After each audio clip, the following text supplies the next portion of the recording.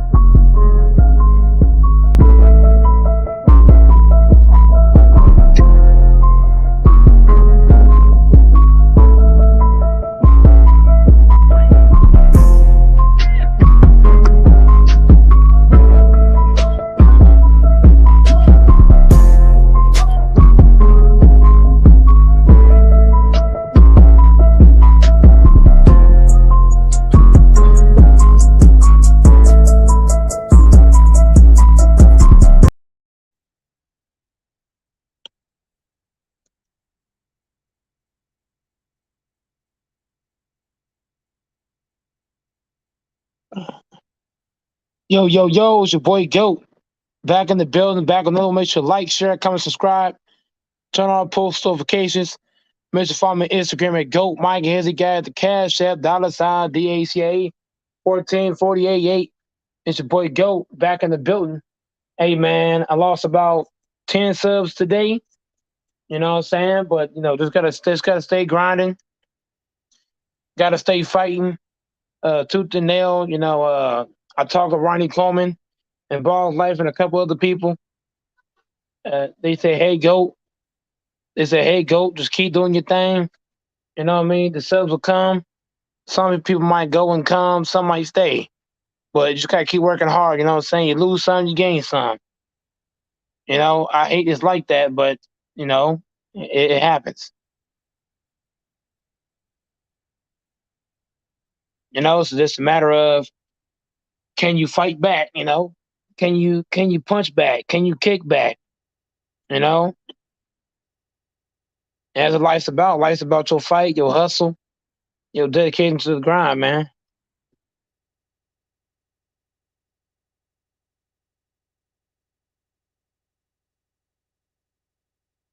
But I believe Kyrie Irving. I believe Kyrie Irving is going to find his way on the Los Angeles Lakers. Now, there isn't no quite reports just yet, but I believe the deal will get done.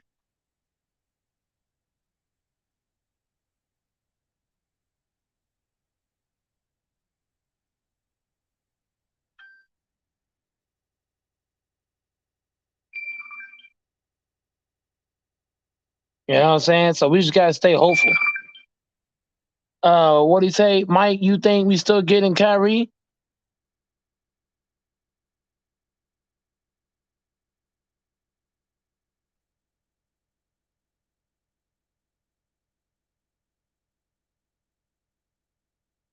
That's facts. I believe the Lakers will get Kyrie because LeBron's pushing that, you know. So I definitely believe.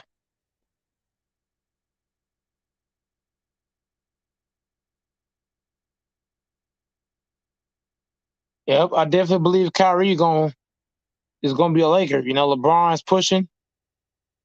You know, I believe the deal gets done.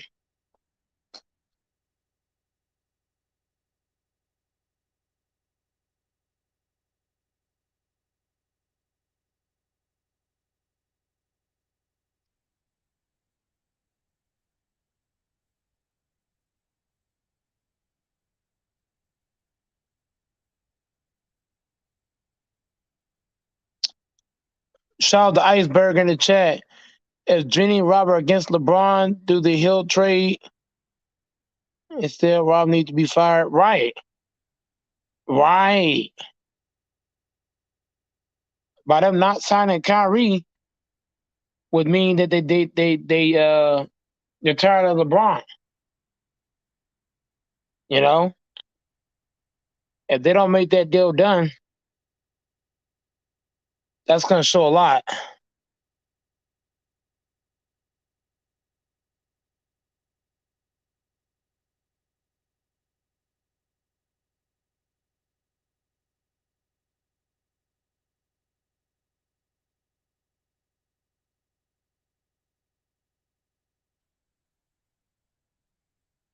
If you're the Lakers, you got to get that deal done.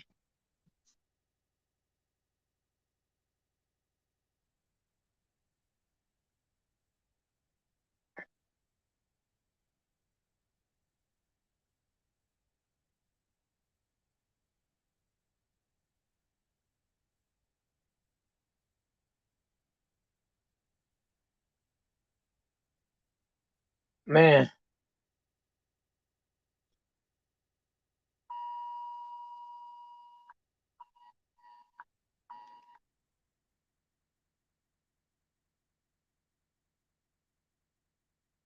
I'm about to address some comments. I'm about to address some comments very, very shortly.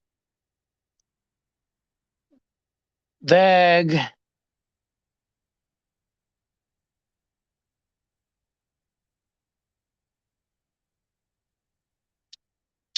That Hill trade is a piece to add for shooting with the definition.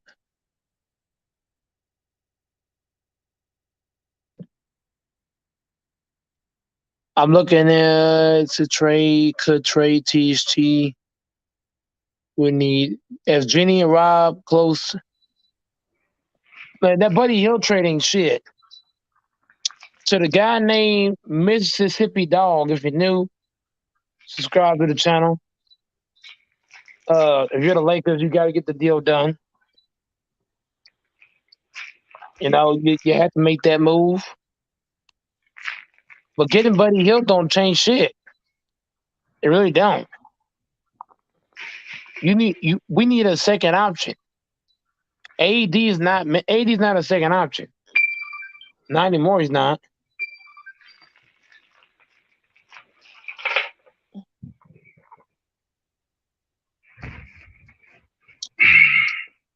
Did I work today? No, not today.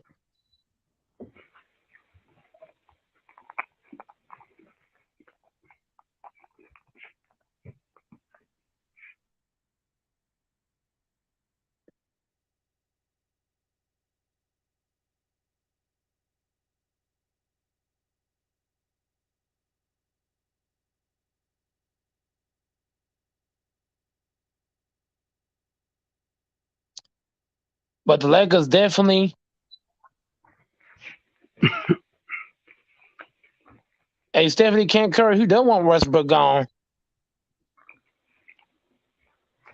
Adding Buddy Hill does nothing.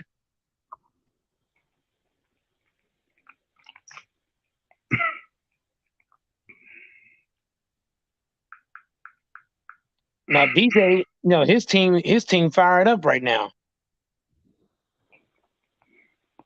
They went and got McGee and Christian Wood, bitch ass niggas. I'm playing these. I'm just hating on you, dog.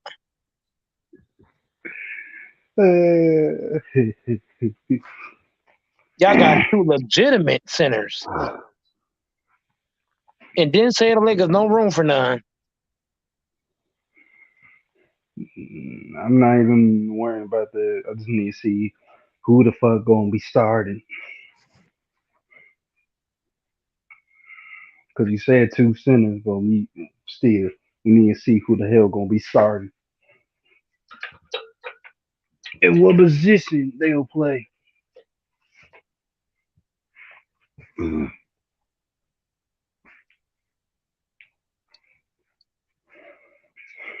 Right. But to the guy in the chat, he said adding Buddy. No. If we get Buddy Hill, we don't get Kyrie. It's a trash move. We gotta get Buddy Hill first. I mean, what the fuck?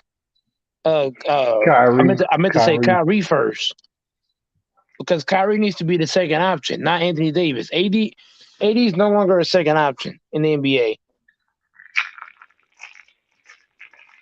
So he a third option or he ain't no option. He a third option, and he might not even be that. Mm.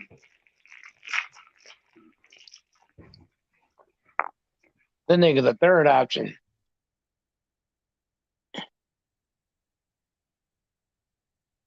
Signing Buddy Hill don't mean shit.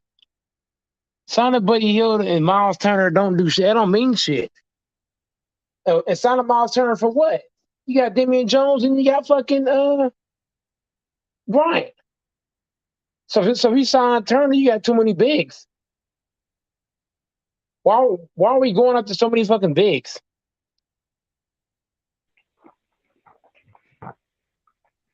I mean, do y'all need a center or y'all just need a shooter or something? We already got two centers, Jones and Thomas Bryant. What's the point of adding a whole nother center? That's gonna cause a locker room problem because when you got too many centers, I mean, it's gonna be one. They ain't gonna get no playing time, and what the fuck you stick and what? And another thing, why y'all there?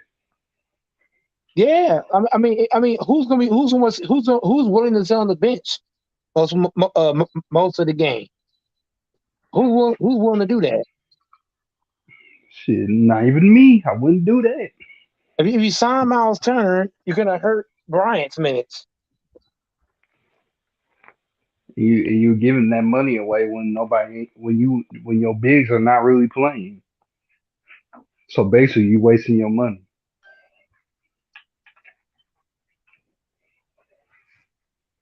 Wait. What'd you say again? I'm saying if your players ain't playing, but you still paying them, it's a waste of money. Yeah, that's why I said adding another big that would make no sense. Yeah, it wouldn't. Gabriel shouldn't have been signed. We can cut him. Why would you cut? Why would you? Nah, hell nah.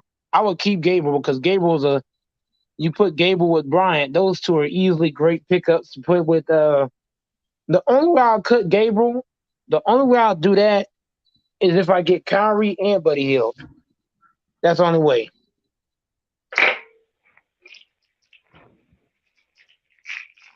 I got to get both of them motherfuckers.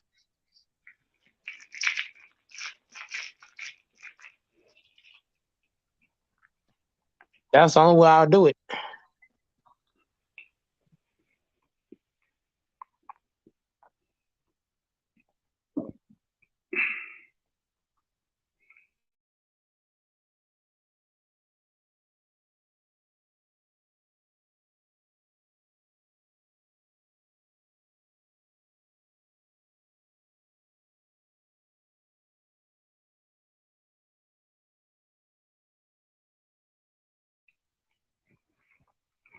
Yo, what happened last night?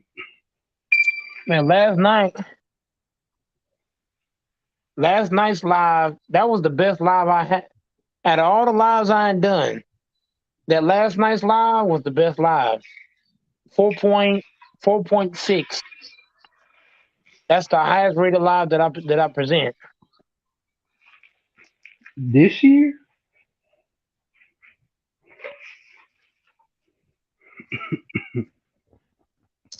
Out of all my lives, you guys, if you look at all my lives, no live is rated 4.6. Yeah, it None of ain't. them. It's been to like two, and then it comes to 1,000. Here's the list. I'm on the list right now. The best live I Um, got is 4.6.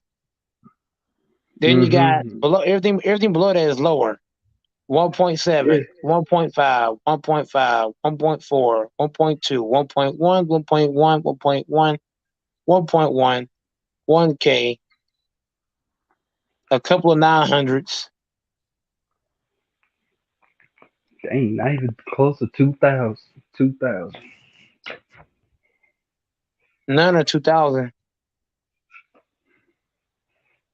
Most of them Mm, are 700s or 800s or 900s, a few 1Ks, and a 4.6K. So that's the highest rated the live.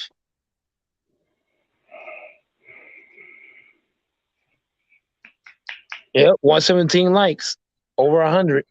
But I got a video that got more than 100 likes.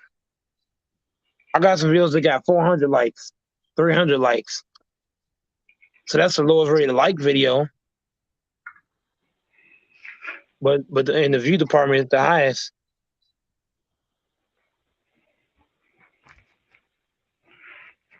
I don't want Miles Turner and no Buddy Hield. Not if I'm not getting KYRIE. No dice. Miles Turner don't change shit. What Miles Turner's gonna do? Nothing. What does Buddy Hield do outside of scoring? And Buddy Hield's a one-way scorer. All he do is shoot threes. Buddy Hield's not gonna create his own shot and go to the hole. Who Buddy Hield gonna cross up and get a bucket on? We need a guy that we can say, here's the basketball, get us a bucket. We need that guy on the team. We don't need no spot up shooters. We need guys that can here's the rock, go to work.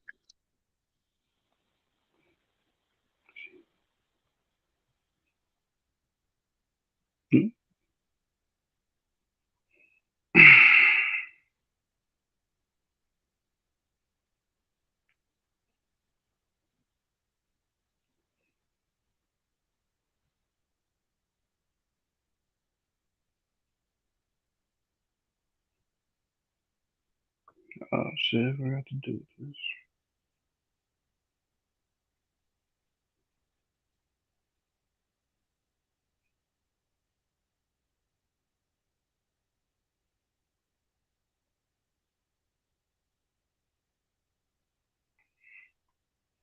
I guess I can't even do that.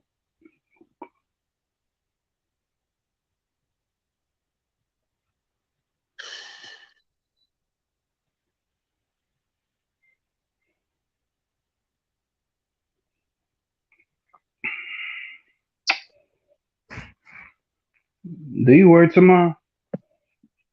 But I'm working every day the next 4 5 days. Damn, Literally. damn The it, next four or bruh. five days Damn. I'm working all day, literally. Well, shit. Everybody decided to call in.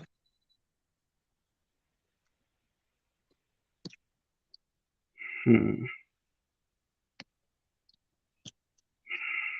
So I'm working every day.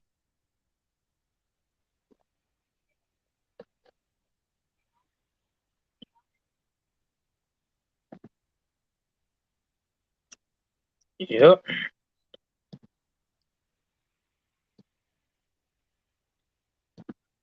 I thought it was gonna be an easy week until I saw that schedule.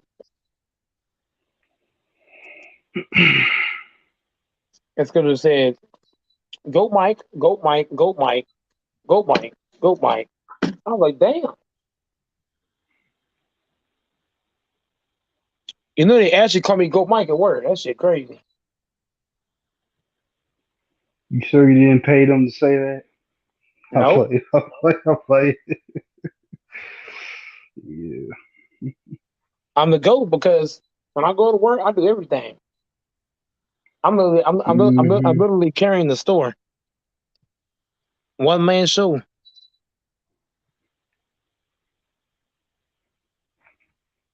5 day. Yeah, I'm doing 5 days straight.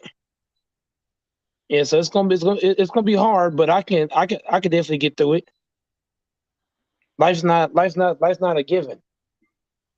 You know, you gotta put in work. That's what makes me special as a YouTuber because I go to work, work all day in the fucking heat, then I come right back on live.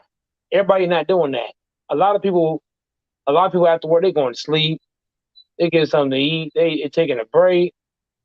They doing this, doing that. But I go all day at work in the desert heat, and it come right back over here. So that it shows you my dedication. I'm really trying to get 2K. So right now, I'm like, I don't care how tired my ass is. I gotta get to 2K somehow, some way. I don't care what I gotta do. If I got to damn near kill myself, 2K is distant. I'm trying to leave the 1K column.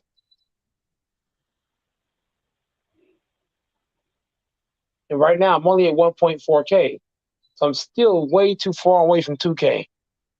Still too far away. No, no, look, when I work in grocery, but in grocery, like I work at the back of the store. I unload the trucks and shit, and there's no air back there. I don't think these guys, DJ, I don't think these guys ever unloaded a truck before. There is What no they air back say? there, Oh yeah. Then and they ain't got no fans either back there. No fans, no air condition. It's just straight heat, and they be having trucks coming every day. It's like, damn, how much should y'all need? So I'll be in the truck unloading, and it be hot. I can wear, I wear, hey, when I go to work, DJ, I wear a t-shirt and shorts, and I still be sweating like a motherfucker. Like, damn, I came anything is in a here in the good last clothes. thing. You said what? Anything is a good thing when you're in them damn pants. It's hot as hell. These. I mean, I could probably go to work naked, and I still sweat the fucking death. Oh gosh. I'm not, I'm not saying I would do that, but I'm just saying how hot it is. Like it no matter what I wear, the heat is just through the roof. So for me to go to work and be in the heat all shit Hmm. and still come on live, guys should be subscribing to that guy. There ain't nobody working harder than me on YouTube. There's nobody. If anybody think it's easy to go work in the heat and then come back on live 8, 10 hours, that shit's not easy. It takes a lot of willpower. Everybody not doing that. Everybody not working at a retail store and still come back on live. To the guy named Fast Family Affair, man, this guy right here, he bring a lot of entertainment. Hey, hop on the panel, Fast Family. Hey, Fast Family, hop on the panel.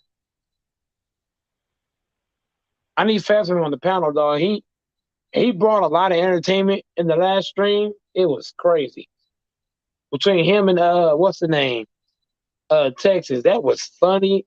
I was knocked out and still laughing. I was laughing in my sleep, like you think it's crazy.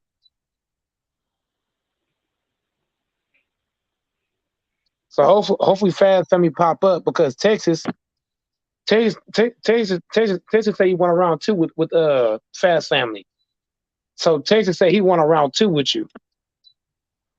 He won a round Mm. two. How many votes did that community tab get on Texas?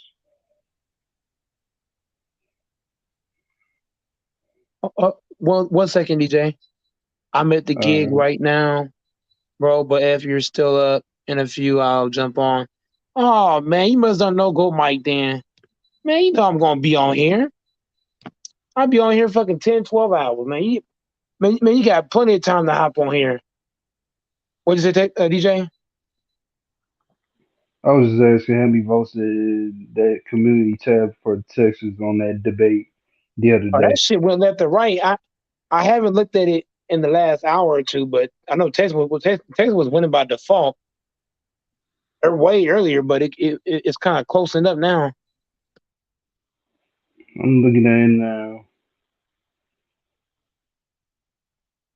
Oh wow, Texas still in the lead, barely.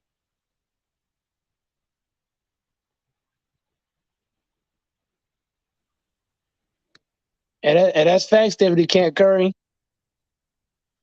We're gonna be on for a long ass time. I'm telling you. I be grinding. I go to work in the heat and I still come on here.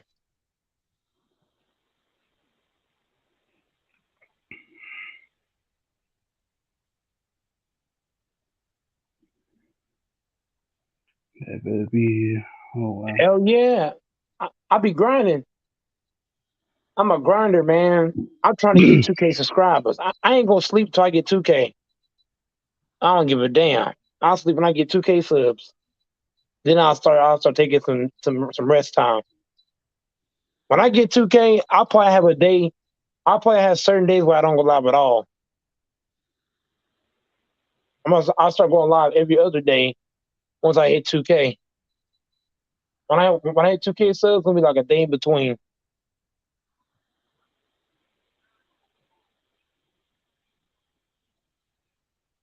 Hell yeah.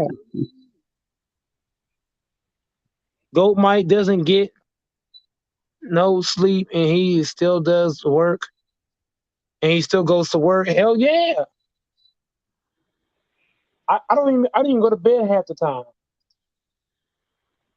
I'll go to work all day in the heat and I'll stay up all night on the fucking line, then go back to work again.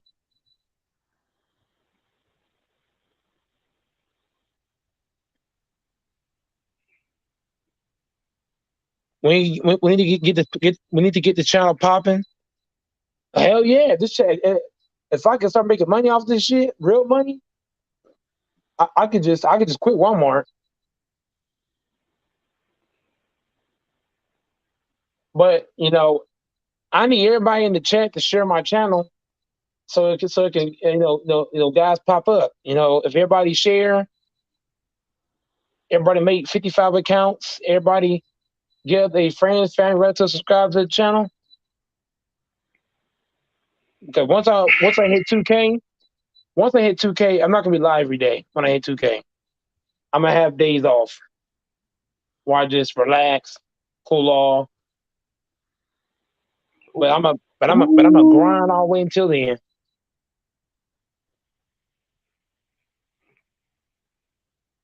I'm gonna grind my way all the way to 2K.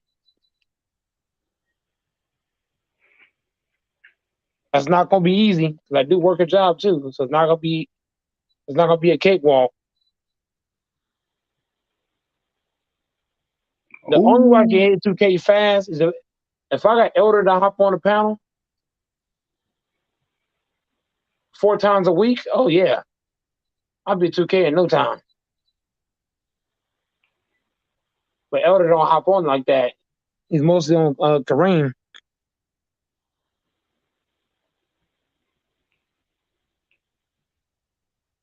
Yeah, I'm definitely trying to get Elder on here more often because that'd be big. I know Elder. He does a lot.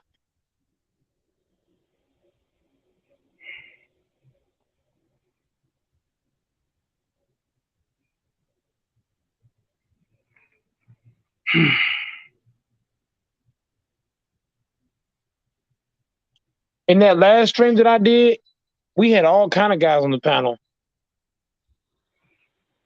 Kool-Aid popped up. Cuban Oh, I popped forgot up. to. Oh, I need to talk to you about that. That was Kool Aid channel got hacked, so he's trying to get his account back. That was the wrong Kool Aid Johnson. I forgot to tell you that yesterday.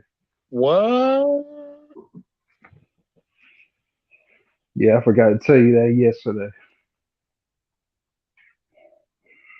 His account got hacked. Yeah, but he got his channel back. Yeah, that was the wrong Kool Aid Johnson. He told me yesterday. I was like, oh, I forgot. I need to What? tell Mike D. What did he? What did he? What did he do? What did he do to get it back? I do not know, but it got it back. So, but yeah, yesterday that was the wrong Kool Aid Johnson. Uh,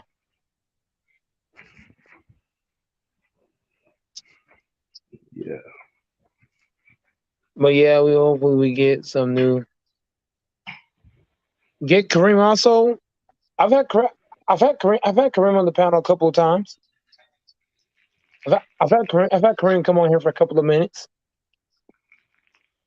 To the guy named King Bryce, King Bryce, if you're new, subscribe, the like button, turn on post notifications, man.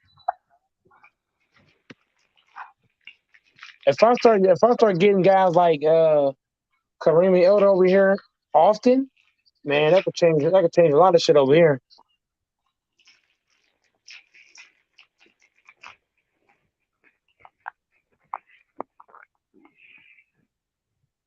But I'm loving this kid, Scottie Pippen, though. It seemed like he should have a roster spot on the fucking Lakers. The fuck?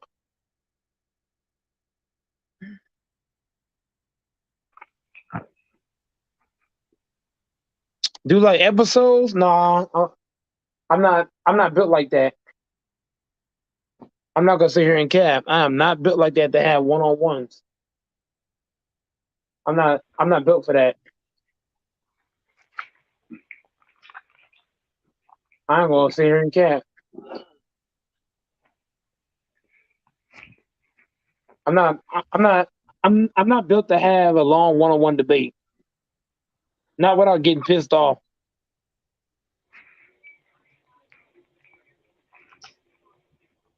Because somebody can say something and I get mad and then go all the way left.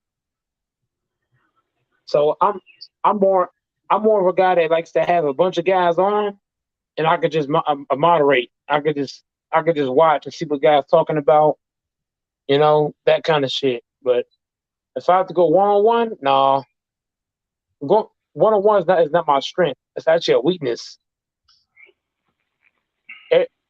Everybody can't be Kareem. Kareem's the only guy I know that can do that shit. Him and DJ hop on live and just talk about themselves one on one. Like I ain't built like that, bro. I ain't got it in me. It's a story time, then yeah.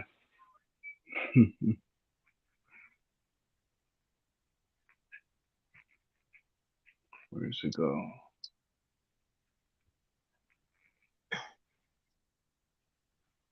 What? Hey, I'm not gonna read two of the comments in the chat. The hell? Don't even read it. Don't even read that.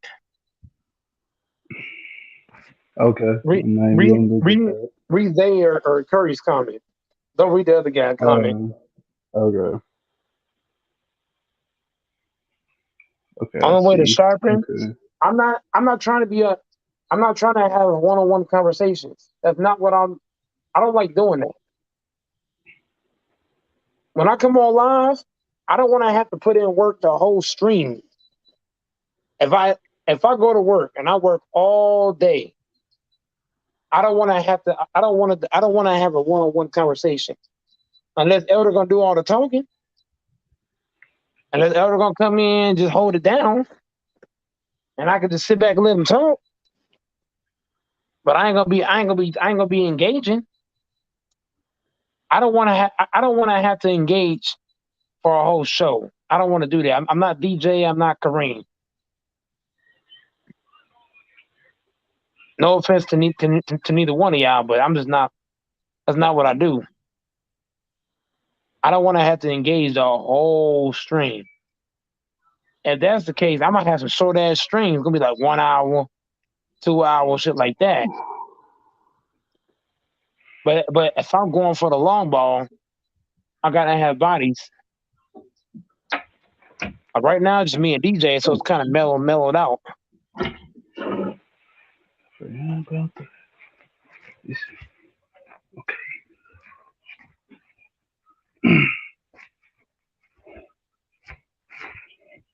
Man, this Scottie Pippen guy is a beast.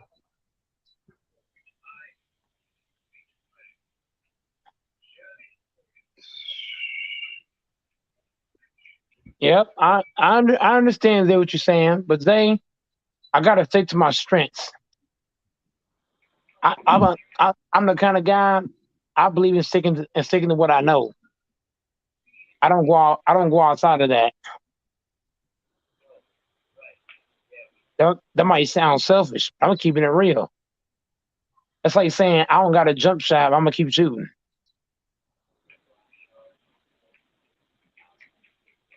I gotta work on that jumper.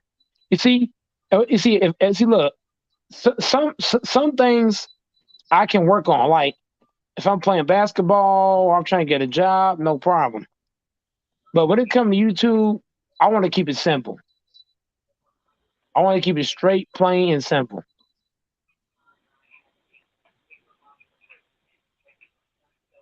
I want to stick to the basics. This Scotty guy's a beast.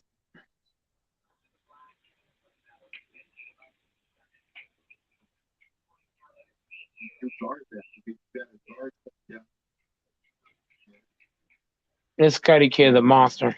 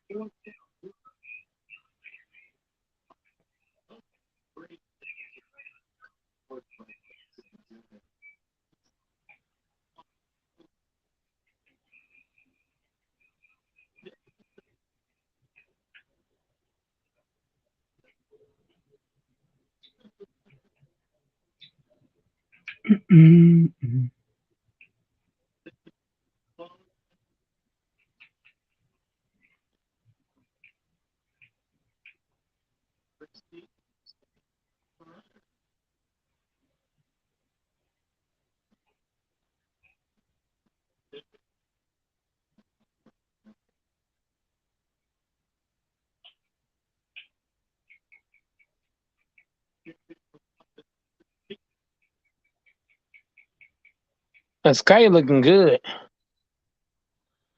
All his moves look good.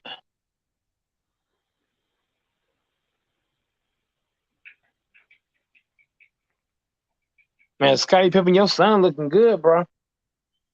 Scotty better than Bronny. I don't care nobody say he better than Bronny. Fuck the niggas talking about. Just the way he reads the defense is just, God damn, shit smooth. His jump shot look better. His handle look better. That's the only thing that makes him better. Well, it's not just one thing or the other. It's like his ability to read and attack, stop on a dime. He's got a hezzy game too. His hezzy game is smooth. He don't put himself in bad situations. He's like 5 years old. I don't give a fuck. Better than Bronny bitch ass. Shit.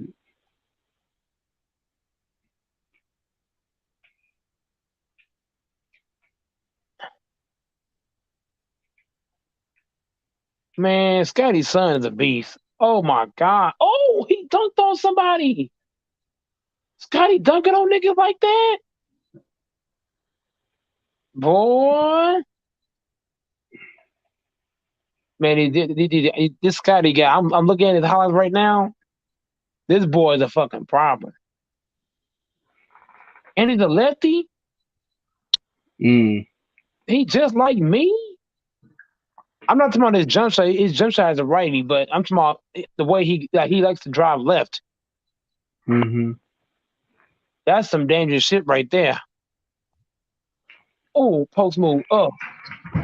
Ooh-wee.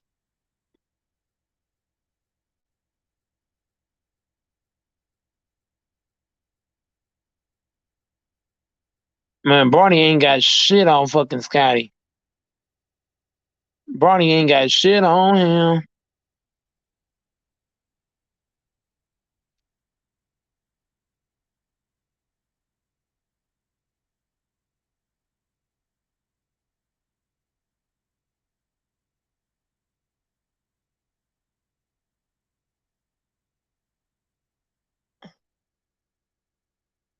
Oh, wait.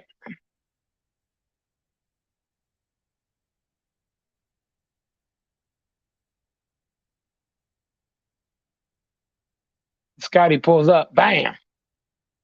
The bucket, man. This guy's a bucket. Just the way he sees the game in general. Off the pick, off the isolation. It's just all there.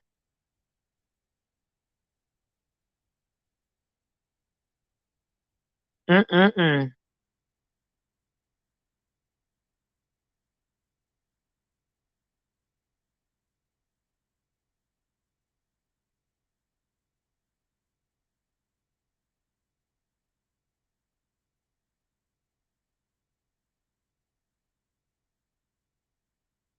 Mr. Lee, subscribe if you're new.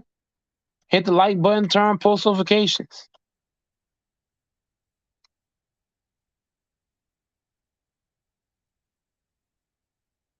Scotty Pippen.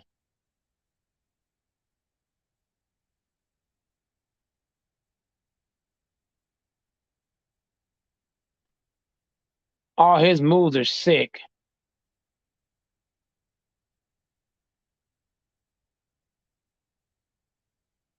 Scotty drives in, goes up, and it's a bucket.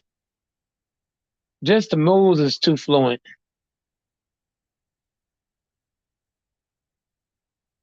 All his moves are just too fluent.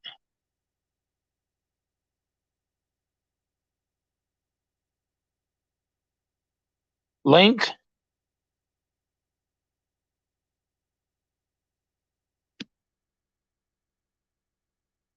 Drop the link. I dropped the link, Texas.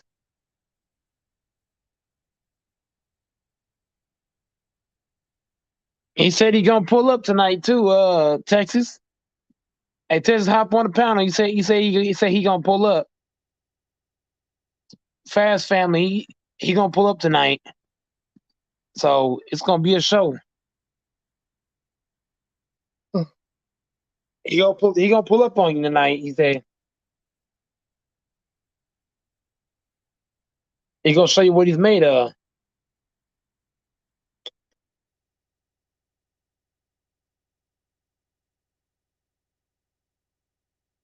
Fast family said he gonna pull up. He gonna pull up shortly. Round two in the building. I smell a round two. Hop on, Texas. Everybody can hop on if they like. Zay, hop on, Zay. I know you old. Well, get your old ass on.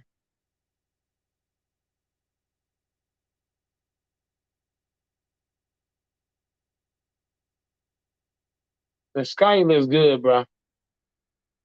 He looking good. Here goes bitch ass DJ. I'm gonna kick your ass if I see you. Call me a bitch again, nigga. I got you. What's your head is big? What you mean? Now you just call me a bitch. But I ain't. No, I heard you. Oh, man. Man, we all know, BJ. You the strongest man on planet Mars. Nigga, what? Nigga, between you and me, you the strongest now. Shit, it might be Scottie Pippen because that nigga looking cold. Oh my gosh, nigga, he ate that. Stop. Man, his next thing to sliced bread. Okay, hold on, Mike. Can you hear me? Uh-huh. I'm. Texas. How's it going? I'm just gonna say this to Family Affair because I emailed him. I not emailed him. I sent him a message on this thing because he can debate me on my podcast. Because I mean, if he just hits me up, I'll let him go for 30 minutes in front of my audience, and then I'll go 30 minutes, and then we'll see. Because earlier, because about the whole Garoppolo thing, uh, yeah, it's recorded. You said you lied because you said Garoppolo threw a pick with the Hail Mary situation in the fourth No, no, quarter. no. Bring that shit over here. Bring the No, debate over no, here, Texas. no, no. I want no. I'm saying I want him to beat me over there. Here's the thing. No. Like when I get back from out of town, because I'm going to leave on Sunday. But here's the thing, because look, I haven't had time to get the stats yet because I was reading off a few stats, and the thing is like, see what he did earlier was right because because this is what he and a lot of people do. First of all, sir, if you're listening, because I saw you chat like 10 minutes ago, so I know you're not too far away. Um, Send me an email and I'll send you my email and we can compare who's credentialed. We can look at my resume and I'm actually going into a career field for this and we'll see what you're doing. Because when I saw you in your truck, sir, not knocking you, but you need to drop about 30 pounds anyway.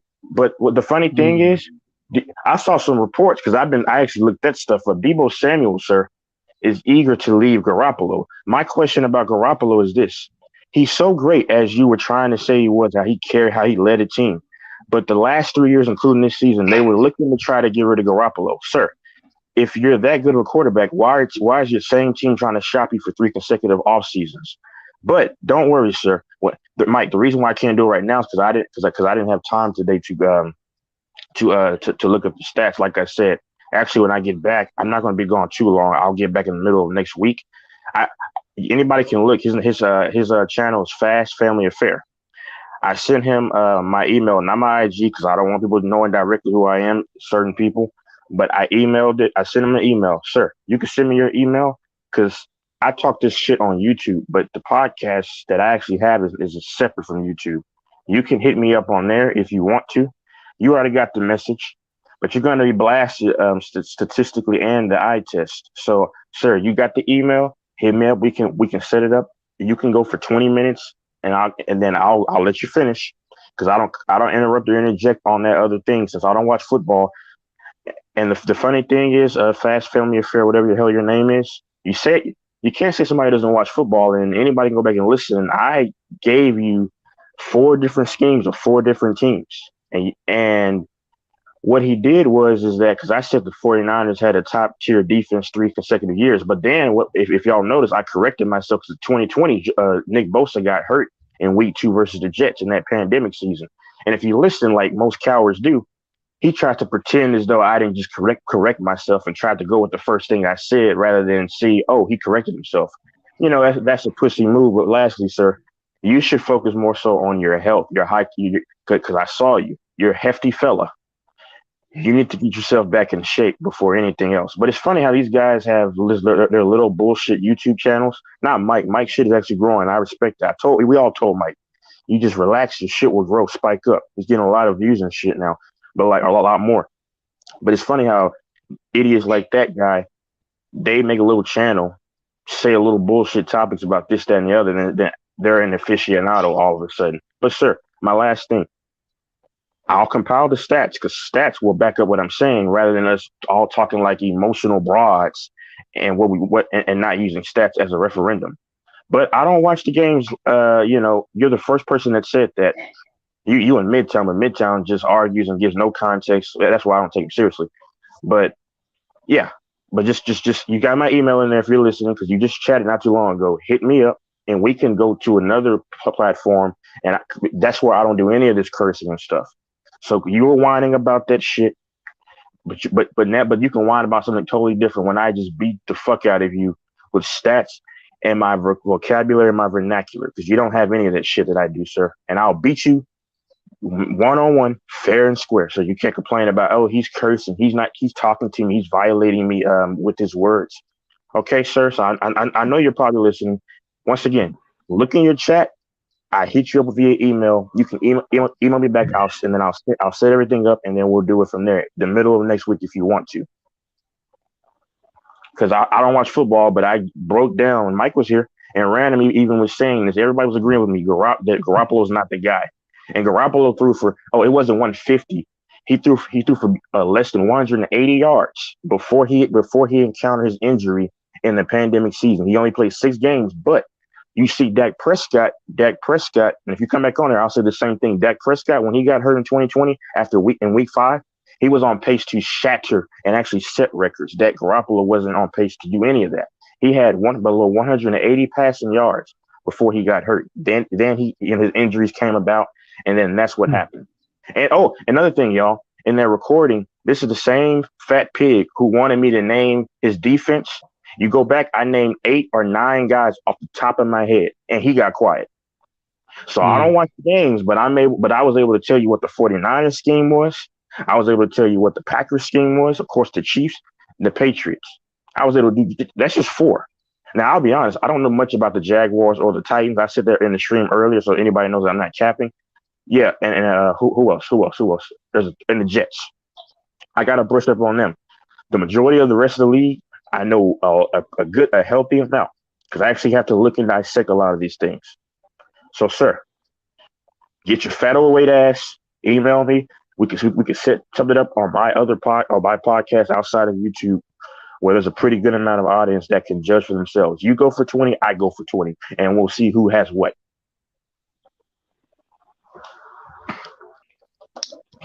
All right. So, hey, salute panel, Texas.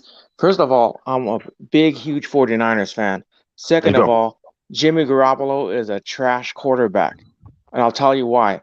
Because when you think about it, the 2019 season, when they went to that Super Bowl, if you look at the first playoff game against the Vikings, they stopped having him throw the passes. They went to their run game. Why? Because Jimmy G was fucking up. In that game. Go ahead. So the thing is that it was their running and their defense that got them to the Super Bowl. Once they're in the Super Bowl, fucking Shanahan went away from the running like a dumbass, and he had Jimmy Garoppolo throw 27 passes, man. You can go look that up in the stats. And so when he has more passes and yards than the running, that means the 49ers have always lost.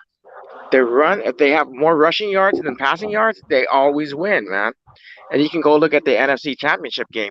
The same thing. This guy had like 245 yards, and the rushing, they had about umpteen rushing yards, man. That's why they lost to the Rams, dude, because they went away from the rushing.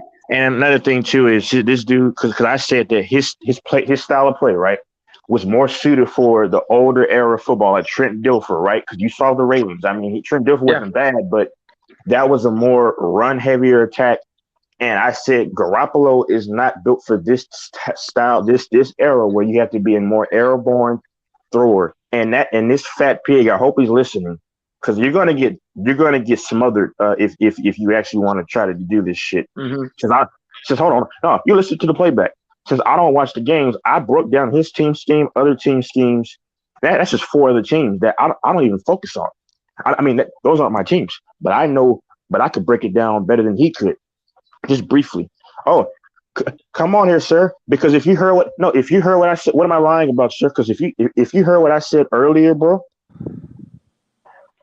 he would fit. He was everything I just said. What am I lying about? Because you're the same person that lied and said that interception to Brashad Breeland, you said that was in the 4th quarter. That was actually in the 2nd quarter, sir. You got a 49er fan here that's going against you. You had the chat going against you about the Garoppolo thing earlier today. Hey, hold on. I'll say this was the last thing. FFA. I sent you an email to email me at. And what's funny is you asked me to give you 8. You asked me to give you name your defense. I named you 8 guys. Now, I'll be honest, the other 3, it's a head scratcher. But I named you 8 off top. And you didn't say anything else. But what am I lying about, sir? Because I mean, I'll debate you, and once I get all the stats, but you can just send me an email, and then I'll do it on my other platform. Go ahead. See, Jimmy Garoppolo, he's a seasoned quarterback, okay? When it comes to the playoffs, he disappears. And I'll be honest with you, and you're going to hear this from a 49ers fan. When they play the Packers in the divisional round, almost going to the NFC Championship, the Niners got lucky. It was their defense and their special teams that won the game. Exactly. Packers special teams were trash. They were trash. Yeah. True story, dude. But you know what's funny though? Mhm. You know what's funny? There's a stat that says if you have Garoppolo throw, see, this is what I'm saying. I got it because I didn't have time to do my homework because I was kind of busy. But as everybody, I'm pretty sure is. But like, there was a stat out there that if you make Garoppolo throw, I think the ball more than, I think was it 15 times, then your chances, you had a 78% chance of winning the game. I'm gonna find that fucking stat. I'm gonna find that stat. Cause listen, you know what this fat pig, the FFA, he'll say I'm lying, but you can actually go to the recording and see what what he's lying about. He said earlier that that pick was a Hail Mary pick in the fourth quarter to Rashad Breeland. See, I can actually give you specific moments and many more than he can, but and you can actually verify it, and you can see it was in the second quarter. Okay. Do you recall? You're a 49er fan. My dad and my uncle is, and Cuba is. A lot of people, and they'll disagree with this idiot. But do you know when he was trying to hit Emmanuel Sanders at the end of the game for a touchdown? How open was that guy? Or let me try to share. Hold on. Let me get my laptop on. Try to if I could share screen. But was it? Hold on. Let me see. Emmanuel Sanders on that last play when he overthrew him. I'm going to see how open this guy was. You can go ahead. This guy was like maybe 3-4 yards wide open, and this guy overthrew him by like 4 or 5 yards. He overthrew him. Hold on. And this guy had a lot of more passes than rushing, you know. Yeah. This guy's garbage, man. I don't want him back on the team. Get him out. This guy needs to get out. FFA, I won't debate you until actually you're capping take pocket stuff. Oh, Pagan, I didn't say pocket QBs didn't exist, sir. You said Sam Bradford. Where is Sam Bradford? He's not in the league. And you're mentioning, see, that kills that part of your argument. Where's Sam Bradford, y'all? Where's Sam Bradford? He's probably working at Walmart or at an insurance company. Yeah, where's Sam Bradford? Exactly. Yeah, Brady is the GOAT of the NFL. Like, okay, so that's a unicorn. Okay, Jimmy G. Okay, 6 guys. No, I gave you 8 guys, sir. Go back and listen. Go back and listen, sir. And I'm not going to argue with this fat pig. I gave you 8 guys. Anybody can go back to the thing and listen to the names that I mentioned. And I want y'all. It's just a long stream, and I want y'all to look up and see who those guys play. And I gave them specific positions. Hey, FFA, bro, stop chatting to me, bro. Send me an email, and then we can go to my podcast, and I'll let you go for 20 minutes, and I'll go for 20 minutes. I was able to break down. I was able to just briefly tell you what scheme y'all would run a lot. I was able to name you your old defense with Ahmad Brooks in them and what their scheme was. This is all recorded. And then I was able to also tell you what the Packers did. Of course, my Chiefs. And I was also able to explain to you in certain areas about Tom Brady. But y'all see fat overweight pigs like this dude. What they'll do is they'll say you don't watch football, which is what I'm actually going in for. But when I keep giving you some examples that are accurate, sir, can you explain to me how when I said that the 49ers were top tier defense for 3 years, but 2020, I immediately corrected myself and I said that Bosa got hurt versus the Jets. You remember that, right? In week 2. And what this fat pig did was he tried to pretend like I didn't just correct myself, y'all. And he tried to go off of what I said before that. Fuck that, I corrected myself. He wanted to go off of the earlier statement like this is not all recorded. You see what I'm saying? And he averaged less than 180 yards passing before he encountered those injuries. Jimmy Garoppolo. But I'll tell you this though. Are y'all still there? Dak Prescott, right? That same season before he got hurt in Week 5, he was throwing well beyond 300 yards per game. I think he had 400 Mm-hmm. plus yards and some of the, you know this DJ, and this off the top of my head. I didn't research this shit. I'm pretty sure. I'm pretty sure this dumbass FFA didn't even know the stat about Garoppolo's yards pass per game before he got hurt. Is this you, sir? Yeah, yeah. So I'll I go. went Yeah. back and I listened to the entire stream today. You named 6 players. I can tell you the exact 6 you named. You Okay. named Please. Bosa, Warner, Mosley, 2 Wards, and you said Oren. Fucking Now, wall. first of all, Oren is the special teams guy. He just got signed, never played for my team. The other Ward that you named never played for my team. He came from Kansas City. So you named 4 dudes. And this is Denzel after Ward? you looked it up on the internet because I didn't it look it took up. you 15 minutes to finally respond Hold on. to me telling you to name players off my team. No, I Number didn't, 2, sir. you say Hold that on. I lied. Y'all You can said look I at- lied y'all about can the look at Hail the Mary. chat. You Yeah. lied. You said that he threw the pick in the 3rd quarter. It Oh, wasn't but it was in until the you fourth went quarter. back and looked it up to say that it was in the 2nd quarter. So you didn't remember the 2nd quarter pick. I didn't either. I remember the Hail Mary throw that happened in the Hey, 4th quarter, anybody which look at is the a timestamp? fact. Hold on. So I Anybody look never at the lied. timestamp? He did throw a interception on a Hail Anybody look Mary at the in the timestamp? 4th Look at quarter. the timestamp. Hold on. Look at the timestamp. So you don't know what you're talking about. I went back and Bro, listened to the entire stream. Okay, You let on me here address that lying, point. bro. Let me address that point there. You Peace said out. this y'all okay, y'all can go back and look at it. He said 15 minutes, right? And then this dude knows what I'm doing. He can't see me. No, I stepped out, but no, I responded to this dude minutes after he typed that in the chat. Go ahead, go back and look at it. Anybody, go back and look at it. How you just gonna come in here and you just leave? Like, Nah, just this stay dude the is a fuck fool. up. Okay, hold on, FFA. Okay, but you say I don't watch football. You're the only idiot that's ever said that. But y'all can also listen how I broke down what the defense that his team runs, the scheme. I also broke down what the Patriots do, the Packers and the Chiefs. And hold on, I want y'all to go back and look at the timestamp. I forgot. I have to find it. I forgot where it was. He said, y'all see what he said? He said 15 minutes it took me. And he said that I had to go look it up. Yet you can't prove that I have to go look anything up. And if you listen, I told Random to hold on, and I put my phone down. I mean, no one can verify that, but this dude said 15 minutes. It wasn't 15 minutes because when he typed it, it was at a certain time that he typed it, and I came and I responded shortly thereafter. Hold on, FFA. But don't be a bitch, sir. Go ahead and email me, and I won't cut you off, and then we'll get all the facts. I just And don't get it. I just hold don't get it why he took off. But to address his last That's point, exactly what I said. Exactly. to address his last point, I said the 3rd or possibly the 2nd quarter, but then I said the middle of the game, somewhere around there. That's exactly what I said. I wasn't even sure if it was the 3rd or 2nd, but hold on. I want y'all to listen to what he said though when he looked. Just talk, because I don't care about any of this shit. Go back and look at it. He said that it was a Hail Mary situation. Bruh, it was in the 2nd quarter with a lot of time left. You had one guy that was in his face, and he just threw it up for grabs. Go back and look at that. Well, Pagan, you're my personal troll, so I don't respect you. I mean, you don't make any sense. And if you say that Garoppolo's a good quarterback, just look at his stats throughout the history. And you got a 49er fan right here that's telling you. Okay, so let me ask you. Go ahead. Sorry for interrupting you, man. So the thing is this.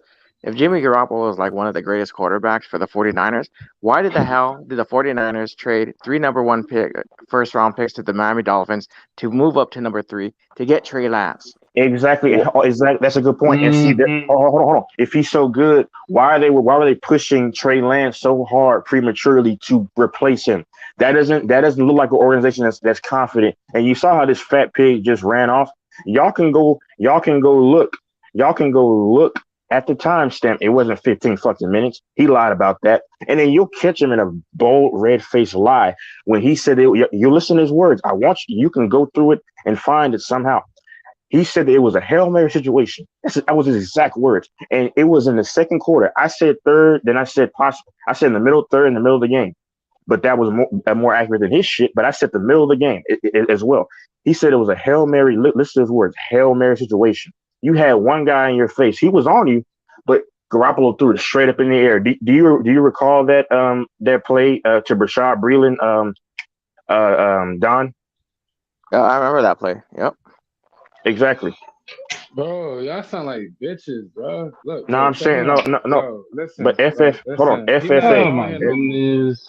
He's not even on no Yeah, more. Oh god. no, Bro, because he's if a we ain't pussy. talking about the No. Dolphins, I want if him we to. ain't talking about the Dolphins, Yeah, bro, we ain't talking about nothing. FFA. You know I what I'm know you're saying? still listening, Man. bro. Hold on, Then but we hold on. talk about the Dolphins, Wait, man. wait, Come on. wait, The Talking about wait, the Dolphins wait, ain't wait, Dolphins, been dog. real. Boo. The wait, wait. Dolphins Dolphins, Just ain't man. one even thing. been real. Just Come one on, we thing. talking about Wait. Dolphins. Just one thing. Just one thing. I've already sent him an email. We can go on. We can go on my podcast and do this. He go for 20 minutes, and I go for 20 minutes. He's going to get destroyed because he also. And then what he did, like I said, he lied about that play. He said it was a Hail Mary situation. And he said I can go back and look at it. I vaguely remembered it, but you can look it up. That was a lie. And then when I said the Niners had a top tier defense for 3 years in a row, a top tier defense, I actually corrected myself and I said no because Bosa got hurt versus the Jets. And then he still tried to go off of what I said before and not take into account that I just corrected myself. Okay. And then he said that, I don't watch the games, but then I was able to tell him four different teams coverages: the Cowboys, the 49ers, the Packers, and of course the Chiefs. And then another thing too, right? This is where the argument started because I was telling him this. Anybody can agree. If you're an accurate quarterback, like Brady's very accurate, but if you can also throw deep, but then he argued about this, him in Midtown. Because I said when you can scramble and elongate and extend plays, right, with your legs, doesn't that make you more dangerous than just a quarterback who's just mobile? Because I don't care how good you are at dissecting people, there's going to come a time where you're going to have to use your legs to extend the play. That was my point. Anybody who knows football knows that. That's what makes you a little more dynamic when you can extend plays because you can tire out the defense and you can give your guys a chance to get open. But I'm done. I'm done talking to this fat pig. Yo, so I wanted to say this though.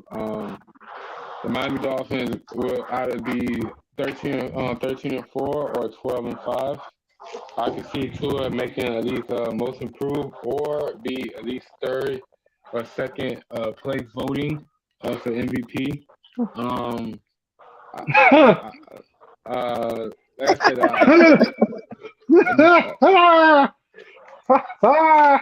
you got Hold something on. in your throat. You got something in your throat. Nah, Tua. You, Wait. I mean, Tua could develop because now you're. I mean, listen, I don't hate on Tua, bro. I wish him the best. So at the end We'll of the day, it's see. like, We'll see if he comes to hey, but MVP. FFA, See bro, what happens. this is my last thing, bro. I'm not gonna keep wresting with your fat walrus ass. And I've seen you, so I can confirm. I ain't lying on that. You're a hefty fella, buddy. Am I lying about that too? Anybody? Hold on. I want y'all to listen to what he said and I said, and then see who's lying the most. Jimmy, hold on. But when Jimmy wasn't hurt, sir, I gave you the stats. He averaged under 180 yards passing, bro. Dak Prescott was able to average over 300 yards passing before he got hurt in Game 5 versus the Giants. Oh, how would I know that? Oh, and do you know the cornerback who hurt him? He played for the Patriots. But anybody listening to me can tell that I actually know something about it because I'm able to tell you specific things, give you some stats off the top of my head in which you haven't given any kind of reference point. FFA, bro. Hey, stop typing and just hit me up in the email if you want to type. And like I say, I won't cut you off for 20 minutes, and then I'll go for 20 minutes, and I'll give you the litany of stats to back up the eye test. Because this guy says he doesn't only go off of stats, nor do I. But the stats can validate all the bullshit and go against all the bullshit. Jesus Christ, he would have been. Hold on, FFA. My only thing is this though. If he wasn't bad, why, like he said, why are you allocating 3 different years to for quarterbacks to try to get rid of Jimmy Garoppolo? Do you understand that the big reason why Deebo Samuels does not want to play with the 49ers ain't because of the defense, because y'all are pretty good with that. It ain't because of the special teams. Y'all are okay with that. It ain't because of the running game. It ain't because of the receivers or the blocking. It's because of one guy. He knows he's not, and he's being worked as a horse. And he knows that he may not get it done with Garoppolo. But just my last question. If he's so great, or if he's not as bad as you think he is, why have the 49ers been pushing the 22, 23-year-old kid so hard to get him to come in for this quarterback who's been in the league since 2014? Oh, but this guy says I don't watch football, but I know when Jimmy G got drafted though, and it was by the Patriots in 2014. So anybody listening can see that you're a liar because I'm able to give you a bunch of just clear cut evidence, and which anybody can look up factually. Yeah, I believe he got drafted in 2014. But if he's so good, sir, okay, if he's so good, sir, why are you getting a young quarterback to so much pressure to get him out the door? Hold on, when y'all been going to championship games, sir, it's not like the team just been ass outside of the pandemic season. Y'all are in position that tells me that there's one position that they know is weak, and that's the QB position. Stop typing in the chat Hold like on, hold on, hold on, hold on, hold on, hold on, hold on, hold on, Wait. hold on. This shit getting out of hand, bro. Shit getting out of hand. You going 1-on-1 with a chat warrior, dog? Hey, that's all. stop He's that. Hey, stop. Hey, yeah. yo, listen, bro. Hey, bro. If he ain't on the panel, bro, kill that shit, bro. Or you gonna go to the chat to his round, bro. You killing the vibe, bro. Why niggas keep going in and out? Yeah, I'm done. I'm done. bro. Hey, I'm done. Bro. Wait. I'm done, bro. Hold on, just last thing. You got my email, bro. We can set it up. I won't cut you off for 20 minutes in front of my audience, and then you don't cut me off, and then we'll see who's really on bullshit. Anybody can check that this dude actually lied. Okay, if it was 6, not 8, that's my fault. I mean, but the other two things, they could clearly see that it wasn't 15 minutes, and they could see that you lied about the Nigga, dead it, man. Dead that shit, nigga. You over here keep going, man. The fuck? Heart attack bound motherfucker. Go ahead. Yeah. Hey, yo, so anybody, so it's good, man. Like, who just came in? 419 was good, bro. Okay, Hold on, but done. But yeah. Explain some more on the situation because I'm done on it. Go ahead. All right. So the thing is this, when they played the Cowboys in the first round of the NFC playoffs last year, Jimmy Garoppolo almost threw away the game. He almost gave the game back to the Cowboys. And he threw a pick too. Why Let him don't finish. The one thing that the Dallas fucked up on was that Dak Prescott should have slid on the 30 instead of at the 20. So he fucked up on the time. Yeah, he didn't know how to clock manage the ball. They were tearing up the Dolphins when they're hitting sidelines. They were throwing those passes, man. They almost won that game. Okay, and then when the Niners played the Packers in the next round, the fucking defense and the special teams won the game. Fucking the Packers had trashy special teams, man. That's why they lost the game. And then when you went to the NFC Championship, the Rams were ready, man. The Rams weren't gonna go ahead and lose 2 games in a row to the Niners. Garoppolo fucking froze, man. If the Niners would have had a top 10 quarterback in the NFC Championship game, they would have gone to the Super Bowl. They would have won the Super Bowl. Jimmy G's not a top 10 quarterback, man. I got a response. He's not even top 15. He's not even top 15. Check this out. In the playoffs, hold on, let me speak real quick. In the playoffs, him and Tannehill were the worst rating quarterbacks to ever play. And that's what I told him. Hold on. You know what's funny, Don? That's what I told him. Anybody go back? Hold on. It's going to take you a while to surf through there. I'm not making this shit up. This guy, listen, and that's why his roach ass hopped off the panel. I said that him and Tannehill were the 2 least utilized guys, but still the 2 worst guys per the PER. But this guy doesn't want any stats, but stats is how you gauge what a guy's doing. But go ahead. All right, so just to rebuttal to Don, I think that's bullshit. I think that you want to do microwave situations. You can't let a quarterback grow. I think a lot of times, I think y'all rush into the situation. 3 first-round pick. Hey, listen, we don't mind it over here on the Dolphins side, but like I said, I think that was just silly of it. I think that was just irresponsible. You went to go get Garoppolo, whatever you want to call him, Jimmy. He brought you to the championship before. Yeah, he lost, but he also brought you to the NFC Championship. Now, he didn't bring it. No, sir. Bus drivers don't bring you anywhere. Let me finish, bro. Because you got, hold on. Last time I checked, bro, offense give you points, and that will win the games. Whoever got the most points. So shut the fuck up about that shit he on. Yeah, Debo Kittle responsible for that, though, if you watch the game. I'm just saying. No, I'm just saying. No, I'm just saying. Finish out the contract, bro. You see how? But a lot of their offense. Go ahead. Oh, Jesus. You make no sense, though. Wait, what? Hold on. Then I'll defend myself after you. Go ahead. Go ahead. I find it hypocritical that a lot of people try to go at players trying to get out their contract. However, but when teams like this want to just okay, Jimmy, we didn't fully go throughout your whole contract as in trusting you. Let me give you these years to see you work up to it. But niggas want microwave, bro. they see the Rams in their division or some shit, they get a little butt hurt. Now they want to, No, do all this I'm not extra fucking shit. That's butt not hurt. it, though. What the fuck are you talking Yes, it about? I is ain't butt butt hurt, hurt. bro. Shut Butt up. hurt, bro. Butt But hurt, bro. Butt hurt. what? I ain't butt Yeah, hurt. What the hell up, man? This man, dude butt just says a hurt, bunch of bro. nothing, bro. That's what he does. Yeah, he Straight speaks butt a hurt. bunch of air. And listen, let Nah, me tell you bro. something. Okay, listen. The Rushing first the time that process. listen, It's the first crazy. time that Jimmy that the Niners went to the NFC Championship was back the 2019, right? And when they went, what happened the first game against Minnesota? Go watch that game. Fucking Jimmy Garoppolo was screwing up. So you know what the coach did? They said, you know what? Let's hold back. Let's get our defense going. Let's get our running game going. That's what they did. They beat the Vikings and then they beat the Packers on Yep. their running and their defense, dude. As soon as they went to the Niners, fucking Shanahan was a little pussy and he went against what got him to the Super Bowl, which was the running game. And Jimmy Garoppolo threw 27 passes, dude. He had more pass attempts than they had rush yards. Go look at those stats, bro. He lost them the game. He was part of the reason why they lost. Not all of the reason, but part of the reason. Why? Because Hey, he hey, threw hold more on. passes and Hold on. yards. Hold on. I want you to listen. This dude is a fucking liar.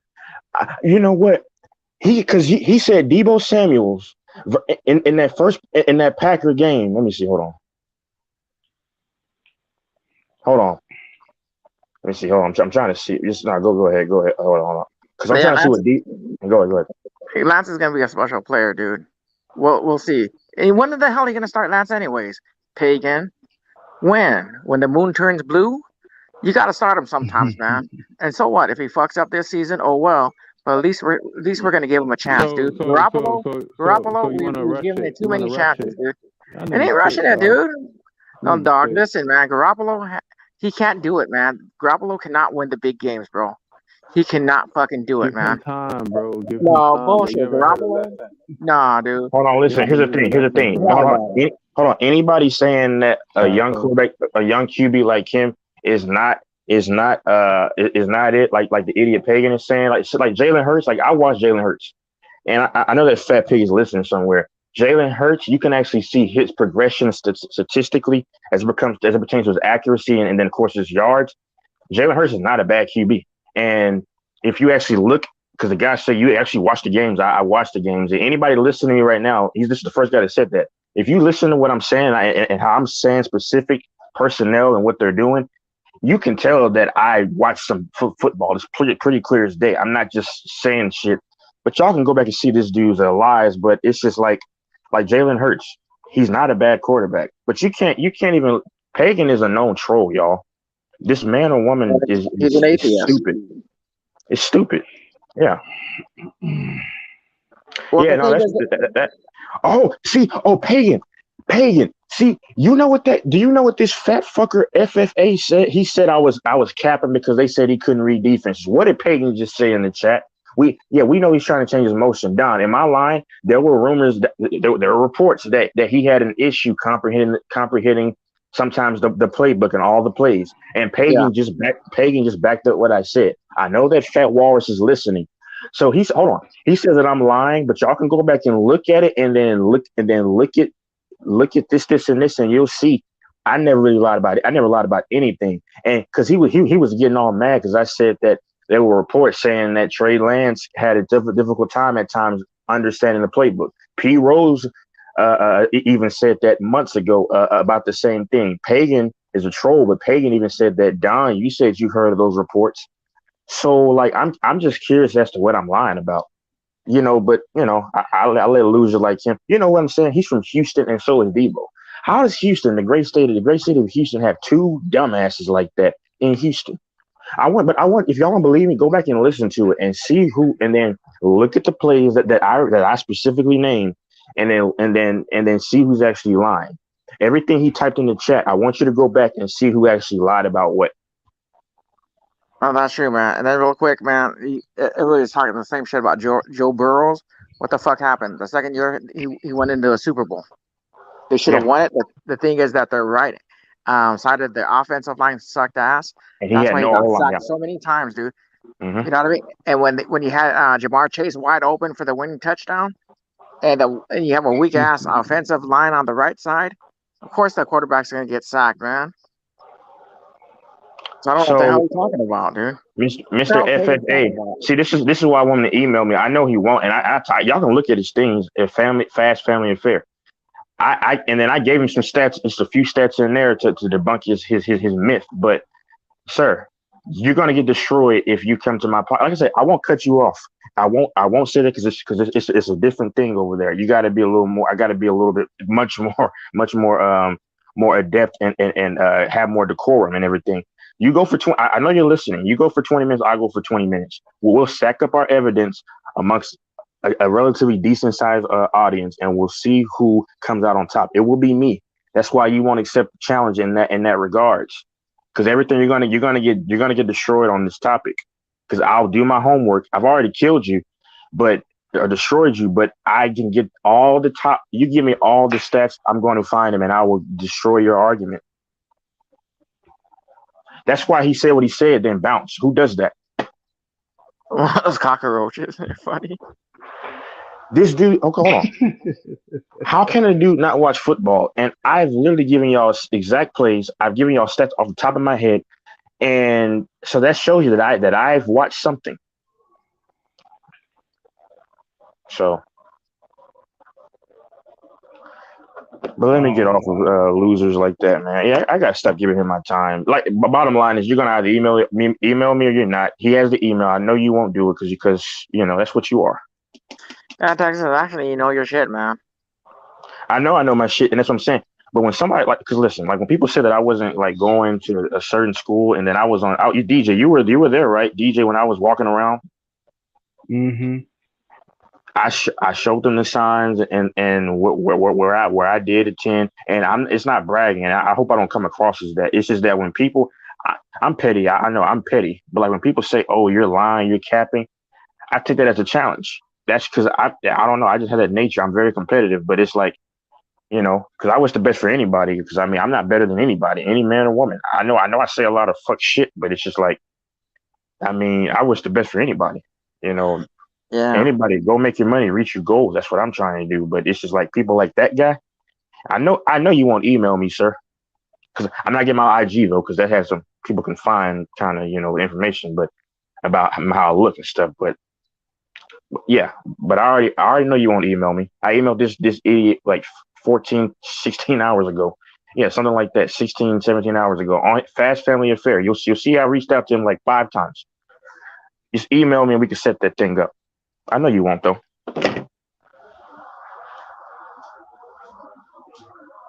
And Pagan's And Pagan's a chat warrior, man. This guy, I don't worry about her or whatever. her or him or whatever. The thing is that it never wants to get in the panel with us, And Don, you know what though? Because I took like Mike's stream and I saved it because just in case if he wants to argue with me, I'm going to clip the certain things that he said that I lied about, and then I said that he lied about, and we'll see. I already have that saved. All he's got to do is just send me the email, and then let's go from there. Yeah, Pagan. Who's your team, Pagan? Who's your NFL team?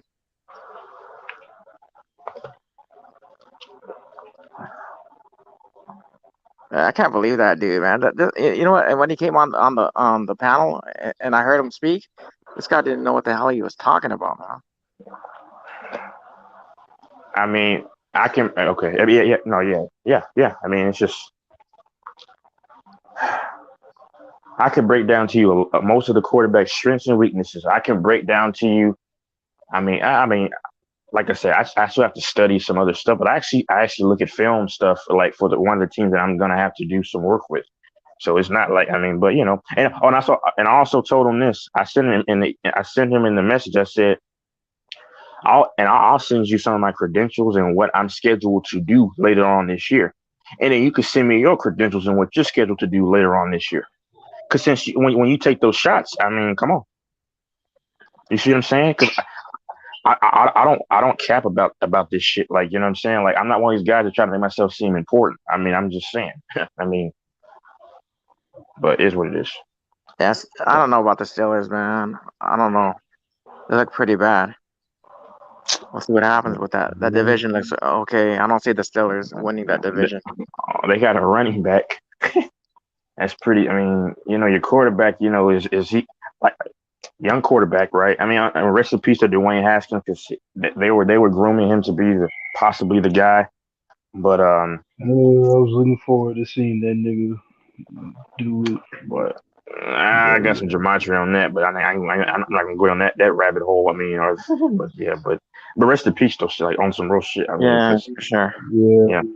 And then the running back that they drafted last year, what's going on with him? What do you mean, the young running back? Oh, he's playing. Yeah, you know what I'm talking about, right? Yeah, I actually forgot his name, but that's why I mentioned like they have a good running back. It starts with is it? Oh God, Najee Harris. Najee Harris. Yeah, That's his name. that's the guy.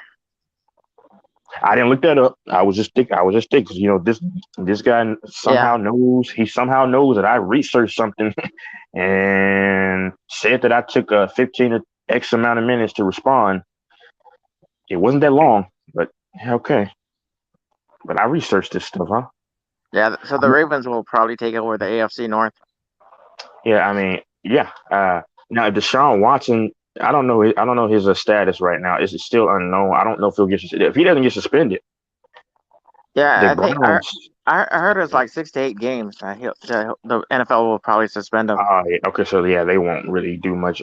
Oh no, it's between the Bengals and the Ravens. Yeah, we'll see how they do. Hopefully, they drafted some offensive tackles. The Bengals. Hopefully, the Bengals don't have a sophomore slump. I mean, I know this will be Joe Burrow's third season. I mean, but you know what I'm saying? Like they went to Super Bowl. Hopefully, it's not like a second Like year slump. a Hmm. fluke. Well, the thing is, look, I'm telling you, Tennessee had Tanahan, one of the worst quarterbacks playing in the They playoffs, next sacked to Jimmy Burrow nine G. times. Yes, and they sacked him 9 times. And for FFA, I didn't look the stat up, sir. This is all speaking fluidity, bro. I mean, I just knows this shit. Okay, but go ahead. And remember, Tannehill threw some interceptions, and that's how Yeah, they ended up losing that game to Tennessee, man. I mean, Tennessee should have won that game over the Bengals. wasn't it the last drive that, if I'm not mistaken, that Tannehill threw like a crucial pick, or was Yes, it sir. very Yes, end of the sir. game? Right Yeah. towards the end of the game. Yup. Imagine if they would have won Mhm. that game, then they would have probably been playing the Kansas City Chiefs, and then the Kansas City Chiefs would have whooped on them and probably gone to the Super Bowl and played Yeah, the KC. Rams. Mhm. Yeah. KC beat them in 2020. Like I think who they beat first? Oh, they beat the Titans. I think in the championship game. Or was that the Texans? Because they beat them in either the Nah, Texans first nah, or they, the they beat Chiefs. the Titans, No. dude. Yeah, they beat the Titans to go to the Super Bowl to play the Niners. No, I was So confused. No, yeah, it was AFC. I was confused because I know they beat both of them. They came back from those large deficits. I just forgot which one Yeah. they beat, which order they beat them Yeah. in. Hmm. Yeah. Now he's right though. Yeah, they did beat them in the AFC Championship. I just forgot. Like, was it the Texans in the championship or the Titans? Because they beat them both. Yeah, yeah, it's Texans, the and the divisional, and then it was the Titans in hmm the AFC that's facts. Yeah, championship. yeah, and they were Texas down should by never like have, yeah, should never have blew that lead. Texas should never have blew it. Oh, because Texas, man. Deshaun Watson's a phenomenal quarterback. Because like people forget, even though A Rod won the MVP in 2020, Deshaun Watson had his accuracy was almost up there. He had no team, and he had the most yards thrown for that season. And people don't Hmm. understand, it wasn't just crap yards like they say Dak Prescott. I agree, Dak Prescott's had crap yards, but Deshaun Watson was actually had his team relatively competitive. I remember the Packers played them that year. I think that game. Oh, let me see. I think that game was kind of competitive for a long time. Oh, I'll look this up to see just to see what's happening. No, behold, Jimmy. They traded Jimmy G to either the Texans or to the Browns. But I don't think they'll trade him to the Browns though. I said that though. He can play like if you're not trying to contend and you're trying to have a bridge quarterback, somebody that can teach a young quarterback, and you're not trying to win. Houston is the team. Houston has nothing, but like That's for sure. the 49ers, y'all have the defense, y'all have everything around you. You just don't have the QB to get you over the hump. And this dude That's was true, making an man. argument that he wasn't that bad. Okay, keep Garoppolo, y'all, and see what he He keep was seeing what bad, happens. man. Look, man. Okay, so he did decent. I remember when he first came to the Niners, he got him 6 games in a row, and then the next season he got injured.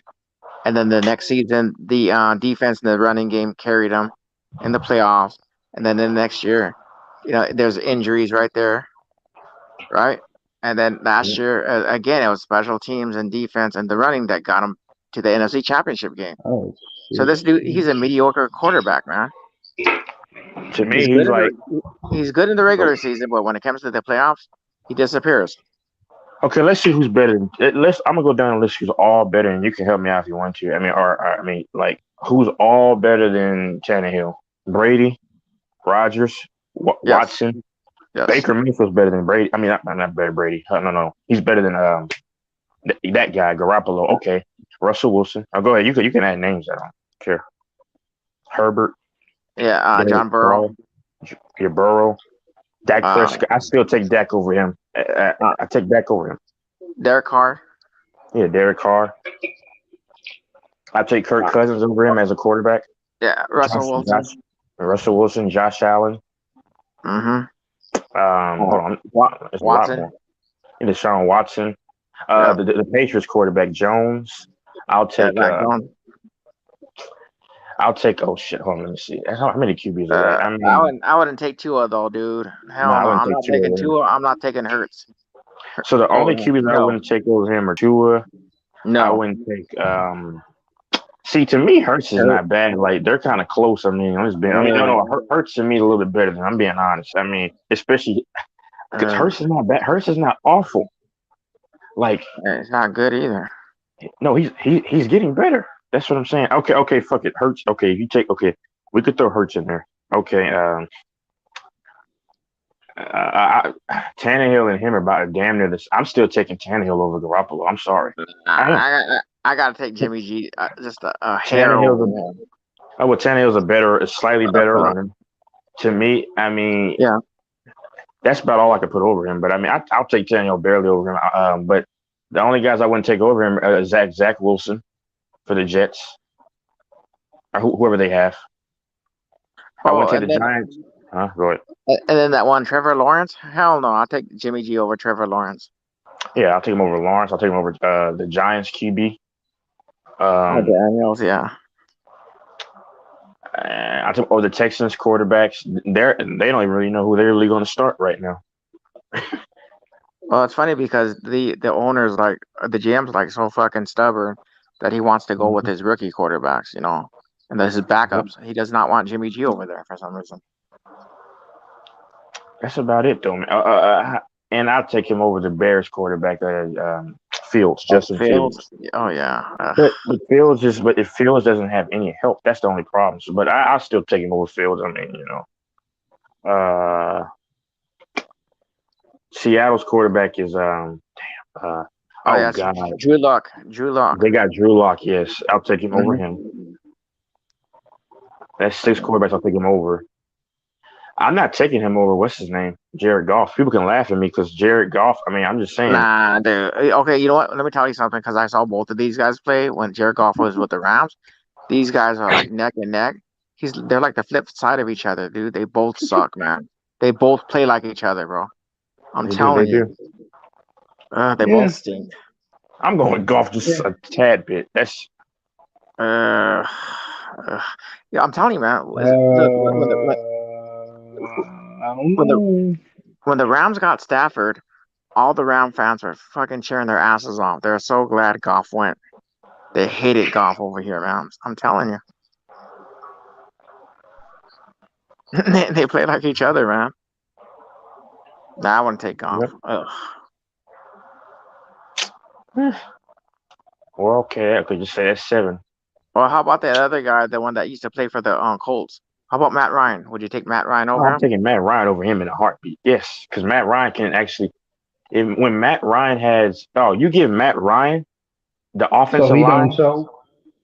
No, hold on. It's not just that. No, you get Matt Ryan the offensive lines, those weapons for the 49ers. If y'all look, Ryan is not great, but if see, Garoppolo has everything that he has everything he needs. The running game, a good enough offensive line. You have catchers, you have guys who can block. But here's the thing: if you can give Matt Ryan everything that you give Garoppolo, he's showing you that he can actually kill you and dissect you. Like, and Matt Ryan can throw the ball deep. Like, I don't know if y'all remember the game against the Cowboys or in 2015, right? They were down. You know, I mean, so for a guy who doesn't watch football, I mean, I can know this. They were down 21, I think, by 21 points at the halftime or whatever that was. He had a good running back at Devontae Foreman at that time. And then he had Tevin Coleman. Y'all remember that? I don't know if y'all know that, recall that. And then, okay, I know he had Julio, but when he had the protection, Matt Ryan could will and deal that thing. Garoppolo has shown you he can't do that. Mm-hmm. Yeah, how about Foles? Matt, hold on. One thing, Foles. Listen. Man, he's that. No, Garoppolo's that bad to where I mean, it's close. It's close to me. But see, wait, listen, but Matt Ryan. Oh yeah. But go ahead. Yeah, Foles. I mean, I'll take Foles over him. I guess barely. I know he's not even really he's not a starter, but he's not even in the league, is he? I mean, where is he? He got traded. All right. Hold on, let me see. I don't even think he's on a team right now. That's what I'm saying. I think he's a free agent. Hold on. Oh, he's a backup for the Colts. Oh wow. And they got to think Jacoby Brissett. They may be trying to. Man, would you take Wentz over him? Who? Carson Wentz? I'm saying, Hell no. Yeah, okay. Yeah, because he's a pick throwing machine, though. How about Yeah. Trubisky? How about Trubisky? I was about to say. I'll take a route. Wow. Isn't Trubisky? Hold on. Didn't he go to the Niners? Oh, no, hold on. Let me see. Nah, he was drafted by the Bears, remember? No. I know he got drafted by them. Oh, I think he went to Buffalo. He went to Pittsburgh. Oh, wait. No, wait. Yeah, he's in Pittsburgh. Yeah, he's a Pittsburgh. Yeah. That's the 49ers.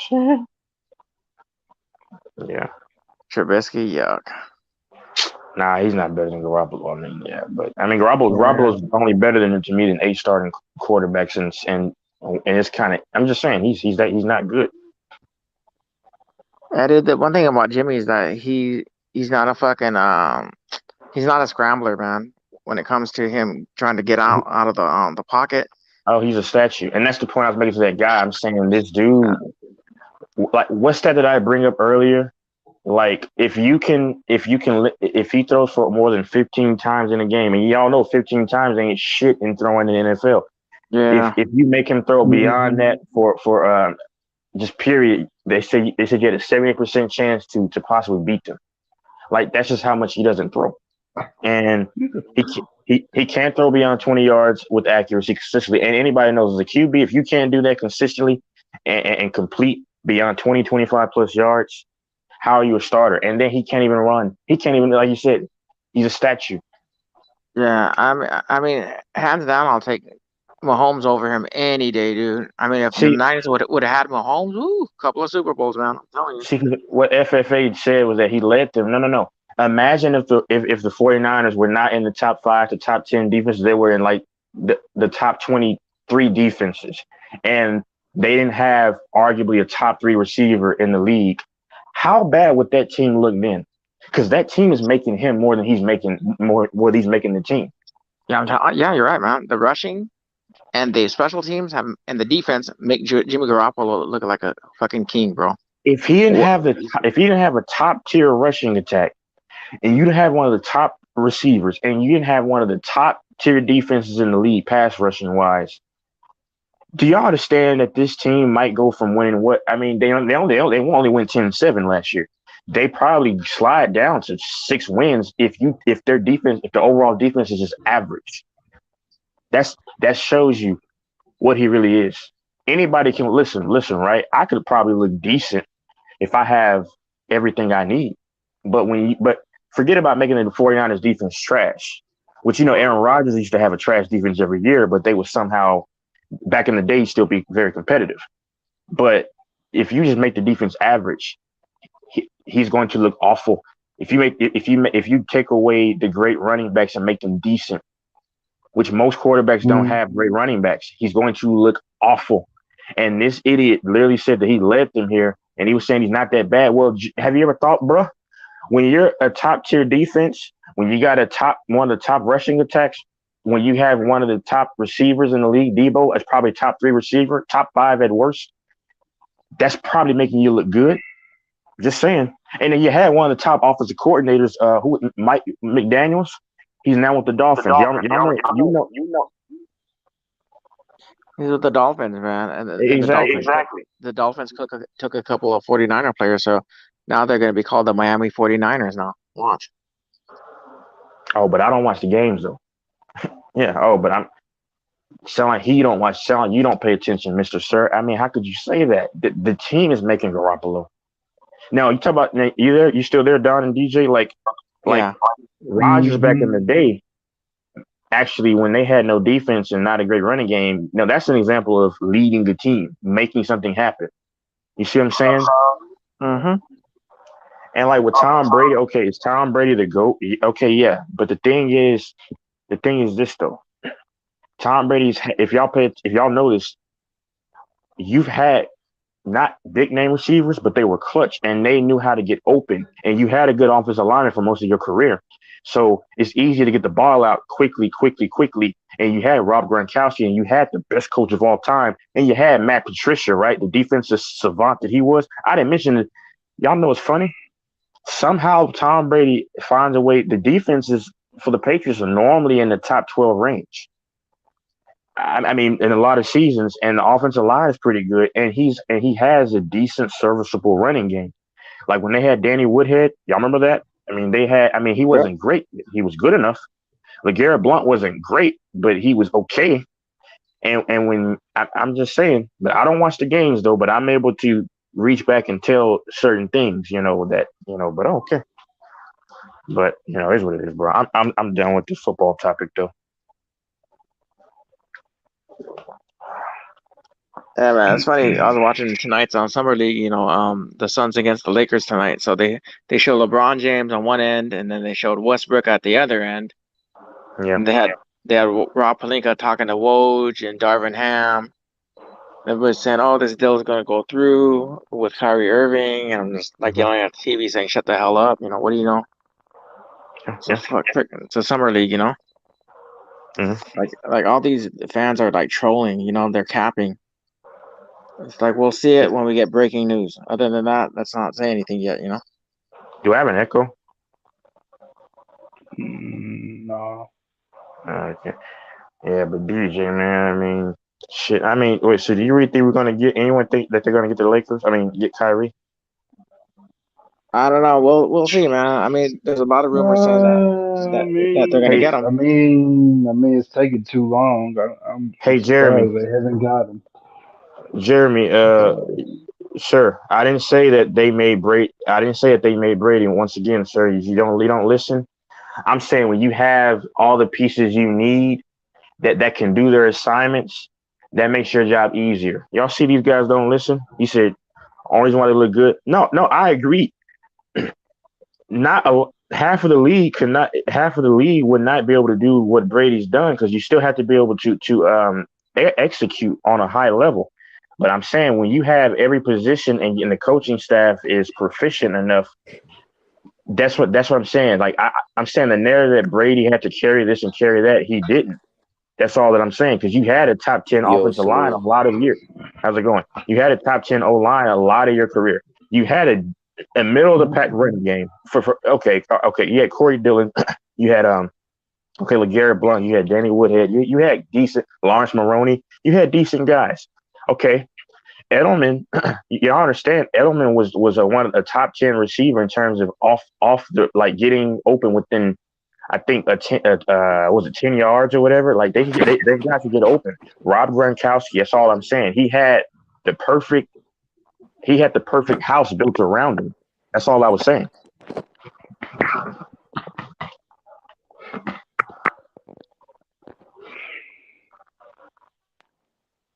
But Jeremy, you can come on the panel, bro, because I mean, you didn't listen to anything I said. Well, it's not only that, man. I mean, this guy, Tom Brady, will take pay cuts and also they can go get decent players for the team. This guy would never sign these high contracts. That's true, and that's one thing against Rodgers that I'll say. I'm not making money, but it's like, and you wonder why you're not competing. It's like, well, because they gave him two huge. He just signed it. What is he getting paid this year? Like 40 plus to $50 million. I Yep, think so. guarantee. So, A-Rod, you're not going to be able to get other pieces around you. Like when you do stuff like that. Now that's to Brady's credit because Brady sacrificed. And he probably got paid under the table, but he still sacrificed to get more rings. You know what I'm saying? Like Tim Duncan did, right? You know, that's what I wish LeBron would do. Honestly, I wish LeBron would take a pay cut. And I mean, AD. yeah, take a pay. I mean, listen, Brian, you're already a billionaire. I'm not trying to count his money, but it's like you're gonna probably make $2 billion in your lifetime. Let's just be honest. He's gonna probably make $2 billion in his lifetime, bro. You know that your legacy hinges upon trying to get one or two more rings. Take the pay cut. What is he? What is LeBron getting paid? Like 38, 37 million? Hold on, let me see what he's gonna get. I think I think Or he's getting something like paid. that. Yeah, he's getting paid like 38 million. Yeah. Okay. So yeah, if you're gonna get paid that money, bro, bro, I'm not trying to count his pockets, but he's going to be having regrets that damn I only got four however many rings when I could have gotten six. Yo, Cut that in half and sign up. You know what I'm saying? If you really wanted to win, y'all, I'm just saying, man. And I'm a LeBron fan, but yeah, come on, bro. Texas, I get what you're saying, bro. I get what you're saying. Like, I mean, I'm with you, bro. I mean, like LeBron, bro. Like, I feel like he wants to win more. That's why he's playing. So playing 37. Yeah,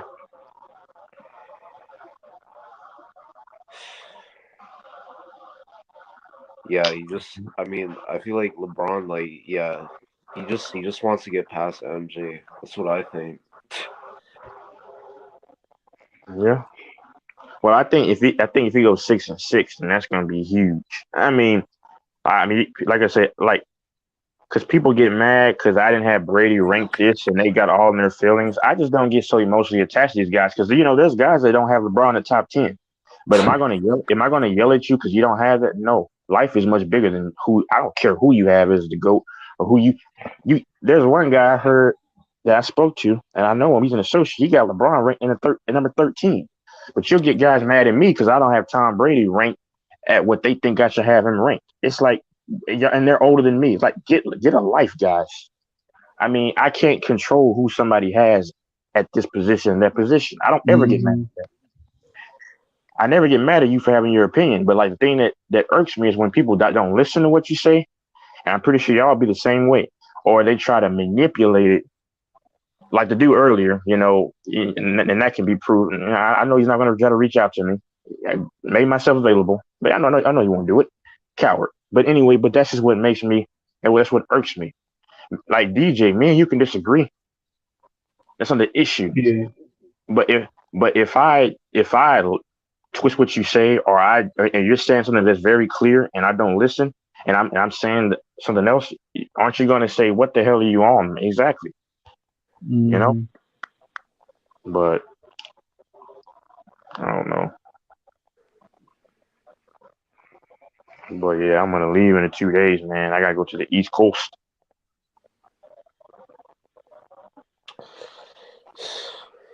Oh, shit. Is Vibe still there? Yeah, I'm still here. Yeah.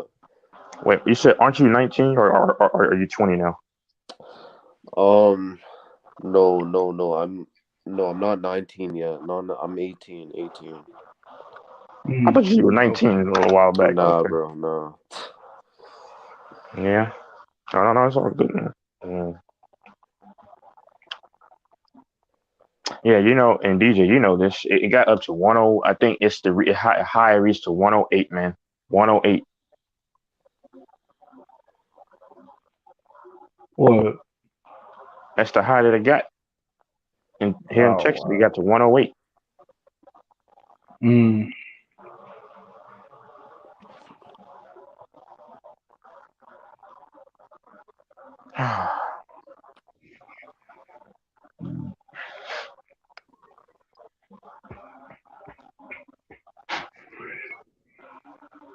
Wait. So Texas, you're traveling to the East Coast. Where? It's fuck it, I'll say it's the NY. Yeah. It's just for New like York. it's like a business thing. It's my first time going there, honestly. Oh, But damn.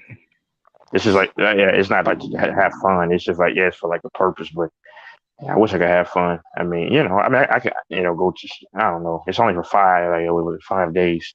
It was supposed to be a longer than that, but I was supposed to be going on to actually today or the 8th yesterday. So damn. And I put money on against the Rangers, and they fucking won, man. And they were down. That's bullshit.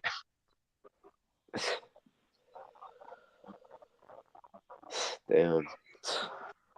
Dang. Yeah, like when the Rangers are trash again. They're gonna be trash, I think. I mean, they're what 37, no 38 and 43. I mean, they can get it going, but it's just like when I put money on them, they lose. But when I go against them, they win.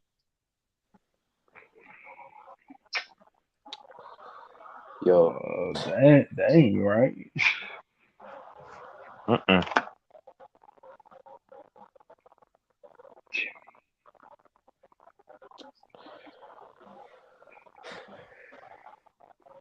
No.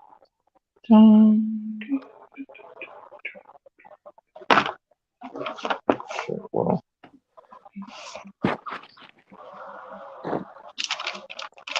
so Texas, do you think Kyrie's going to LA? Do you think so? yeah. I mean, I think he'll probably get traded in around the middle of the season. That's the way it's gonna look, I believe. Yeah. Because if they don't get the deal done in the next few days, I don't think it's going to get done. I mean, not before the season. Yeah, you're right. I think KD's a different situation, but um, Hmm. I think the team that KD might go to is I'm not gonna lie, bro. The Raptors. I Mm. mean, I've heard of Raptors. it. Yeah. I feel like he might go there because I don't see him going to Phoenix. I don't see him because I Nah, think that deal's almost dead because you got to give Devin Booker yo in that deal, and he's what 25, 26, and he's just now starting to enter his prime. So they're not giving up a young guy for it. And K will be 34, and we don't know how much longer KD's going to be playing at this all-time level. So, and the Suns are gonna. I mean, that's not even smart. I mean, but I don't see how KD's going to make the Raptors. I mean, like how he's going to make them an instant contender, especially as young as they are. I mean, I know that he'll add more size, but I don't know. I Shit. mean, the thing is that the Raptors, I mean, they build around a superstar like KD, but I mean, yeah, as I feel like Raptors are going to be a solid team though if they don't My trade only thing is Lonzo. this though. I don't know how it's going to fit because the Raptors are what they're a young team, right? Yeah. Yeah. But I don't think they're in position to win now. And Oh KD is yeah, going to be true. 34. So it's like now KD with 30 or 29 in his 20s. Oh, definitely. But it's like I think KD's mutually it's a better fit for guys who are already ready. You know what I'm saying? Guys who Oh are still young but they're very experienced. Like okay, you got Scotty Barnes, but these are a lot of these guys are kids, and to me, KD is going to fit better on a team that's already seasoned. You know what I'm saying? As opposed to a young team, because KD is going to want to win now, and that team, the Raptors are not in position, I don't think, to win now. They're building, they're not there though. I mean, to me, the best, believe it or not, would be the Warriors. I mean, go back to the Warriors, but or the Heat, or that's about it for me in terms of being a contender. Because like I say, his age is what matters. Because if he's in his 20s still, or even 30, yeah, you can build up 2 or 3 years down the road and say okay. But KD needs to be on a ready-made team right now. yeah, You I know, see what you're because if you saying. because you pay him all that money, you pay him whatever money you're gonna pay him. Okay, and then okay, you get to the second round and y'all lose. That's not what y'all were trying to do. I don't think the Raptors should even. Mm-hmm. Okay, yeah, I understand people saying crazy. Oh, you don't. You if you're a Toronto fan, you wouldn't want KD. But okay, try to make a run. That could be a good idea, but it's like in the end, it's not going to work because you got those boys in Boston. They just picked up what's his name, the guard. Um, Huh? I'm blanking out. shit. Is it Brogdon? Yeah, Brogdon. Yeah. So that's going to be their issue, and I don't think they beat Boston. Shit. Yeah, you do have a point. I mean, yeah, I've been saying Brogdon is underrated, bro. Like, I've seen this guy play, bro. Like, the dude's underrated. Got potential. But, like, Hmm. yeah, you can say that the Raptors would lose to Celtics with Brogdon. Yeah, I just think I just think the Raptors are very young, the core, and it's like they're going to need to be able to. I mean, yeah, and KD's that wouldn't be a good fit there if you're trying to win it all. But true.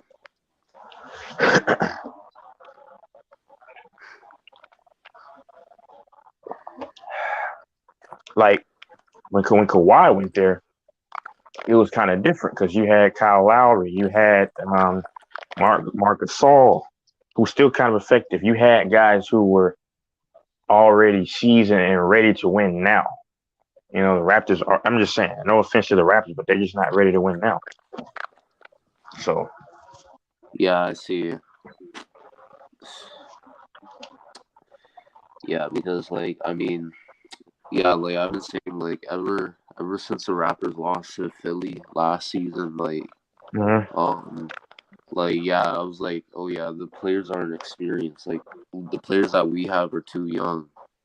And yeah, you're right And about like, that. how old is Scotty Barnes? What is he Scotty like? Barnes is like 20, 22, I think. I don't know. Exactly. He got Yeah. these kids, you know. But I mean, I think if you ask about I think KD probably go to the Heat of the Warriors. Yeah. Nah, but Yep. I don't think he would go to the Warriors though. I doubt it. Nah, I don't. Hmm. Bro, yeah, bro. That if he goes to the Warriors, bro, that would kind of ruin his legacy. But I mean, nah, I can see him, bro. I don't think it's that bad. It does look. Go ahead. I mean, if you laugh and then now you want to come back, I'm like, what the fuck? But we all know KD didn't have any morals, so it's just like, you know what? I mean, because his legacy is already under question from a lot of people. Because, well, I mean, it definitely will look worse. I mean, but he's not winning in Miami. I mean, what? Well, ooh, never mind. He could win He Miami could. if he He goes actually there. could. Yeah, yeah. He He actually could, could. he could. Yeah, he actually could win in Miami. Actually, yeah, he could.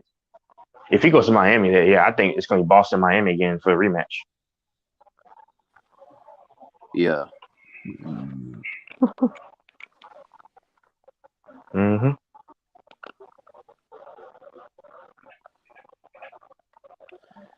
Yeah, but like, bro, ever since KD joined the Brooklyn Nets, like I feel like when James Harden ruined it because when James Harden like joined the Nets, he Mm-hmm. ruined the build. He ruined the build of the team. I mean, like when they had Jared Allen, Karis LeVert, I mean Spencer Dinwiddie, like bro, that was Mm-hmm. a perfect team. But the Nets don't know what they're doing because they just wanted to win now, and you got three guys that don't play defense. It's not going to work. Yeah, Now they actually could have beaten the Bucks if Kyrie hadn't gotten hurt. That's now I do think they could have actually made a run, but they didn't. But they didn't. So yeah, yeah.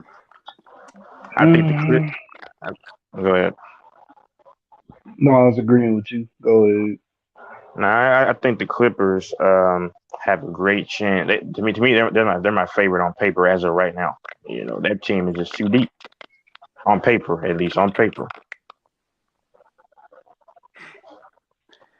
Yeah, Clippers definitely have a chance. Yeah, it's just Paul George and Kawhi can't get hurt. Kawhi can't get hurt, Mm-hmm. especially.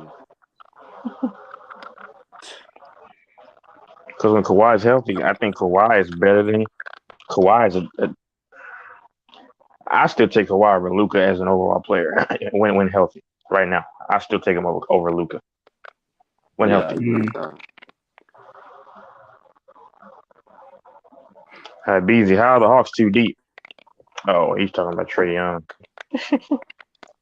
Yeah, buddy, the Hawks ain't doing nothing, bro. Nah, Trae Young. Nah. But we I can't mean, forget about Milwaukee though too, because Milwaukee's going to be in there too. I forgot Milwaukee, yeah, yeah.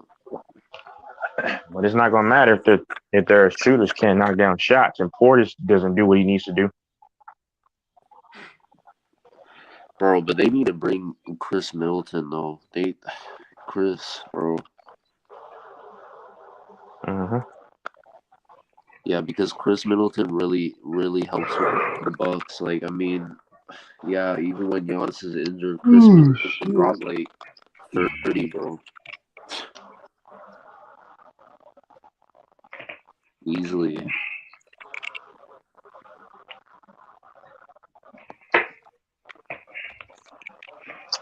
And we look at Philly. Oh yeah, bro. Philly. See, Oh gosh. I respect James Harden because he took that pay cut. Something LeBron needs to do.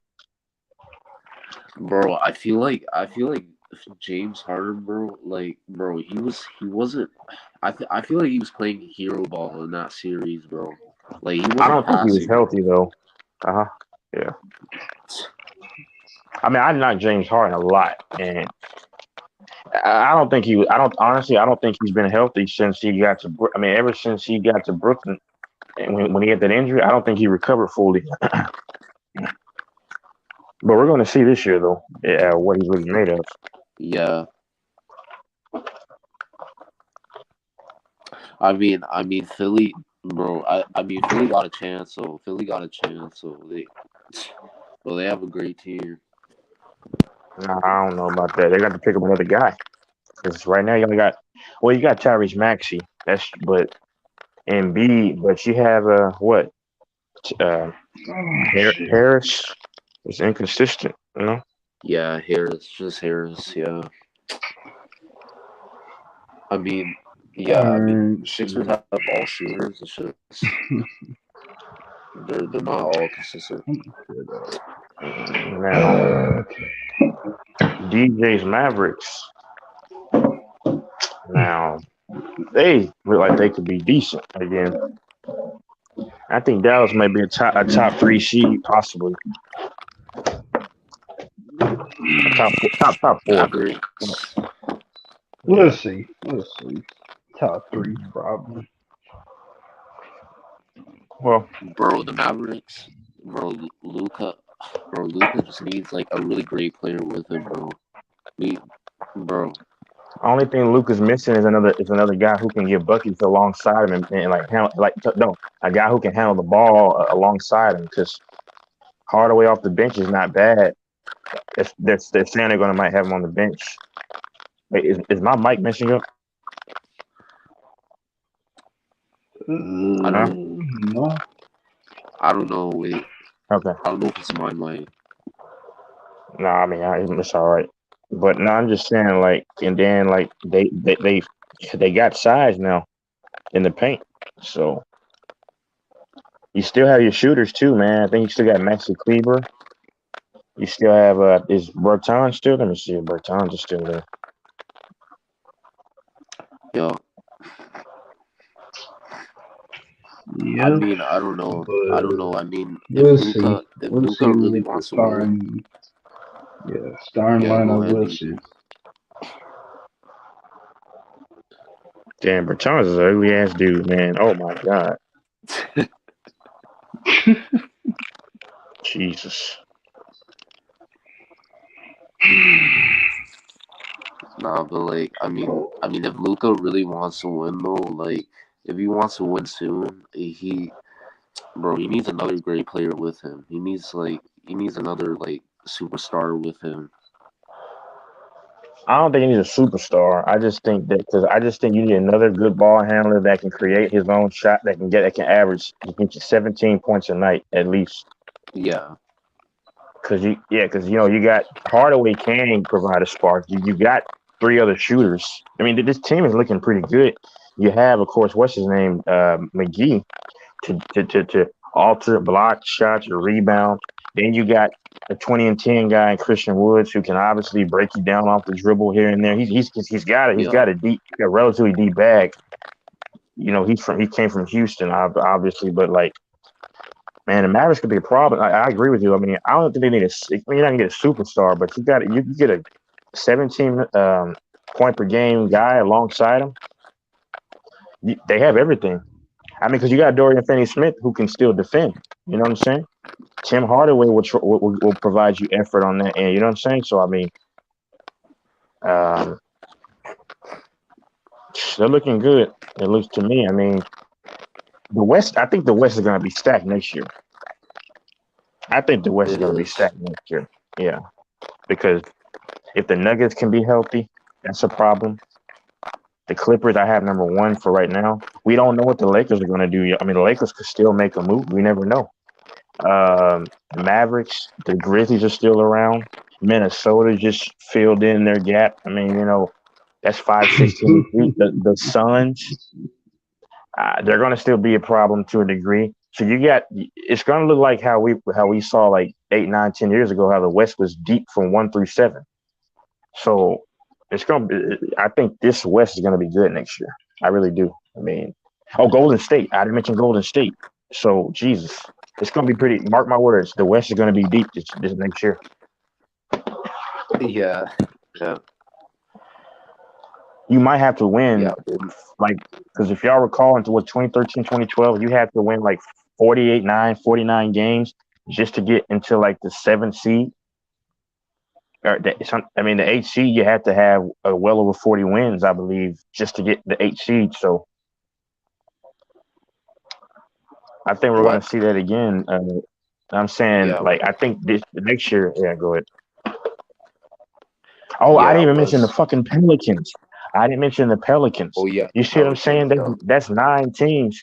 One team is going to be left out. I promise y'all. Anybody mark my words? The West is going to be strong the next season. I believe it too, especially the Pelicans. Like, bro, Zion is healthy. Man, Zion is gonna be scary, bro. Yeah. I think Zion Williamson can be that next. I think he has the it factor. If you watch him, like, you can see, like, he already has what it takes. He doesn't just be healthy and improve his skill. I mean, he's huge. I mean, he proved that he wasn't a terrible shooter. There's a lot of speculation about, is he a good shooter? He can't shoot or whatever. I know it's a small sample size. I mean, you know, he can rebound. And you got Brandon Ingram still there, right? You know what I'm saying? You got McCollum. Yeah. That's the big three. And Brandon Ingram is a borderline. He could be a superstar. He's still young enough. He's in his mid-20s, you know. The dude can shoot. He can dribble. He can create. He's good coming around screens. He can curl around screens, hit you with the mid-range. I mean, you know. Yeah, Ingram. Yeah, he's still got potential. I've been saying that. So, I mean, they say he's kind of like KD. Yeah, that's a good comparison. He's similar to KD. He really is. Oh, goodness. Shit. Now, Portland's going to be awful. Oh my gosh, Portland. No hope for Damian Lillard.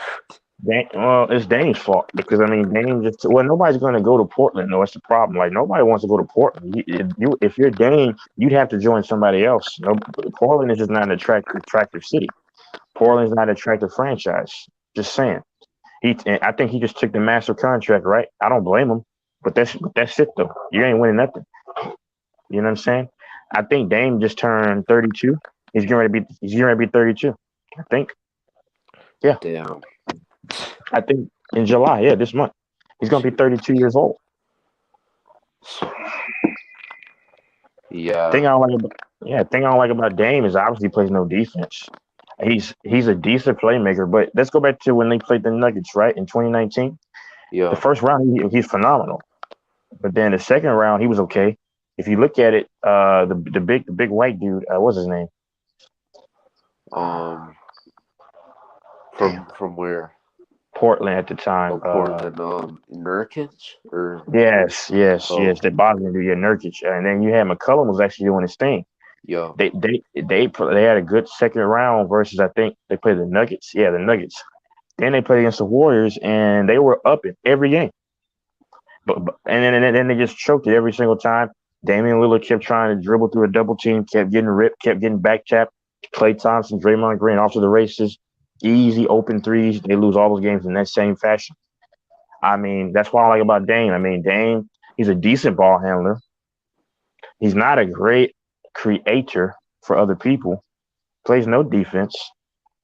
And at times I think he chucks up too many shots instead of trying to from too deep. That's my problem. So I mean, I just Portland's going to be trash. The Kings are.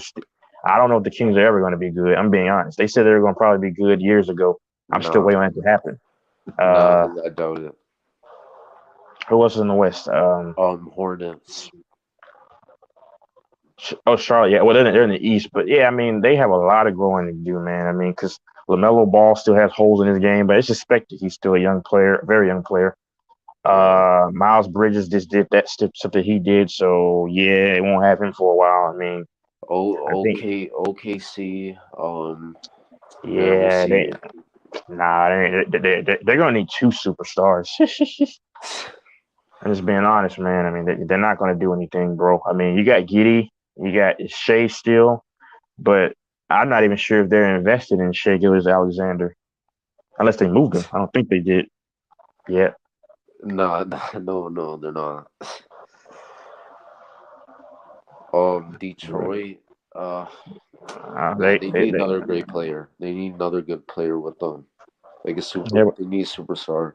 The only problem is they're gonna need two superstars. The only problem is that no one's gonna want to know who wants to move to Detroit. That's the problem. Yeah. And I mean, who else is in the league? I mean, I don't know. I mean, yeah.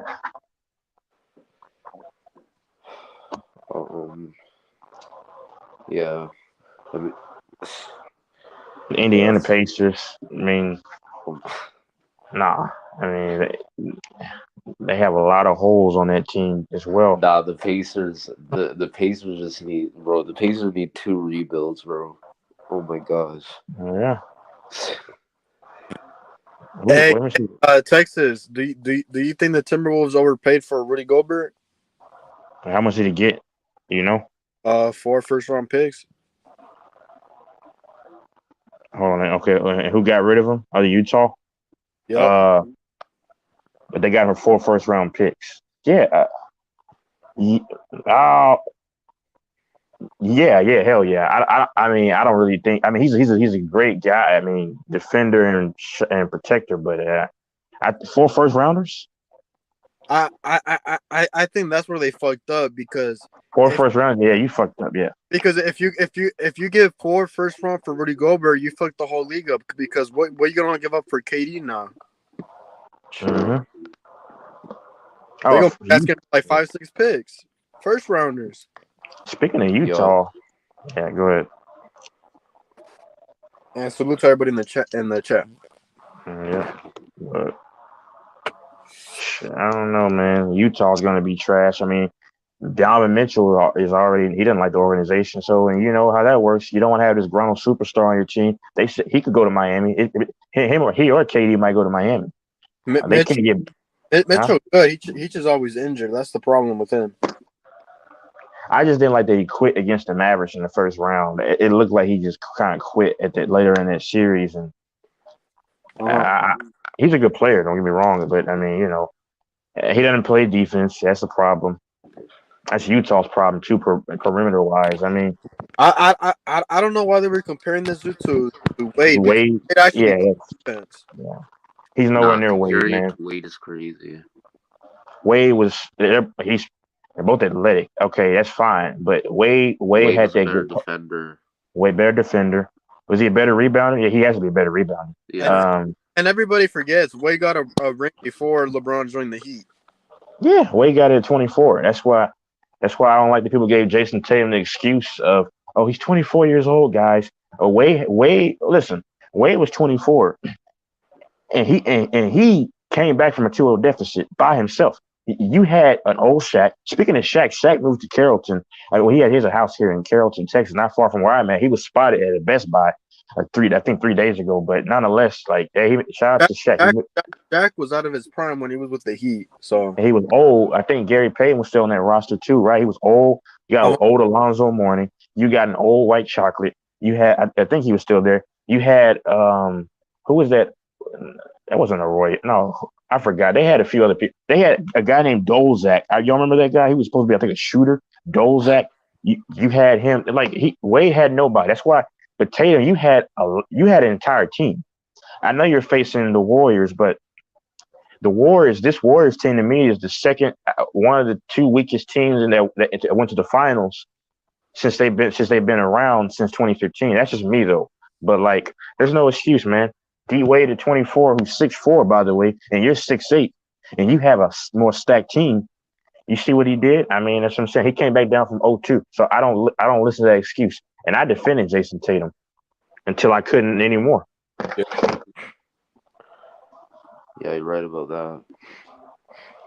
So Jason Tatum just shrunk. That was it. Yeah. And that's not saying he's a bad player. You know, he's still young. He could still improve from this, but you know, he didn't play to expectations from my end. Bro, Jason Tatum, I feel like he didn't show like enough heart in that game. He didn't, like, the last game they played. I don't think he showed like enough heart. Jaylen Brown did though.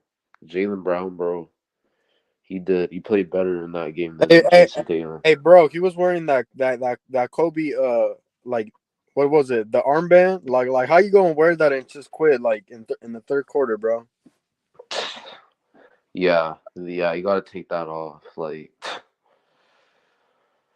no, he can't be representing Kobe and then quit. Yeah. He a good player, don't get me twisted, but there's a lot of games versus the Heat and the Warriors where he just fucking shrunk. Yeah, I mean, like, shit. I mean, against the Heat, he was up and down. I mean, I was trying to defend this guy. First game, right? I forgot what he shot. He was awful. And he came back, had a good game in the second game, I think, game 2. And he was up and down. Like, he had 3 for 17 versus the Warriors, game 1. Then I think he had an 8 for 25 performance later on in the series. But he's not a superstar, man. I don't know if Tatum will ever be a superstar. Because how many superstars do you have in the league? You only have, like, I mean, when Kawhi's healthy, he's a superstar. I don't do I think LeBron's a superstar anymore? I mean, well, he's a top 6 player, but he definitely still a star though, Texas. Oh, he's definitely a star, but not I don't know if he's a superstar. I'm a LeBron fan. I don't know if he's a superstar. Nah, but, if he was a superstar, he would have took the team to the playoffs. Yeah, that's true. I mean, you got Kawhi as a superstar. Luka is he's close. He's close. He just has a trash team. That was it. Yeah, he's right there.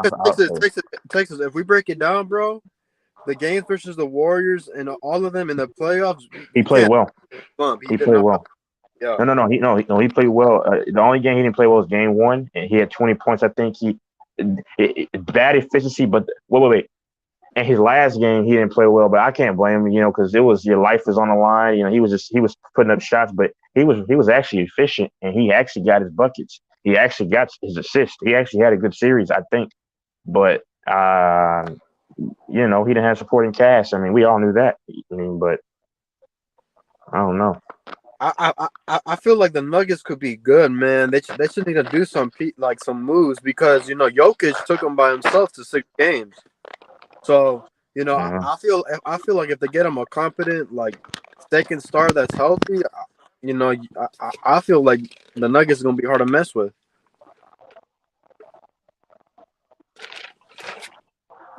Yeah.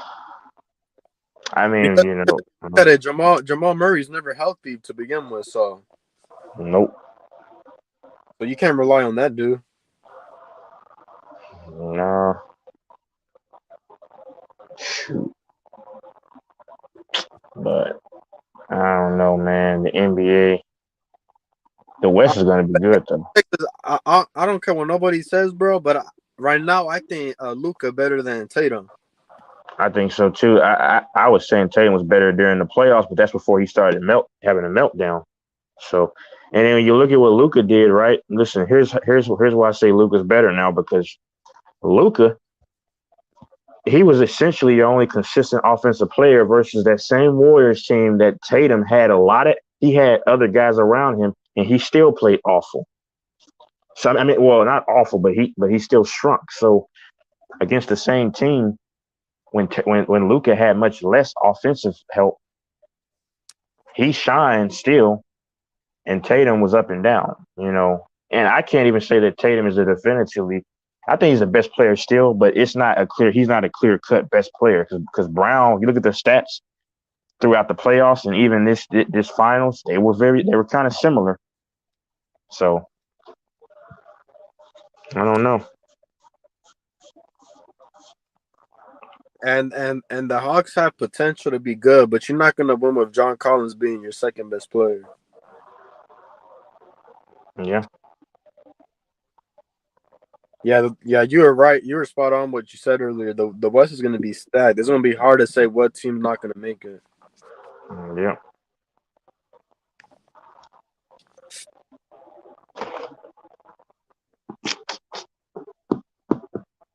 Like if we got the Lakers team as constructed all the way to the season, I don't see us making the playoffs. But if we get that KYRIE trade, I could see us being a fifth seed or higher. I think Kyrie comes over probably by the middle of the season. That's what it's looking like. I mean, they're gonna get Kyrie one way or the other. Whether they get him right here soon in the middle of the season, or they get him at the end of next season, he's gonna be a Laker. I'm eventually. I, But I would pay the house for KYRIE because he's only 30, man. He's still got like 4 or 5 more years to go. So, but when Jeannie Buss put out that quote, it's not looking like it. let's see, Jenny Buss might screw it over. That's what I'm saying. I mean, she's a terrible owner. Like you the Lakers, like I know I said plenty of times you got to save your draft picks, but at the end of the day, the Lakers, they don't save shit. They go for superstars right then and there.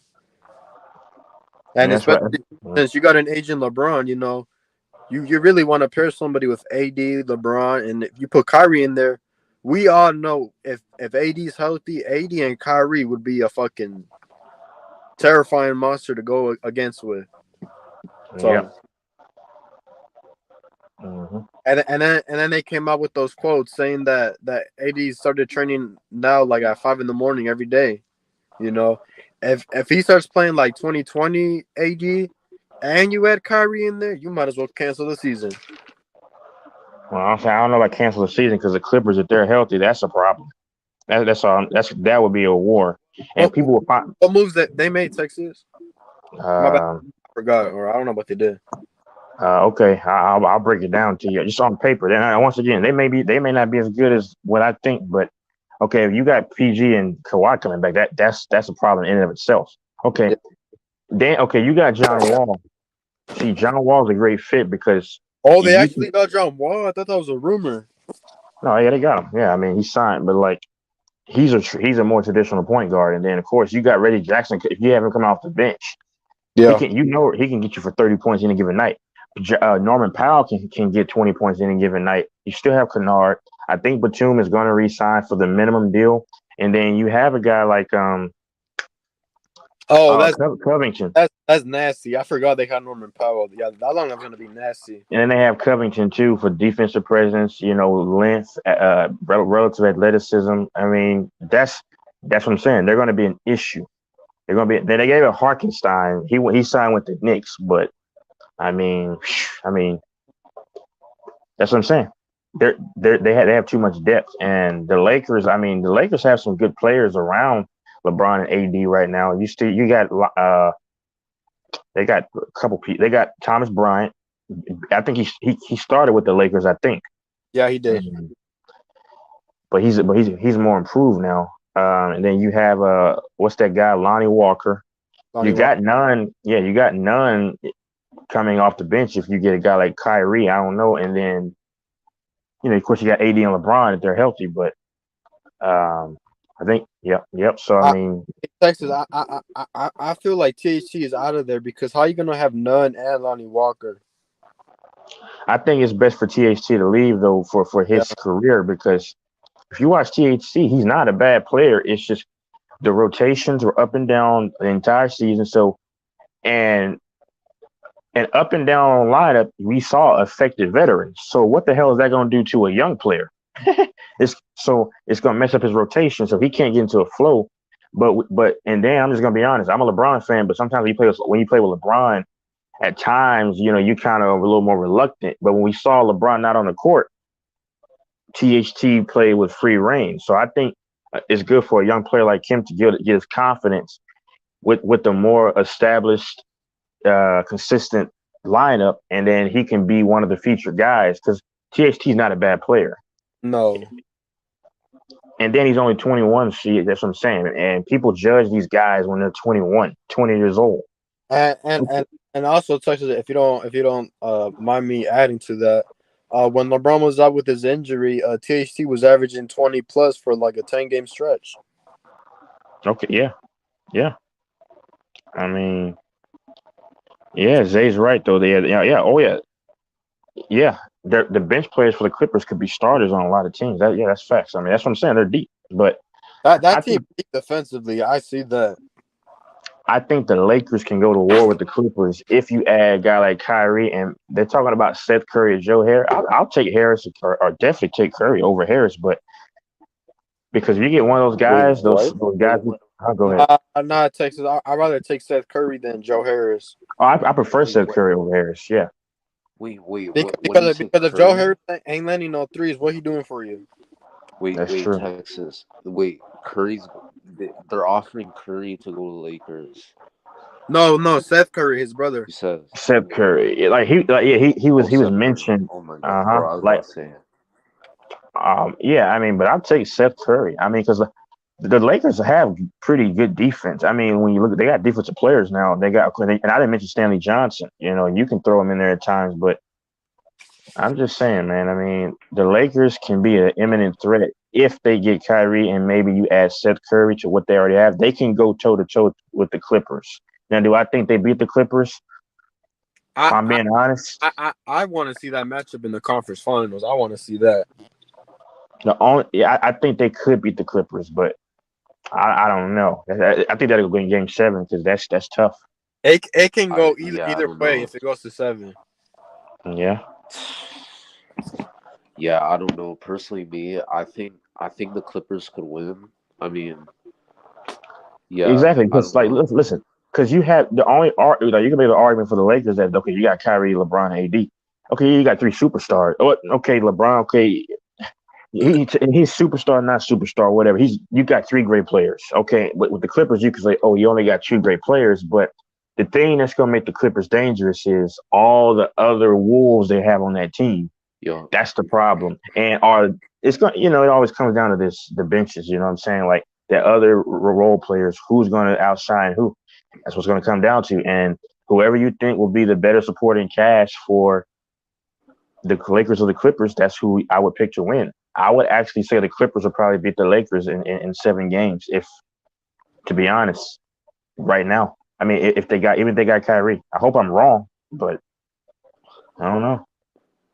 Bro, I think so too. I mean, I feel like Clippers have more firepower. I mean, it's just me. Like I seen the Clippers play, bro. Yeah, Zay, you're saying that. Yeah, we're saying the same thing. You're right. I mean, it's going to come down to all the other players, and at this stage, yeah, you got 3 great players with the Lakers. They only have 2 great players, but it's the supporting cast. And listen, Reggie Jackson can be a starter on a lot of teams. Covington could be a starter on a lot of teams. I didn't mention John Wall. I mean, Yo, John Wall's not a superstar, but it's just, you know what I'm saying? I mean, they have snipers too. I mean, the Clippers, they should be the favorite to go to the finals. And to be honest, to probably win it right now. Because the Clippers already have all their ducks in a row. yo, The Lakers are still trying to get all their ducks in a row, so we don't know. yeah. It's just like the thing with the Lakers is just if they can all stay healthy. I mean, LeBron, AD, Kyrie, all of them can stay healthy, pretty much. Mm-hmm.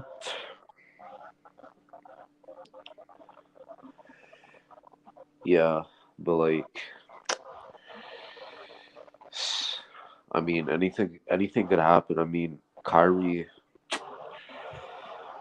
could still stay on the Nets. You never know.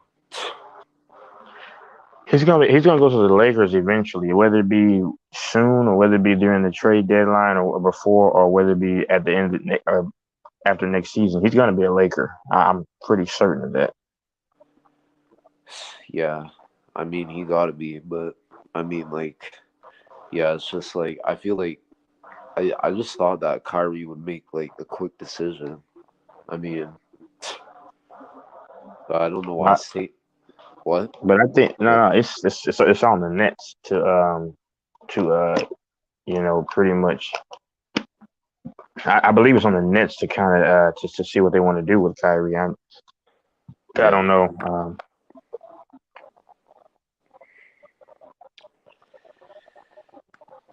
But if Kyrie goes to the Lakers, I mean, I think that's good for the NBA. Because I mean, to me, I mean, yeah, it's good for the NBA because if we look at it, you can argue the Clippers could damn near be a super team. They could be a super team. I'm not saying they are. I'm saying we'll see what happens in the season. Like you understand. John Wall averaged 21.77 just 2 years ago. Well, hold on. Yeah, just 2 years ago. I mean, yeah, I think no, but John Wall's good though. I think he's a star caliber player. It's just like for me, bro, he's been injured. That's why I haven't been mhm, like we haven't been seeing him play a lot because of his injuries. But I mean, he's back, mhm. so And Reggie Jackson has that potential to he's like Lou Williams. Like what Lou Williams was for the Clippers. Like he's that replacement. He can go for 30 any night. So yeah. hmm I mean, bro, you can even say Terrence Mann too. I mean, Terrence. bro, I didn't even say Terrence Mann. Terrence Mann could be a star in this league. I think he will be a star in this league. I didn't even mention Terrence Mann. I didn't even mention Terrence Mann. And we saw what he did in the playoffs 2 years ago. I didn't mention Terrence Mann. That's what I'm saying. That's how deep they are. I forget people. They don't have They don't have a guy who cannot play it on the team. Now I do worry about the size and the paint, but a lot of teams are actually going small ball now, so smaller. So I think that's where the Lakers could kind of try to beat them is in the paint too. But we'll see. Yeah. I mean, it's also up to where Katie goes to. I mean, yeah, if he I'm not goes worried to, about that. I I'm mean, not worried about him. what if he goes to Miami though? Yeah, like I say, Miami is between Miami and Boston if he goes to Miami as to who I think who would be in the conference finals. Um, it's gonna be a problem because I mean you still have Jimmy Butler there, right? Exactly. I mean you still have ancillary players, but I think Butler's tied down to a contract, right? Let me see.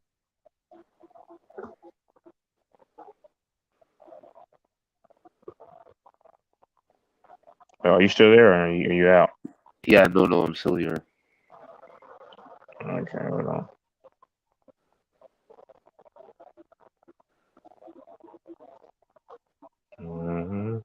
Butler is extending hours.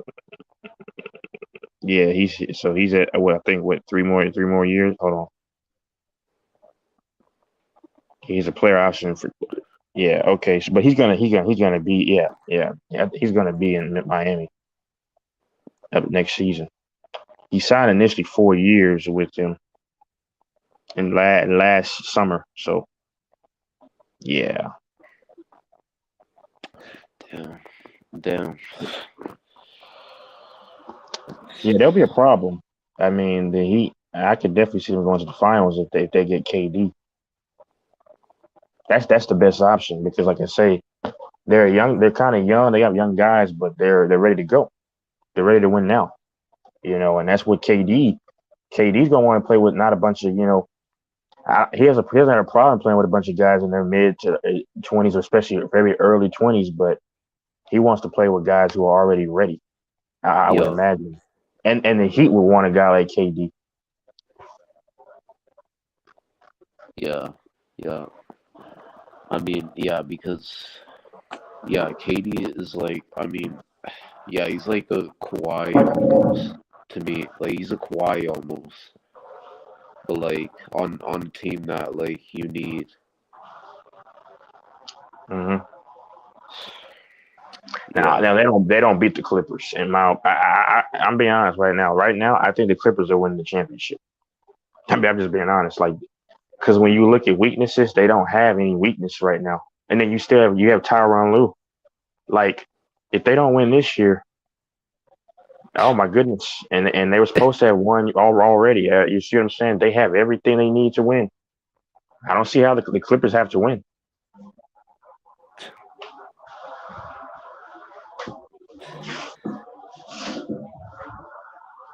Yeah, true.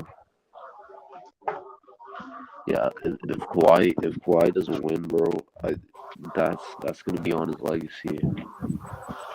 Yeah, they have to win. I mean, but the Clippers are just too deep. They don't have a weakness. I don't identify or detect the weakness with this team at all. Yeah. What's good or famous? What's good? Yeah, Infamous back in the building. What you all saying? Infamous back in the building. Just Ready to smack a bunch of niggas through pizza chop windows. but like I was telling him earlier, like with the whole Raptors thing, KD, I said that's to me. You might disagree. I think he Positive Vibes might have agreed. I don't think I think Miami's the best fit because there's no knock to the Raptors. They're up and coming, but I think mutually, well, of course the Raptors would love to have KD, but I think KD will want to go to Miami because he's gonna be 34, right? And the Raptors core is very young. Like I think he want to be in a win now, ready made roster. I think Miami is that. That's just me though. That's why I say No, that. Yeah. Texas, I agree with you 100%. But Now y'all they want him though. just I don't blame you. Go get him. no. But here, I was gonna let you guys know what the odds are. The odds right now, the Celtics are climbing up. Like they have the Vegas predictions and the odds. The Hmm. Celtics have moved up. The Raptors are pretty much stayed the same, and Phoenix is probably pretty much the same. So the top three are the Celtics, the Raptors, and Phoenix. For But the what? Celtics have moved up for KD. For KD, Oh, for K. Hold on, yeah, for Raptors. KD. You said the Celtics are in the mix. Yeah, I'm just according to Um, reports today, as of today, and his bitch ass might go to Boston because KD. I mean, and if he does that, whoo, I mean, I got the Clippers coming out of the West right now. If he goes to Boston, oh man, Boston can't cancel the Eastern Conference. I'm being honest with you. I mean, now there Boston could be. has a good package, but pause. Oh, Boston has a good package they can offer. They can offer to get him. Like think about I it. would, yeah, I would imagine. Like Yeah, so go ahead. no, I was gonna ask you guys who would you. I was gonna ask you who would you offer for him. I mean, I'm imagining they're going to have to give. Wait. I don't know Smart's contract though. I'm imagining Smart's going to have to be in the deal. You might give up some picks, I would imagine. But I mean, you tell me because I don't know Smart's deal now. Marcus Yeah, Smart's deal. yeah, I'm not familiar with the deal. I, you got to give up. I would give up Brown. You give up Oh, Brown. You give up picks, and I'm sure you can throw somebody else in the mix. You could throw Smart or somebody else, or package mhm. Smart with somebody else, and that's a pretty solid package to offer. Yeah, I For, agree. It is. And don't you you got think? Brogdon. Yeah, and you got Brogdon there too.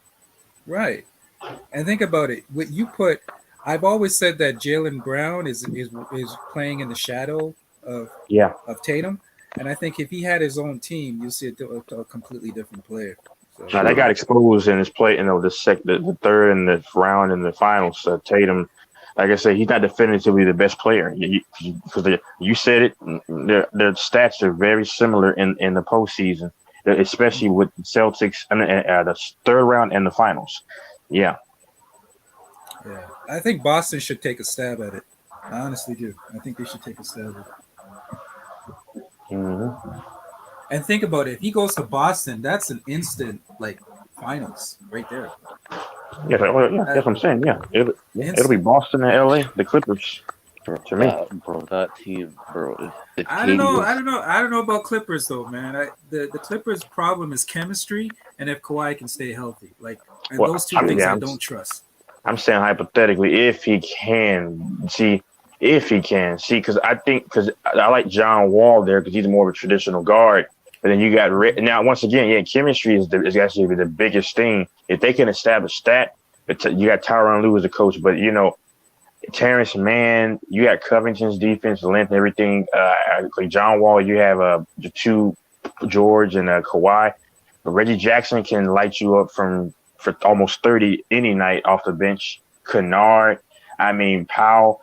Then you got a lot of names, right? But yeah, like I said, yeah, that's true. Chemistry has to happen. If they can get the chemistry down and be selfless, that team right there is going to be the biggest problem in the West.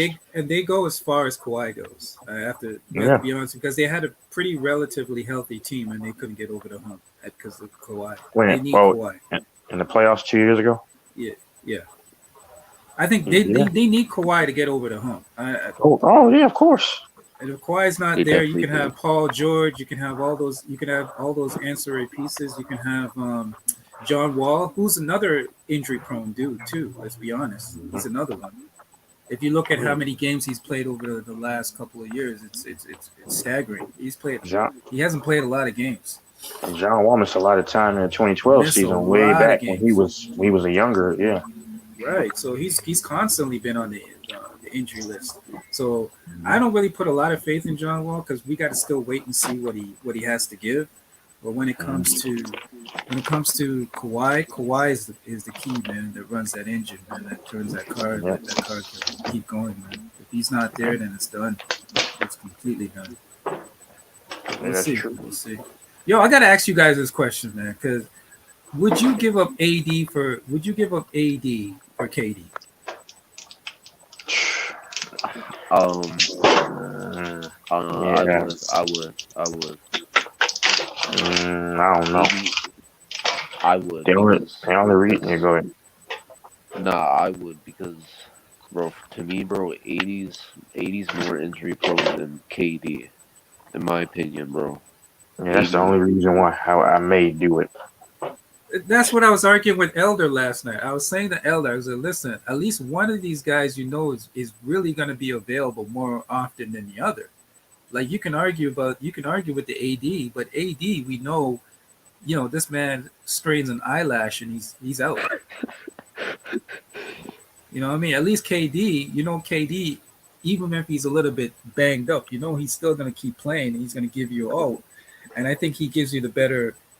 But the argument, in fairness, the argument that Elder was making, he plays defense and can rebound. Yeah, he was saying defense and rebound. He said he fits better with LeBron and Kyrie. And I imagine it. Yeah. But your best ability is availability, and I don't trust AD's availability. And that's all I said. I said, man, I just don't trust AD's availability. Yeah, I imagine that's what he was going to argue because from that standpoint. I don't know, man. I think they get the. Yeah, go ahead. No, I was saying summer league starts today, man. I'm looking forward to that, man. Some pretty competitive basketball. I don't care what anybody says. I love summer league. Actually, I get to see some of these young guys. I watch it. I like to see some of these young guys, see what they're going to become. Yeah, I don't watch summer. I don't watch a lot of summer league, but I'm gonna start watching it more. Yeah, summer league's exciting, man. Trust me. The West is going to be stacked from between 1 and 9. Yeah, it's going to be stacked. The West I'm putting Golden State back in the mix. I think Golden State's is gonna be back in the driver's seat again. And they'll be in the mix, but I don't have them in as a favorite. But No, that's all predicated upon like the Warriors. I mean, I'm sorry, with the Clippers. What's going to happen with them? can I make my Because argument? Can I make my go, argument? mhm. My argument is okay. So you got Clay, right? Clay's going to be better, right? Because he's going to get his legs under him. You're gonna be bringing back. You're going to be bringing back pretty much the same roster. They have the chemistry. You got Wiggins again. Wiggins is back, right? You're also going to be adding. You're going to be adding Wiseman, which didn't play, so you're going to have like a legitimate center, right? And then you're going to add that draft pick, those 2 draft picks that they made. Mhm. The African kid, what's his name? You know what I'm talking about, right? He's kind I of don't know his the name. young kid. I don't even know his Shit, what's name. his To be name? honest with you. Yeah, and then there's another draft pick that they have too that they're going to be adding. So it's going overall. It's going to be a better. It's actually going to be a better team than the team that they had this year. No, because last year's team wasn't really too great. They had a lot of holes. Right, right. But they're going to some of those holes are going to be plugged. Yeah, they will. Yeah. But like I say, it's all contingent upon can the Clippers stay healthy. Because if they can stay healthy, I just think it's going to be a war either way. But I just think the depth, they can't, it's over. But I mean, if they can, I just think the depth for the Clippers is a little bit more much for. And then you see the declination of a guy like Draymond Green, like who's going to engineer the offense consistently for them. Because I mean, and then on top of that, I mean, he's really declining, and I would have the Clippers winning because you have everything filled. Now, my only question is the paint presence. Like, who do they have definitively? Because you got rid of Hartenstein, but who they have definitively that can, bang with guys like the Wisemans and other worlds. But I just have the Clippers personally. And that the Lakers can find a way to get Kyrie, which I think they will. I don't know when they will, though. It could be soon. It could be in the middle of the season, or it could be next year. If it's next year, this year doesn't matter then. But because I have the Lakers and the Clippers if they get Kyrie and Seth Curry possibly. I'll explain on that. But if they're healthy, though, once again, everything predicated on the Lakers and the Clippers is health. So You know what? Everybody's singing the praises of the Lakers. I don't even if Kyrie's on that team, I still don't trust it because the Lakers the Lakers' problem was not offense. The Lakers' problem was defense. defense. Yeah, and they still, to me, in my Yeah. opinion, they still haven't fixed that problem. Well, So, here's my thing. Like adding Thomas Bryant, which to me was a big thing. He started yeah, with go the ahead. Lakers, but he started with the Lakers, but he's back. Thomas Bryant. You got Lonnie Walker. Um, they could add another defensive piece, but you can implement Stanley Johnson. But yeah, I agree. Like with because you're not gonna get any defense out of LeBron or what's his name, Kyrie. But they're just gonna just try to outscore you. But I mean, but they have decent defense as a team. But we'll see. But I got the Clippers coming out of the West if they're healthy. If they're healthy, yes.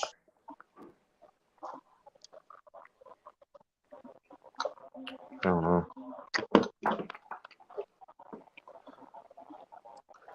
Bro, like another team, I mean the Houston Rockets,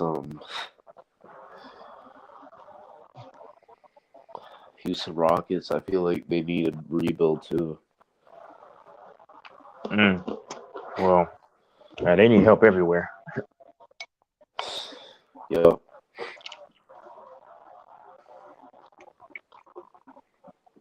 hmm Yeah, well, yeah, I got jumped up for. I don't know, man. Internet's been janky lately. But here's what I'll say though. On the other side of the argument, I will say this though.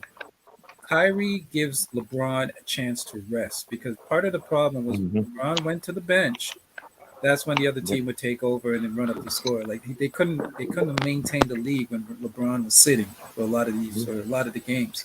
So that part I respect will probably be nullified with a player like Kyrie because LeBron goes to the bench, you still have the offense, you still have Kyrie to run the offense for a certain And you period. can also save AD to a degree because your offense AD, you won't have to allocate too much of your offense to AD. And it's sad you got to say that because he's a professional athlete. He should be. But when it's just LeBron and AD, AD's going to have to pick up for a lot of scoring, in order for him to score, he's going to have to really play a lot of minutes. But it's sad to say that this grown ass man can't stay healthy. But like, Listen, Kyrie man, can help both of them. I don't trust that crawfish eating mofo, man. He get his bitch ass out of it. The man looked like he was even struggling trying to eat the seafood, man.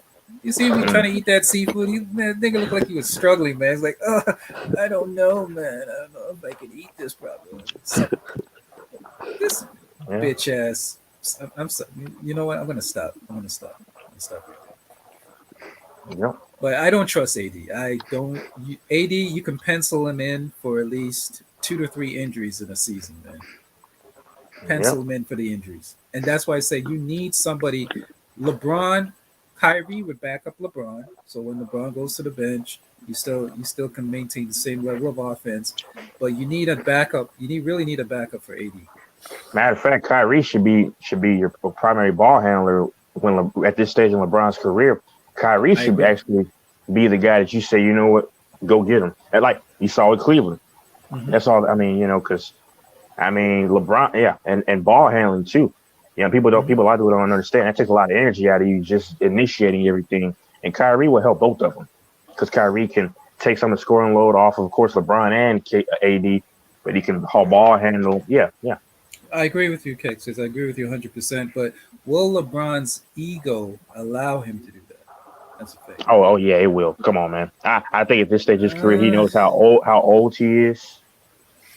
You don't think? Hold on. You don't think that LeBron has been contacting Kyrie behind the scenes saying, "Hey, you get over here," yada yada yada yada? Because he tried to do that with Russ. So he showed you that. I believe he tried to do that with Russ, but we all know that idiot. I mean, he's whatever. Screw him. But Kyrie, he trusts Kyrie Irving because if you notice, right, with Cleveland, he deferred to Kyrie so much. I mean, that's the most I've seen LeBron defer to any other superstar outside of D Wade. Because him and D Wade were good, but Kyrie is the perfect fit for LeBron, to me. True. Because Kyrie can shoot. I mean, D Wade was okay, but Kyrie is a 3-level scorer, and absolutely. I think LeBron. Yep, and that's a big thing. And he doesn't trust AD. And we actually saw in the finals, he tried to take away from AD's shine to get his shine. Maybe that's because, he wanted the MVP. Okay, whatever. But LeBron doesn't trust AD. And nor should he. So. No, AD has proven that he can't be trusted. He can't be trusted to stay healthy, man. Like, I get it. When AD's healthy, the man's a beast, man. When he's fully healthy, he's a beast. But that's the problem. That's the whole problem. That's the whole situation is this man cannot stay healthy. And I always keep saying, if you can't stay healthy, the one thing that you can do to alleviate that problem or to correct it is work on your body during the off season. Get in that weight room, build up your strength, build up your body, do whatever you can to do to maintain the grind of the season. But this man is eating crawfish, all lethargic, looking like an idiot. Instead of doing that, this man is out there, I'm going to take a break, and then when it comes to the last couple of months or weeks of the season, of the summer, then I'm going to rev it up and get back. No, you can't do that. That's not how it works, bro. You can't do that. That's not how it works. You got to, at the end of the season, I remember Michael Jordan, when he was getting beaten up, he said, listen, guys, you got 2 weeks. And then we're all hitting the gym. That's what MJ did. MJ said, yo, everybody. And I think that's what LeBron should have did to a certain degree. He said, listen, you guys got 2 weeks to enjoy yourself. F as many bitches as you want. But after those 2 weeks, we're all coming in and we're all hitting that weight room. All of us. I know you can't do it in this day and age. I mean, with the, how players are now. But man, that's one of the things I respected about Michael, man. That's what I would love to see from a player of today's ilk, a leadership like that today. Well, Michael Jordan, like you said, it's error based because Michael Jordan could get away with that. Nowadays, I don't. Even Kobe was in that era where you can intimidate people and get what you wanted. I don't think Kobe could do that in this era to this degree. But maybe he could because people revered Kobe so much, so they may be like, oh yeah, that's possible. But LeBron, he's just too passive. He lets a lot of shit, linger incessantly. But like, I mean, like I say, the Clippers, that's my favorite, no doubt about it. But hold on. The West, like I told Positive Vibes, the West is going to be deep, 1 through 9, and keep a lookout for the big three. I'm calling them McCollum, Zion, and a guy named Brandon Ingram, and they got ancillary role players too. They're not going to be anything super dangerous, I don't imagine. But like I said, man, I mean the Mavericks too. Lastly, and I'll stop with this part. But the Mavericks, right? That's a dangerous team because you got a guy like Luka. I think the Mavericks, if they could find a way to get some other guard, who can ball handle alongside Luka, what? Oh, I'm sorry to cut in. Let me. Is P Rose there? Yeah. Hey, P Rose, what's up, bro? Let me just clear this up with P Rose. P Rose, man. I wanted to say this, dog. I know we got off on the wrong side of the line, but I definitely do need you on the channel, dog. All right. Hey, P Rose. Yeah, go ahead, Mike. Sorry. Okay, so basically, what is it gonna take to bring you back, dog?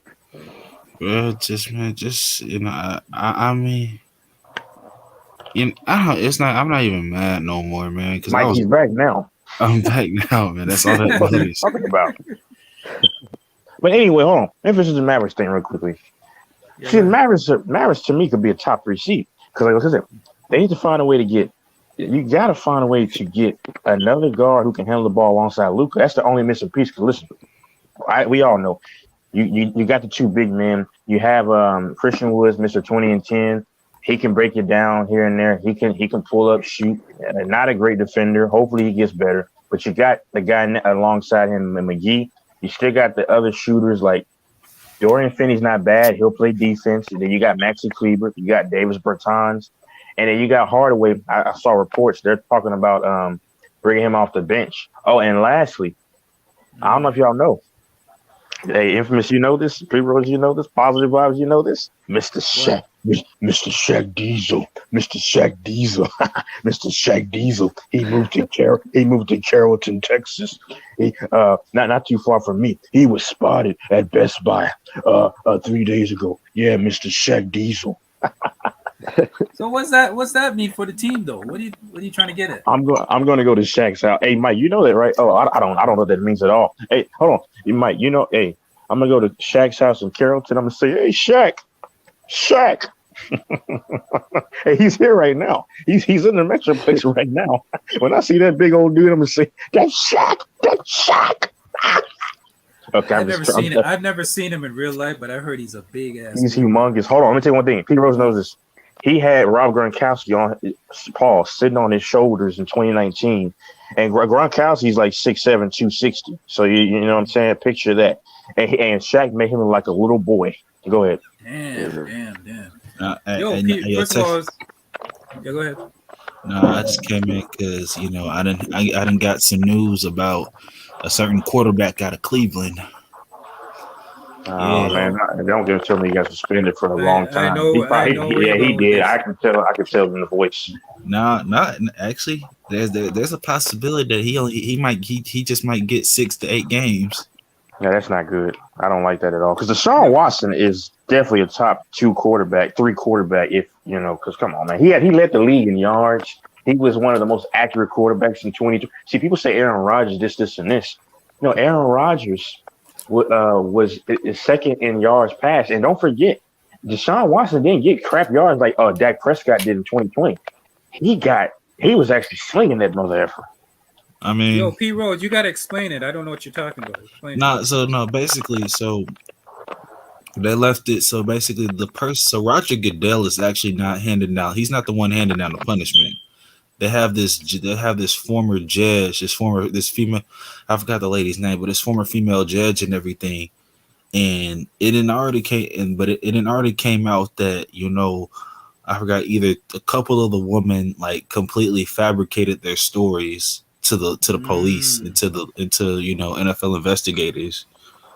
So that's been taken into consideration. Plus, it's also been found out that a lot of these women have deleted their DMs with Deshaun Watson when Deshaun Watson hasn't deleted. Liars. So it's been now, like, because it's hard, like, cause it's hard for because some of the stuff that I saw and now I was reading, it's hard. I know dudes have their own, personal proclivities and everything. You know what I'm talking about, like their own little fetishes and everything. But like some of the stuff that they was saying that he was asking her to do, I'm like, bro, there's no way in crap that he would ask them to do that. Like, can you give an example without being explicit? Can you give an example without being truly explicit? Pegging, basically. Whoa. I'm like, but basically the thing is, it's called, because like even Shannon Sharp came out today. He said, "Man, he gonna get probably about 6 to 8 games." Yeah, I said 4 or 6. He shouldn't get any games. Listen, here's why I say that. He shouldn't get any games. If you're found innocent in the court of law, why am I being punished for it? If I'm being found innocent in the court of law, what am I being suspended for if I was found innocent of the charges? Hold on, you know what's funny? It's okay for women to commit perjury, lying to an officer. That's a felony.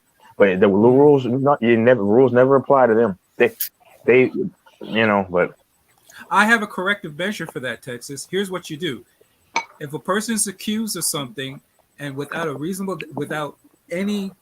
all the evidence, everything, if they're found innocent, the woman or whoever it is should serve the exact same amount of time that person would have gotten for your lies.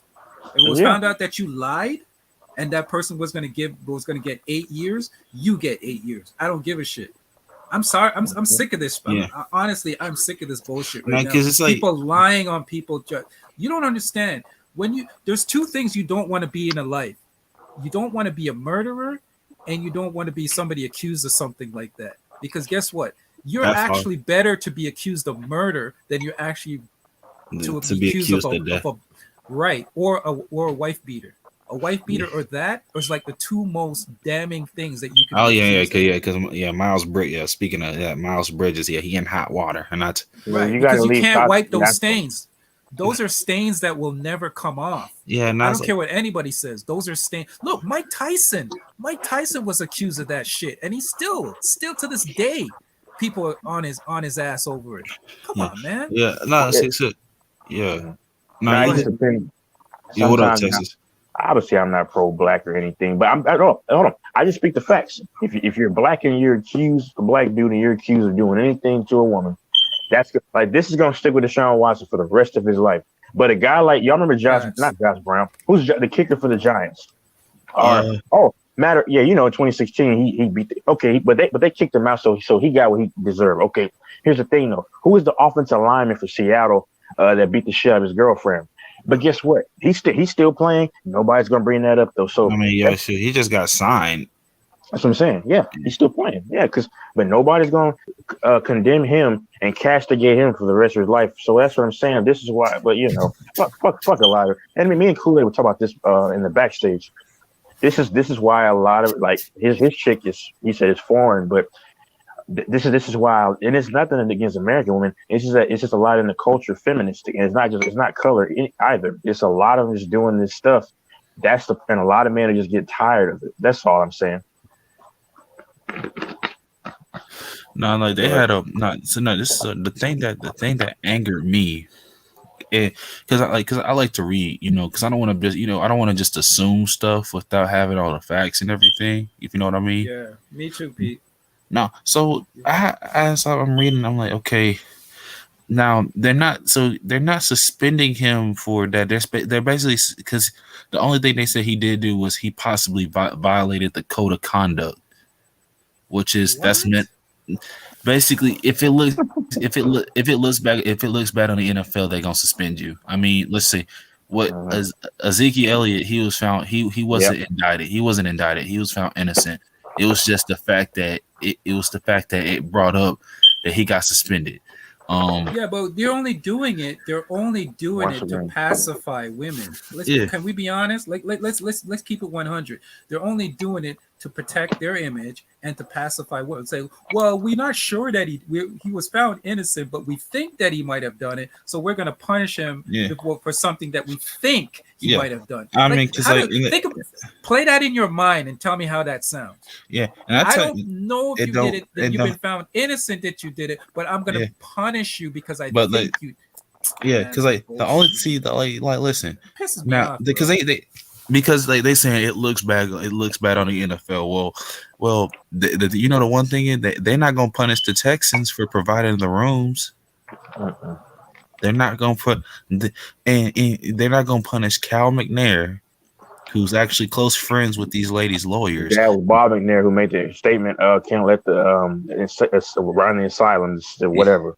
Yeah, you can't let the inmate. Yeah, but what? But hold on a second. What about what's the name? The guy that was running the Patriots. Wasn't he caught up in something? Bob similar Kraft like in 2019 was busted for overseas with the. Was he suspended?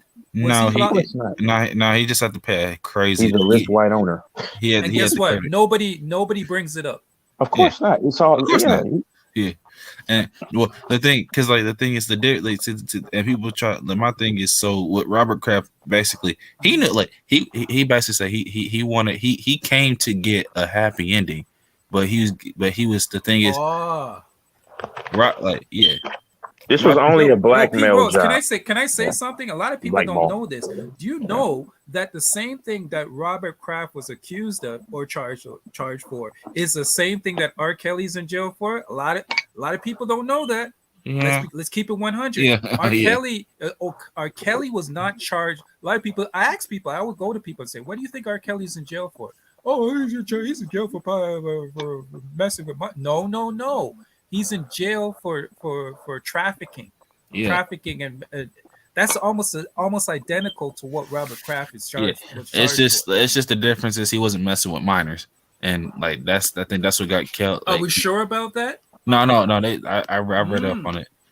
Bro, I'm saying. No, there were no. There were report in 2019 that there were minor Asian girls in. Thank you, Texas. I'm glad you brought that up. No, I'm saying. Yes. Yes, that's what I remember. That's one of the things I remembered about that case.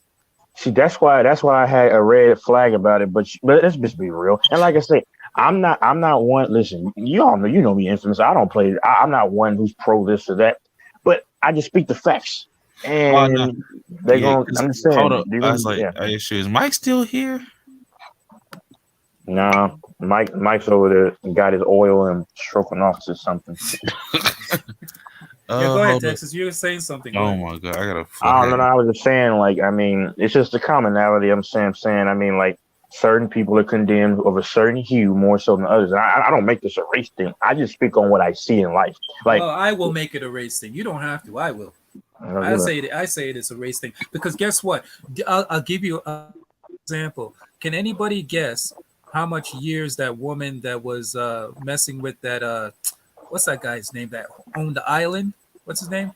He killed himself in jail. They said he hanged himself.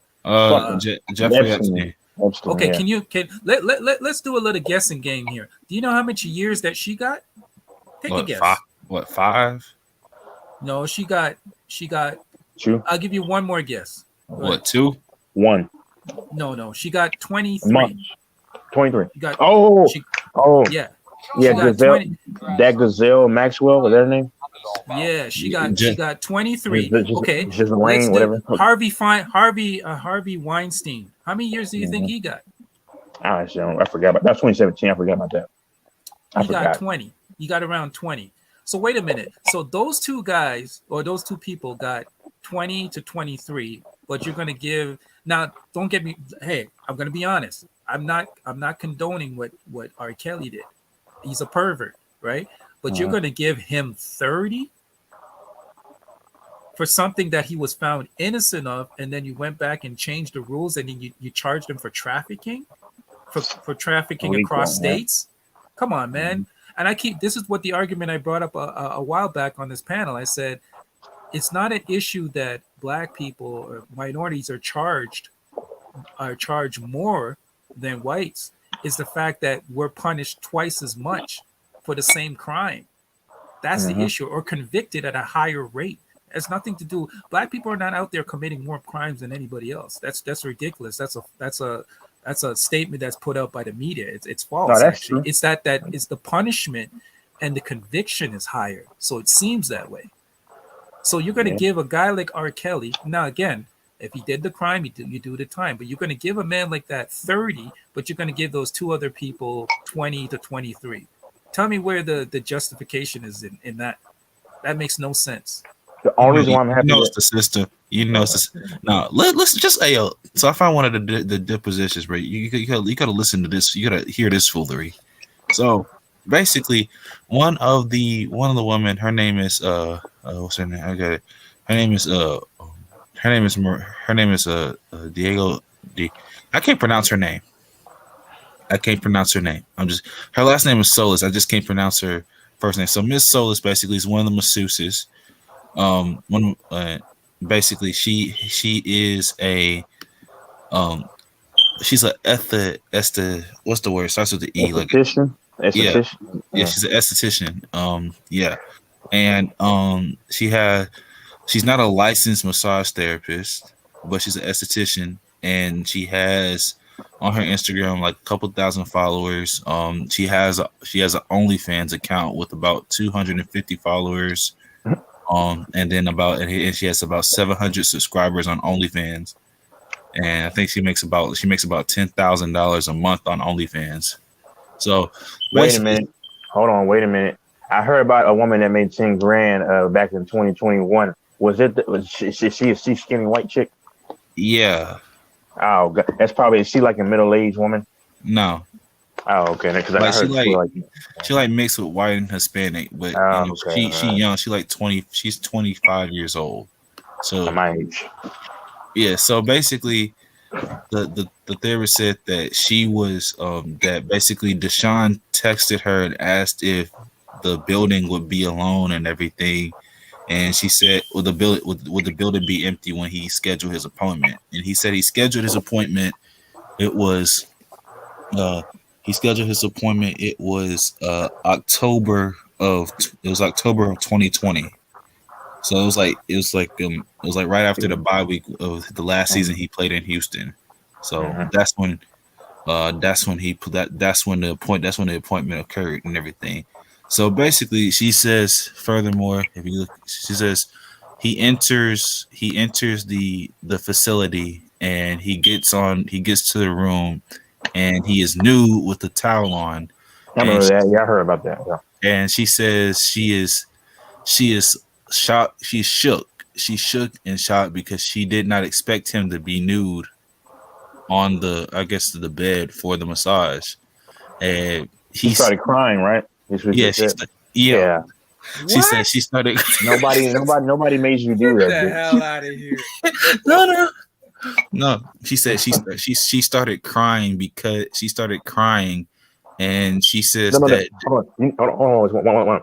You know why she started crying? I'm gonna tell you why she started crying. Because she was like, Deshaun, my boyfriend, he can't please me like you probably could. I can't get a chance to get with you. He's so small. Okay, go ahead. No. So she basically says she started tearing up because she felt uncomfortable with him being naked in the room. And this is where it gets weird. She basically says that he became erect when she was massaging his thigh. Okay, hey, hold on. Okay. I know that feeling. So wait, okay, so let me get this straight. So if you felt uncomfortable, why would you keep doing the massage? Why would you? First of all, First of all, if you see that was the case, why would you just leave the room right away? She said she was in fear. Scared. She was in fear that he would badmouth her to other athletes and everything. Get out of here! That makes no sense. So that's the worst excuse you can make. No, no, I, no, I no, want, women are bad liars. Most women are bad liars. That's horrible line. Okay, no, so no. can I So, ask you, so, Pete Rose? Can I ask you this question? Were all of the women's stories pretty much the same? it get actually. I'll get to another one. It gets Okay. weird. They're not all the same. They're just weird. Mm. So basically, she says. Basically, he says that. Basically, she says that Watson uncovered himself, and asked her to massage his anus and his anal cavity by sticking one hand in his anal cavity. Ooh. I know all about that one. Okay, Go so ahead. can I ask you a question? Let's do the follow-up question. Did she do it? No, Okay. she didn't, and then she says she was in fear that something else was gonna happen, so but she didn't leave the room. But so she basically finished the massage and kindly asked Deshaun Watson to leave and I heard that everything. report. Yeah. Well, Yeah, here's the thing. Here's the thing that here's a problem that I think that Deshaun Watson may be culpable in some of this stuff. Yes, but here's the thing. He's got to be smarter though. What Of he's got to course. do is when you're doing a massage, either have a camera in the room or have another person present. That solves Yeah. everything right there. Yep. Have a camera in the room or have the door open or have somebody present when they're doing a massage. Have a Mhm. person there as lookout. Because you can he's also got to take a little bit of responsibility for Of course. putting Yeah. themselves in those positions. But here's the thing. Can we this is just a speculation though, right? Come on. yeah. People who do massages in the NFL, I'm sure the names get passed around to different players and say, "Hey, man, if you get that particular massage therapist, she might do something." You know, you know what I mean? So I have a suspicion that some of these massage quote unquote therapists may have had a reputation among the team Yeah, players. no, like, cause like, no. Here's the thing, bro. The thing is, like, Deshaun doesn't want to admit that he wanted a happy ending. And I'm like, bro, Right. And we so know no, he no, so wanted yeah, that. so no, Yeah. this is one of the weirder ones. So basically, this and Yeah, actually Pagan, you're definitely a woman. You're definitely a woman. With Oh that yeah. comment, Thank you, woman.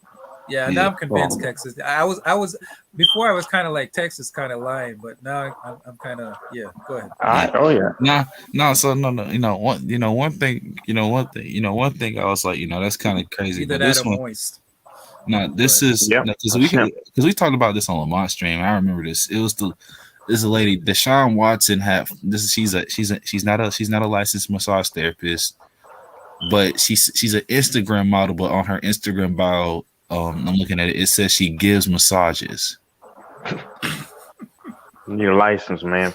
But hold on. She's Here's the thing too. My thing about Deshaun Watson, bro. Mhm. You live in. I'm not trying to brag, but I'm going outside of Houston. You live in. Well, at the time, you were living. You were in a top 5 freaky woman city. Like you could find a lot of just hoes, whores, sluts, and nasty women in Houston. They got a lot of them. So why did you go this route? But go ahead. I don't get it. nah. So it's literally just Pagan 180. It's literally just P Rose, P dash Rose. That's really what it is. But nah. But basically, she says that Deshaun flew her out from New York, like just flew her out into a facility in Houston. Basically, she says that Deshaun basically the weird thing is he did this with all the ladies that he was with that accused him of it. He basically asked if if the facility was going to be empty and if they were going to be alone. He did this with everybody.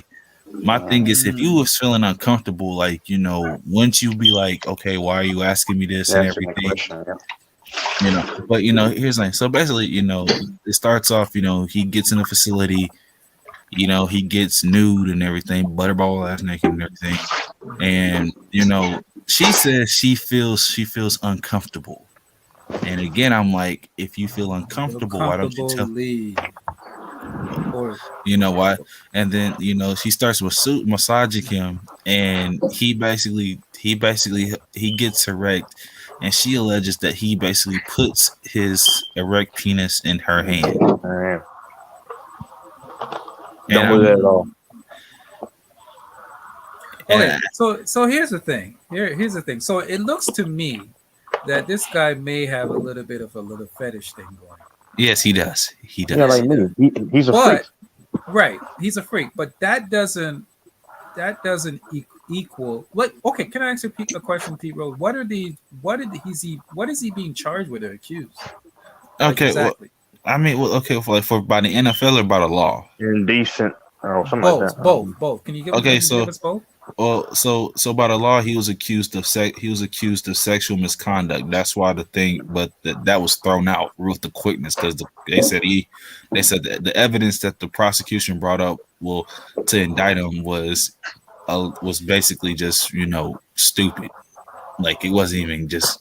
It was definitely a woman. You see all these. Listen, what man? A lot of erect talk. I mean, that's what a fruity. We're having grown man conversation right here. Like, you can't have.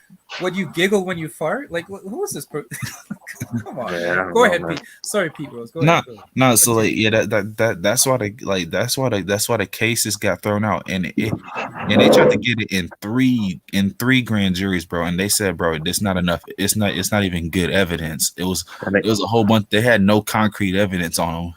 They threw out 22 of those things almost quickly. Yeah, go ahead. They threw them out like it's like how quickly they went through it. Like it's just crazy and everything.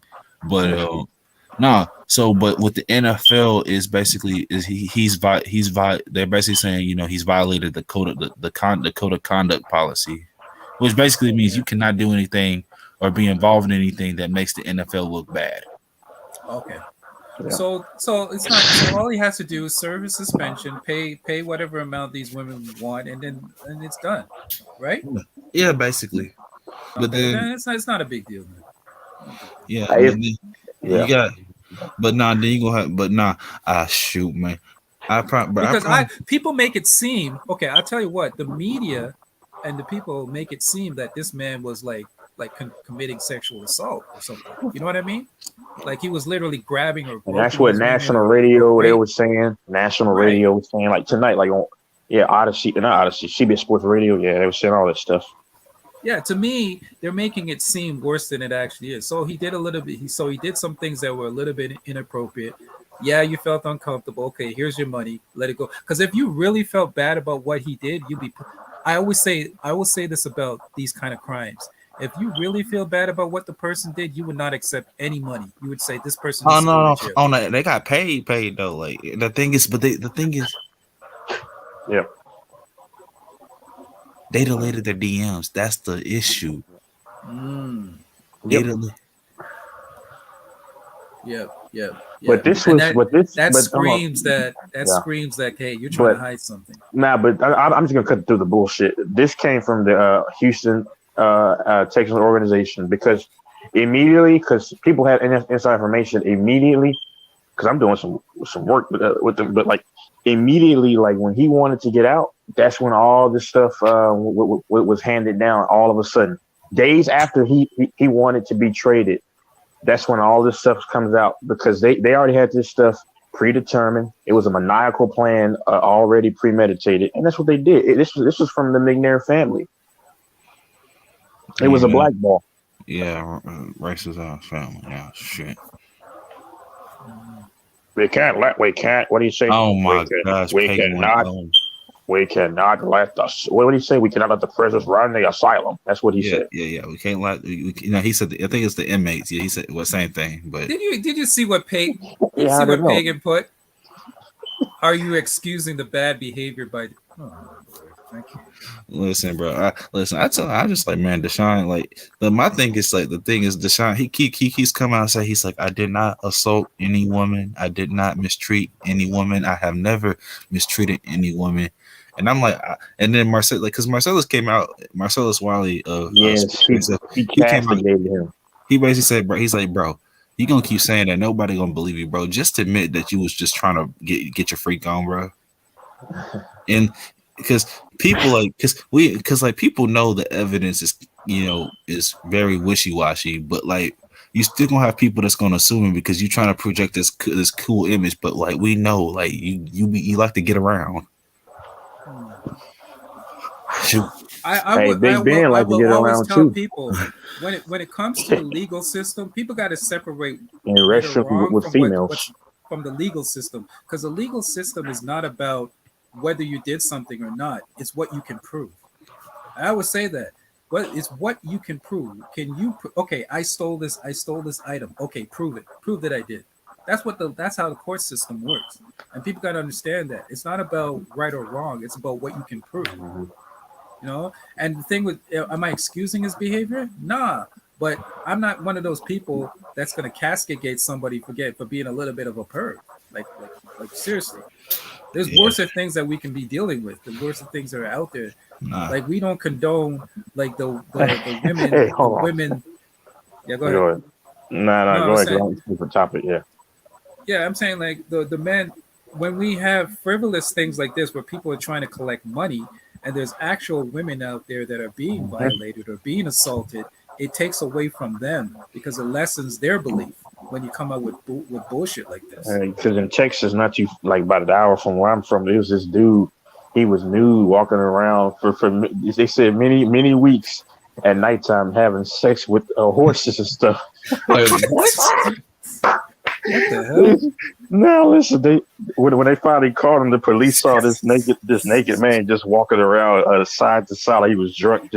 But they had him on camera, evidence of camera for weeks of this dude sneaking in, jumping over a fence and trying to have sex with cows and cattle cows, I think. And he got sent to prison. Must have been a white guy. So, Lord have mercy. It's because I keep him. I was like, man, but I'm like, man, these like the man, but the internet. The thing is, I got a feeling, man, because I'm looking at all this stuff, and then because I'm a wrestling fan. Hey, yo, Texas, you heard about what happened with Vince McMahon, right?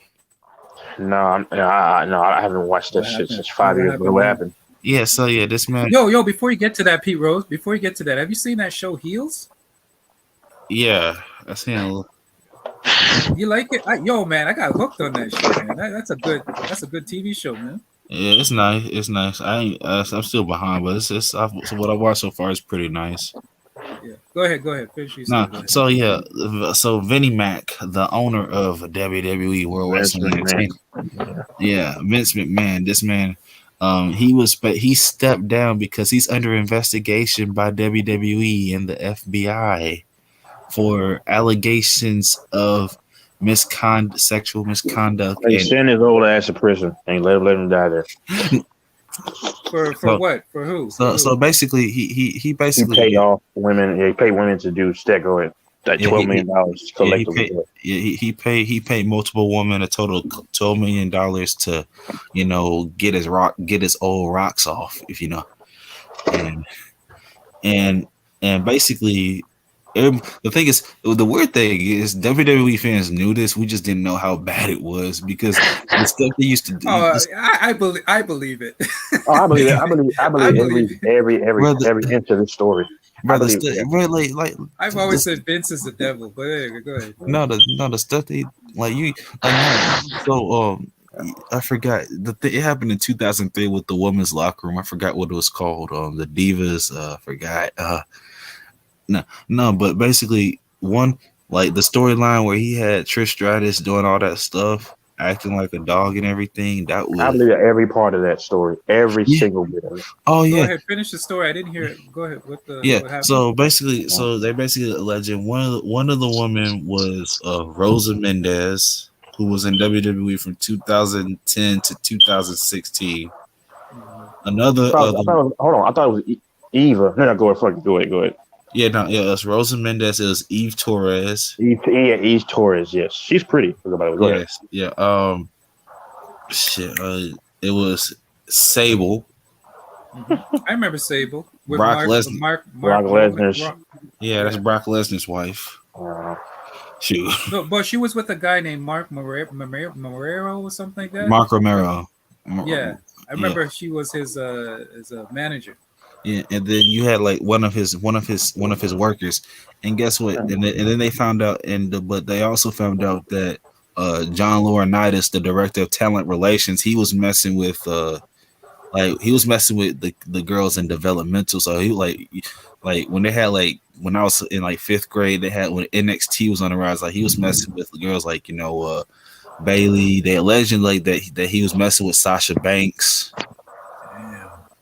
Like, But can we be honest though? Like, why did if these things were such an issue and such a problem, why did it take so long for you guys to come? oh no, because like, he paid that hush money and everything.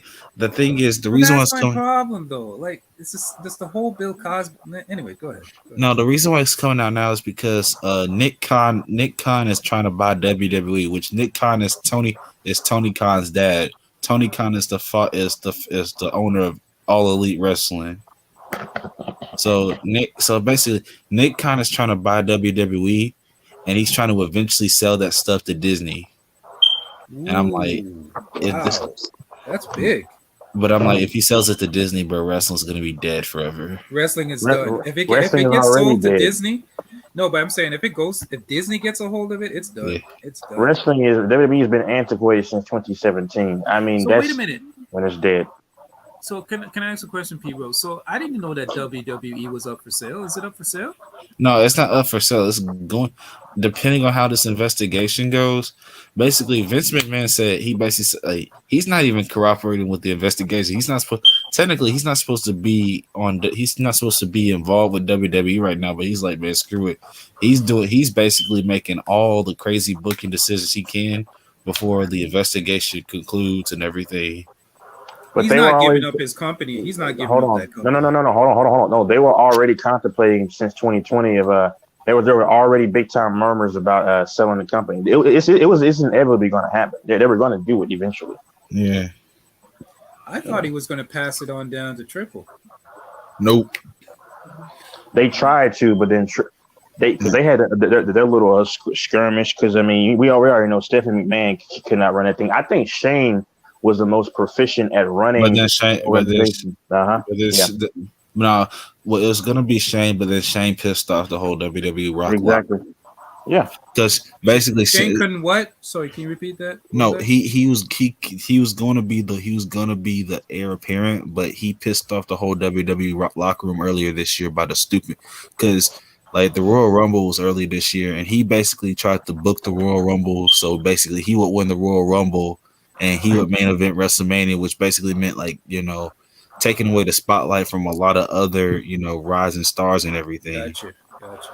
I mean, but WWE is just a trash product. I mean, like more about it because you follow it, but I mean, like it's just antiquated. It's an anemic product now. It's just all of your stars have left. Your stars have gotten old. Randy Orton talk about I'll wrestle for 10 more years. That's why I don't mess with WWE anymore. It's a trash product. It's antiquated. It's done. No, shoot. Randy Orton's out to He's February hurt, next. Yeah, but he said he'll probably try to fight for 10 more years or compete. Yeah. But wait, yeah, like honestly, he's don't. So can I ask you a question, Pete Rose? You know more about it than I do. So has viewership or ratings been going down steadily, or are they just basically like what's happening like viewership wise and rating? I mean, listen. So viewership wise is like, so they have 3 main TV shows. So Monday Night Raw, it's been iffy. Like some weeks are good, some weeks are bad. SmackDown, the only reason people are watching that show is literally because of Roman Reigns, but then now Roman Reigns is he's going to be part-time like The Rock was in 2002. So, and he's actually going to be leaving the company at the after WrestleMania next year. So he's going to Hollywood like his cousin The Rock. So smart move. They're not gonna have so they're not gonna have any like big time superstar because they haven't built up nobody, and then they fired everybody who was actually pretty good. And and then the only thing that can save them is their developmental show NXT, and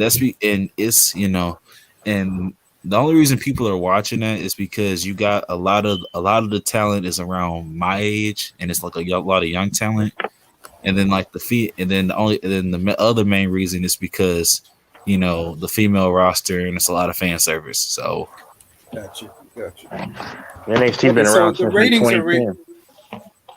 like they're fluctuating, but like they're gonna start going down. Like I promise you, after Roman Reigns leaves, man, that it's gonna be downhill because they don't have any other stars that have been pushed like that. And then well, the thing is, the issues, bro. Every time WWE has something good, they ruin it. They ruined the Fiend, and when they had Bray Wyatt, and to me, Bray Wyatt should have stayed what he used to be, man. But the UFC's where it's at. But go ahead, WWE.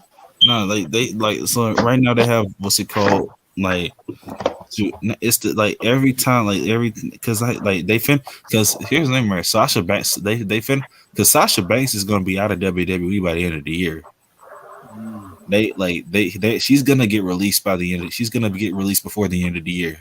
Oh well, women's division sucks. I mean, like it's just they got three fights. Bianca Belair, what's going on with my girl Bianca? She's still champion. I wish they would stop. They need to. Honestly, they need to turn her heel. Damn, I risked my career for that shit. Yeah, something out for her. I see my friend Rose. There's only two I would. Jade Carhill. So we're all simps. I like her, but I like her, man. Damn. She can't wrestle though. I ain't gonna lie, she cannot wrestle. Yeah, but she's kind of like whatchamacallit. She's like the one that comes in and does the one move and then leaves. No. Like she doesn't have one move, but like Goldberg. She's like a Goldberg to me. No, she's not. She's nowhere near. No, that's not Goldberg. She has. She's Brock Lesnar. She's Brock. She's basically she's Brock Lesnar, but like she's still she's green. She's green in the ring. She's very green, very much. She's a novice. She's very much a novice. I think she needs to build up her status and then leave and go to Hollywood, man. I think she could do better. Yeah, but the thing is, they gave her. See, Tony Khan gave her the TNT championship because she has the star look. Like if you look at most of her matches, like she's getting carried. Now with Bianca Belair, she's by far she's the best athlete on the female roster. She's talented.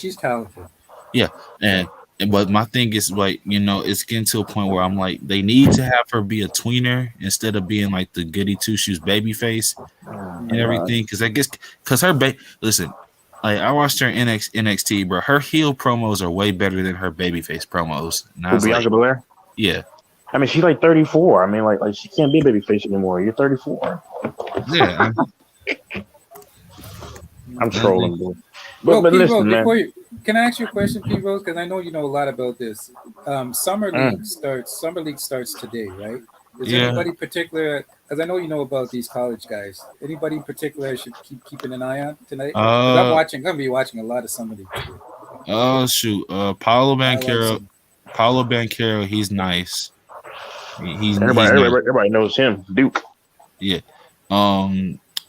Chet Holmgren, he has. Oh, that boy got to hit the weight room. His offense is great. I know. You see how skinny, man? He's skinny, bro. He got it. I swear, no, dude. This dude undrafted, bro. You need to look at this dude, Kenneth Lofton Jr., bro. He's basically he bullied Chet Holmgren. He's the one that bullied him. He's the one that bullied. Hey, that's a light skinned Zebo. That's a light skinned Zach Randolph right there. Shout out to the light skinned family. That's a Memphis got a light skinned Zach Randolph. I'm not even joking. So Kenny Lofton Jr., you said? Yes. His dad played baseball. Infamous. You saw him. He played for the Rangers. Well, I don't know. Is that because I looked up and I didn't see that. But like Kenny Lofton played for the Rangers and the Indians. But hold on. Infamous. You should know Kenny Lofton. You were talking about him how he bullied Chet a few nights ago. No, I was talking. No, it wasn't me, Texas. Okay. I talked about dude that used to play for Chicago Bulls. We have him on our roster. What's his name? The point guard, Ron Harper Jr. Oh yeah, Ron Harper Jr. Another I'm kid. interested to So see what he's got. yeah, so yeah, shoot, you gotta look out. Jaden Ivey, plays for Detroit out of Well, Purdue. those are the main names. Yeah. Um, Any uh, sleepers? Any yeah, sleepers? not Benedict Mathurin. Out of he went to Arizona. He plays for the Pacers. That's a good one. Hey, You man. know, Let me say one thing. Let me say one thing. Hey, man, you keep your eye on the UFC. You, huh? yeah, You keep your eye on the UFC. yeah, man. Yeah, man. Fuck the WWE. The UFC is where it's So at. what's the? Go ahead. Yeah. No, I was saying they have a match. They have a match tonight, right? Who, the UFC? I mean, they got. I think they got fight whatever the fight night, but I don't know who's fighting honestly. But Oh I'm ready no, for John Jones to get in action because so he can fight Stipe. He'll beat Stipe. I think he'll beat Ngannou, but like I'm ready for the August fight though. Just this last year, I'll let you go. What's his name? Usman and Leon Edwards. I think Usman's gonna beat him. It'll probably go to decision because Leon is tricky though. He's very, very, very tricky. I mean, hey, if he beats Leon, that means he's beating everybody twice. Yeah, he's lapping him because he beat Leon Edwards. Yeah, years ago. It's true. Yeah, Yeah, Colby. because he's beaten Covington twice. He's beaten Masvidal twice.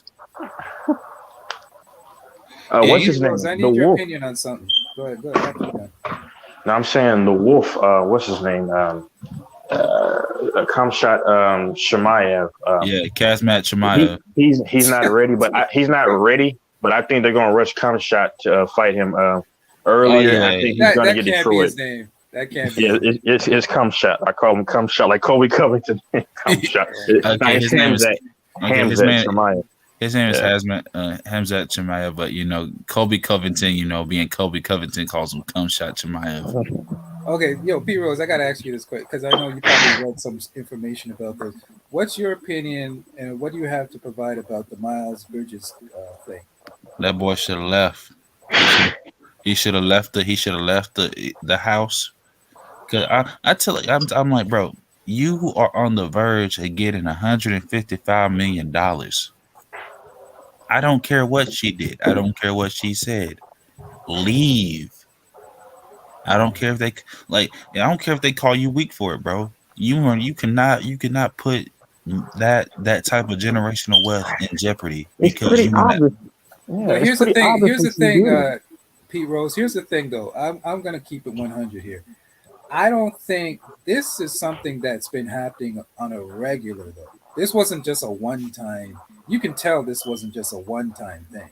Like he was doing this on a. You could tell, in my opinion. This is just my opinion. I believe that he was doing this on a regular, and I think it just reached a crescendo, and it just reached a limit where she was like, "Oh gosh, I can't take this anymore. I can't keep getting my ass kicked like this." So what do you think about that? No, I don't Because know to about me, that. it I looks don't like know he's about he's that. been doing it for a while. Let me get my thing about it. I disagree with that completely. I think that possibly because there were rumors that he was going to actually try to break up with her. In case I don't know if anybody knows that, but because I actually follow a lot of shit. So I mean, but like, so that's according to rumors. That's what's like rumors. But then I'm thinking that she possibly and you shouldn't have beat her up. So he's reprehensible just for that if he really did do it. Yeah, But he's a piece of shit for that. but she's I don't call him a piece of shit. He's dumb as fuck. But here's the thing. I'm Like gonna call him. I'm gonna call him a piece of that's shit. fine. That's you. That's fine. But anyway, I'm saying that because I wouldn't be surprised if because she knew that and she knows that this guy's probably already signed a lucrative deal, an affluent deal, so she could have done something. But he's got to. I blame him because you got to have the ability to withdraw yourself from that. Look at Trevon Boykin. This is just one example. One last example with the played for TCU, phenomenal quarterback. He went to Seattle, played behind Russell Wilson. Was probably pretty decent when Russell Wilson got hurt, and he got with the thought. And that's what thoughts will do. Thoughts are going to test you, but he fell for it. It's what it is. I mean, not much to say about it. But go ahead. Yeah, but I'm just saying, man. There's no way I can condone anybody beating it. Like put them paws on somebody equal to your side. You don't beat the shit. I understand. Push her away, subdue her, whatever you have to do. Walk away. Oh The yeah, best thing to do is actually walk away. Just like you yeah. said. I tell Yeah, people no, just no, walk because away. they basically because the thing is because it came up basically that they both taught like from like because like they talked to people they saying like that both of them toxic and she has a toxic personality. Yeah, But she I'm like, does. She does. but I'm like, yeah, but I'm like, they saying like, cause like she's saying that like, her orbital bone is broke, is like fractured. Shit. They said, cause like, no, they said like the last fight they got into, like they said like apparently she hit him, like she hit him with some, I think with a kitchen utensil, Of and course. he basically literally started wailing on her, actually punched her orbital bone like inward. Fuck. But here's the thing. Here's the thing, P Rose. Because what kind of utensil was it? See what I'm saying? I mean, I'm not calling him a piece of shit by default because I don't know the full details. I mean, you should They never said it was do like that. they said it was like it's a spatula. Oh, okay, oh wow. Okay, because if it was like some kind of knife or shit, nah, I'm sorry. I got to take you out. I'm caught here, unless your life is in jeopardy and she's actually coming at you with a gun or something like that. And then even if they say in anything when you're the bigger person, any kind of you do enough to restrain the person or to stop the individual. You don't keep wailing, especially a woman, man. You know you're stronger and bigger than that woman, man. You're like what 6'5"? What is he 6? What would you say Six, 6? seven. He's Six, six six, seven, six, seven, six, Yeah. seven, and what is she? Maybe what five, five five, seven, six, five, five six. six. You do enough to restrain the woman. You don't beat the shit out of her, man. I Okay, understand. I'm it all is what it about is, bro. He should. protecting yourself, but I'm not. Hey, I'm not going to but be infamous, excessive and infamous, beat. Yeah, go ahead. infamous. No, we all know he's wrong. He's gonna serve punishment as he should. This is what it is. I mean, he's serving the punishment that should rightfully serve. So I mean, he's getting dealt with. He's already done what he's done, unfortunately, because I don't condone beating up anybody. I don't care if it's a woman or a man. If I mean, but the thing is that yeah, he's getting dealt with. So it is what it is, as he Yeah, should. and I don't think it's the first time he did it, by the way. That's It just doesn't really matter. I mean, fuck, he's getting served like he should. If he serves prison time, oh well. But the only thing that I have an issue with is that it's okay if Brock Lesnar beat my ass, right? Just beat my ass like a mother effer. He wouldn't serve any fucking time. well. What did you do, Texas? What depends. What did you do? Oh, see, you know how you see. No, I can use. No, hold on. Nah, I can use. Hold I'm on. playing with you, Okay, bro. That 'cause was a joke. That was a joke. That was a joke. I didn't know. But it's what it is, No, man. but no, but I avoid. that's not a fair statement to make though, because if Brock Lesnar just came out of nowhere and started beating your ass, that's assault. So he would get charged. No, I don't know about that, but I'm saying Uh, I don't care. I don't get into all this assault shit because I mean, if it's getting uh, dealt with, I let this court system handle it and move on. yeah, but But let's keep it 100. If Brock Lesnar came out of nowhere, you're walking down the street in your pink joggers, and he I'm just shooting grabs you, and him. start and he You just gotta grabs shoot you and him. beats the shit out of you. That's assault, bro. Of course he's gonna get time for that. Nah, hey, man, hey, No, nah, hey, yo, I'm not Texas, even man, with it. I got. Hey man, if I showed you, man, I gotta get on social media, man, because these people are wilding, bro. No, Yeah. no, I'm tired. You know, yeah, I know I don't mean to segue, but like, nah, I'm tired of all these, random Instagram girls just posting on their story. Oh, you can't handle this. I'm really tired of it. Oh man, don't get me started on that bullshit. Like, and it's not, I'm not trying to be like, demented and all that and everything, but you know, like. Like when a girl tells me, it's like, oh my gosh, it's like no, it's not even that. But when they say, I forgot what. So yeah, when they say, you can't handle this, you can't do this, you know, I'm Well, like, can you explain, Pete Rose? Are you saying you can't do this in the fact that they're doing something and they're saying that as a man you can't do this, or no, can you they talk explain? that they no, Sexual. they being seductive, saying you can't Yeah. handle all this. Oh, I'm like, oh, oh, oh, oh, that's oh. for me that's that's a challenge. That's a challenge. It's a thirst trap, bro. It's It's a a thirst thirst trap. trap. No, Yeah. but no, it's a thirst trap. But for me, it's a challenge because I'm like, you saying I No, don't can't. fall for it. No, No, what they're no. showing is they're insecure. When a woman has to, when here's the thing, here's the thing, and I'll just leave it at that. When she's got to leave with her pulchritude, look that word Yeah, up. I was just That about to means say that.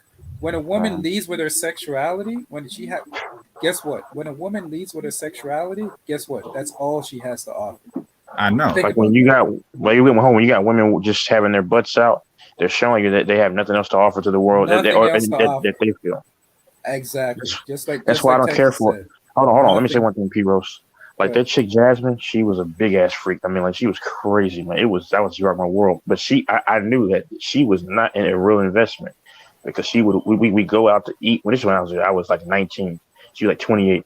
We used to go out and we used to go places. She used to wear these revealing clothing and stuff. But she was thick too. So I was like, yeah, you ain't the one. You would never be the one. So it's like, yeah. No, I'm talking about people my age. Now you might disagree with me, but it's purpose. But when they say like, oh, you can't handle this, I'm like, bet. I'm really No, like, you've already fallen for the trap. no. I'm being facetious. I'm not even thinking about it. I'm just like bet just to see. I'm like bet, and I'm like because I was like I will make sure you ain't walking the next morning. Like I'm Pete, don't do that. Don't I, fall for that. okay. I was like, and I'm being and I'm like knowing But that you I'm were not, the same person that you said that woman had you twitching in bed. So hey, that was one time. That Oh, was he got yo, Pete. He got you. He got you on that one. that was unexpected. That was Yo, he got you on and that one. He got me. But Bella Kamalis and Latin Candy can do the same thing, man. Hold on, look up Latin. Look at Latin Candy if y'all get a chance. I remember I was telling Chloe Johnson this. She is pause. Like she picked up the dude's balls and then put it up against his tip and sucked both at the same time. Like this woman right here is crazy. Wow. Go ahead. Nah, it's like it's not. I'm not even mad. It's just that one time, like people don't. I wasn't expecting. No, I thought I knew what I was. I thought I knew what I was. I thought I knew what I was ready for. I thought I knew it, and then it's like she had like a superpower. She had like a super. She went Super Saiyan. Like I'm like, oh god, no. I was like, I didn't have time to activate the 310 technique, bro. I didn't have time. Can you, wait, Pete Rose, can you say that very slowly so these morons that think that the technique doesn't work? Because I didn't say the 310, man. I said 320 strokes. I was being criticized heavily because I was trying to who was it? Red Pill. Red Pill was asking about it. And all these guys were jumping on my case. Like, oh, don't listen to him. Don't listen to Infamous. Hold on, but you said 320 strokes. That's what I'm saying. One of them is right here. Go ahead, Pete Rose. Describe it again. That's what I'm saying. Yeah, the three. Hold on, Pete Rose. Go ahead. The 310 method, bro. That's what it's called. The 310. I don't need that shit. Yeah. Yeah, okay, what is it? Does it work or does it not work? Oh, it does wonders. It does wonders. Thank you, Pete. Hold on, Infamous. Hold on. Can you explain what it is or like really detail what it is? Because I don't.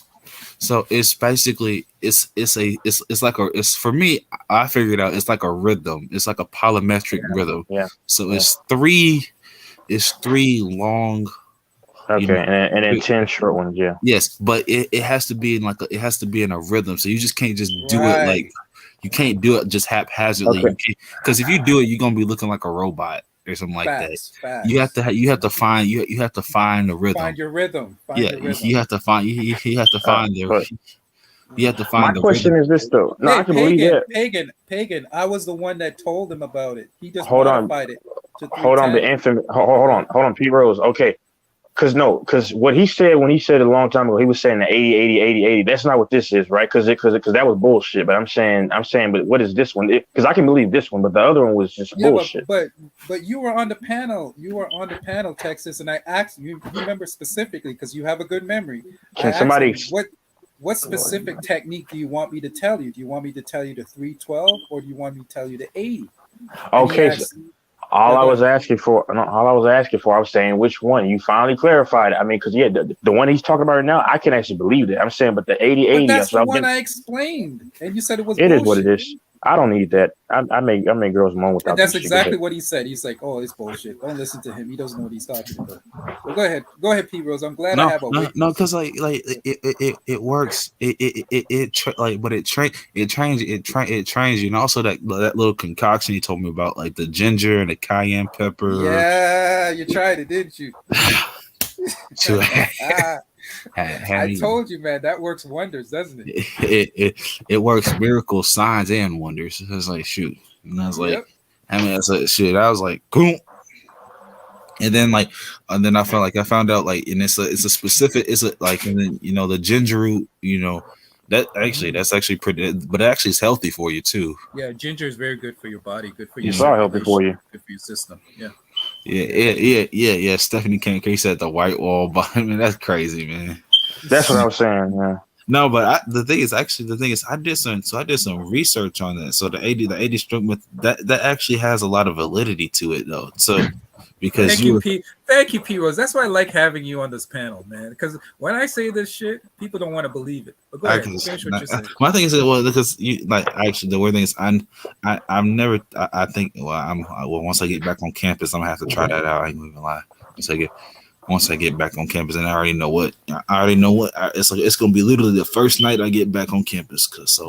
I'll be honest though, the 80 stroke technique is not easy. That's what I was saying. Yeah. It's not easy. You just now think about counting that much. I'm like, nah. Well, y'all need that because at the end of the day, I just go with the motions. I don't do all that fucking schematic. Oh, this is. I never had to do that. But because you watch too much porn, man. No, but hold on. But different strokes, literally for different folks. I agree with you there. I agree with you on that. But here's the thing, man. Here's the thing, because it's all about motion. But I don't worry about that because, like I said, just the regular. Hold on, let me finish. You've spoken a lot, sir. The regular sex step to me is just played out. My favorite position, like, okay, when it comes to dominating a woman, I do like to just like when you're facing her and she's laying down and you lift her leg up and scratch, do it that way. But now I like to lay down, and a woman like where she's like she's riding, but she's facing you, but she's not like she's on her arms and she's facing a certain. Never mind, fuck it, I ain't gonna do that. Never mind. Anyway, I don't care. But P Rose, I was just gonna say the 312, or you say 310. You use a 310. I always say you can modify it, whatever one works for you. I do the 312 for me personally. Man, that technique has worked wonders over the years, bro. You don't understand how many. Listen, I got a lot of repeat customers from that shit, bro. A lot of repeat customers. I'm just telling you, it works. It has worked wonders, man.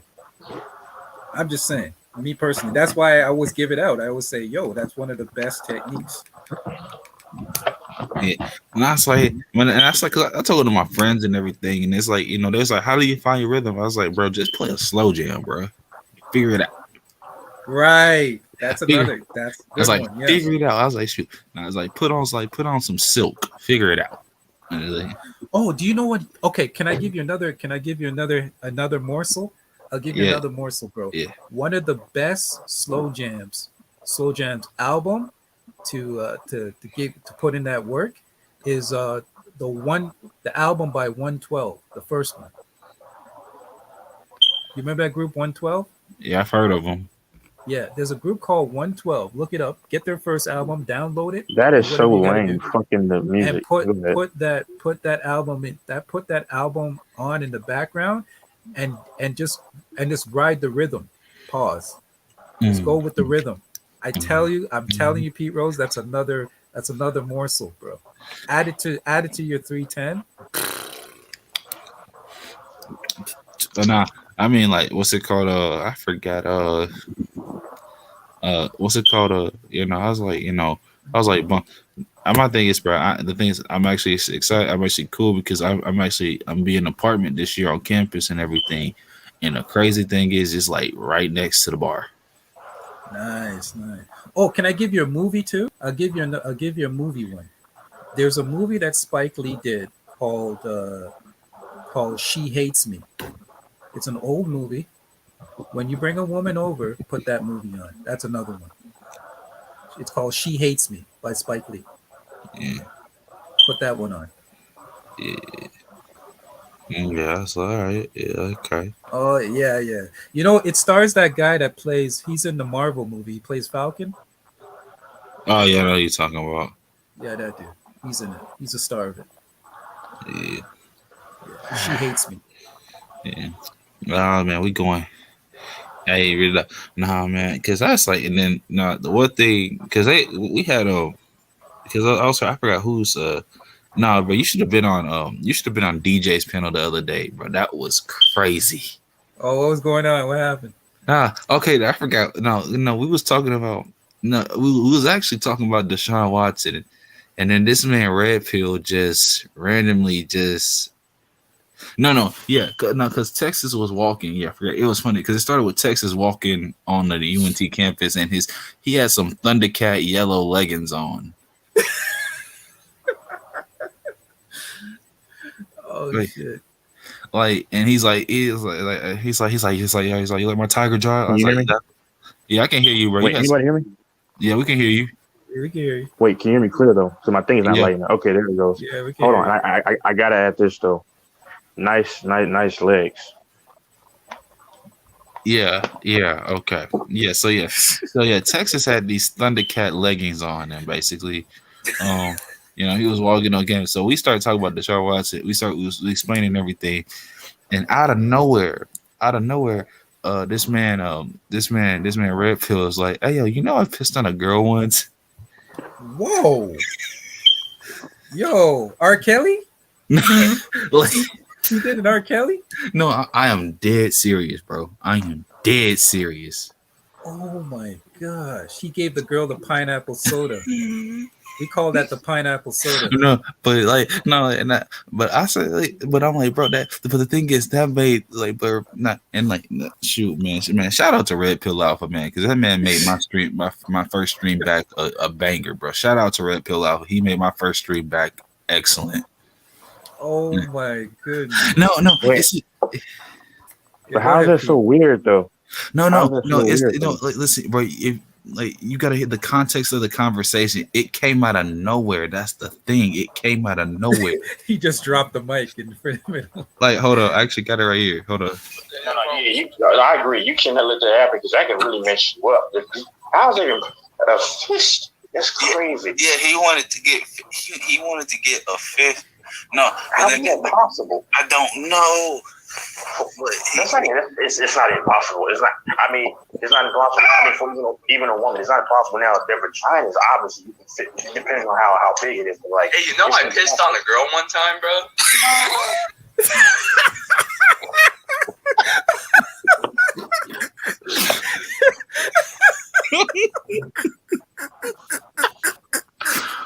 You're right. That is funny. It came out of nowhere.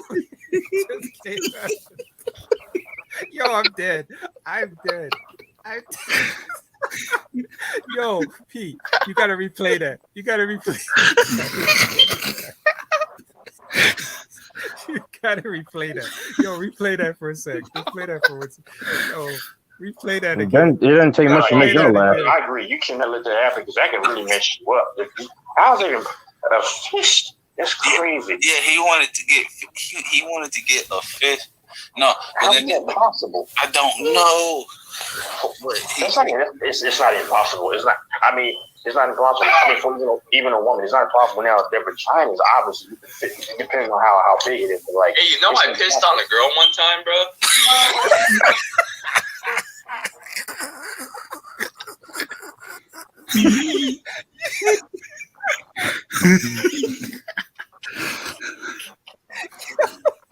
Yo, I gotta go on mute for a second.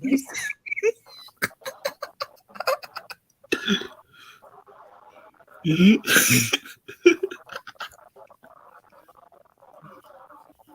was that funny? Wow. Yo, my stomach is hurting, bro. Oh my gosh. Hold on, P. Rose. Let me ask you a question. Hold on, Let me ask you a question. Can you, towards the end of the video, it's like 25 minutes left. Can you play the part? I don't know if you can find. You can. It's fine. Where the fireworks went off towards the end of the video. You may be able to find. I don't know. You might have to look. It's like 20 minutes left in the video. Bro, that was just that was see that was it. I didn't play that was just a clip that I saved. Oh my gosh, my eyes are watering right now. It's just because it's so random. Hey, P Rose, do you share screen? P Rose, do you share screen? Bro, I can't even find the video, bro. I don't even know what the video is. Oh my gosh, that is It's not a video, Mike. It's just a recording. Go ahead. That was just a recording. That wasn't a video. Man, Mike. Now, if you want to see, if you want to see me walking around, then you can see those tiger pants. But anyway, go ahead, y'all. Whoa! We don't want to see that. We don't want to see that. No, see, like it just. And they did though. No, it just came out of nowhere. It just came out of nowhere. Hey, yo, bro, that's not even the first time. Like, no, I forgot we had a stream a couple months ago. We was talking about Peyton Manning. Yeah, I forgot. Yo. So this is so. Oh no! Before I show you that, no, you gotta listen to this, bro. So there was this dude that came out, and he was he's like a big fan of Megan Thee Stallion and everything. Oh, and that's a man, by the way. You can go look. She has junk. I mean, I know. Well, yeah, you can go look at it. Alleged. No, it's not allegedly. It's actually in her pack. She got a package. But go look it up. I don't care. So this old man was basically thirsting over Megan Thee Stallion. Oh, yeah, he said, "I need you." Yeah. Listen to this, bro. One person, and that's one person only, and that's Megan Thee Stallion. And I want you to know, Megan, not only do I want you, but I need that. You understand? I need that, and I'll suck on your ass like a goddamn nigga. Now that's funnier to me. I need that. I want that. Oh my god! And he's serious. Sorry, go ahead. Visit Backbeaters University. I introduce you to some shit you ain't never seen before. Yeah, that's a thirsty nigga, boy. Man said Backbeaters University. Man, talking about sucking on the man. These guys, man. I tell you, man. Oh no! This is the other one. This is funny. I forgot. Whenever Peyton Manning won it, what did the other team score when he had a Broncos jersey on? Fuck, this girl got some titties, bro.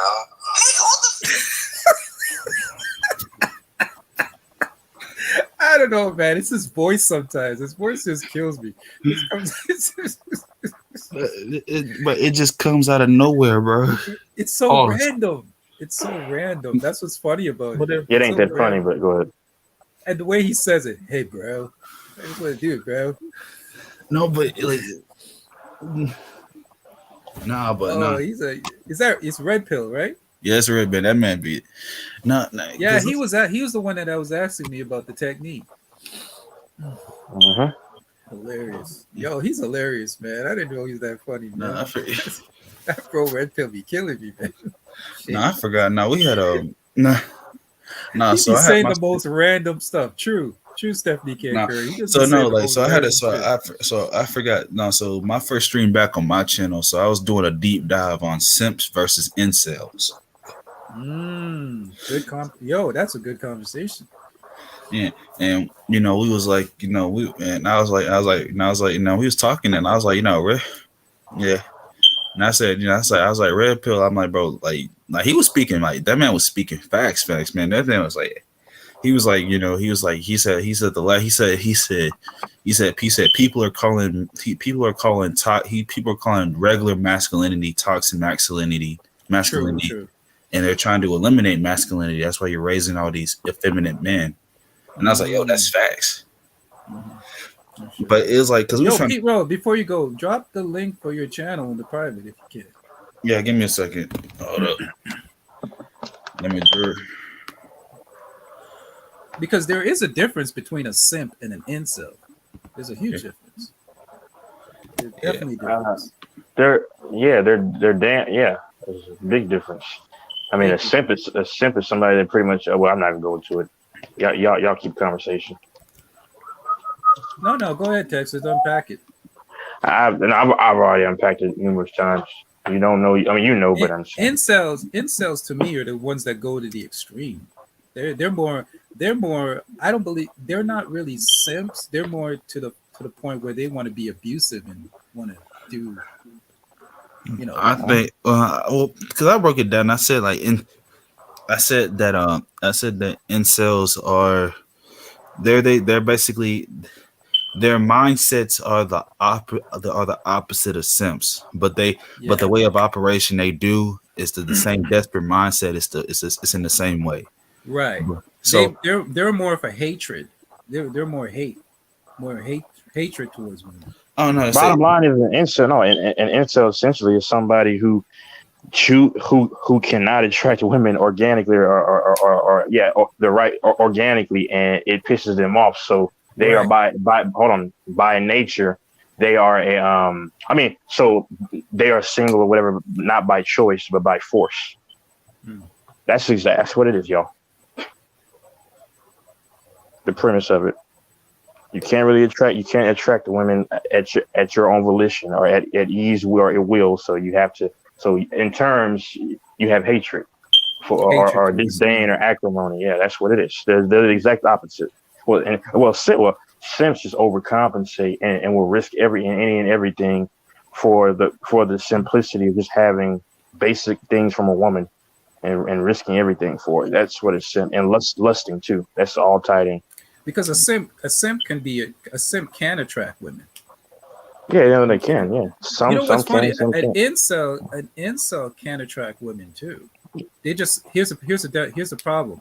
An incel can attract women. They're just not attracting the woman that they want. Yeah, that they want. You know what I'm saying? Yeah. So they may be attracting women, but they're attracting, like, for example, overweight women. But see you later. See you later. Yeah, see you later. The majority of men are really not incels. The majority of men, because men are taught by nature, you're going to be rejected. You're not going to be appreciated. Because I've had like 3 white chicks want to screw me, but because I was wanting to do my job, they tried to say, "Ooh, he's weird, girl," or he doesn't like me, or he's moist. Is he this girl? Oh yeah, I mean, because women can't handle rejection, not nowhere near as much as men can. Men are taught that it's organically going to happen. So. Yeah, you know what, man? There's some men out there that can't handle rejection too. No, I didn't say there wasn't some. I said generally speaking, because I mean, you see, and this is the problem with a lot of men. They speak on like "see you later" is saying like a lot of men speak from a woman's front, but you're still a man. Like they'll say, "Oh, he must have been hurt. He must be an incel." That's what women would say. But the funny thing is that this is why men never rise with synchronicity, because women. This is one thing I give women credit for. They could see a woman going through some shit and then take her and then say, support her. A man only cares if it happens to him. So that's why, and it's only American men, because men of other cultures, they unite. And when it's time to unite, they don't just unite because, oh, he's a man, she's a woman. They unite in the right, accurate places. So most men are not incels. I mean, like me personally, somebody calls me an incel because I speak out the truth on women. So they'll call me an incel. That's not an incel because I easily get bashed. You're not an incel. You're not an incel. I already know, but yeah, I'm saying. But then you have one thing other I can say about Texas. He's not an incel. But you have other men that will say it from a women's standpoint in America, because they've indoctrinated men from young boys to think like women, with the whole over feminization and like what's his name hinted at red pill. But it's pretty obvious, man. I mean, it's not rocket science. Yeah, I'm like, no, they saying, nah, but I'm like, dude, that's like, because I'm watching, I'm like, bro, no, because I forgot, I was watching my boy, one of my favorite YouTubers, my boy, the Chiseled Adonis. Adonis. Oh, Chiseled Adonis is hilarious. Now, dude came out with the video. This one girl, I forgot her name. Her name was Karma or whatever. Like she white chick, and we don't know her. Yeah. No, I forgot her name, but Chisel Adonis did a video on her and everything. So allegedly, because I did the video on my channel, so allegedly she basically had a boyfriend at the time. Apparently, she left to go, have relations with her ex. Came back home. Her boyfriend wanted to, engage in a session of cunnilingus. And she didn't clean herself after engaging with her ex. Oh, and her boyfriend ended up eating out her ex's, semen Yeah, on you don't fluid. have to go any further. You know, yeah. Yeah, I was like, nah, she gotta go. Wow. But no, But but then, you can't be mad at him though. He didn't know. but I'm not mad at him. But then, like, she told a story of how the dude paid her $4,000 to take a dump into some Tupperware so he could eat it. Shit, man. Stop it. But that's how far men are falling. Yeah, you got men paying women to fart in a jar and close it, and then that's why I say men are losers. Men are losers. Hey, see you later. You want to talk about some loser shit? Those are your real losers. Men, and simps are the real losers. I don't even call incel losers. I call simps losers. Simps are the real losers. You know what, But Texas? I'm gonna be a little bit of a devil's advocate. I don't know if I would call somebody like that a loser. I just call that somebody just with a weird fetish, because that person could be the ultimate alpha male, but they just have a weird fetish. well, that's losing traits right there, though. That's what I'm saying. But not because my thing is with simps. I'm like you have the qualities, but you're going above and beyond you're going above and beyond the Call of Duty for something that's for somebody that's not even that probably isn't even as equal in value as you, that Right. probably doesn't even offer the same things that you do. But just because they look good and you just want to. And you know what? I have a fetish, but I'm not going to mention it on here. Okay, that's fine. That's fine. But simps further perpetuate the women having the temerity to continue to do what they do. This is why American women are becoming more and more untouchable and toxic, because of course you got the feminist elevation movement going on, which is I call them feminazis. But then you have the simps who are constantly feeding into their ego. Then you got the media. So y'all understand it's going to come a time, and we're already seeing that imminently happening to where women are now thinking that they are untouchable, and that's making it harder and harder for the good dudes to even try to find a woman that'll be good to him. That's why a lot of your wealthy guys, a lot of guys with affluence, aspirations, and everything want to be one of those in the future. They're going to look towards the foreign chicks, because the foreign chicks are not yet poisoned with that mentality, that indoctrination. That's their big reason. Anybody can try to refute that, but you can't. It's becoming now. Yeah, go ahead. Anyway, I don't care. So I ain't gonna lie. That's why I'm trying to holler at this Australian chick when I get back to school.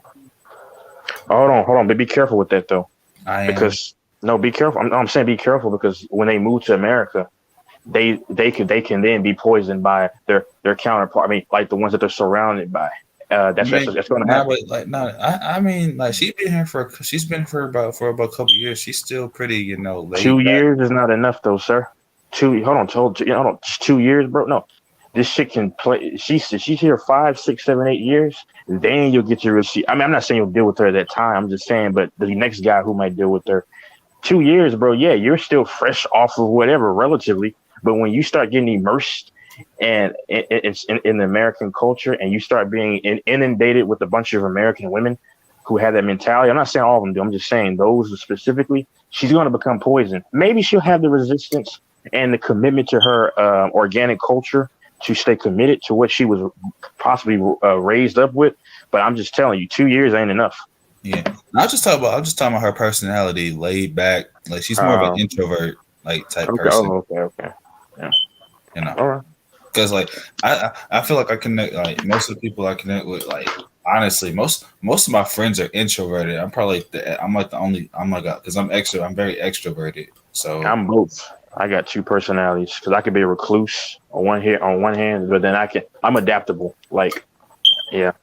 Yeah, I'm 100% extroverted. I mean, but there's a time and place where you honestly, I don't think humans were really meant to be only one way. I think to be effective, I'm just saying to be the ultimate effective, you need to be able to adapt to each and every type of environment. I can adapt and everything, but my thing is, you're natural, yeah. The one thing, because it's hard for me, because it's like, I'm one thing I'm going into, man, like with all these rules and everything changes, man. Me being a music, really an education major, man. Mm-hmm. Like that. You have to be loquacious, and yeah. Like I have to be, I have to make sure that I'm top notch. You know, the way I carry myself is top notch in everywhere and everything I do. Especially, you know, because this year, bro, I'm be teaching it. I'm be assistant teaching high school this year, bro. That's good, man.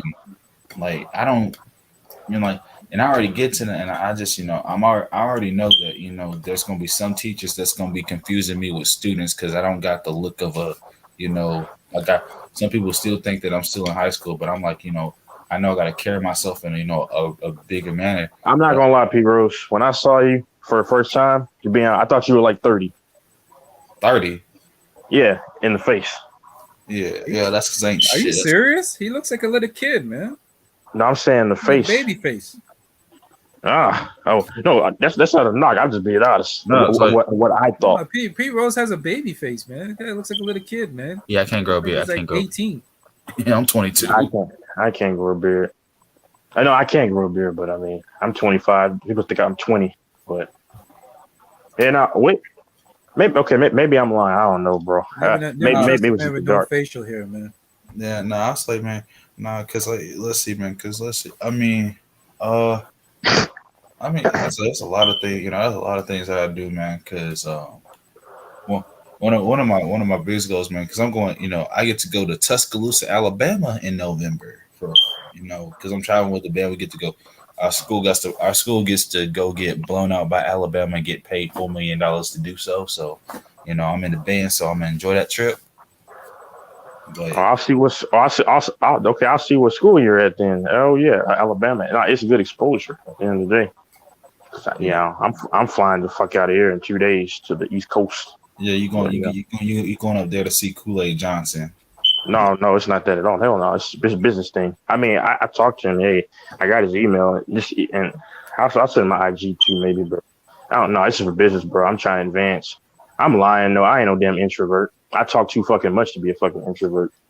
And one or two things I'm going into.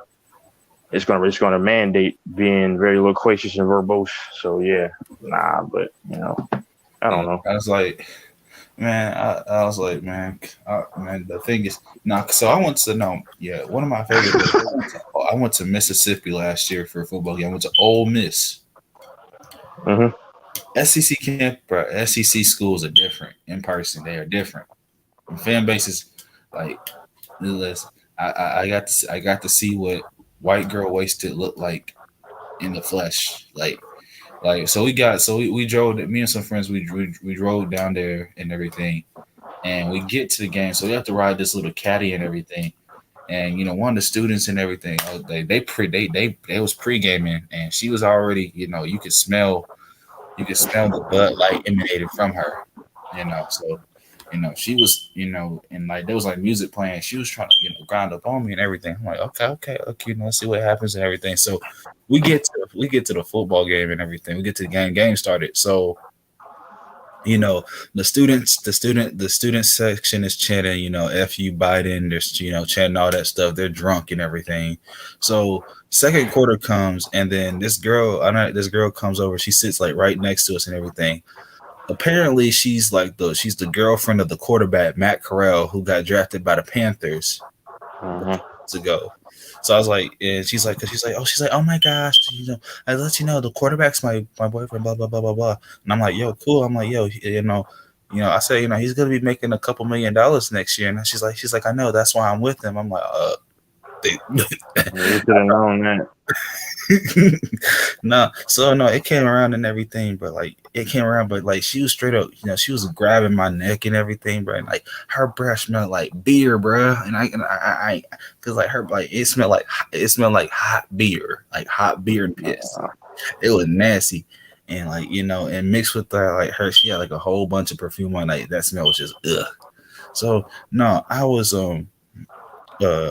basically watching the game. Our team getting blown out 29-0 and everything. So they have the kiss cam and everything. What year was this? I know this is like last school year. So I can look. I'll see the school. Go ahead. Yeah. So we we basically you know, we get to the kiss cam and everything, and it's coming around to our section, and she straight up grabbed my collar and everything. She's like, "Let's do kiss cam," and I straight up just got up, and I just like, you know, I gotta go, and she got mad, bro. She got mad, and she's like, Shit, "Why don't man. you?" I'm like, "Bro, I don't know you like that." Shit, But man. But, go ahead. I'm like, bro, I was like, but I'm like, it's not that you ain't bad or nothing and everything, but you just weird. Yeah, Texas and OU, they're going to be in it. Oh, Texas is going to get smacked. Texas is going to get because they're going to be an SEC team, but they're going to get smacked. Yeah, no. See, my school is the school I go to is a small school, so.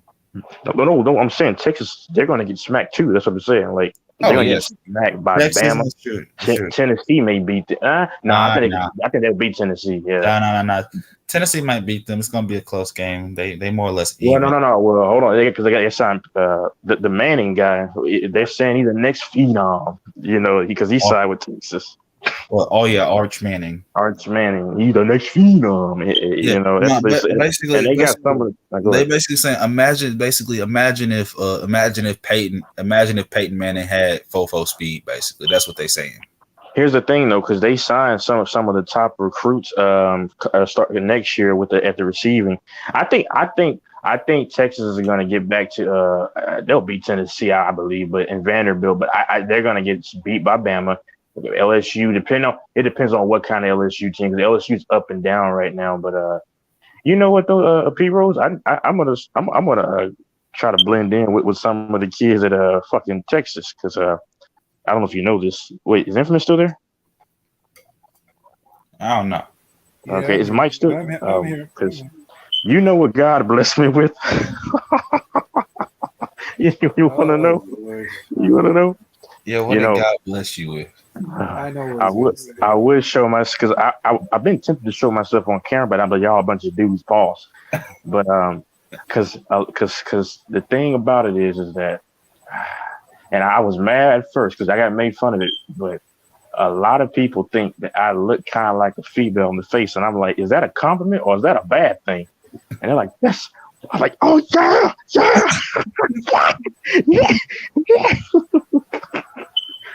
That is not a compliment. That's not a compliment. Hold on, Infamous. Let me stop right there, because I got a bunch of compliments, from women, but older women, that's saying about looking like that. So but nah, P Rose though, man. Yeah, I mean. So basically, what you saying? You look like the Weeknd. Is he like a female to you? Huh? Is he like a female to you? Listen, like, what's against, like, what do you think? You look like Janae Aiko? I don't know who that is. Okay, hold on. Let me see. The closest thing I can say, I look like a combination of a little bit of like Patrick Mahomes, a little bit, combined with the Odell Beckham, and combined with like a female, like who's like a oh god, what's so you basically saying you're a typical Redbone? I'm a typical Redbone, bro. I'm unique. I'm unique. I'm unique. And I'm just playing. No, I'm dead serious about that. But yeah, I don't know, man. Take your pick. But you know what, P Rose, like, yeah, look as young as you can, man. I mean, I'm saying, when I say that, I'm saying it because I'm saying as long as you can, in terms of, like, you know what I'm saying, like, because I don't blame anybody for trying to, be healthy and look as young as they can. Like, Stephen Curry. Yeah, he's got blessed genetics too, man. Well, I mean, like, shoot, if he should, Steph.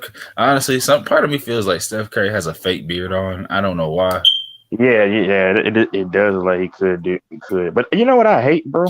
Somebody said that light-skinned people, they don't age well. And I'm like, wait a minute. Darren Williams aging great. Stephen Curry looked like a kid when he was 26, 27. Patrick Mahomes, Derek Jeter, Amber Rose. You know what I'm saying? The list goes on and on. Beyonce. I mean, she's probably got some touch-ups, to be honest with you. You know what I'm saying? No, we know. Hold on. Hold on, P-Rose. We know that brown and dark skinned people age well. I'm not knocking it. I'm just saying, but they say that light skin don't age well. I'm like, come on. Yeah, I was like, man, nah. They saying, because I was looking at they say, somebody said Russell Wilson gonna run for president once he retires. Why do they say that? I don't know. They say he look like a politician. He does. He does like a politician. He does. Yeah, man. I was like, nah, but shoot. Other than that, man, I've been watching. Shoot, I've been spamming Netflix the last couple of days. Finally, I mean, there's this new show that came out a couple of days ago. Shoot, it's called Bastard. It's actually pretty good. Yeah, I'm going to get my Netflix account here shortly, and I'm gonna start watching. Yeah, I'll check that out. I'll write it down. It's Stranger Things. Nah. Yeah. Well, everyone's raving about it. I want to see what the big hype is. It's alright. Yeah. It's alright. Nah, man, but it's like, speaking of which, man, I was like, one thing. I was looking at, I can't wait to shoot. Man, they say I'm trying to see what's it called, man? I'm watching Fight Night. I'm watching UFC Fight Night tonight. Not tonight, but next week. Yeah. What's his name? What's her name? I'm watching. I'm gonna watch Michelle Waters. Yeah. Versus Amanda Lemos, and then you have Brian Ortega versus Yair Rodriguez, and then man, I didn't see who was fighting. I didn't even look at that yet. You might know it right now. Man.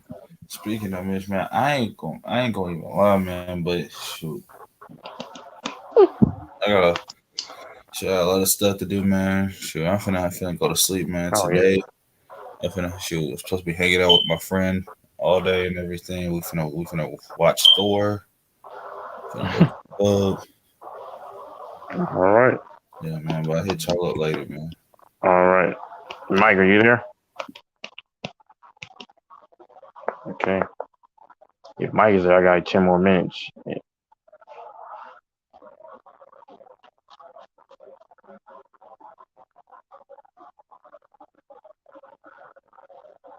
Damn. No, Mike.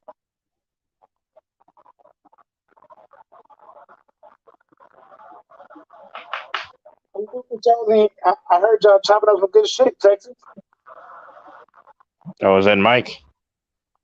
Yeah, me. Yeah. I was here listening. I wonder where Cuba's at. I don't know. Yeah, Cuba.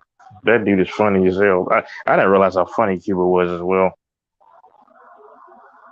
Yeah, when guys are gone for a while, you forget how great they was. I didn't expect P-Rose to show up, but for him to come back to the channel, that does me a lot. I knew he was gonna show eventually. You knew that. You just didn't know when. Then you got Cuba back over here. That's crazy. You know what's funny? That dude FA Family, whatever his name is, he because I emailed, I sent him my contact information so we could debate on my own podcast. It's not on YouTube though, because I don't tell many people what it is because I'm doing some stuff. I just don't want everything out. But but he. Do you tell your fan base to subscribe to my channel? I already told you. I told them back in the winter time. Okay. Yeah, bro. I seen at least 2 guys from your channel come over here. No, I don't have a YouTube channel. I do like podcasting, it's totally different. I don't unveil the information because we're doing okay. I mean, doing pretty well, but I mean, yeah, I've just told little tidbits of what I'm doing, but like I keep the rest of it behind the closed doors because you got trolls and stuff. And how many followers y'all got over there?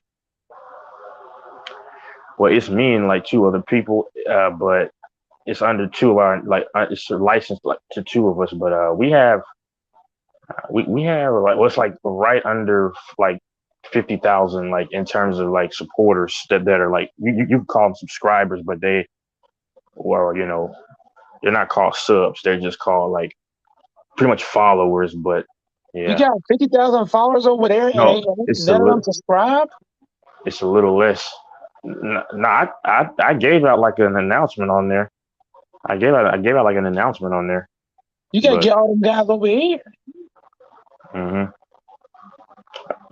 I put out an announcement a few times. I mean, if they sub, they sub. I mean, I told them because I don't try to jag anybody or do anything like that. So I don't. I mean, I want the next person to do well in whatever they're doing. I mean, that's what yeah.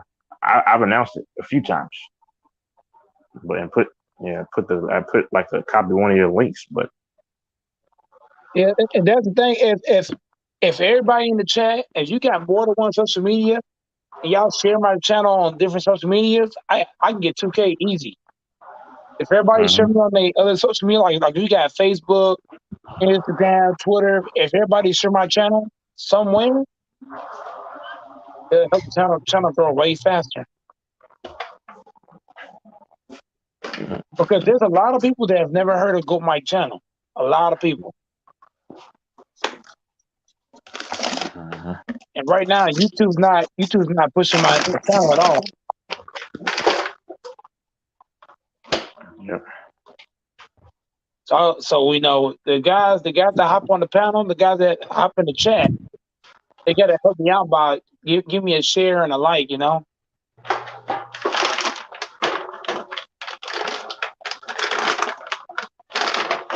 Okay, hold on. Hey, FFA, bro. I refuted everything you said, sir.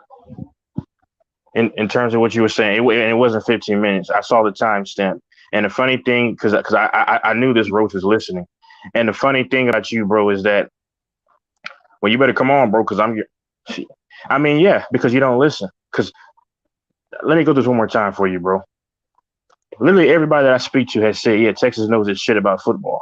You're the only lame duck Negro, because when I'm making valid, cogent points, then you have to say, oh, you don't watch the game.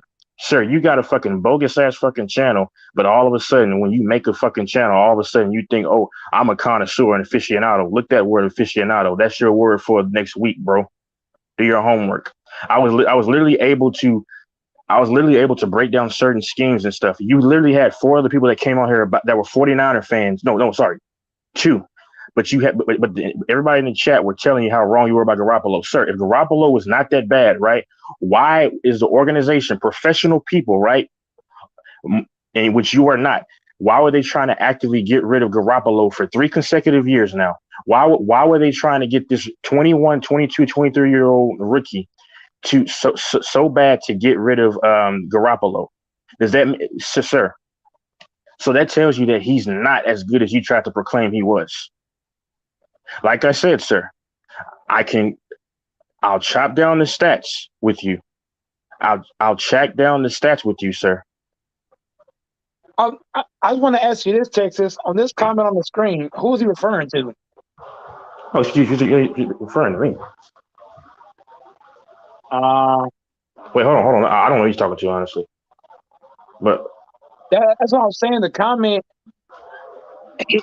I don't know if he's talking to me or you. Wait, Stephanie can't what are you talking about? Can you explain your comment? No. He's talking to you, I think. He said, I think he's talking to me. How he's talking to me. He's talking to you. Yeah, I was talking to me because I contacted him.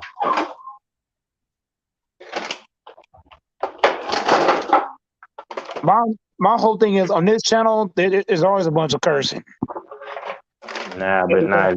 Anybody can play back. This idiot got proven wrong, and he clearly lied and said it was 15 minutes. The gap. Anybody can look. It's the same dude that lied. Hold on.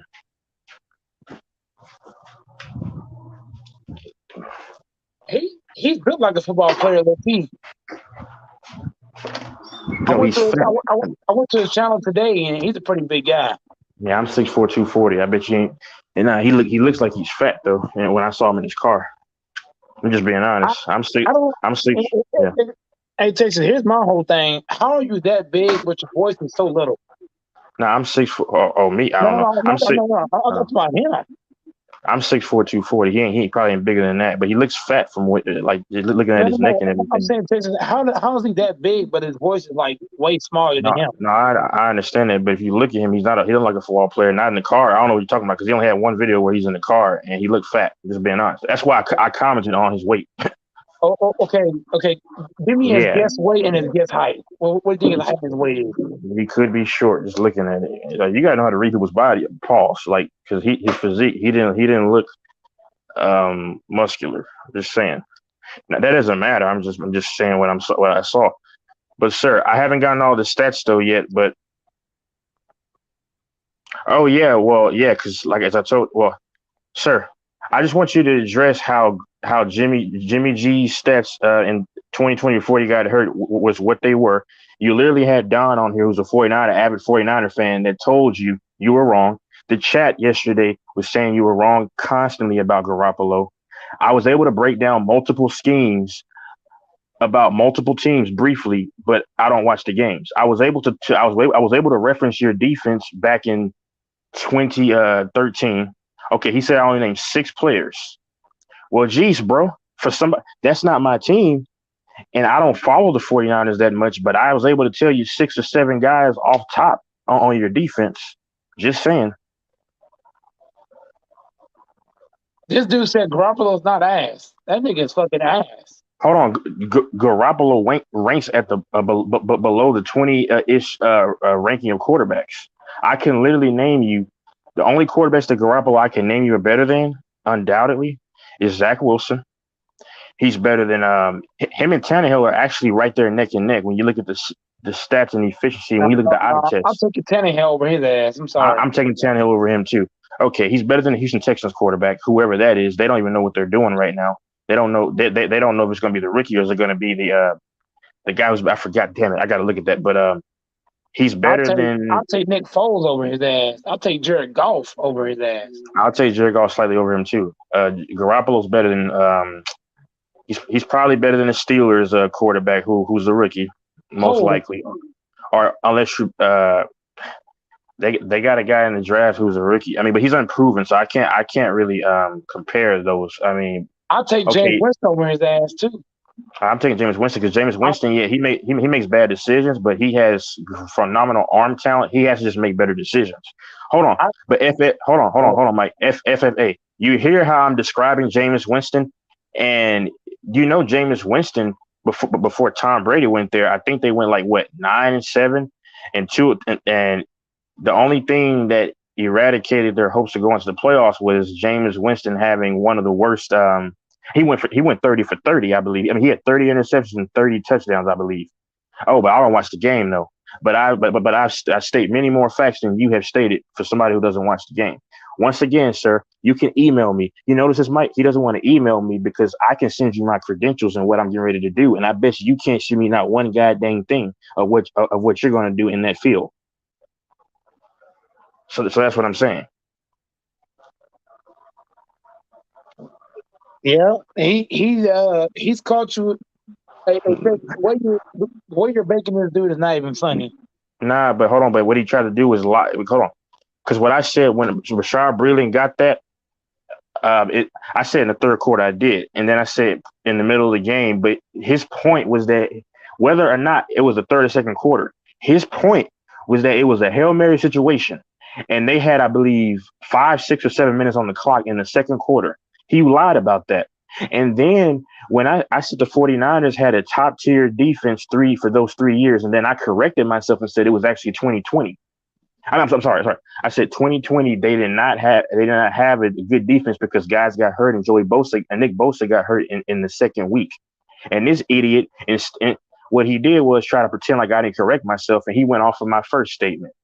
That's some losing ass shit. You make Houston, Texas look bad, bro. You and Debo.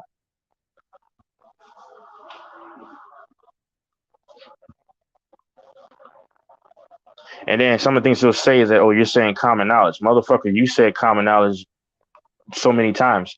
But unlike you, I've broken down various things and idiosyncrasies in multiple teams' games.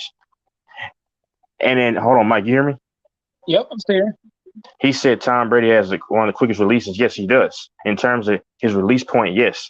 But he doesn't hold on to the ball a lot of the times because, for one, when he played with the Patriots, he had very good protection on average.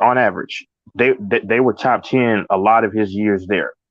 And then you have guys like Edelman and Amendola who can get open off off the line and be able to do slant routes, and you got Gronk, so you don't have to hold on to the ball too long. But when you like I tried to break this down to this fool before, when the coverage that Tampa was running, yes, they were running zone, but they were also kind of switching up their looks and their reads.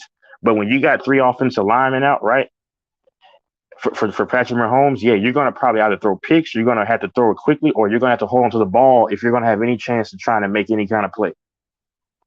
I played this. Hold on, Mike. I played some of the live, and other people said, yeah, what I said made total sense. This dude is a losing ass douchebag who has to say what typical Negroes do, because I didn't say he didn't know. I didn't say he didn't watch the games or anything. This is what people like him and fuckboy Marvin have to say. They got to say, "Oh, you don't watch the game because I don't agree with you," but I'm actually speaking facts. I was just asking a simple question. I told you, Mike, he was listening. Didn't I say this dude was listening all this time? He's probably listening. Yep. That's very true. But also, if you can't debunk what somebody's saying, you can't say it's not facts. No, but see, that's what's funny, because I don't have to debate you, bro. You can just, you know what? Fuck it. I wanted to do that, but you know what, Mike? What I'll do is, unless he blocked me from being able to chat in his thing, I told him I'd do it. I said today or tomorrow, which I may do it today or probably this weekend. I'll send him all the stats to go against Garoppolo and prove that he's not what this guy tried to say he was. You're literally the only idiot 49er fan that thinks Garoppolo is anything. If you're so great, sir, why is the only position that they're trying to replace every single year the quarterback position? Why are they trying to rush a rookie who's not ready yet to take your place if you're so good, if you're Jimmy Garoppolo?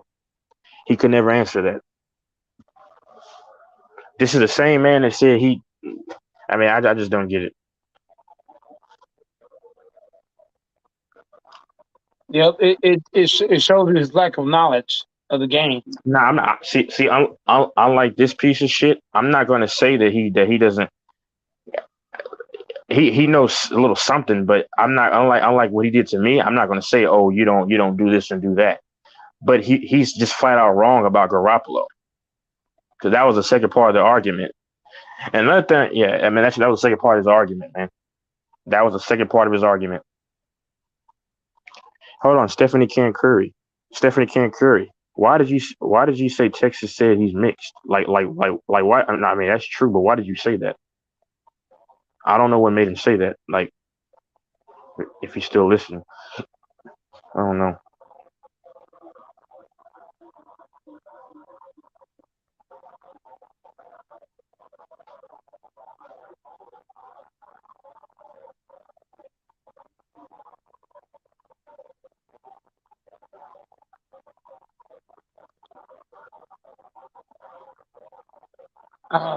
Yeah, I don't understand how guys say things ain't facts, but then they can't debunk it. If it's not facts, they debunk what I'm saying. But he said Garoppolo was good. I thought I heard that. Yeah, the Garoppolo. I like him. I don't put words in somebody's mouth. I don't know if he might have said that, but he was just pretty much saying that Garoppolo wasn't really the reason why they were losing. Sir, what this kills it right here. When you are one of the more formidable pass rushing defenses in the league. Now I'll say this: the secondary for the FFA. Here's so because you keep saying, oh, you don't watch the games. Oh, I can prove it to you. You should know that the 49ers secondary, not completely awful, but they can be beaten at times. As you know, your strength is your pass rushing over the last X amount of years. But, sir, if your defense as a whole is pretty damn good, and you have a good offensive line, and you have a traditionally good running back play, and then you have one of the top 5 receivers in the NFL, and you have Kittle, bro. When you keep losing and then you throw picks at the most inopportune time, that's your fault, sir. It ain't nobody else. And I'm actually gonna listen. Hold on, Mike. Are you still there? Because I might have to get off here in about 10 minutes. But I'll probably hop back on if I get a chance to. Because yeah, I'm still here. I'm saying I'm gonna get off here about 10 minutes because I'm gonna finish up my damn laundry because I go to sleep early. I mean, that's why. But anyway. But but if he hops on, shit, I'll hop on. But I'm not gonna hop on. This idiot's gonna repeat the same manure that he's been telling me before. Literally everybody in the chat who watched the game, and you had two 49er fans on here, easily debunk what you said. If Garoppolo is not so bad, sir, just name me 10 quarterbacks that he's better than, sir. But that's fine, FFA. We don't have to debate this if you don't want to, because I'll just send the statistics to you, like as I said I would, in your chat on your YouTube page. I told you this dude was listening, Mike. Didn't I say that? Because he cares what people say. He cares what somebody says about him. A 45-year-old man cares what a dude 20 years younger than him says about him. I think he's watching because he subscribed to the channel. But at the same time, though, I think he actually believes he's right. That's fair. I mean, yeah, he's probably subscribed. That's fair. Yeah. He subscribed to the channel, so he's listening. That's but fair. I think he's salty about being wrong. Oh, and what happened? Or he thinks he's right to a degree. I think you're wrong here about the Garoppolo thing. That's what I'm readdressing. I mean, but I'll provide the stats. It's no big deal. I mean, like, you know what I'm saying? I mean, you were on here, Positive Vibes, right? I mean, no, you were on here when Don was on here. We were talking about Garoppolo because this guy FFA, that's the guy that came on and just went off. Yeah. Damn. You were on here, I believe, or that's what we're talking about Garoppolo. And Don was on here too. You guys were talking about that. Oh yeah.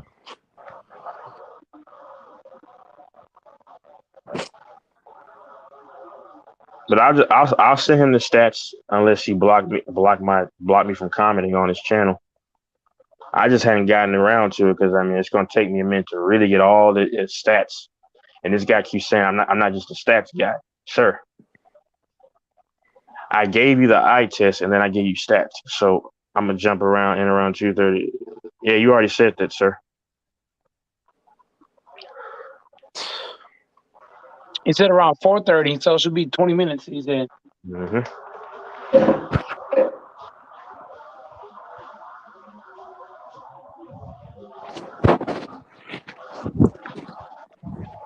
Hey, and positive vibes, because if I get off here, I might come back in because I do go to sleep earlier most nights.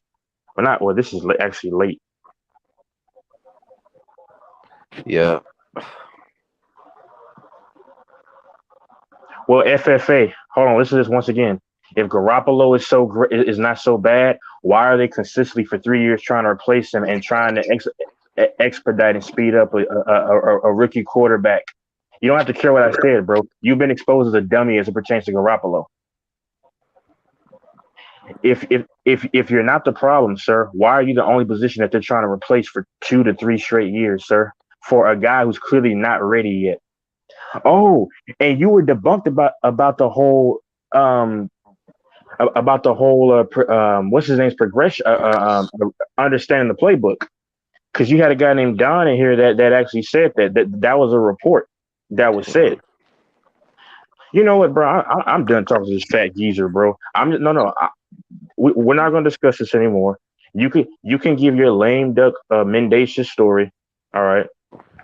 I'm not a shorty, bro. I'm taller than you, bro. Bro called you shorty, this bro. All right, heart attack bound mother effer.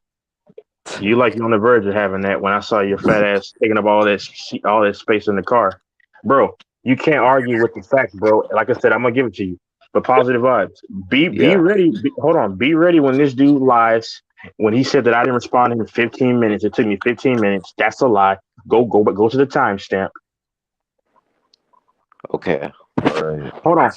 Oh, I'm glad you asked that. FFA, do you work for the 49ers, sir? You're just a fat, slovenly son of a bitch that gives out false, erroneous information.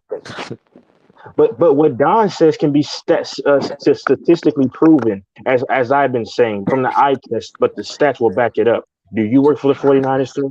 Like I said, sir, send me your email and I'll send you, because I'm actually going into this field, sir. You're not, though.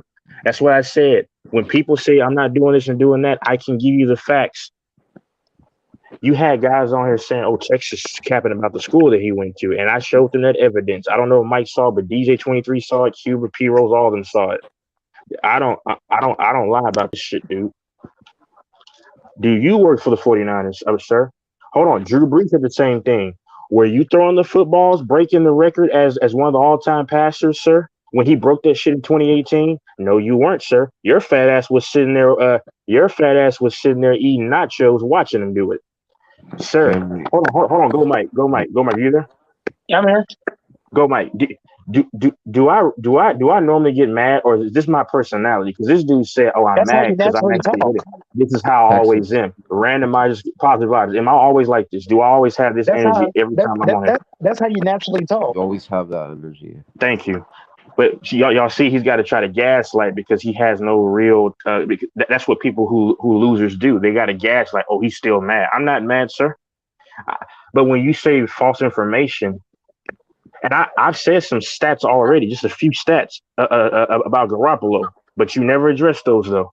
Once again, am I saying Garoppolo's the worst quarterback in the league? No, I'm not. But I'm saying you can't name me 10 QBs that he's better than. He's in the lower tier. And there's a stat that says if you force Garoppolo to throw more than 15 times in the air, you have a 78% chance of winning if you're the opposing team. Bro, family affair. You're the one that's not even on the panel. You're scared to hop on the panel, Now bro. he said he'll Try come go on, for but here's the thing Texas. though. Hold on, here's the thing. If I'm not on here, I mean, I might still be because I gotta get off here just like about 3 minutes. I'm gonna probably try to come back on and see if he's around. But FFA, there's nothing to talk about between me and you though, bro. Like I said, because how are you gonna address the 10 QBs that he's statistically better than? Because he says he doesn't go off just stats, but you got to go off stats in the eye test. The eye test tells you that he's not better he's not better than 20 plus of the quarterbacks in the league. Once again, address this, sir, because I know if I get off here, he's going to start saying he's going to start lying like he did earlier. He said that it was 15 minutes, but 20 when I responded to naming to naming his defense for FFA. For a guy who doesn't watch football, I've given you a lot of just facts statistically and just from what in the history of the game over the last X amount of years, just in a nutshell. I think I know a little something, but you're the only. Everybody else says, yeah, he knows his shit about this sport, but you're the only fat, slovenly coward that says you don't know. Is that your cop out? Oh, you don't watch the game. I know a lot of Negroes like you would say you don't watch the game just because they're either hitting you with facts or you disagree with their logic. See, I'm not going to say you don't watch the game. I don't have to do that. But like I say, man, hold your fat belly tight, bro. I'm going to compile all the stats I can and do my homework to statistically debunk you. Stats are relevant, sir. It's a barometer as to what you are as a player and what you've done. How do we determine who's the best in most cases? Your resume. That's a part of it. How is Tom Brady? Listen, and Mike, are you still there? Yeah, I'm still here. How do people? I know you disagree with it, but how do people say Tom Brady's the GOAT? Right? They keep bringing up 7-3, right? They keep bringing up 7 rings. They keep bringing up, oh, he has one of the quickest delivery, which is true. One of the fastest deliveries in the NFL. That's predicated upon what? Some stats. 7-3. That's the biggest argument that people go to when they say is Tom Brady the GOAT. What is this guy talking about? That is a sole purpose that people give Tom Brady credit for when they say he's the GOAT. Everybody knows that Tom Brady is not the most athletic guy. Everybody knows he's not the most talented.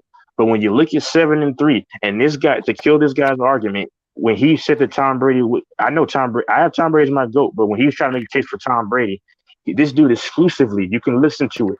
He only mentioned stats. So he's debunking his own logic because he said stats is not all he goes by. Well, that's pretty much all you go by with Tom Brady. Oh, to be fair, he said the mental aspect too. I forgot, which is true. But those were his two main talking points. Then he also said Brady was still a top 5 quarterback. That's cap. But see, when I say, hold on, But that's really my opinion that I have him right outside the top five. But you saw Midtown. This guy got Midtown especially, but he couldn't even explain himself. He just got mad. But guys getting mad because you got Brady just outside the top six, outside the top five at 45. Like really, like if you tell me LeBron is not top 10, LeBron's my GOAT. But am I going to get mad? No, that's just your opinion. But this Garoppolo shit, bro. Because Mike, when I get off here, I'm getting off here in 1 minute, but I'm gonna try to come back in, and then I'm gonna go to sleep like shortly after 5. But when he comes in, y'all, what he's gonna do is try to skew the narrative. But you can play back this, and you can actually do your research. Anybody listen to this live and listen to the last live, and you can look at the things that I'm saying, and you can correlate them and see that yes, they're factual. But this is the same man. I want y'all to know this is the same man that said when Garoppolo threw that pick, it's recorded. He said that was a Hail Mary situation. That's a lie. I think Chris Jones was coming up in his face, and Garoppolo just threw the ball up for grabs. And Brashad Breeland got the interception. Just want y'all to know he lied about that. And I corrected myself about the 49ers defense in 2020 yesterday morning. And instead of him saying, okay, he corrected himself, what he did is he tried to still make it pretend like I didn't correct my first statement. That's bitch made shit. You're from Houston, but you're bitch made.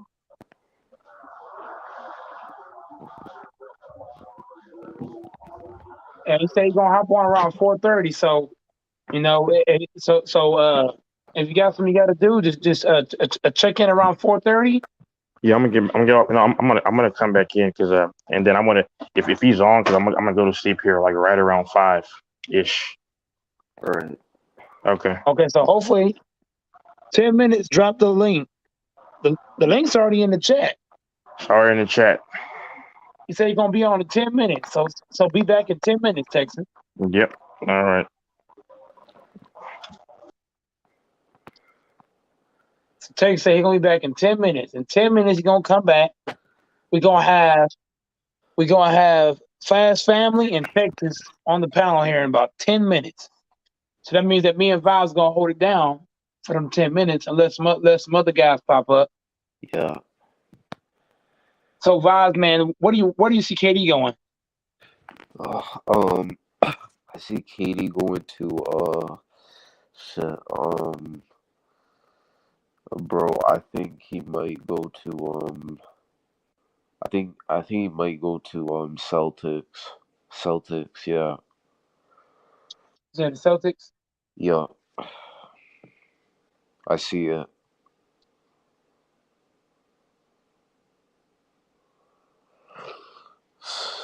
I mean, shit. I mean, I know he can't go to the Suns because I don't know how I don't know how they're gonna trade Booker and those guys. Raptors. I mean, he can go with the Raptors, but I think he'd be a better fit for on Miami or Celtics. But I think Celtics. Raptors and Celtics. Yeah.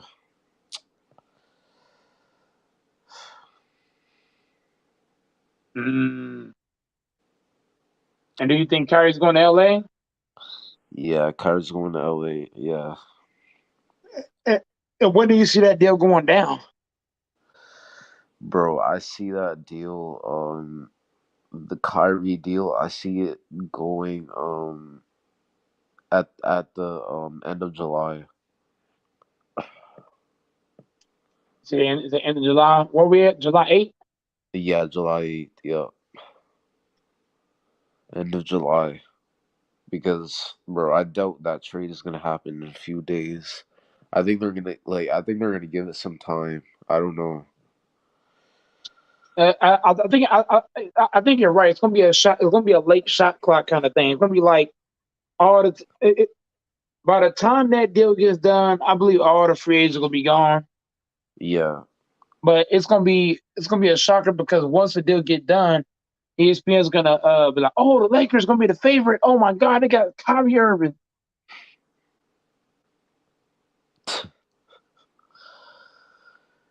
I'm wondering if you're the Lakers, can you get Seth Curry and Joe Harris?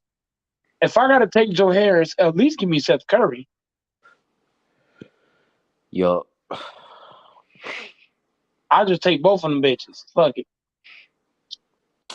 bro, I would take Seth Curry though. I think, bro. No, I no. mean, But the Nets are not gonna. what?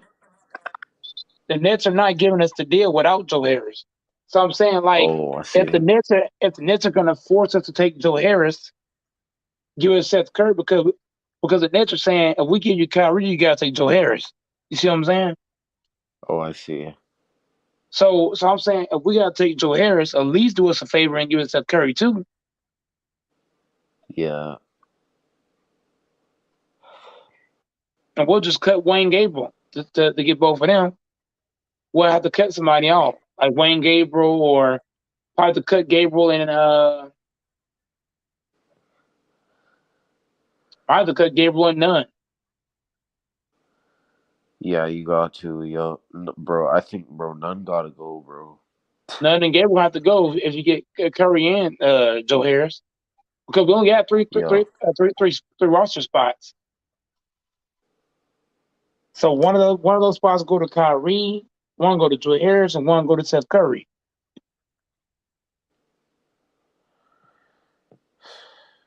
Yeah. And then you could bring in, to me, be honest, I will let Max develop. I think I would bring in Scottie Pippen to the roster to replace Nunn's spot. No, I'm gonna take out Christie's spot and give it to Scottie Pippen. Unless Wait, unless who? Max gets better. If Max gets better, then I could decide, do I want to keep Scottie? Because right now, I'd rather have Scottie right now over Max. What do you think?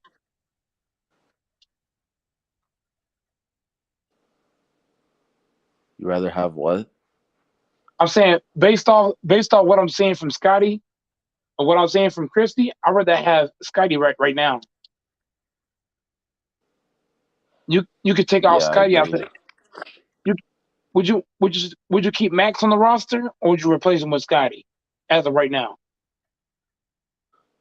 I would replace him with Scottie. And then if Max show us something, you could you can swap him out. Yeah. You can say, okay, let's give Scottie 10 games, see how he plays, and then based on how he plays, if he plays well, you keep him. If not, you bring back you could bring in Paul Swider or Max, either or. So out of Scottie, Max, and Swider and Sharif, we can only give a spot to how many guys? One of those guys? One of those guys. Okay, so out of those four guys, who do you think is going to be on the roster? Okay, Scottie. You say Joe Harris, Seth Curry. And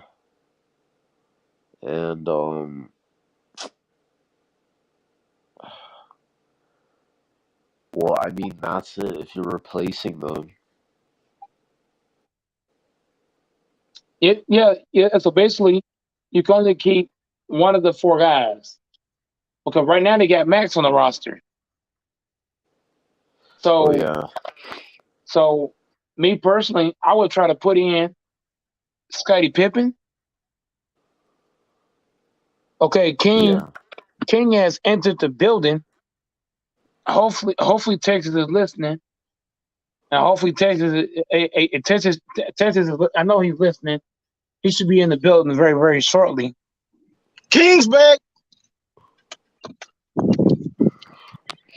Hey, King, man, I do want to say this, dog. Thanks for being a loyal subscriber to the channel, dog. Yeah, no question, no doubt. I know we talk a whole lot of shit on here, but it's all love, dude. Yeah, no doubt, bro. No doubt. Whenever you talking sports, whenever you talking ball with some young guys, it's gonna be some crazy shit. You feel me?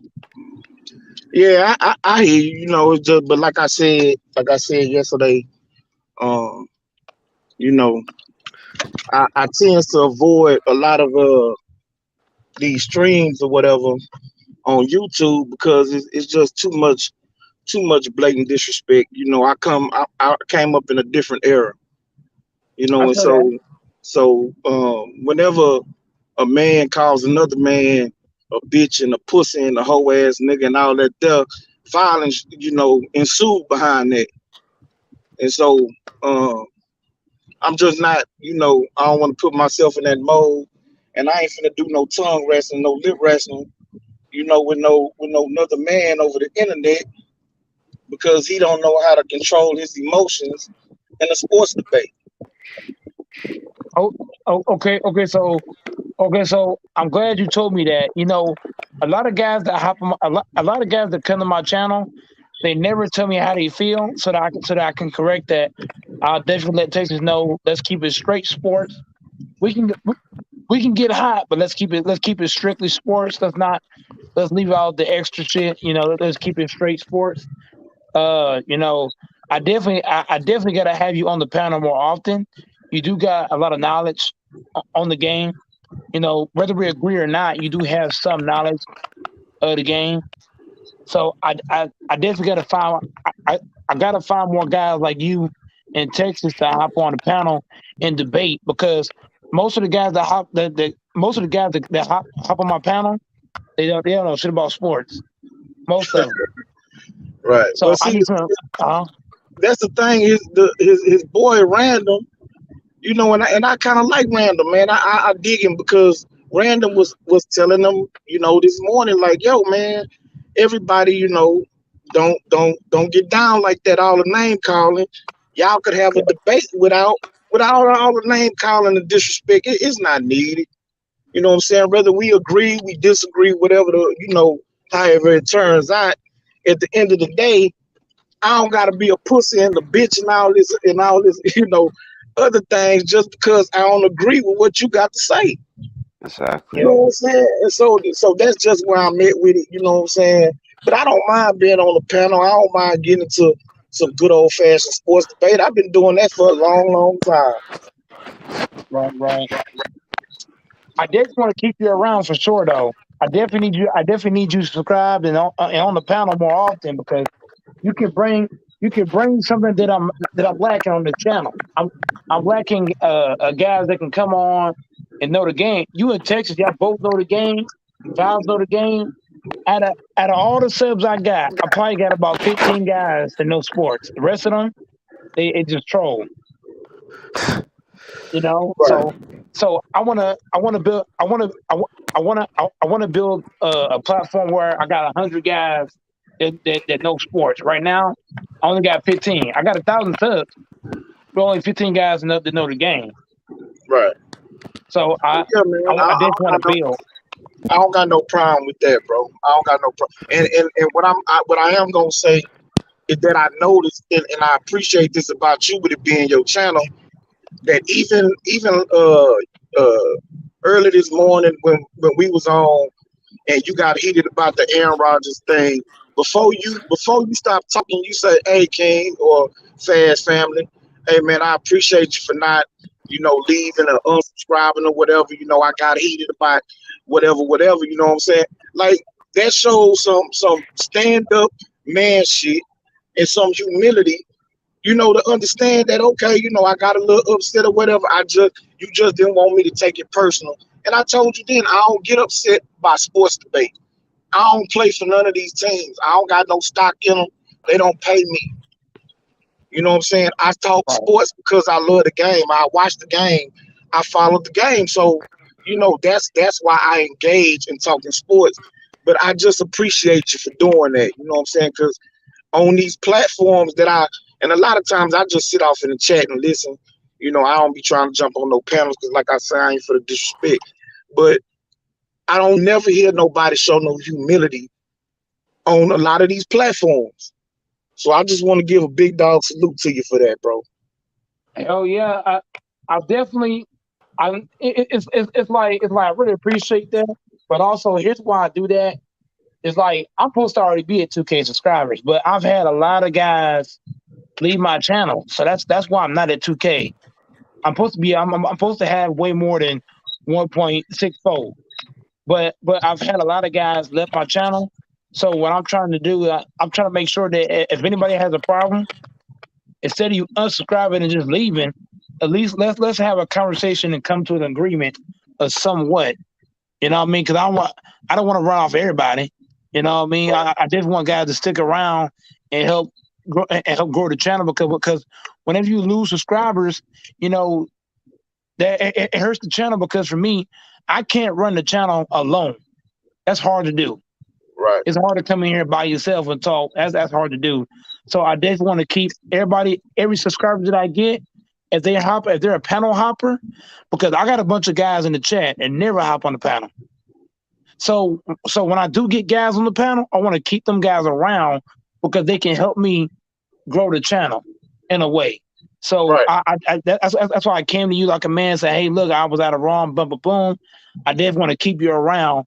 And anybody else who's listening, you know what I'm saying, if you hop on the panel, anybody that hops on my panel, I want to keep them guys around because now look, I ain't got nothing against the guys that stay in the chat, but the guys that hop on the panel, I need those guys 10 times more because they're gonna help me grow the channel. I can't come in here alone, solo act, and hold it down.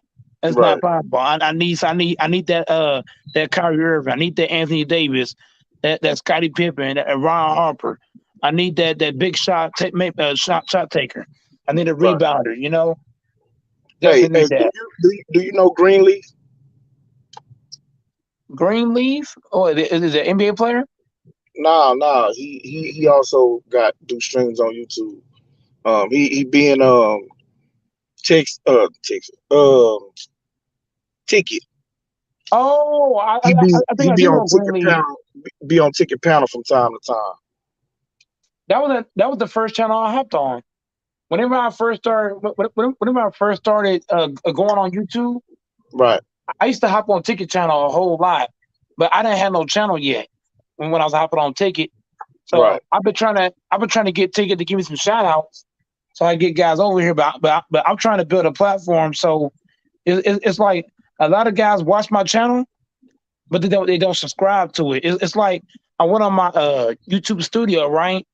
And there's 4,000 people that watch my channel daily, and they don't even subscribe. So it's like when I do get guys subscribing and hopping on the panel, it's big for me. But also, you hopped on the panel right away. A lot of guys will never do that. A lot of guys will wait. They'll kind of scope it out for a couple of months, then they'll pop in. So I give you a lot of respect because you hopped on like bam, bam, bam. Like it wasn't no wait 5-6 months. You hopped on instantly. So when I get guys like that hop on instantly and they sound like you, it's like I don't agree with everything you say, but you got knowledge of the game, and that's what I'm trying to build. I'm trying to build a channel where guys know the game. Now, a bunch of guys like Matthew and KYRIE, they live in the chat room. Now, I'm not saying I don't respect the chat room, but I need guys like you, King, that's going to hop on a panel. I'm trying to build a consistent panel. Right now, I got too many guys in the chat room. I got more guys in the chat room than on the panel, and that's every stream. So, King, I'm trying to build a family on the panel. I already got it. I already got that in the chat room. I need to build that group of guys that's going to hop on the panel consistent because I go live every day, right around 10:30, 11 o'clock. But here's the problem with that. It's hard for me to go live when one day I have 5 guys on, right? Or 10 guys on. Then the next day I get 1 guy or I get nobody. So I'm trying to build that consistent panel hopping guys. And right now, I don't have consistent guys that will hop on the panel. So I'm trying to build that. Right now, I got you in Texas. Y'all been consistent the last 2 days. But I need to build more guys around y'all that's going to be on consistently. I don't need a bunch of chat warriors. No, like I said, Kane, no disrespect to the chat room.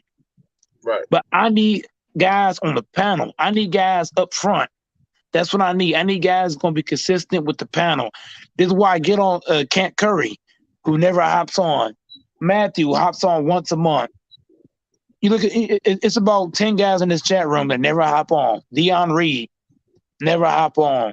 EME, never hop on. John Wick, Pagan. Too many chat warriors. See you later. Breeze. Yeah. Lakers of 5 been on like once. I got too many guys in the panel. I mean in the chat. I need some guys on the panel. I need a group on the panel. You know what I'm saying? The chat room, look, when I say shit, I compare it to basketball, right? The chat room is the bench. Where's the starting lineup at? Right. You know? I don't got no starting lineup. I got a bunch of guys on the bench though. Yeah. So that's my whole thing. Hey, go the ahead.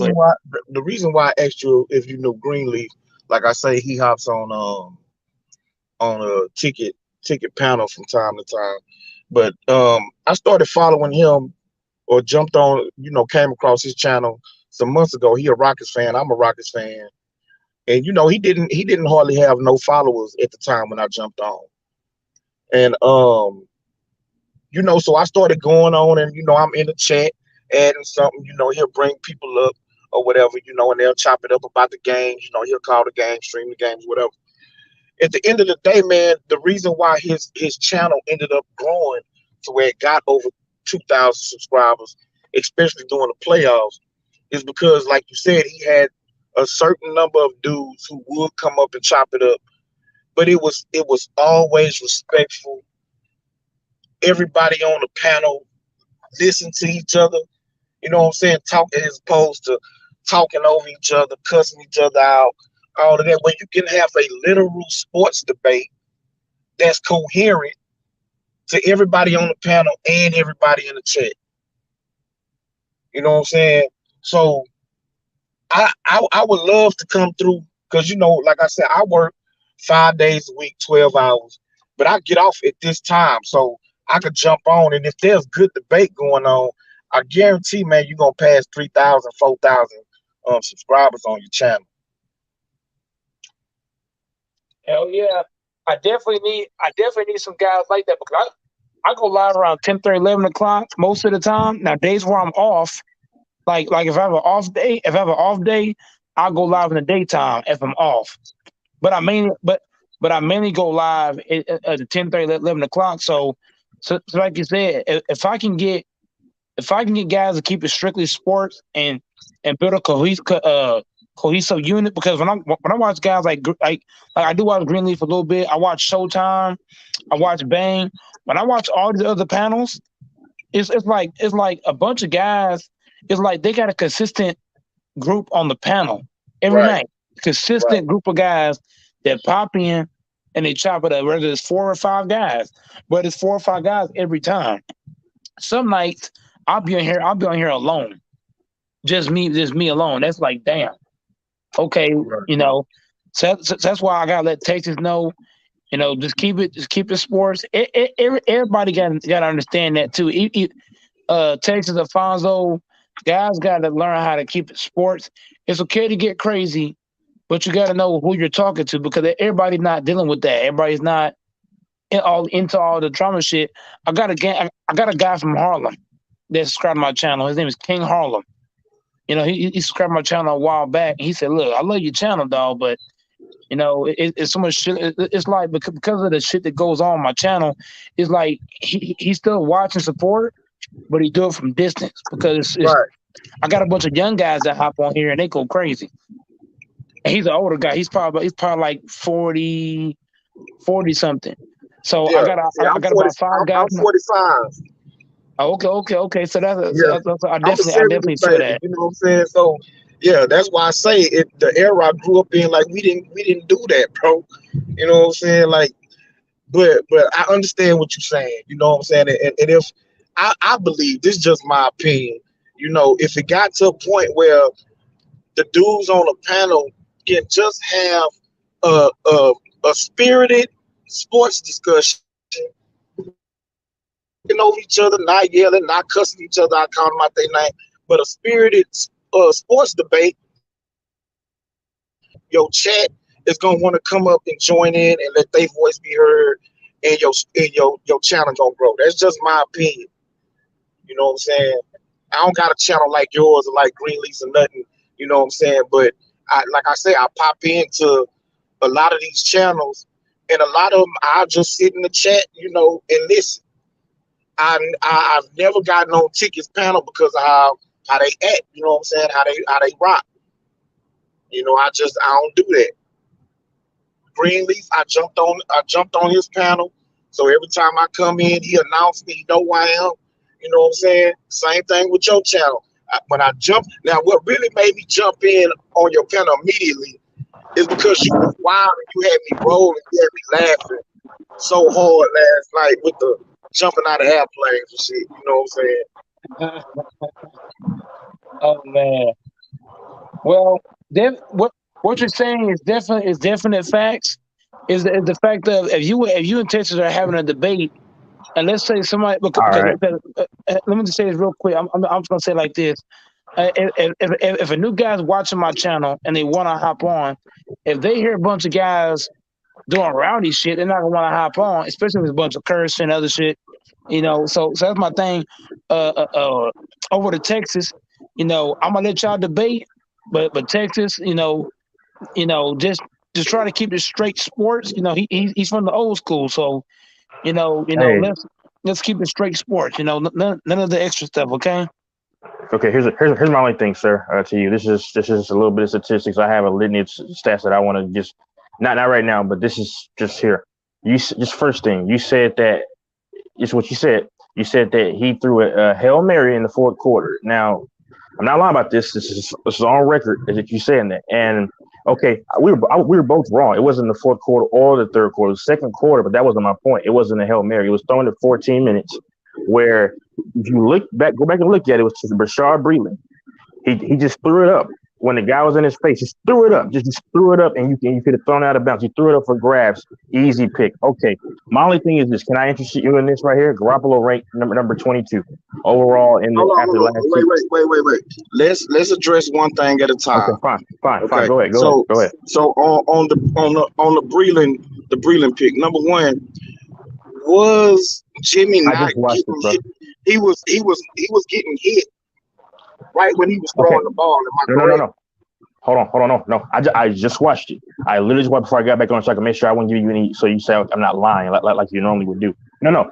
This is before he got hit. Go. I want you to go back and look at it. Don't take my word for it. Go argue with YouTube before No, he even got. I'm not arguing. Can I I'm answer answering the your question. question? I'm answering your question right now. Okay, I'm answering your question right now. I'm trying to Let address me speak the so I can fact answer that you your said question. I lied. If you look at it, since you're a stats guy, You if you said it was look a Hail at Mary it, situation. Those are your words. go to the fourth quarter where Jimmy throws a Hail Mary that is intercepted. That's what I said. When I addressed this earlier, I said I forgot about the pick in the second quarter. You forgot about the pick in the second quarter No, I because you didn't. said it was in the third quarter. So Oh, neither no, one of hold on. Let neither me one of explain it, us was correct. sir. I No, said it sir. Let wasn't. me explain it. Okay, fine. Touche, bro. No, I didn't forget the pick because I clearly told you who was thrown to, dog. But I got the quarter wrong, but I didn't get the instance wrong. Okay, fine. Whatever. Okay, Fuck and that. I didn't get it wrong because he threw a Hail Mary in the fourth quarter that was intercepted. So I was not wrong. Okay, okay, fine. Garoppolo. Okay, if he's so great, okay, you didn't say he's great because I'm not gonna lie.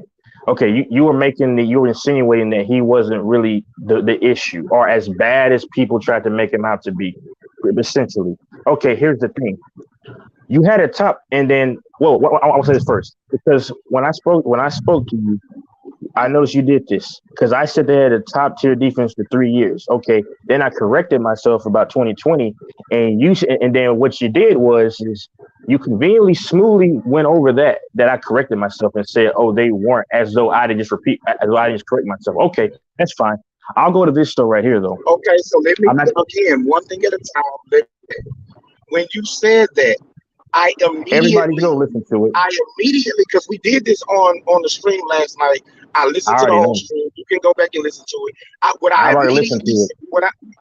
immediately said was that what you were saying was false because in 2019, Debo was a rookie. He was not a top 3 wide receiver like you claim. Dominic, this wasn't I about said that. Debo. No, I hold on. said Why that, are you dragging bro. it? Address Again, my point. I'm Sir, listening can when you you address my talk. point? I'm not interrupting you, but every time I try to address something If that you're you going, bring up, you sir, interrupt me. we We didn't can get to see. Debo yet. Sir, we didn't get to Debo yet. No, address exactly what I You said. allow Why me are to you bringing finish. Debo? You can then rebut what it is that I said. So Sir, what Debo your had crucial claim yards. was, Go ahead. that we had a top 5 defense, we had an elite running game, and a top 3 wide receiver. Then I you didn't say did top 3. bring it up. I said top 3. No, sir, I said last year in 21 you had a top 3 receiver. You said over a 3-year You don't span, even, then you cleaned it sir, up and said not in 2020 because I was Bosa talking got about hurt. the I defense. immediately said you're wrong because in 19, when we went to the What do you- Super Bowl, Debo was a rookie. He was, and you said, oh, well, he was Sir, still decent. I said, no, he wasn't. okay, It was Emmanuel Sanders and sir. George Kittle. Then you say, oh, yeah, I said George Kittle, No, but you sir, didn't. sir, Then I turned sir, around and said, sir. last year, So hold my on. run game Y'all see was what he's ranked in doing? the 20s. Y'all And see my what he's doing? defense Hold was not on, Mike. top 5. Hold on, Mike. It You see was what he's number doing? 6. Hold on, Mike. So everything that you tried to say was Hold on. false. Hold on. You see what you're doing. See, you want to ramble on and I can't address that. No, sir. I was talking about hold on. What I said about the defense, I said that, no, this is what I said because I have it documented right here. I said that they were the top 3 defense for those 3 years. And I said, oh, no, Bosa got hurt in week 2 versus the Jets. And then, no, what you did was you just disregarded. I corrected myself. And then you said they weren't the top defense. And I said, I know that. Hold on. I specifically said, you got a top 3 receiver as of 2021. I knew Debo. I You never did not said say that. That is a you were a blatant liar. lie. And anybody in the chat, go The listen to the entire chat. stream. Go to about the 7-minute mark and listen. This dude is lying. The He is 7-minute mark. blatantly lying, blatantly The lying. 7-minute mark. The 7-minute mark. You mean the 7, probably the 7-hour stream mark? was 11 minutes. If they go to about the 7-minute mark, that's when me and you are in the middle of our Sir, it debate. wasn't 7 And it minutes. It goes was not on 7 minutes. for a It good wasn't moment. 7 minutes. I But said so that this Debo. won't miss Sir, nothing, go to about the 7-minute mark. Everybody in the chat. You ain't gotta take my word for it. Go listen to it. Go to What it. this Hold dude is on. saying is lie. Go to it because you clearly lied about what you did because I was referencing to the defense of 2020. The entire chat was on You you said when you said the last 3 years. No, you wasn't referencing 2020. You said for the last 3 years, we had a top 5 defense, an elite running game, and a top 3 wide receiver. And I immediately broke down 19 I and didn't say 21. I top 3 didn't even receiver. mention 20 because I said the Bosa top 3 did get hurt in receiver. 20. Sir, you addressed the 2020 as soon as I corrected myself. You're a fucking That the is a chat was lie. listening. I addressed the Super Bowl year, which was 19. That's when I said Emmanuel Sanders. Emmanuel Sanders wasn't there in 20. I never mentioned Emmanuel Sanders in 20. See, now you're making stuff up. No, I mentioned him for 2019, our Super Bowl year. The last 3 years was anybody go back and 19, listen because 20, this dude's and gonna 21. yell and you'll hear exactly. Hold on, I'll splice it and I'll send it out, bro, because I know exactly what I said. I just listened to it as well. You're a fucking liar, bro. You're a fucking no. To come on here and admit that you was wrong, bro. What have you proved? What have you fucking proved, bro? Because my argument wasn't about Debo Sam. I never said he was a top 3 receiver in 2019. Yes, you I said did. in 2021. In No, you 2021. said that you didn't say a year for Debo. You didn't say a year. You said that we had a top 3 wide receiver. I told you Debo in 19, Debo was not a top receiver. He was a rookie. You said, oh, he was still beasting. He was still in your offense. I said, no, he wasn't. Emmanuel, my offense was led by Emmanuel Sanders no. and We were George talking about Kittle. the Packers game. Those were exactly my words. You're gonna just keep talking like an emotional bitch. We're talking about the Packers game. He had a decent game. Kittle got off too. So did Sanders. Like he can't have a debate. He's such a child that you can't talk Let's to keep it sports. Come on, Texas, come on, dog. Hold on, Mike. Texas, No, Mike. let's keep it sports, Hold on, Texas. Mike. Come on, Mike. dog. I want you to do this for me. I want you to do this for me because keep it sports, Texas. Okay, whatever. I'm gonna go ahead and clip it because my exact words was in 2020. I never said they had top 3 type of receiver in the 2019. I was referencing that as of last season. Debo Samuel to the top 3, top 4, or top 3 receiver as of 2021. And then let's go forward. Why in the hell? Okay, There's a stat out there that says that you have a 78% chance in beating. Hey, we're not gonna keep arguing about that. I want anybody to go there. I actually cut it out and then send it so we can really see the line. That's my homework as well. Okay, it says you have a 78% chance to beat Jimmy Garoppolo. This is my argument too. If he throws over 15 times, that was a stat that I've screenshotted from a Fox game during the latter part of the season. From who? From where? You got the stat from where? That was a stat from Fox Sports, sir. From Fox Sports. I know. Who wrote I know it? you. Hey, dumbass! If you're not gonna go do your homework, I can't do it for you. Well, you the one coming up here putting out random made up stats. How is that random? Talking about you got it from Fox Sports. Texas, keep it sports. Texas, keep it sports. Texas, keep it sports. Hold on. It's only made up. It's only made up because you don't know about it. So anything you don't know about it, that means it doesn't exist. Bro, this is the most random made up stat ever. Like, then tell us who wrote it. How is it? Like, how many pass attempts? Like, how many games did they chronicle? Do I need to break it? It was for the entirety of the season. Bro, are you gonna let me speak so I can't say anything? It was for the entirety of the season. How much more could you have to be? Which season? This past season, sir. This past season. You don't know because so if he threw the ball more than 50, hold up. If he threw the ball more than 15 times, you had a 78% chance of beating the 49ers. That was the stat. If you listen, that's what I told you one time around, bro. And then here you go yelling and stuff. So out of the 10 wins that the 49ers, the 9, because he got 9 of them, Trey Lance got 1. Out of the 9 wins he got, how many times did he throw less than 15 times? You'd have to look that up. I don't gotta look it up. I already know. But see, this is what I'm talking about. Like this random ass stat, he throw the ball more than 15 times. You got a 78% chance of winning. Well, I would venture to guess that in all his wins, he threw for more than 15 times, and he got 9 wins. That's what I would venture to guess. So the other 7 losses that the other team took, which one of them was under Trey Lance. So the 6 losses, I would venture to guess that he probably threw more than 15 times in those games too. I said you had a 78% chance to win. This random ass made up stat that you pulled out your ass don't hold water, bro. You can say that, but anybody like you can talk with conviction like somebody's making some shit up when you can't certify yourself. It don't take a genius to go look at his pass attempts in 2021. See how many he threw. You got to keep it sports. Keep it sports. I said, sir, I said 70% chance. So that means that he would have won some of those games, though. That's what I'm saying. You would have won some of those games. But he would have lost 3 out of 4. You do know that 78% out of 100. So if he's throwing in all 9 of them, and as a matter of fact, and probably all but one where he got hurt, he didn't finish the game. Maybe that's the only game that he had less than 15 attempts. So 15 games. Okay. Or 15 games or so. Okay. Let me ask you this question then. Okay. He threw more than 15 times, but he won 10 of those games, 9 of those games. Okay. The math don't add up, my G. Oh, that's a stat that I'm going to also send to you via in the information. Don't send it to me, man. Okay, then. If Garoppolo is so great, then why is his percentage slightly below average, and he's the 21st quarterback? I'm just going off of what, so we can get a gauge on what he's done. So his stats is what? He's ranked well. Number 21 amongst qualifying quarterbacks. It was 22, but it's 21, but right before the season ended. Okay. So he's ranked 20. But this is everything. Okay, so let me ask you this. Yeah.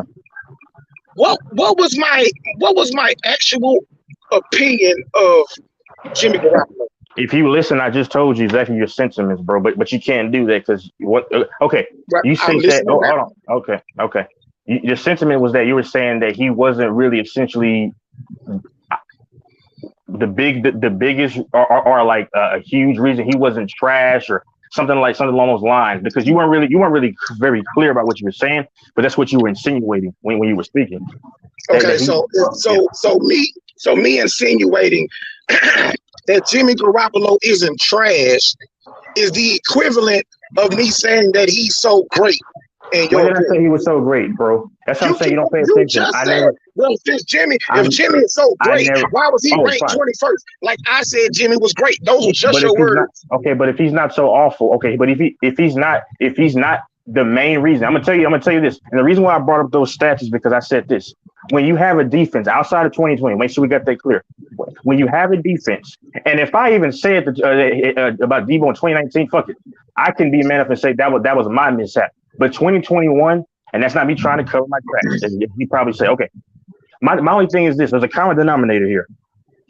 Because in 2019, when you were the third overall ranked defense, and then you were definitely top 10 as a whole, because I don't watch football. Like, yes, the meat of your defense is the pass rush, of course, and you have good linebacking play. And if you look at the history, y'all have always been stout at the first and second, or the first and middle tier level, whatever, at the linebacking position.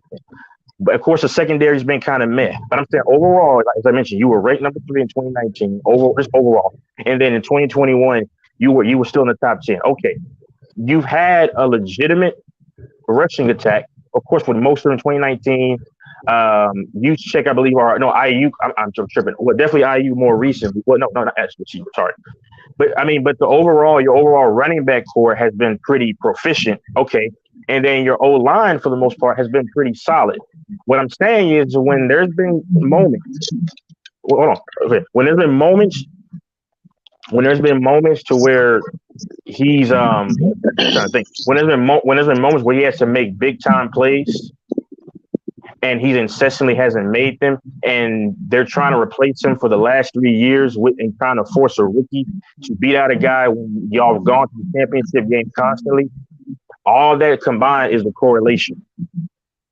Okay, that's all I'm saying. Okay, so let me address this. First of all, let me kill this narrative that you've thrown out today. Go ahead. Right. So for the last 3 years, if he's so good, why for the last 3 years they've been trying to get rid of him? You said that tonight, right? Yeah. Yes. Did you not watch the reports? Okay. So hold on. Yeah, because we're gonna talk about the reports. So 2019, Jimmy Garoppolo leads San Francisco to the Super Bowl. Right. That offseason, there is one quarterback by the name of Tom Edward Patrick Brady, who left New England, and who's the team that he wanted to go to? San Francisco. Why? That's his childhood team. He grew up a fan of Joe Montana. What did John Lynch and Kyle Shanahan say? Thanks. Yeah. But no thanks, Tom. They held on to him. We're gonna roll with Jimmy G. That was in 2019. That was 3 years ago, right? So the narrative of, they've been trying to get rid of him for the last 3 years. False. They tried to get rid of him last year. Put that in your reports and smoke it. Now let's go back. Let me go. Yes. Okay, so let's go to last year.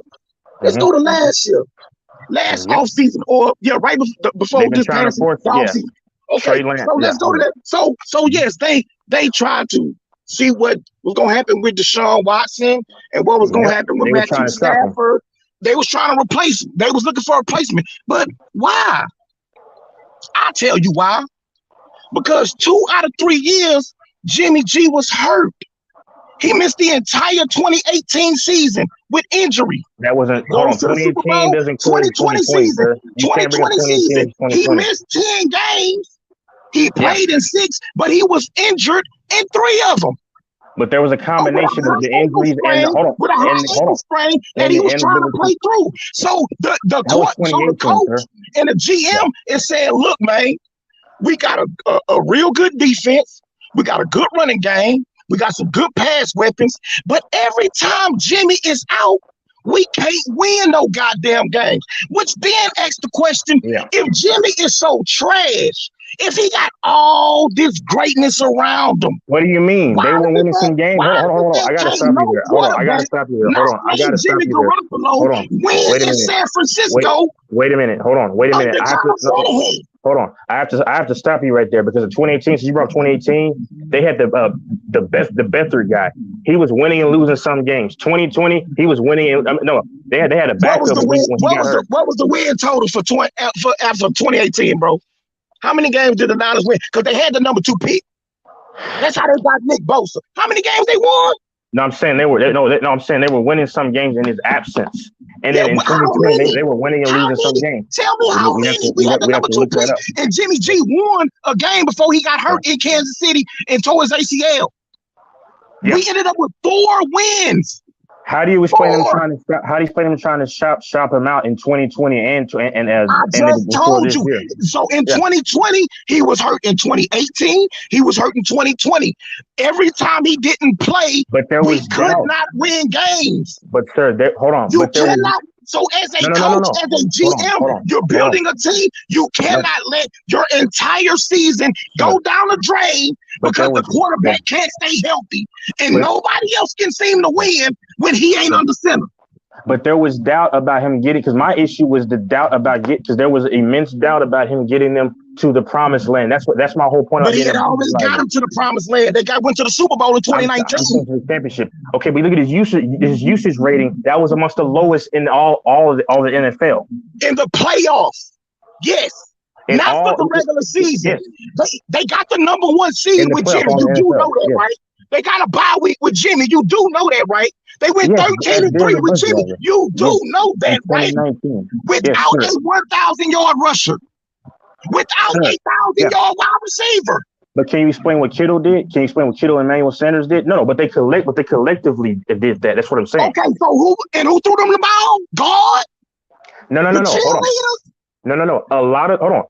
A lot of those passes were intermediate passes. Hold on, because you understand. If you know this, you know about this. Bro, are you gonna let me speak? Hold on. Watch the games, bro. Are you gonna let me? Sir, okay. No, I'll let you go off. Just ramble. Okay, you know that their success. Oh, you can laugh and try to gaslight. You know roasting session right now. I don't know what you're roasting. Boy, you smelling tender. I don't know what you're roasting because I'm getting ready to come back. Do you understand that the 49ers success over especially last year and even in 2019 they were ranked in the top 3 last year and top 5 in YAC. You know what YAC is? That means that when you throw, because Garoppolo will throw. Let me finish.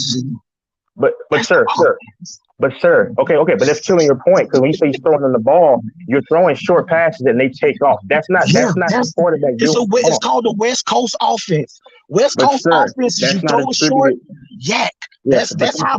Hey, guess what? That's how Jerry Rice became the greatest receiver of all time, catching slants from Joe Montana and going 80 yards with it. But that's not attributed to the quarterback's doing, dude. That's what I'm saying. When you throw for yak, he's executing the offense, bro.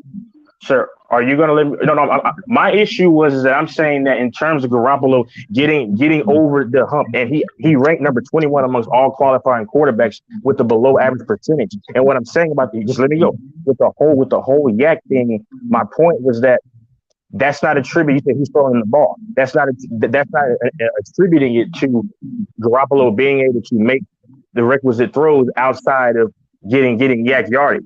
The success is predicated on intermediate throws. So let me ask you a question just on that point. So if the quarterback don't put the ball in position where the receiver can keep running, can keep gaining yards, then that's a detriment to the offense, right? So he has to be putting the ball in the correct spot for them to be able to keep running with it, right? Okay, no, I got one for you. I got one for you because you do know that the 49ers would run a lot of type of screens and they have a lot of end arounds and a lot of those passes. It's not like you're trying to make. It ain't a lot of end arounds. It's a couple screens. It's a couple screens, but not a lot. Sir, can you let me finish? I'll let you go on and on about it. No, Garoppolo would make certain plays to where a guy would make like a Debo for example. He would make a quick slant, and then he as a post quarterback, I would expect you to be able to make that throw, and then he would take off and maybe cross the field, and then take off and accelerate down the field. That's what I'm saying. I'm saying that Jimmy Garoppolo. Did I say he's awful? No, but I'm saying my point is that there's a common denominator when it comes to my entire argument was this. If you didn't really cook really much, My entire argument was that when it got to the biggest of games, and when you had all this help around you, but when you need to come through the most, you incessantly fail. That was my only point. That was Yeah, my only argument.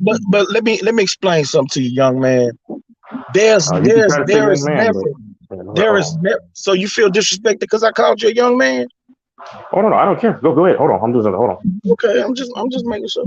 Okay, so let me explain something to you, bro. There's never gonna be a situation where one single player, one single man cost the team a loss, right? So even in the Kansas City games, there were a myriad of bad decisions, plays, and mistakes that happened that led to the 49ers losing that game. Same thing against the Rams.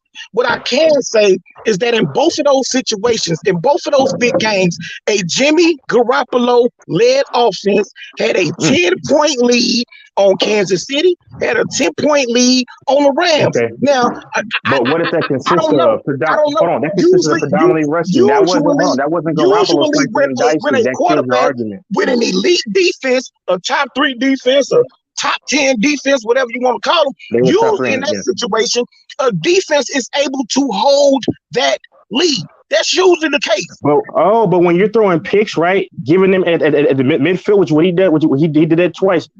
That gives him a shorter field. Oh, and you do And so recall. Hold on, did can I that finish, happen? bro? Did that happen in the Super Bowl in the fourth quarter?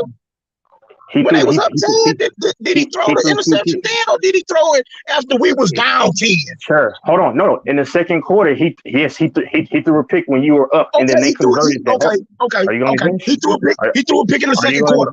Are you going to let me finish? I'm agreeing with you. He threw a pick. He threw a pick in the second quarter. Are you going to let He me finish? still led them to a 10-point lead in the fourth quarter with 10 minutes left to go. Do you understand that a lot of that shit had to do with their attacking stuff? Hold on.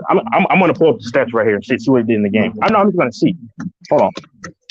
Because you understand that they had a lot of 1, 2, 3 outs because he missed consecutive. He missed one right in front of a wide open receiver in terms of Samuels over the middle, and then he missed the Chelsea going down the flat. No. Chris Jones batted one of them passes down. Cut the cap. Sir, hold on. It's not cap, bro. I actually looked at this stuff because you don't want to, just because it goes against your narrative doesn't mean it's cap, sir. He missed 2 wide open guys. Because on back-to-back possessions, Chris Jones batted down a pass at the line of scrimmage. You understand there was many other plays in the game, the ball was sir? batted down. Hold on. So Do you understand? Hold on, but you don't even know what part of the game I'm referencing. You're just talking out of your ass. There's many plays in the game. You understand that, right?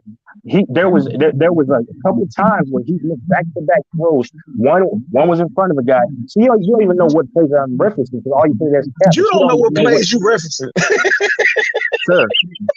Sir, what I'm saying is there's many plays that transpire in the game, and you're saying that's cap. You don't even know which one I'm referencing. There was one early in the game, and then hold on, he missed 2. You can laugh all you want, but I cleared the. Okay, hold on. This is funny, man. Yeah, you're hilarious because it's actually documented. If you watch at the 14-minute mark, Chris Jones didn't even hit him yet. He was going to hit him, but he threw it way he up. He didn't even hit him yet. Sir, right? Because the quarterback, because the quarterback with a 300-pound dude barreling down on him to smack him, like that's not gonna bother his throw at all. Can you let me finish? No. But the problem is you throw the triple coverage. Why not throw it out of bounds? He threw it well within the plate. Again, if you finna get hit and you trying to throw the ball and you can't follow through or whatever the case may be, it's gonna alter the throw. Brother, no. I'm trying to explain to you because and what's funny, I'm trying to explain to you. He hadn't even gotten hit yet. And guess what? Bruh, guess what? What you said earlier. Shit happened. Kills the argument. It happened in the second quarter. So what? So what? But you want a cookie because he threw an interception in the second quarter. So what? Now what point you making? It didn't change the fact that he still had his team with a 10-point lead in the fourth quarter with 10 minutes to go. That pick in the second quarter did not change nothing. Hold on. I'm going to pull this up. Hold on. Because, let me see.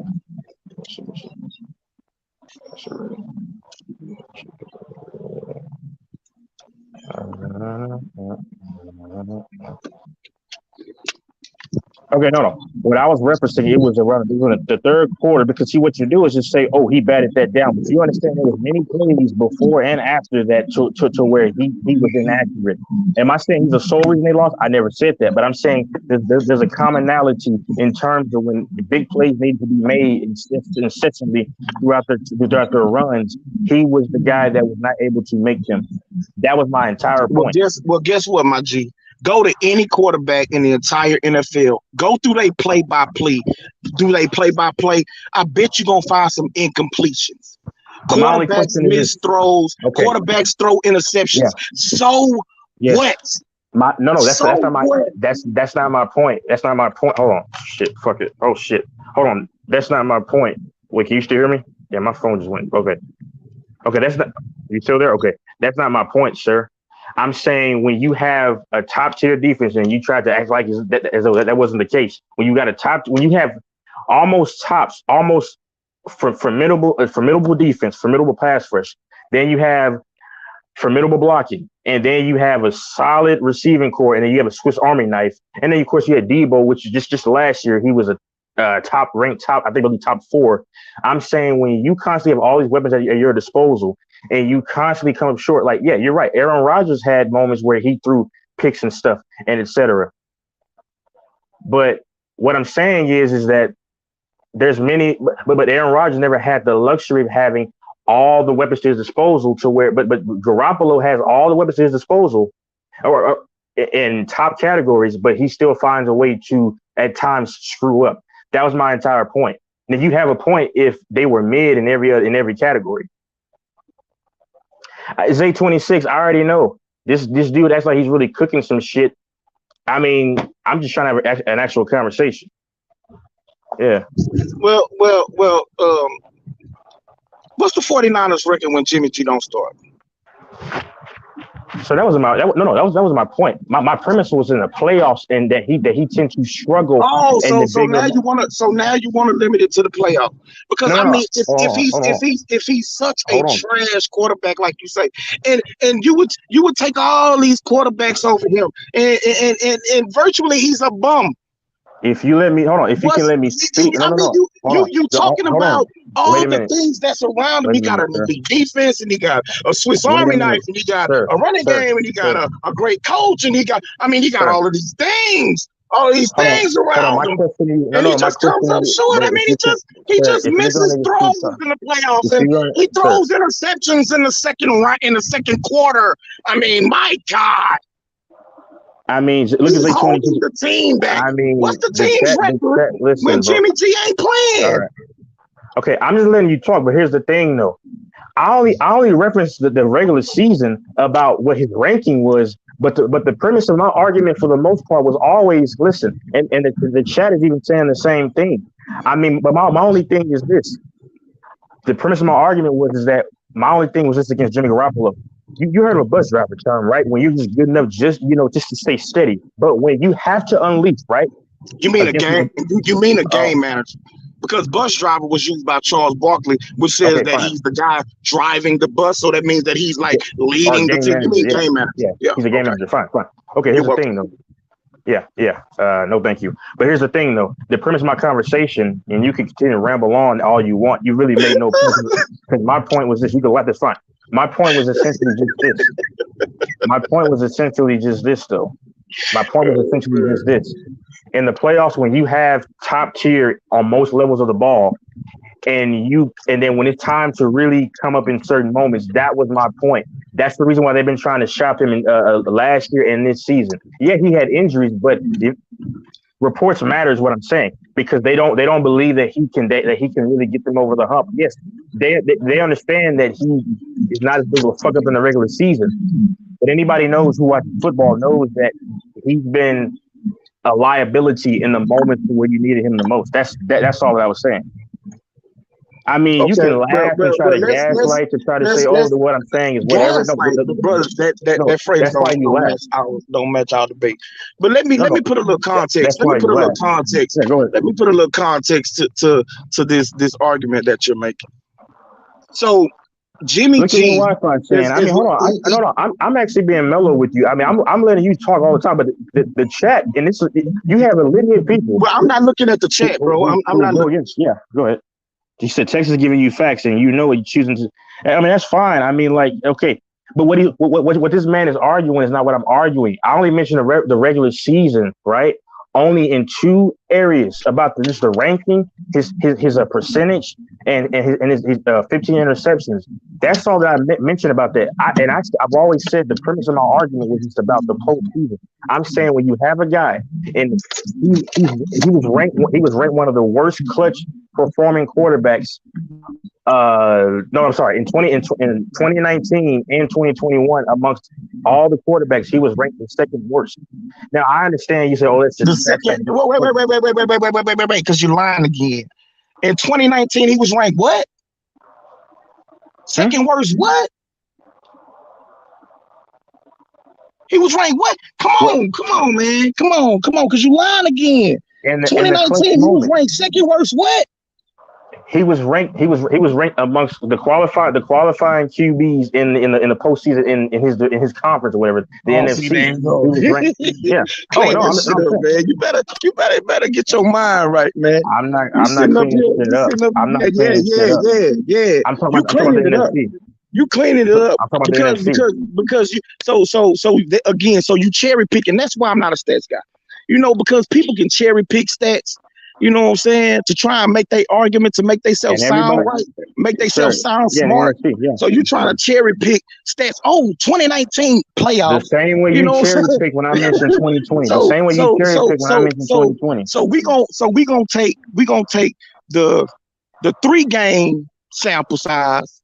Oh, that's pretty big, 16, over the 16 game sample size. The postseason, hold on. Okay, so you're showing me who you are right there. The postseason is what's the most paramount. I mean, I'm not even trying to really know. Once you get there, it is. Sure. But you can't you don't narrow a player's performance down to 3 games and let that supersede the previous 16 games. Hold on. And let me tell you why. Because 2019 was the first year that he was a full-time starter. But Aaron Rodgers, even though he was drafted in 2014, it wasn't until 2019 that he made his first career starts. That he was a full-time starter for the first time in his career. So there's going to be ups, there's going to be downs, there's going to be bumps, there's going to be bruises. His first time ever in the playoffs.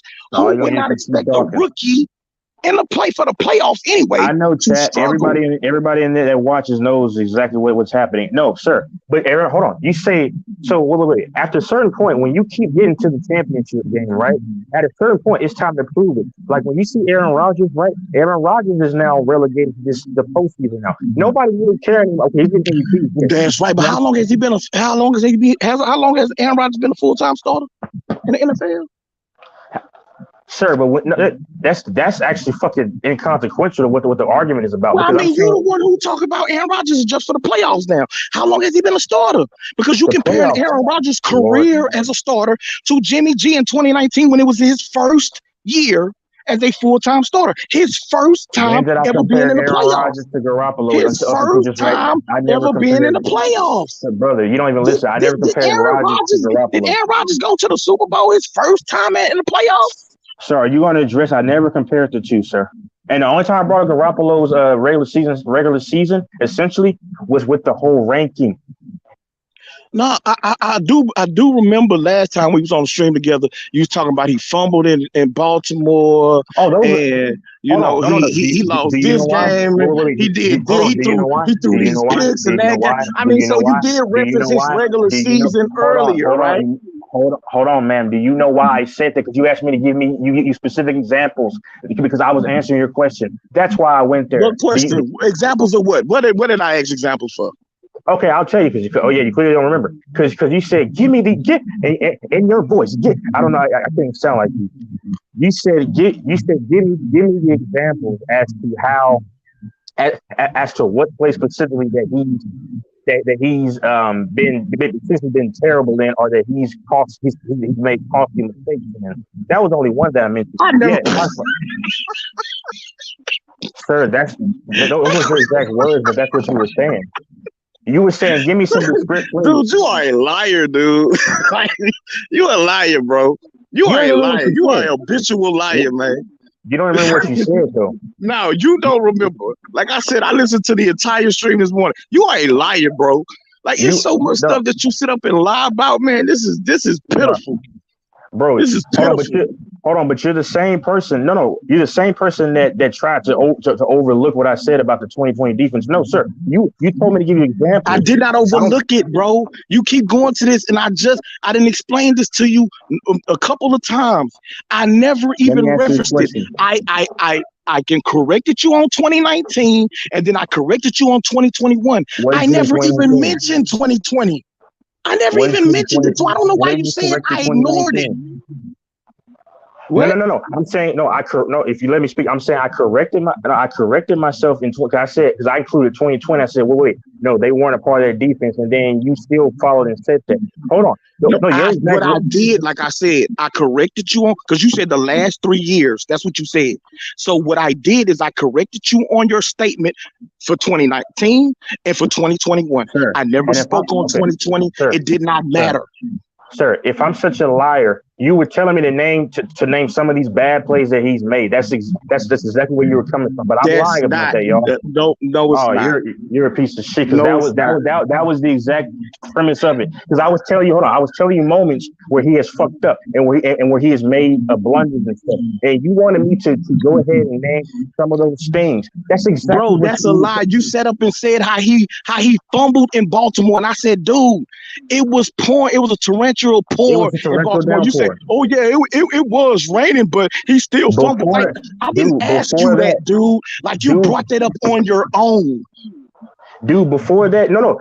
I mentioned the game, and then before that, you were saying you mentioned that he fumbled. Oh, you're a liar. You mentioned that he fumbled. Yes, you did. With conviction. Yeah, no. When I said I didn't mention that he fumbled, bro, you wanted me to give you some. Okay, so I didn't ask you about it. You offered it up. Y'all, you the one started talking about his regular season. You did. And then you I said didn't ask you nothing about what happened in Baltimore. You offered it up. No, I offered that up, but then that was one thing that I mentioned, but you did ask me. You said, "Oh, you can." You just said I asked you when you told me about Baltimore. Now you admitting that I didn't ask you, that you offered it. Like get your stories together. No, dude, you asked me to give you some examples, and you said, "Oh, you can cherry pick certain examples, but I can also do this and this." That's exactly what you were saying, bro. But I can prove a specific lie that you made 30 minutes before you got off about the 2020, when I mentioned the 2020 defense, and I corrected myself, and you said that they were not a top defense, and I've already sorted it out. I did not say they weren't a top defense. I did not say that. I said in 2019, the offense was not led by Debo because he was a rookie. I never said they were led by Debo. Yes. See, you're putting words on. You are the liar. Again, let me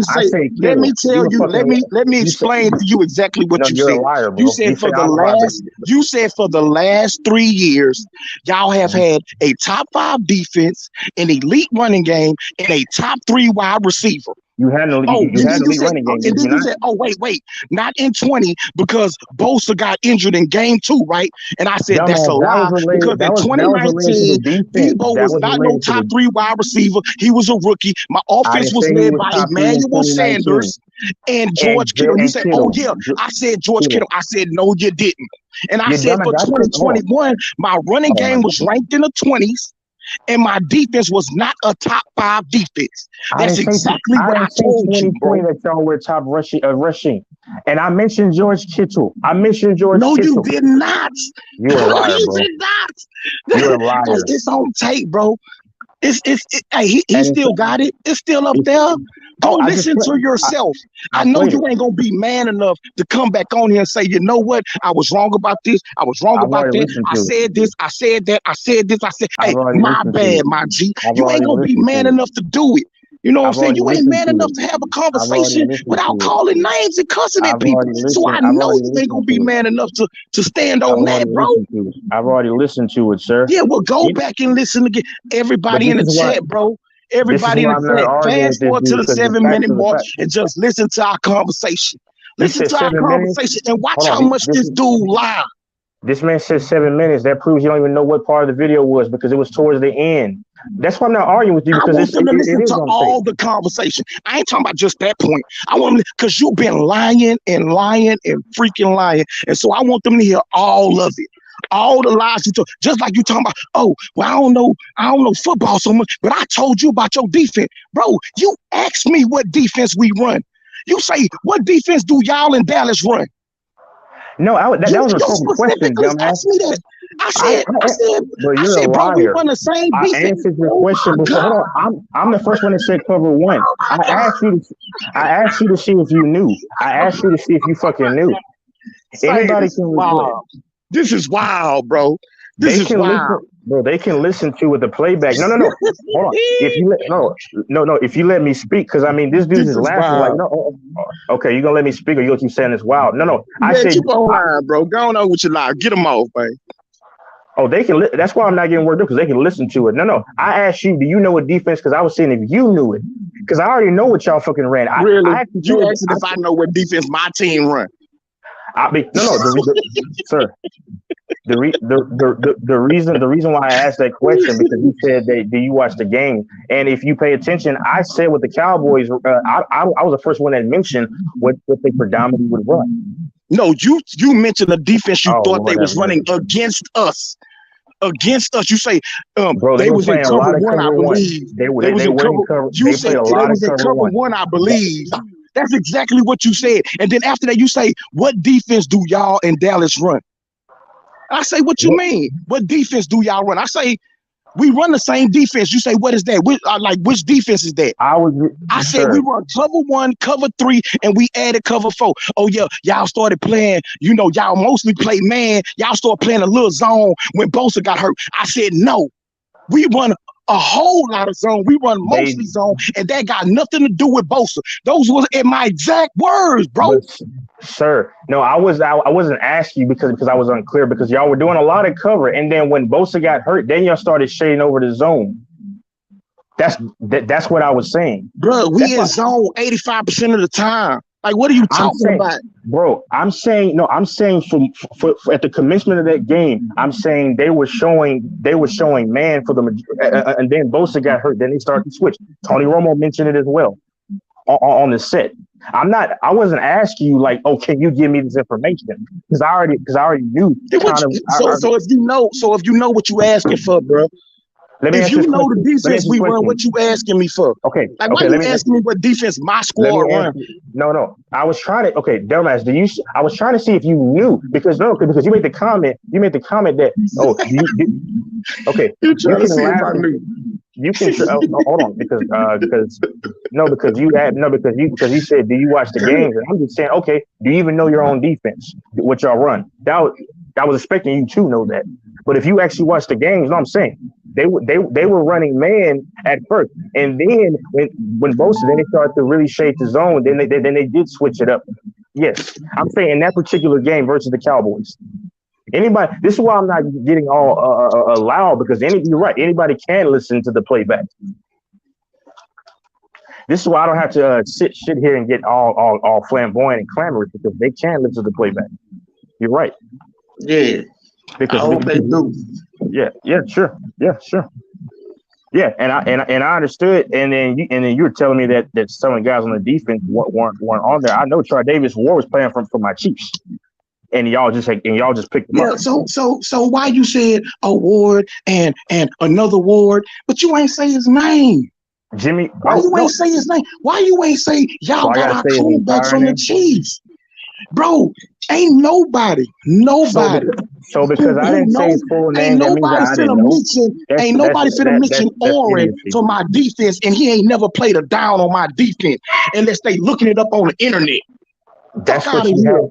Hold on, I'm dumbass. I mentioned that because that's who you got. So I thought it was because you said, hold on, you said mention my defense now. Do you not forget you put it in the all caps? So I said, okay, you know what that means? What is your defense currently on the roster that's scheduled to be a starter? You moron. That's what I'm saying.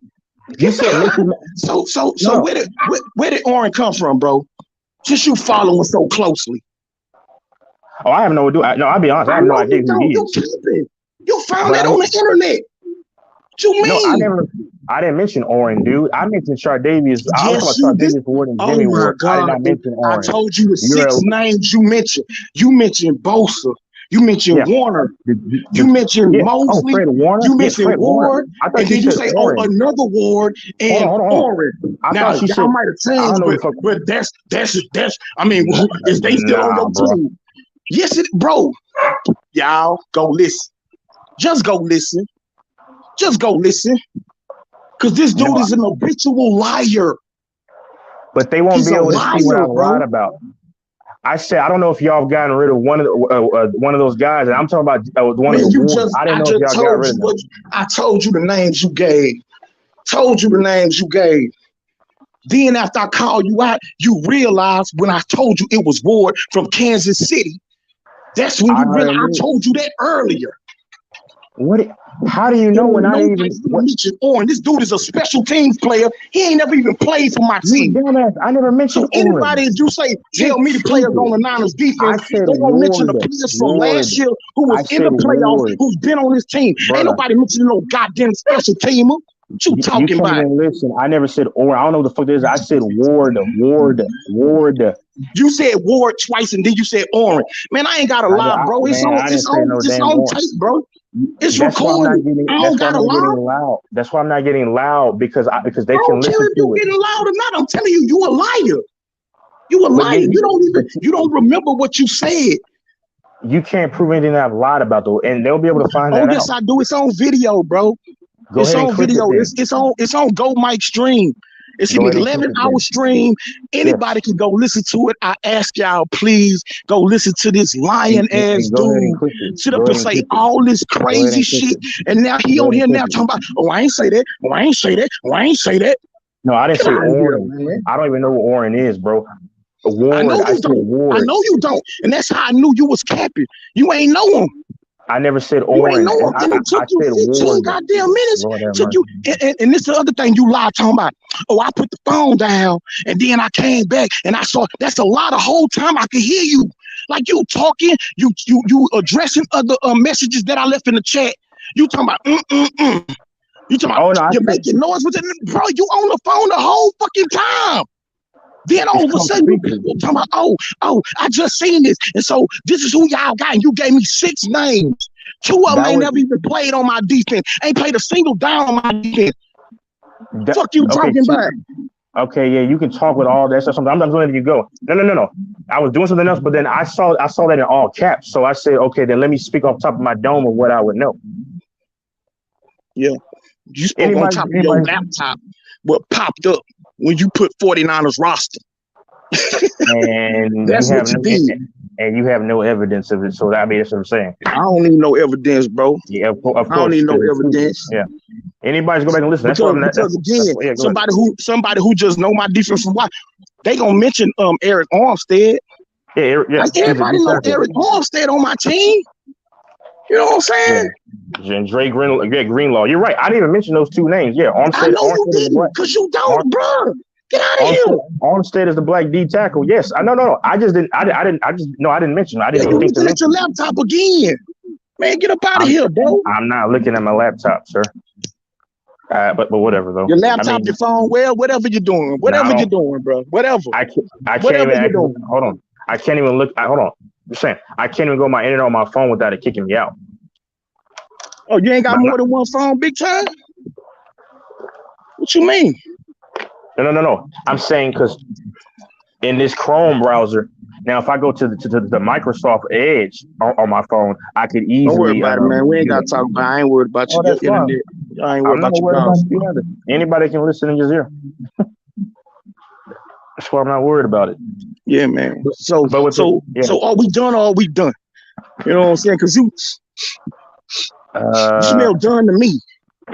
I don't know what you you done to me, big dog. You didn't cook anything, but hey. But Texas ribs, baby. Texas ribs. You know how we do down south. I'm talking about Texas ribs. Anybody can play it back. That's what I'm having. Early in the morning. You know what I'm talking about? Sure. Yeah.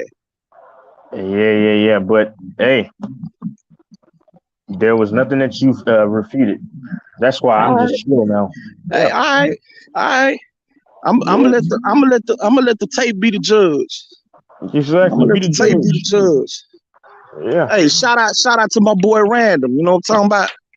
Shout out Oh, to Random. Random, Oh, man. Random was agreeing with me about the whole Garoppolo thing. So Yeah, well, that's fine too. We ain't gotta agree about everything, but shout out to him. Shout out to him. yeah, shit. No, You no, seem like he's an good now.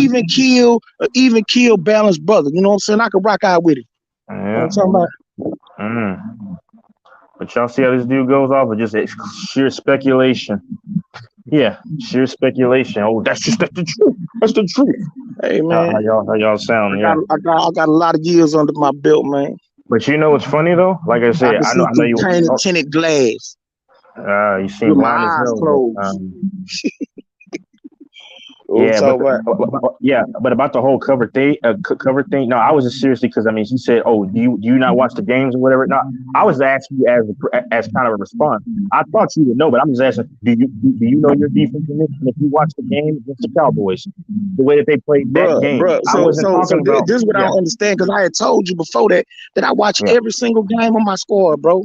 Every single snap. Like I know you don't, but I do. So to sit up and then turn around and act like you Oh no, quizzing me I.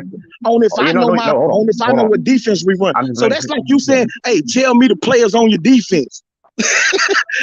Like I don't know the players on my defense. I mean, it just sounds weird. It sounds weird. No. You're It hold on. sounds weird. No. But I'll say this though. No, I'll say this though. No. Somebody who allocates their time to watch predominantly the 49ers, yes, I would expect you to. I mean, yes, you'd have more knowledge on the personnel than I would because I try to watch the grand scope of the teams, but I just has one thing. Like I know you won't do it, but like I'm actually going into something pertaining to this. That's what I'm saying. But no, I would expect you to know more about the 49ers personnel than I do because I try to just it's very difficult for me to keep track of every fucking type of team. No excuse. And I should know every idiosyncrasy about the 49ers because they've been one of the better teams in the league over the last 6 years. But yeah, I would expect you to have a preponderance of knowledge more than I do about the Niners because I try to keep gauge of a lot of the NFL teams. And yeah, so like just because you can't, I don't name all the players off rip on defense. Yeah, some names I do forget about just off top, but it is what it is though. Well, see, again, the only reason why I ever even asked you to name them is because you tried to use, oh, I know your defense from 2013. If I don't Oh, know I know football, that. I mean the 49ers back in 2011, 2012, 13 was going to the NFC Championship game every single year. Every single year, yeah. It I don't know. take no genius to be able to know the players that was on that defense. It was by far up there with Legion of Boom during that time. That don't mean nothing. It's women know them names. And women would know these names too. I mean, well, no, actually they probably wouldn't. But yeah, but I guarantee you this though, pal. I'm going to a field pertaining to this football stuff. I don't know if you are or not. Probably not. But wait, is Mike still there? Because this guy's on mute for right now.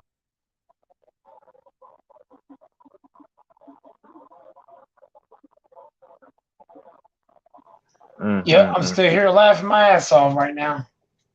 Yeah, go ahead and play back everything and then see if there's really lies being spoken. Because I actually just tried to let this dude just talk because he was on a roll. But I tell anybody to play back the tape. Wait. Yeah, go ahead. What are you gonna say? What are you gonna say? Now go ahead, Texas. Nah, you're gonna say something. Hey, yo. So I heard you. Hey, man, congratulations. You know, on your future endeavors. Getting money. No, go ahead, Mike. No. Before you say anything, Mike's gonna say something. Oh, Mike, you're gonna say something about to me. All I was gonna say is, I smell Texas ribs in the barbecue, man. I got you some. Goat. Oh, Jesus. I got you some, baby. Nah, but just play, but his whole thing is, he's lying about this, that, and the other. Just play it back. That's fine. I mean, that's why I wasn't even going back and forth like I was earlier, because I've lost, because anybody just play it back. That's fine. And because I wasn't able to, because I didn't mention Armstead. I'm aware. Just add I'm some aware. greens, potato salad, and add some brisket. Oh yeah, man. We always do it big down here, man. We always do it big. Funny. You know what I'm saying? Especially a fat man like me. You know what I'm talking about? We always do it big, baby. Come on through. Yeah. Come on through. I got a spot for you at the picnic. Yeah, okay, sure. But no cooking was Hell going on because no cooking. We're gonna invite Texas too. We're gonna invite Texas to come too. Nah, but hold on. Let me say this though. No cooking was going on because my Garoppolo points weren't refuted, and the entire chat. Not that it matters, but professionals would go the opposite is what he was saying. And hold on. So because now I'm gonna speak because he was speaking. So people would say, "Oh, you got cooked," because he was going off and going on. That's fine. But the premise of him is saying that I was lying and switching things up. The stats that I spoke out about, people can actually Google it. I mean, and I understand we don't want to speak on stats, but that's implemented in the game, bro. But this is my thing. Let me explain something. But you never refuted my thing about Garoppolo. I did. I roasted that, baked it, flipped it, all that. Let me explain something to you, man. But how did you? Okay, listen, stats. It's not just about stats. It's a tool, bro. I gave you an eye test. When you have a toolbox, it's just one of the tools. I gave you an eye test yesterday morning, but you got eye test, you got context, you got situation, you got extenuating circumstances. Like it's a bunch that goes into it. It ain't just stats. And so when you want to keep on saying stats, people can Google the stats. People can Google the stats. They can look up the stats. Hey, check out this stat I got. I got a clean stat. Hey, this stat that says he throws 15 times and 78%. Like, them stats. But see, it's eye test, it's context, it's situations, it's circumstances. Like all that has to go into it. I provided all that go into it. And so I tell you, I'm not a stats guy. I don't go off stats alone. That's what I said. Now you tried to change it. You tried to change it and say that I said, "Oh, I don't care about stats. I don't want to hear no stats." That's not true. That's not true. No. I actually did correct it. No. To that credit, I did say that he's not just about stats. I'm not about just stats out. Because when I mentioned the Tom Brady thing, you're not gonna lie about this one, because I was actually stating, I said fuck stats, and I made it about the eye test. I gave you the eye test about Jimmy Garoppolo, sir. So you can't try to make these mendacious lies. Once again, what have you cooked about Garoppolo? I mean, you didn't cook shit about that. Everything, the neat little stat that you came up with, I cooked that. First you want to talk about how bad he was, and then you want to change it up to where it's now it's just the playoffs. And then I start talking about the playoffs, where now you want to narrow it down to them 2 throws that he missed on them slants, or that interception that he threw in the second quarter that had nothing to do with him having a 10-point lead. Like you want to try and narrow it down to the tiniest thing. Sure, the premise. Hold on. I just had to say, okay, so what? He threw a pick in the second quarter. So what? Okay, now what? Sure. I mean, what that mean? No, I'm saying.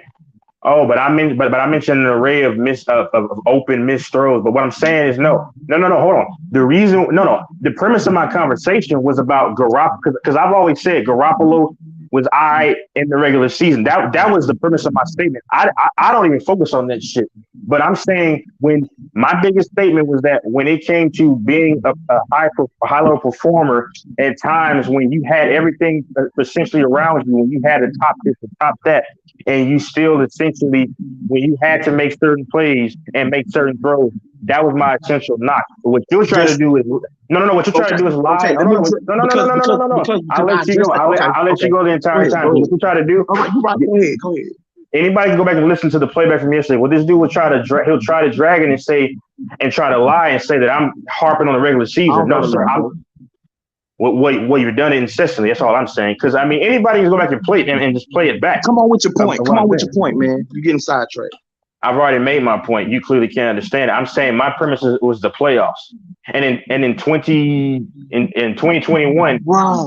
Okay, so again, that's why I said it went from he can't never he don't never make plays in clutch moments. He got all this around him, but in clutch moments he don't make plays. That's what you said on the last stream. So now you cleaning it up because when you said that, I say so in the game against the Rams where you had to win or they got knocked out the playoffs, did he make big throws then? When he went to Seattle and beat Russell Wilson in the last game of the season to win the division and the number one seed, where he had no incompletions in the entire second half, did he make big throws then? Did he make big throws against Drew Brees in that shootout? Did he make big throws against Green Bay in that same season on Monday Night Football? Did he make big throws then? Now it's down to the playoffs. Now it's down to the playoff because you know that because everybody knows how it played out in the playoff or whatever. That's your only attack. That's your only attack. But no, sir. But that's what I'm saying. No, because you want it because I was giving you just instances, just a few examples as to how he made egregious mistakes in certain moments. It wasn't a focus on the regular season. I'm talking about, but in the postseason, how do you address him missing back-to-back throws to receivers in which? And what did I say? What did I say? No. I'll say what you said. I said so. What you said was that he not. I said so. Patrick Mahomes ain't never missed a throw. So Tom Brady ain't never missed a throw. Hold on. That's what I said, right? After I said that, you came and tried to make it sound like I'm saying that. So same play was the one that Big Chris Jones knocked the balls down. He knocked balls down, but those were that was tonight, bro. That was tonight. We've been talking about this since last night. I'm talking about tonight. No, I'm talking about tonight. Okay, so that's why. So tonight you changed the narrative. So now it's just narrowed down to the playoffs. Because yesterday you was attacking him as a quarterback. Period. We was talking about regular season plays, regular season mistakes. Him throwing the ball 20 to 25 yards down the field. That was all regular season because he didn't do that in the playoffs. So now you didn't switch it up. You didn't change the narrative. So now you only want to focus on the playoffs. And then in the playoffs, it's like, okay, well, damn, this happened, that happened, whatever circumstances, extenuating circumstances, situations, right? He missed a throw, throwing interception. So what? Okay, it happens. You know what I'm saying? All right. Sure. But if that's what you're basing your whole the last 2 days, all these hours we've been arguing and debating about Jimmy Garoppolo, if you want to narrow it down only to the playoff and the fact that he ain't throw the ball and then he threw an interception against Dallas and special teams won against Green Bay. Okay, if you want to do that, hey man, you won, bro. You won. Okay, this is my last point because if you listen to what I was saying, the whole premise of my thing is that when it came down to, which is a big part of the reason why they want to move on from Garoppolo at times is because the big part of my argument was even yesterday I mentioned I was giving you just certain instances that I can just immediately point to, but I'm saying when it came to the biggest game when you had once again the top tier defenses when you had a guy like Deebo Samuel who was I believe the highest yak guy last season when you had constantly all these weapons at your disposal offensively and defensively and you find a way to continue to come up short in key moments that was my biggest harping point. Okay, but I'm going to let you continue to defend your boy Jimmy Garoppolo. I mean, that's fine. I have no problem with that. I'm just saying what my issue with Garoppolo was as it pertains to the biggest game. I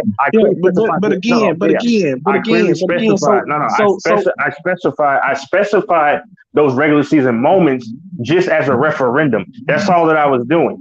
Okay. So what about the fact that Jimmy Garoppolo in the biggest moments when San Francisco was 3-5, they was facing elimination, and for the rest of the season, Jimmy G goes 7-1. What about that? That don't matter. He didn't make no plays then. Oh, but you don't mention that about his usage rate. Go look at his usage rate in the last 8 games of the season. Last 9 games. Go look at it. Go check it out. Stat Which man. I season? mean, you like Which stat. Go check season? it out. See how many games he threw Yeah, under which season? 15 times. 2019? No, last year. Last year. You talking about last year, right? This past season, right? This past season, right? I'm talking about it all.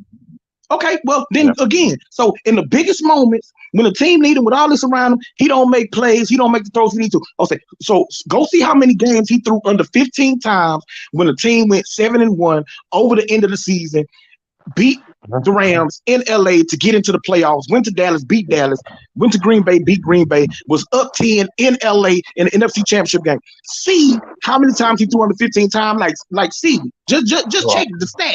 Go look at the stats. Check the stats. Check the stats. Look at the stats. Go see the stats. Because all I know, all he do is win. Like that's all he do, bro. That's all he just win. So your usage, It ain't about the stats. It ain't about the 40-yard throws or how high he ranked. But what you know, him do being ranked 21st on the quarterback. That was my only argument as a quarterback, as a quarterback himself. That was my only point. Of course, we can all see that he's on the team that has won. I'm saying, but the biggest responsibility that ended in them winning games was the guys around him. And then what you did earlier is that you were trying to attribute, and let me finish this. I mean, I'm just letting you go. You were trying to attribute earlier, you were saying that, who has thrown the ball to guys like Debo. And if you understand, no, they do a decent amount of screen work, but then if you know anything, they simplify it to where Debo and those guys can run slants where they can come across the middle. He catches them and they take off. That was my point. Once again, a casual looks at it from that standpoint. My point was that's our offense, bro. That's our offense. Okay, like but you want to making my point because offense, like take that over Shanahan. No. But hold on. But that's still But that's still fitting into my point into where when he's doing intermediate passes, but when he has to throw deep, he ranks amongst one of the worst. Okay, let's limit it to postseason. No, he don't. Check the stats. Check the stats. Go see his percentage when he's throwing the ball 20 yards or more. Go check it. Check the stats. Pull the stats up. Like your laptop right there. Pull them up. Hold on.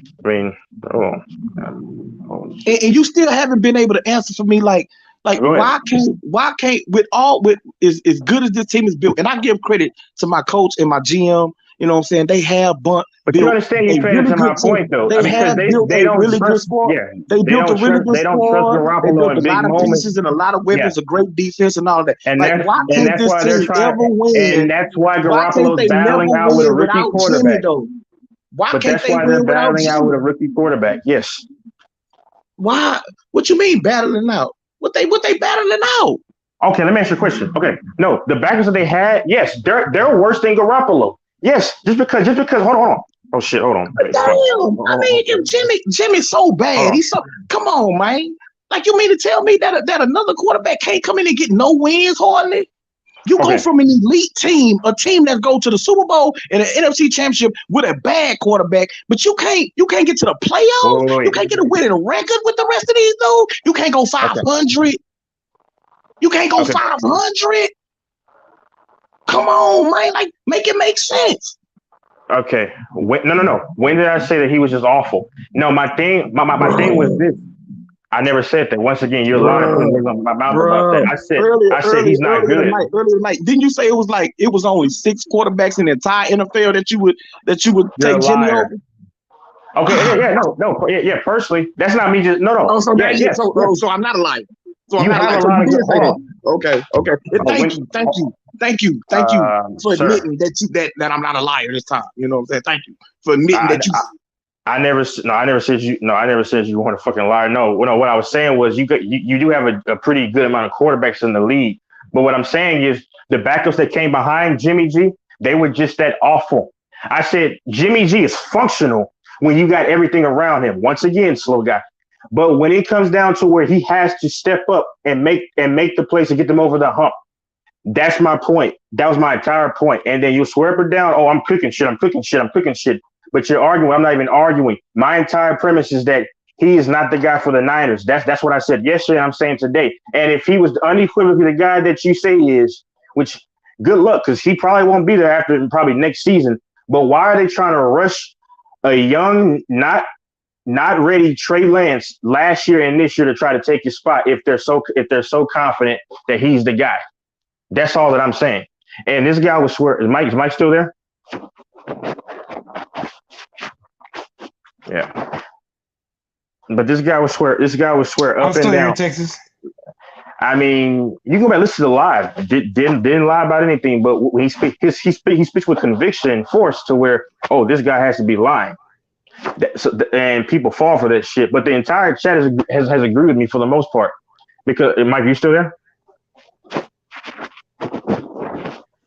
Oh shit!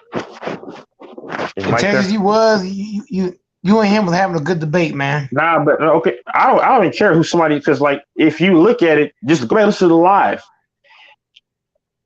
about the whole Tre'Davious Ward. No, Breland who got the pick. He lied on that one, and then when I corrected myself before he could even say anything, he was he conveniently just disregarded what I said and then said, "Oh, went off of my first statement." That's why I didn't go back and forth this time. I actually let him finally talk like he wanted.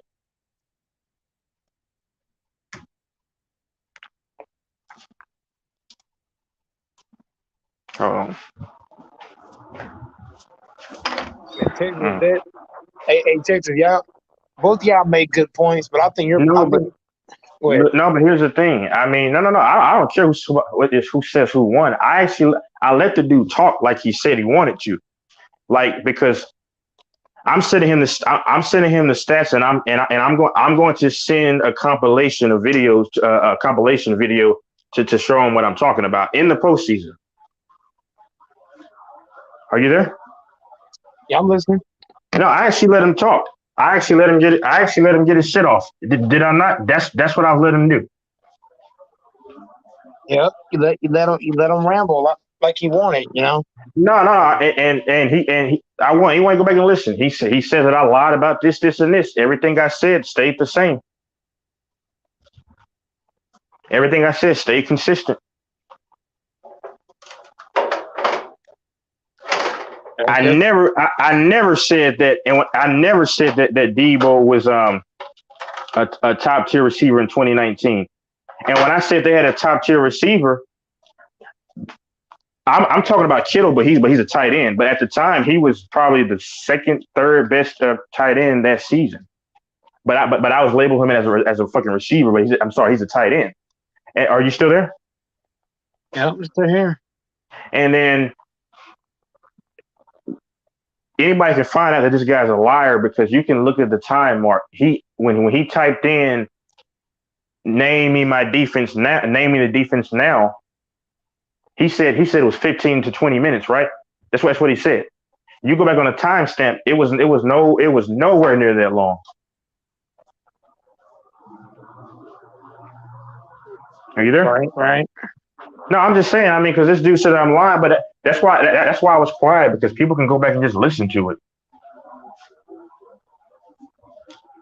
Yeah, he was.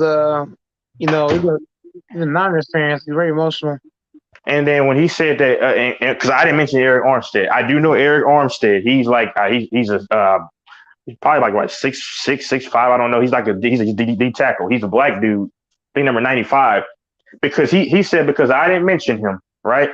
Or I didn't think to mention him, right? That meant that I did not know who he was. That's his logic. And then, you still there?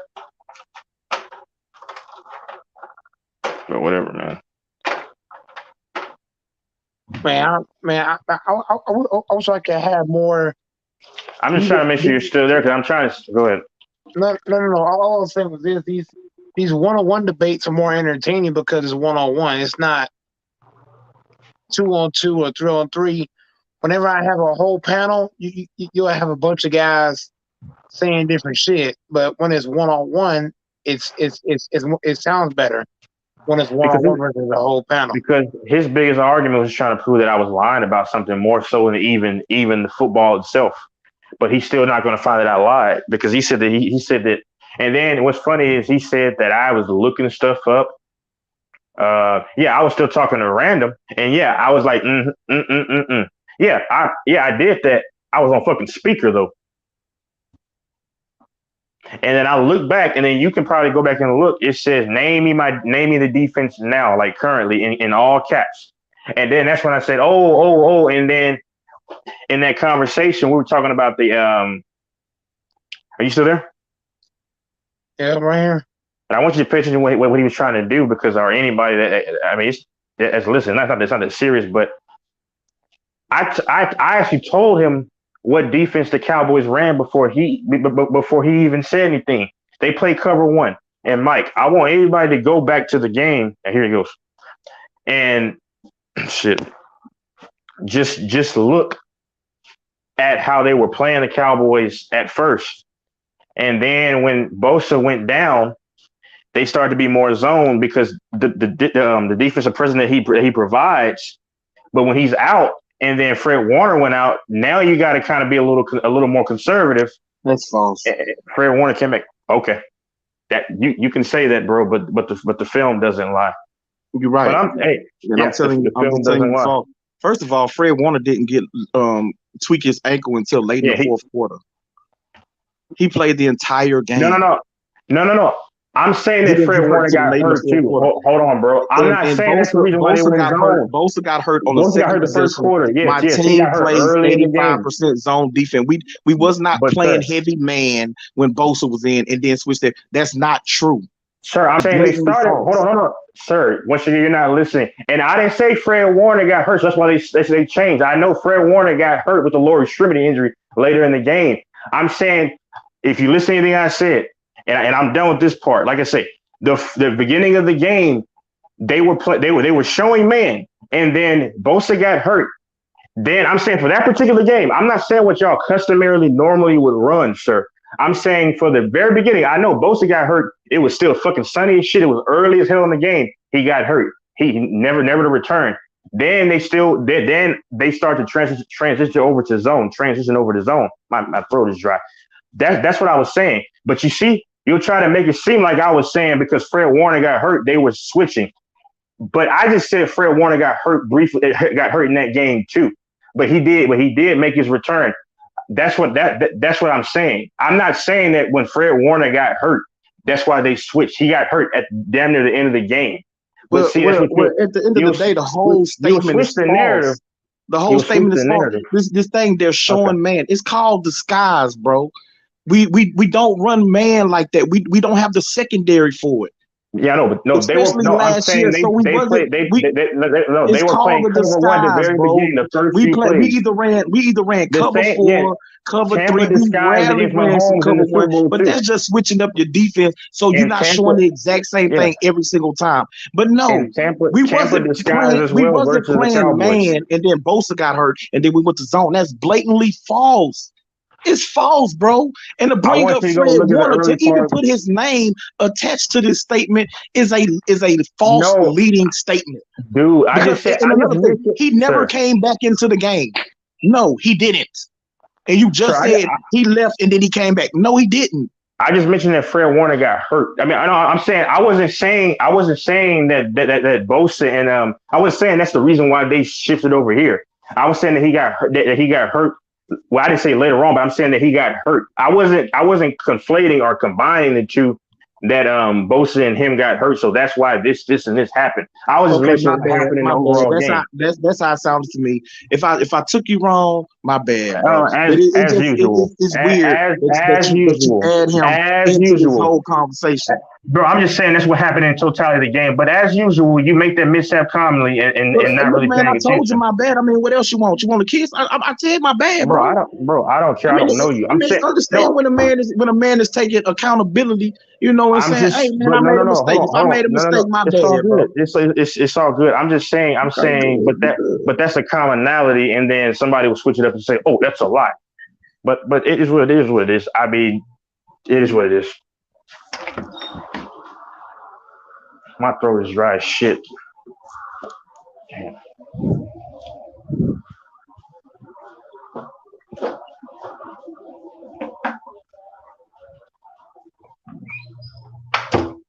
But like when my Chiefs played Tampa, shit, I knew what Tampa was running. Fuck. Zone, they had to run zone and try to contain the speed, and They did do some disguising that was tricking Mahomes with the already battered offensive lineman. But Yeah, because Tyreek roasted them in the first game. They went for them to do the same exactly. thing. Yeah, I'm just saying. But I'm just saying. But I know how to diagnose pretty much what's going on. Do you got a subscription for all 22? Oh, the film? Yeah. No, I don't. It's something else that I've watched.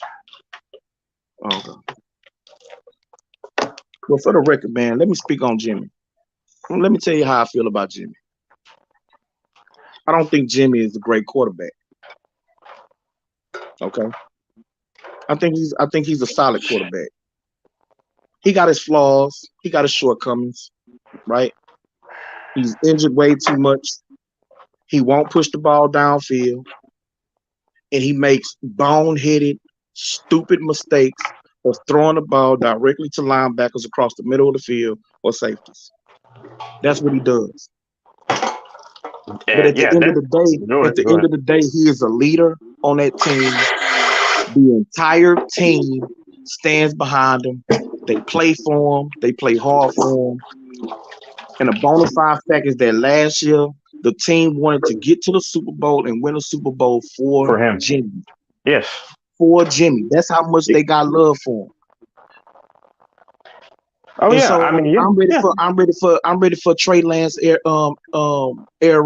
just like everybody else. I don't believe Jimmy's gonna be on this team. It's time for him to move on. But Jimmy did bring the 49ers back to relevance.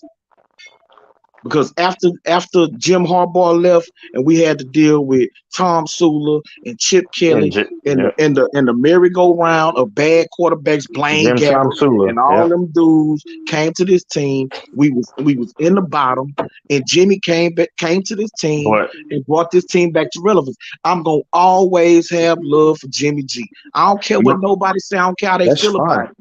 That's fine. I don't care how they feel about it. I'm always have love for him. And I'm the same way with James Harden.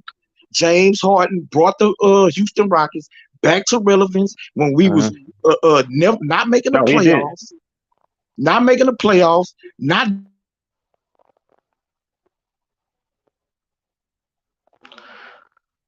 I mean, I could tell you got an infatuation with Jimmy G. I understand you're supporting to the end. Meltdowns in the playoffs and all that type of stuff. But at the end of the day, I got love for him. I'm gonna always have love for him, and I'm gonna defend him. No. Hold with Jimmy G. I understand that's your boy. I mean, you have some kind of something in your heart to like him. But my only thing is this though.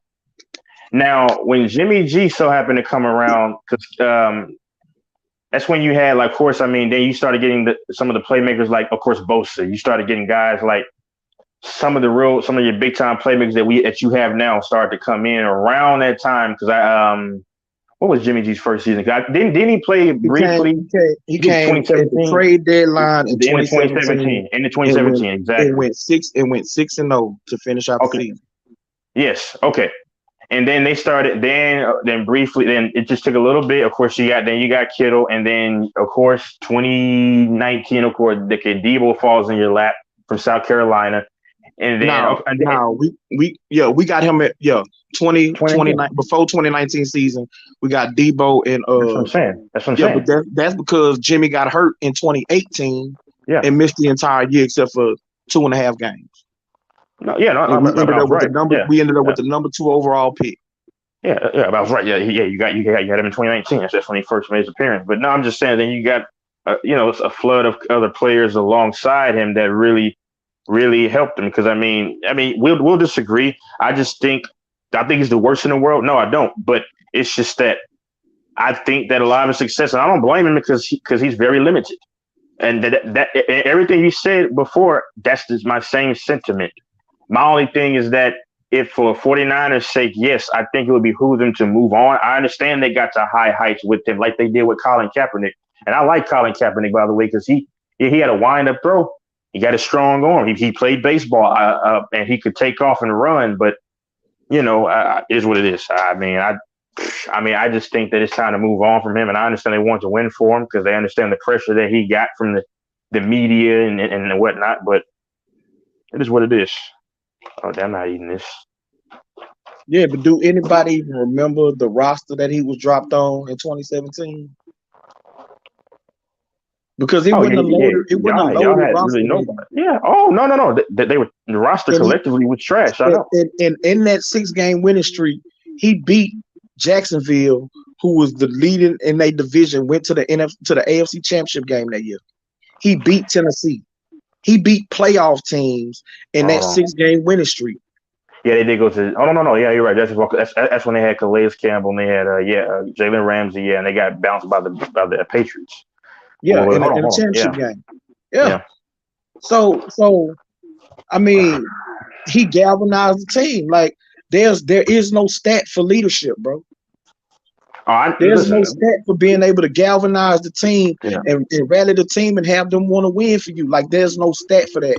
There's But no the stat leadership, for yeah, hard that leadership is determination. not. He Yeah, the just leadership. don't. He just come up short, man. And some of that I That was my equate to the only fact point. that no matter what, how long he's been in the league, the dude don't have a whole lot of starts under his belt.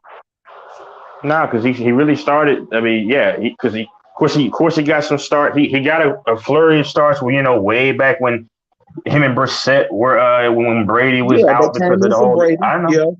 Yeah. Yeah, But I'm saying as a full-time starter, I know. you have to do it week in, week out, you know what I'm saying, and go out there and try and win games. That did not happen for a full season until 2019. 2018 was supposed to be the start, but he got hurt But in he got game hurt 3. early in the year. Yeah, early in Right. the So year. 2019 was his first full season. Because he didn't slide, right? I believe he didn't slide, or I forgot. Yeah, he shouldn't have. Yeah, He should he running out of bounds. toward the Yeah. sideline and tried to come back like that was dumb. That's why I say he make dumb decisions. He do make dumb decisions. I can't lie about that. He make dumb decisions.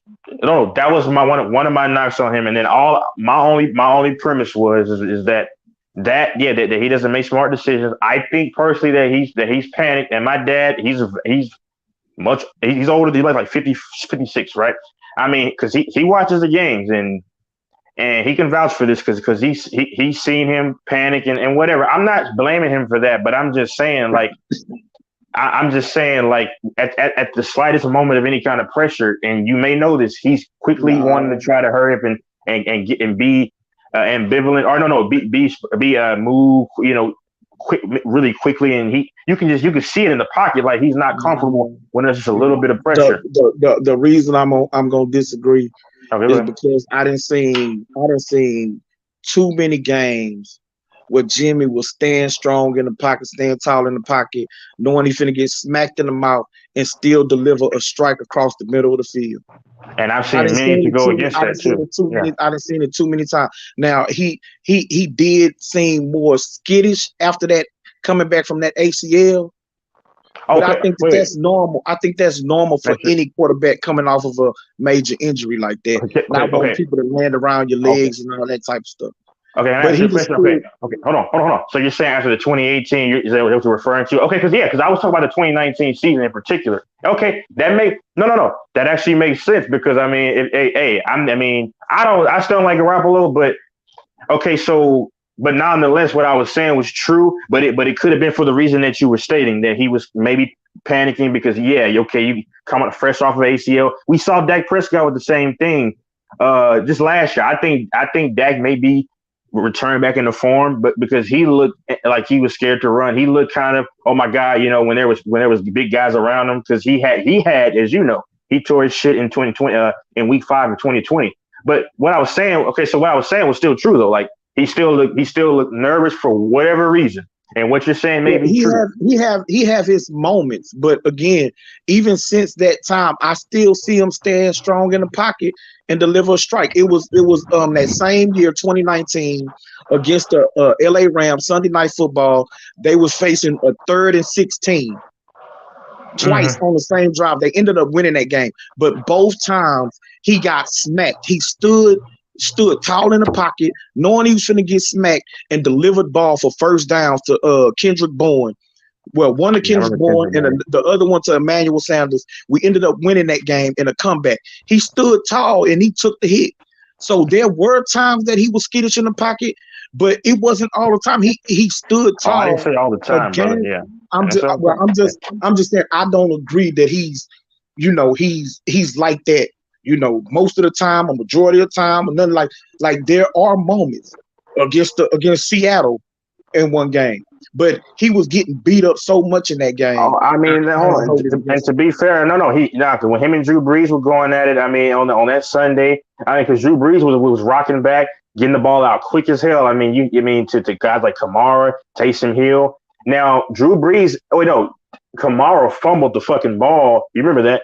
He fumbled the fucking ball, and that pretty much cost him the game.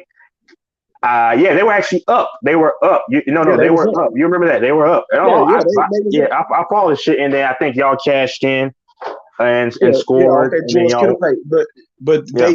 they jumped out on us. Then we came back and took the lead. Then they came back and took the lead. And then the infamous George Kittle play. We Mm-hmm. we we got the game winning field I goal. watched this shit. Yeah, I That mean, I that could break. was Yeah, a great shootout. And Jimmy, what he had 400 yards, 4 touchdowns in that game, something like that. I It mean, was it was, it was yeah, he put up crazy numbers.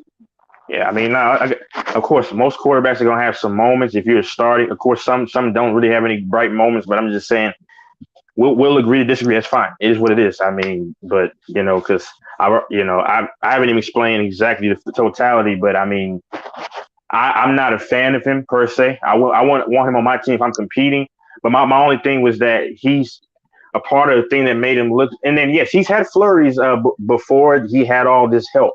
My only thing is another thing you gotta understand is too. I mean, there's no excuse, but you know this. You should know this. I mean, I still do watch these games, and when you don't have the requisite film on a guy, now that doesn't necessarily mean that you're not going to be able to. Because some guys come in and you don't have much film on them, and they look awful, out the gates. But I think once teams kind of got a gauge on him a little bit, they were able to not alleviate the guys around him, because the guys around him is to me what makes Jimmy stronger. That's what I've always said. But my only thing is this: possibly before they really got the film on him and got the jump on him, maybe he benefited from that, especially at the end of 2017. I mean, that's very reasonable to suspect. I'm not saying it's a guarantee that's the reason. That's all that I'm saying. My only thing that I say about Jimmy G is that if you want him to, he needs a lot of things to go in his right direction in terms of personnel for him to take off. That's my only thing. That's not a knock. That's why I kind of said that he reminded me a little bit of Trent Dilfer, not necessarily just their skill set. I'm just saying the totality of what they are as a quarterback in terms of Trent Dilfer needs a great defense. Go ahead. But what great quarterback didn't have great players around? Well, hold on. They keep saying that Tom Brady didn't have. I'm saying what they say. Now I don't believe it. I mean, his talent is lesser than a lot of other great quarterbacks, but he still had great talent around him. I mean, he had Aaron Hernandez before he decided to murder everybody. He had Gronk. He had Wes Welker. He had Randy Moss. Like, he didn't have great players around him. That's the argument that I always make. There isn't a great quarterback who hasn't had great players around him to make them look better. That's the argument. That's the argument that I've always made about Tom Brady. How he's had these. I'm saying what they say that these people say that Brady didn't have this one. Brady, a lot of his career has had a top, not necessarily the number one this or that, but he's had a pretty stout O-line for a lot of his career.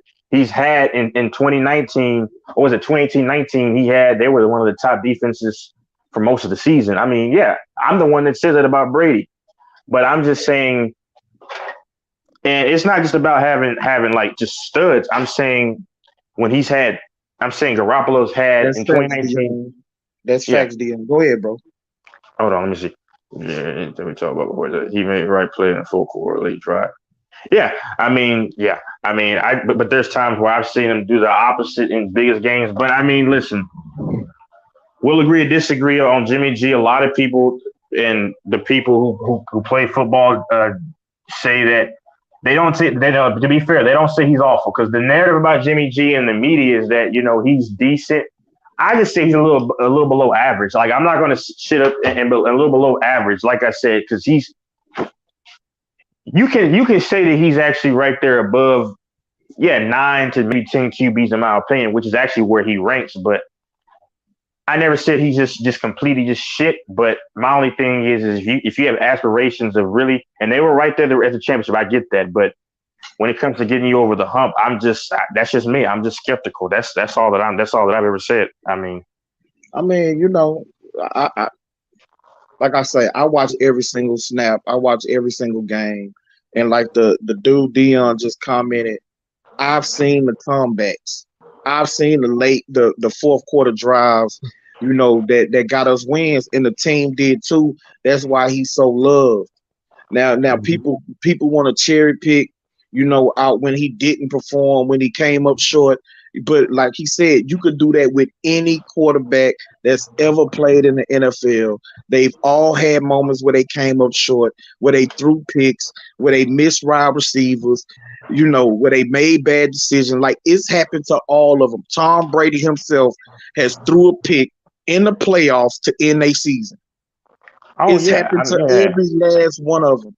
But But you Jimmy know this G though. gets drugged, and I just don't believe that a below average quarterback could have the success that he's had. Like I said, anytime that he started a full season for the Niners, they've gotten at least to the NFC Championship game. Like those are facts. Mm-hmm.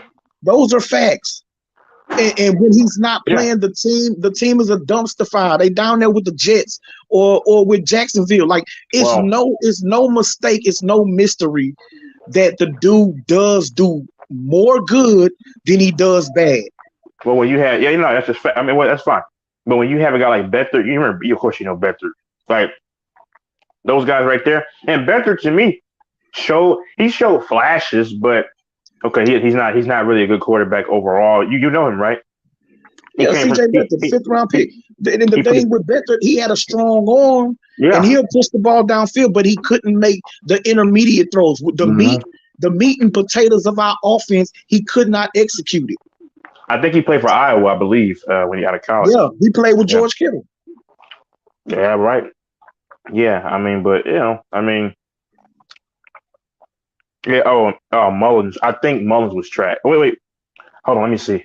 I'm sorry, because because you should, you would know this because like more so because like this is what you study, the 49ers, but and I try to look at the entire league or most. Yeah, I do too. Like I said that yesterday Mm-hmm. on my channel when we do our podcast. We cover every single game. Every Mm-hmm. single game, we discuss every single game, and we break down what happened, what went wrong, bad coaching decisions, the whole nine. Because I here's the told thing. y'all, football is my first love. It's my first love. So I know the Same sport. here. I know the sport in and out.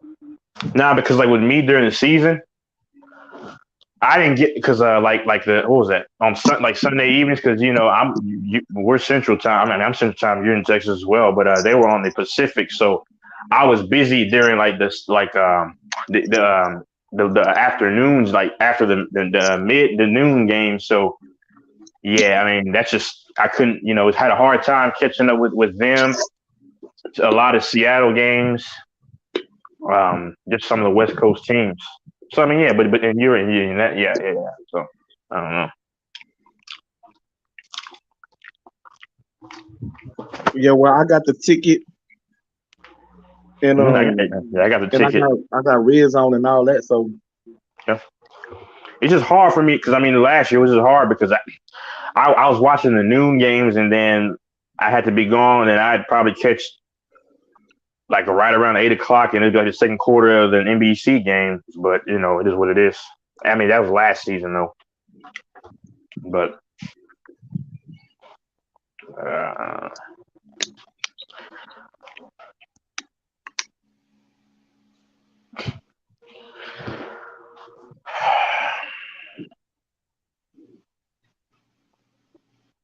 well, Dion, we can bury the Jimmy G debate. Oh no. Well, yeah, you can bury it. I mean, I'm still gonna have my my skeptical belief of him. I mean, I think that of course Jimmy G. I mean, I just don't want him because getting rings are very precious and are the opportunities, and that's just I just don't want. To be frankly honest, I just don't want him on my team if I'm trying to contend to actually win the whole thing. But The media, Well, the people in the I media. would. Okay, that's you. I Um, would. that's you, and you're one of the minority. But hey, but Yeah, we stand by that. Yeah, hey, I might be the minority, but again, I feel like if you contending, you can definitely do worse than Jimmy. You can definitely do worse. He ain't elite, and he'll put the team on his back in moments. But to put the team on his back for an entire season, game after game after game, nah, he ain't finna do that. He ain't finna do that. But one thing that most Niner fans will admit, or they should be able to admit, that wait, hold on. if you get Jimmy the ball late in the fourth quarter, Mhm. and you need one drive to win, most of them gonna have faith that he's Yeah, gonna be able to pull it off. Then that Dion. he ain't gonna be able to pull it off. Yeah, Dion. I'm not comparing Garoppolo to Eli Manning, and it's not because of the rings. I mean, Eli Manning. I mean, I understand he was up and down, and he would be flustered at times. But same with Eli Manning, he could stand back in the pocket and actually destroy you. Like most quarterbacks, if they have some protection. I mean, uh, but you said you like James Harden, right? Yeah, I'm a support James. My only knock on him, I think he'll be better next year. But my only knock on him, I mean, because I like James Harden as a player, especially in Houston. But my only knock is that it's certain big time games, like because I believe he was like at a certain stretch, and I'm not lying about this shit. There's a stat that he went like I think. Hold on, let's see. No, against the Spurs in the elimination game, Game 6. You remember that? That was in Houston, I believe, in 2017. He had 10 points, I think 2 for 11. Now the 76ers, I don't think he was healthy, but I've crucified James Harden because in some of the elimination nights he's come up short, and like I say with Garoppolo at times, to me that's a trend with James Harden. But what about the elimination games where he came up big? And what were those? Game 5 against the LA Clippers when we was down 3-1. He came up big in Game 5, and he backdoored and came up big in Game 7. Game 7. Yeah. Oh no, that's one example. Yes. Okay. 2016. What about the elimination game for Utah?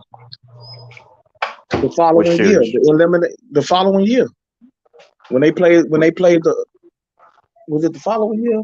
I played in 2017. That was 2017. 2017. You can look it up. 2017. They played Utah in 2017, second round. Okay. No. Hell no. Oh no. They lost to the Spurs, and that's when he had that 10-point performance. Now he quit. He quit in that game. That was 2018. Sorry. He quit. See that's that. But that's the only time that I literally seen him quit. He quit in that game. But another thing I have about it, because when they played the Warriors, overall he was solid. See, my issue is not what did he do throughout the entirety of the series? Because I like James Harden. I was just but the thing is that like when they played against the Warriors, and you remember that series where they had a stretch where they couldn't hit shit, and I think between I know you're gonna say I'm lying about this shit, but like you can probably look it up. You can check this. Between games 2 and 7, I think, fuck. I have it written down. No, I'm not going to say because I'm not going to say somebody's going to say, "Oh, he's capping." So I'm going to have to look that up. But and then this year, what did he do? He had a 31-point game. I understand that, but I think he averaged. My memory serves me right, 18 points for the series. And then the last game, what did he do? Like, I didn't get to follow. I didn't get to follow Philadelphia like that. Especially during the playoffs, I was working for a lot of those playoff games. And so he looked bad, but I don't think he was healthy though. Go ahead. Yeah, I'm not gonna act like I still follow him the same way I did when he was in Houston. I want him to still win a ring. He took a pay cut too. He took a pay cut. When it comes Yeah. to James Harden, what I mostly end up having to defend is his time in Houston. Well, again, people like to cherry pick his bad games, his bad shooting nights, you know what I'm saying, and make it like he's just a flat out choker. But they ignored the games where he came up big in the playoffs and pushed them to the next round. The year that they made the that Golden State won their first championship. 2015. He was out, man. Yes, He was cooking. I agree. he carried that team to the Western Conference Finals basically by himself. Dwight Howard missed 40 games that year. Patrick Beverly was out. They went and got Josh Smith off the street. Like he was playing with Pablo Prigioni as his point guard.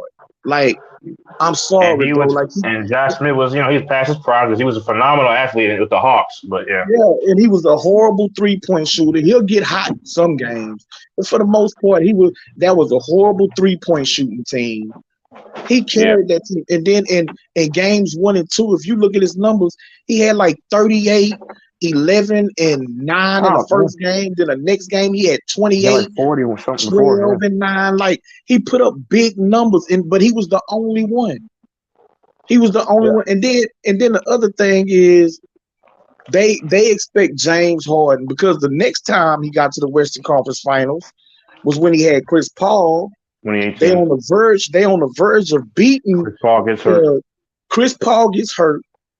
And so now they expect James Harden by himself, no other superstar, no other all-star, to beat a dynasty with Kevin Durant, Steph Curry, Clay. They expect him to beat him by himself. And Draymond Green could still shoot from beyond the arc. A lot of people don't understand. Still hit a shot. They expect James to beat him by himself. Yeah. But they had a double-digit lead in the first half. Like, come on, man. You're not finna hold a 15-point lead for the entire game against Golden State. My only thing with this is because I hold a 2017 against them. We both agree on that one.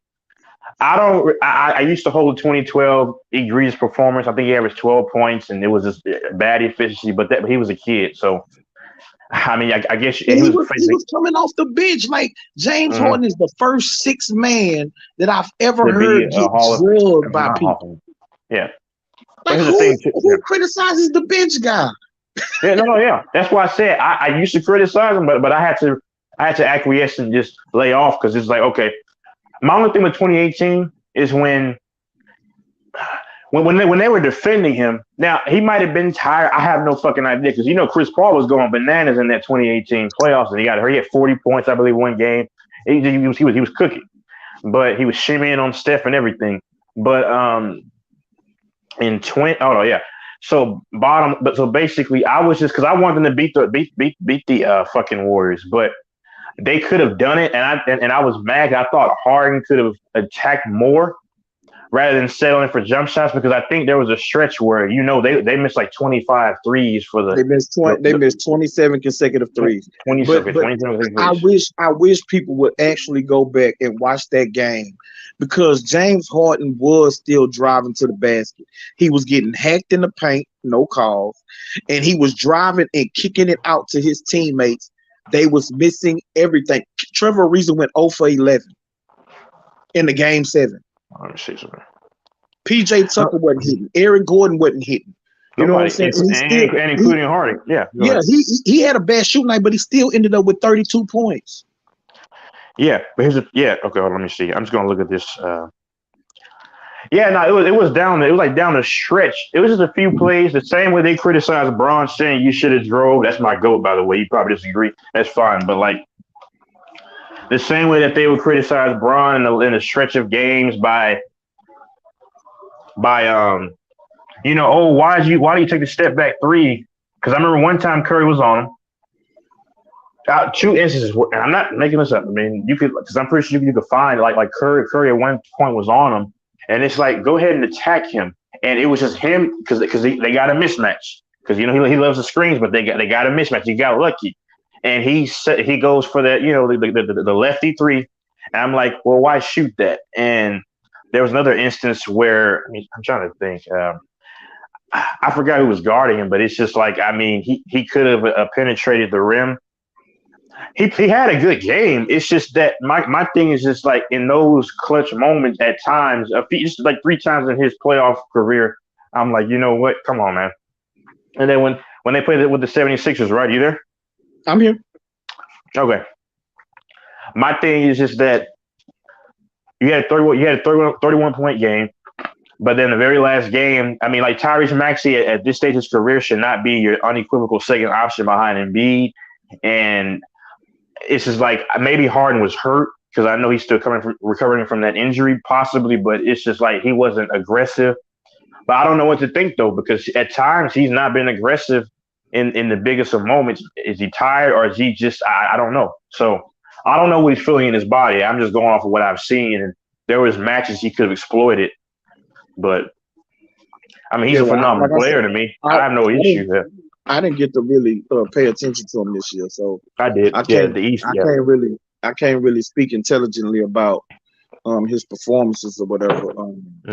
I do expect from everything that I've been hearing, he's putting in big time work. Oh, he's already working. He'll bounce back. I think he'll have a very good season. I actually do. I think he's gonna have a big bounce back season, especially if he's putting in work like he was when he was down in Houston in 2016, 2017, 2018 seasons. He was coming back every single year and he had something new in his bag. So I expect him to have a big bounce back season, but you know, I don't really know. I don't know how that's gonna play out with him.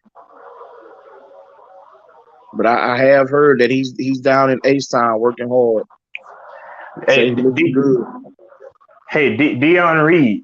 I mean, that's the media in general, sir. That's a no-brainer. It's not just with Harden. I mean, they'll try to exploit LeBron's worst moments, the 4 and 6, but they don't mention they don't mention the context of what the teams he had to drag there. The 2018 decrepit Cavaliers team. They don't mention that. They don't mention that because they give Kyrie a lot of credit, and Kyrie's a lot of credit, but they don't mention that LeBron led in every major category in that 2016 finals. Without Kyrie, that's not possible though. And Kyrie is my second best player in the league behind LeBron. But they don't mention that LeBron averaged about 30 points right around there in 2016, but he out-rebounded the top rebounder in Tristan Thompson, who he averaged 10 rebounds off the top of my head, and LeBron had 11. And I think he had maybe six assists, I believe. I'm not sure, but I know you just misspoke, right? About what? In 2016, I think LeBron out-rebounded Thompson. What did I misspoke about? No. You said you got Kyrie as the second best player in the league right now? No. So you got to listen. I said no, I know he's not the best. I'm saying he's like when I like to watch a guy's game, Kyrie is the second player. And I didn't say he's the second best player in the league. Hell no. I'm saying he's my second best player to where, let me rephrase that because I know people say, oh, he lied or misspoke. No, I'm saying like for me, I like that's my guy that I like to watch behind LeBron. Like that's my favorite player to watch. And then maybe I said best, I don't know, because I know people say, oh, you lied or misspoke. Okay, no. That's why I said. That's why I said. Tell me you misspoke, because you you got Kyrie as your second best player. So that's why. But I understand. My favorite. Yeah, that's my guy. Yeah, because I think Kyrie Irving. He's a 3-dimensional scorer. He can beat you from. He can contort his body and get to the rack. He can shoot the 3 and shoot the mid range. That's a 3-dimensional scorer. Now, of course, he lacks in the defensive department. But when you look at Kyrie Irving, when he plays against guys like for some reason KYRIE, he gets ready to play defense on him for some reason. That's the only guy. But I mean, and I still think the Lakers will get Kyrie. It's just when will they get Kyrie? Is it going to be before the trade deadline during the season? Is it going to be after next season? Is it going to be in a few days? Who knows? But the West is going to be deep though. The West it's going to be 1 through 9, not 1 through 8. 1 through 9 are going to be stout. The Clippers are deep as hell. You got John Wall, who was more of a traditional point guard. This guy averaged 21-7-7, I think, 2020. But I still think he can probe the lane. He can get guys open. He'll play some defense. Reggie Jackson off the bench. You got Covington for his length and athleticism and defense and rebounding. I mean, PG and Kawhi. I Yeah, mean, they do. Kennard. They got rid of Hartenstein for I think what did he sign to the Knicks? I don't know. Fuck it. But What did that dude go? he went to the Knicks. Hartenstein. Yeah, but the West is gonna be deep. But I'm really just trying to pay attention to some of these younger teams and see what they're gonna do. Hold on, Like Memphis and Dion. Minnesota. Dion. It's just calling an example, bro. I mean, well, I know Dion's my personal troll. Like he's him and Pagan, but it's all fun and games though. But like, nah, I just brought up LeBron for an analogy. Like same way that they'll knock some people will knock they'll knock a lot of people that they choose to knock in the media. You know what I'm saying? Like they'll knock Chris Paul for this and that. Sometimes rightfully so, but now I think Minnesota is going to be. They fill some of their gaps, but I think the Mavericks should be a team that people shouldn't sleep on. Because are you there? Is anybody there? I'm here. I don't believe in Dallas. No, I'm not saying they're gonna like go to the championship. I'm saying they can make noise. If they can find a way to get another ball handler alongside Luka, you still. Hardaway off the bench. You got Maxi Kleber. This is shooters. You have Dorian Finney-Smith that can do both 3 and D and play defense, and then you got a guy. You got of course 20 and 10 guy Christian Wood, and he can break it off the dribble. He played for Houston. I'm outside. I'm from outside of Houston. He's trash. Trash. He's not good on defense. I'm not. He's I'm not not trash. I ain't gonna hate on him. I ain't gonna hate on him. He ain't trash, but he ain't. See, the thing is, man, first of all, he's selfish. He's a selfish player. He's a me guy. And the other thing is that dude don't play no defense. Same problem that they had last year of being able to protect the paint. You know what I'm saying? How basically Golden State beat them. Christian Wood does not change that. He don't help that. But they got McGee though, and then other reports here in Dallas. Not the reports, but like a 105.3 the fan. Because I'm not clapping on this. They're talking about trying to look for possibly a backup big, because Dwight Powell, right? The light skinned dude, that motherfucker ain't worth a damn. The dude can't score. He can't. He's not a big body. Is what it is. I don't know. I didn't know he was already 30, but he'll be 31, I think, this year. But it's just no. They got JaVale McGee to kind of, because they're trying to prepare for the Warriors if they play them again. That's what it looks like. Okay, well, JaVale McGee, I think is a decent enough player. Yeah, that's why they got him. But is he going to be starting, or is he coming off the bench? Because Christian Wood don't want to, and he can't play the 4. Mm-hmm. So he's going to want to play the 5. Yeah. And so is JaVale McGee coming off the bench? Because personally, JaVale McGee is really going to have to start. He's going to have to play big minutes in order for them to be able to defend the paint. Christian Wood ain't going to play no defense.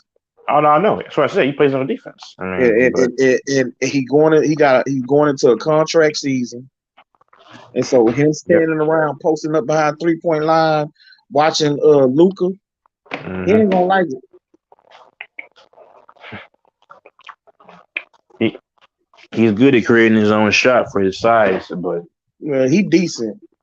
He decent at it, but he thinks he's better than he actually is. Like he think he's Kevin Garnett or something. And Anthony Davis. I remember when he first got to Houston, he was talking about how he wants to be the next Anthony Davis. He's nowhere close to Anthony Davis. He gonna get pushed around and shoved around. Like, AD will play defense too. When he can, he can. I said AD was gonna try to play some defense. AD's gonna play stellar defense, and you can drop the ball down to him, and he gonna barbecue chicken somebody. He gonna put in work when he wants to. When he healthy. Christian Wood ain't that. But even when he was healthy, because the Lakers, I watched him. Like even or he might have not been fully healthy, but I'm saying when he was moving okay, and and he said that, yeah, I'm good. I'm going off of his words, okay, yeah, but then you look at his body, okay, fine, but I just don't think that he has that vehement passion that he once did. I mean, that before pre-bubble, or even in 20, like when they got bounced in the first round versus the Suns. Oh, he was killing it, and that's the last of the 80 that we saw that I thought looked hungry. Just being honest. Yeah, but I think last season he really was dealing with a lot of injuries. He was trying to play through it because he's hearing the criticism about him being always hurt and missing games.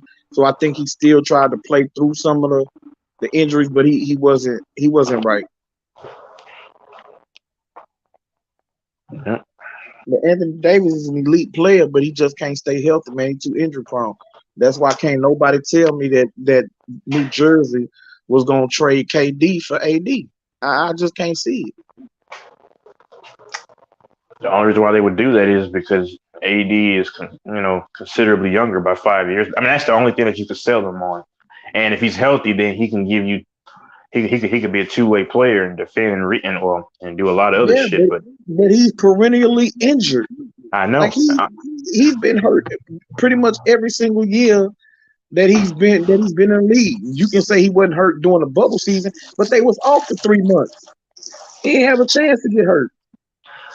Yep.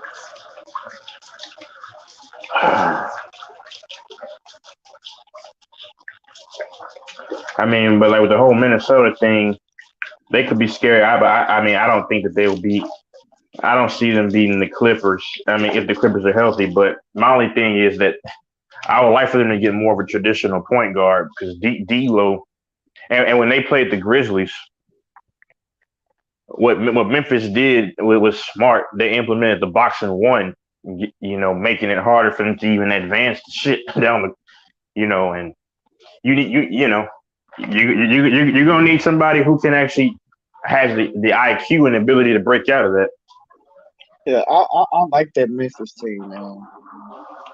That box and one is good when you can run it. Yeah. I'm hoping that my Houston Rockets can be the next version of that. Yeah, Rockets have a long way to go, unless they can get some trades going. Because I don't see the Rockets contending for another maybe at best 3 years. That's unless you can get some big fish to come in. Contender for what? Playoffs or a championship? Oh man, a playoffs, dude. I'm saying, yeah. It ain't gonna take 3 years. My squad is loaded with young talent. Now it's just about them learning how to play defense as a team and just getting some experience being on the court with each other. I don't think that's gonna take 3 years. And then they're gonna have over $70 million in cap space next year. So that's what I'm saying. Yeah, that's what I said. Listen, I'm saying, yeah, they go ahead and get some maybe 2 big fish, or get some higher than average players. Yes, yeah. Yeah, but the free agency class next year is weak.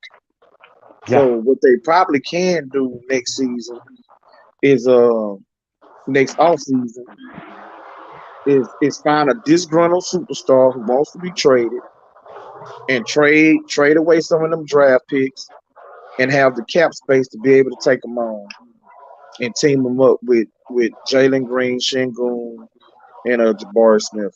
Yeah, but that's what I'm factoring in because I know that's why I said that the next year's free agency is bad, and I don't think they're gonna go to the playoffs that following season. That's why I say 3 years. There was a reason why I said that because I think they're gonna contend for the play-in next year. 2022 season, I think they're gonna be fighting for the play-in. 2024, if everything goes right and they healthy, I think they're gonna be a playoff team. It's just too much talent on this team.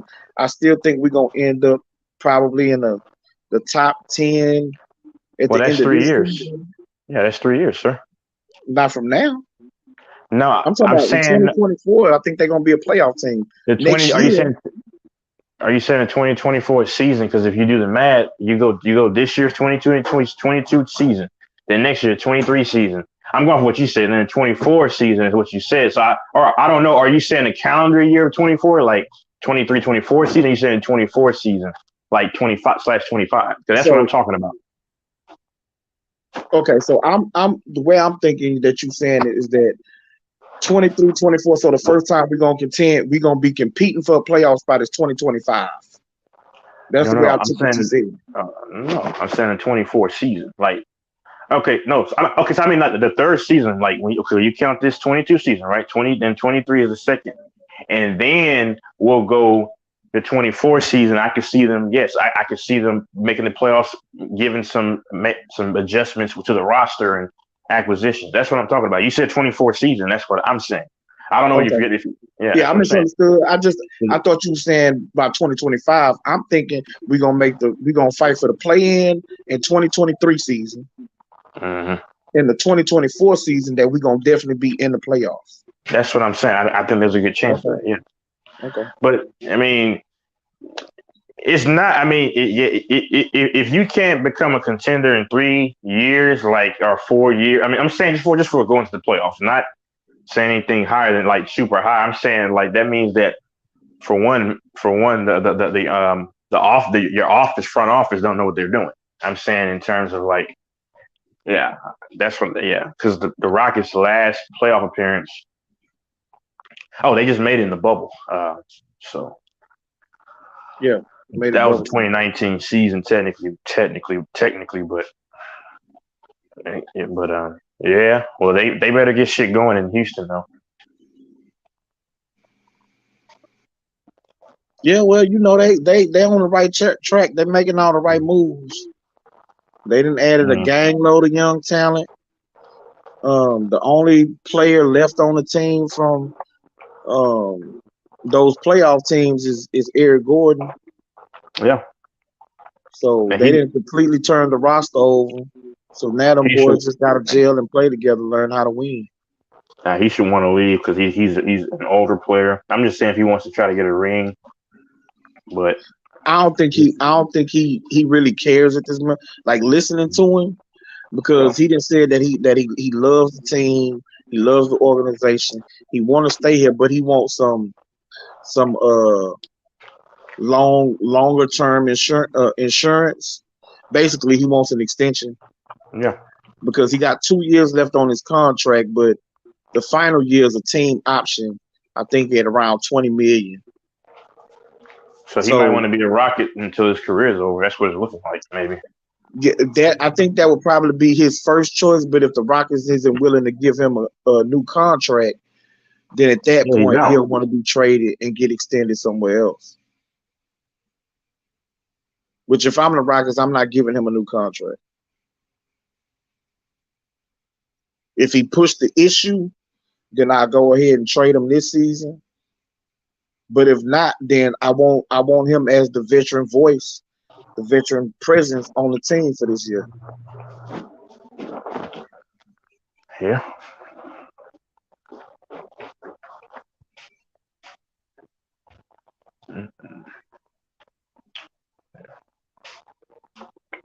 But Jalen Green, that's the next Kobe Bean, man.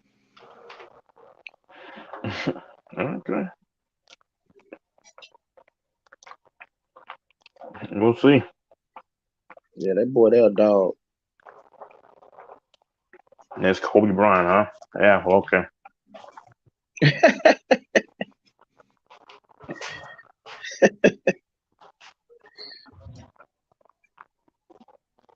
Well, that's a tall order. That's So hilarious. That's what I'm saying. I mean, because no, I'm saying just to be like Kobe, you had to have impeccable footwork. I know he wasn't the greatest shooter. It's just a lot of intricacies to emulate Kobe, which he emulate Michael Jordan. I yeah, mean, what the play just style. just pay attention. Did you catch him at the end of last year? No, I already know Jalen Green is going to be a phenomenal player. I'm just saying, but like Kobe. Yeah, he gonna remind you of Kobe. He gonna remind you of Kobe. Now it's a far stretch for me to say that he gonna win 5 championships and all Oh, of that type of stuff, right? he won't. But well, I ain't gonna say that neither. I ain't gonna say he ain't gonna do it. I'll say it. But you watch him play, he give you them Kobe Bean vibes. He definitely looked better than Kobe as a His first, rookie. yeah, of course. I mean, yeah, because Kobe was just trying to scrap and find his way. His first couple of years or whatever, because he was behind, of course, Eddie Jones and who's the Nick other Van Nick Exel. Van Exel. Yep. Yep. But mm-mm.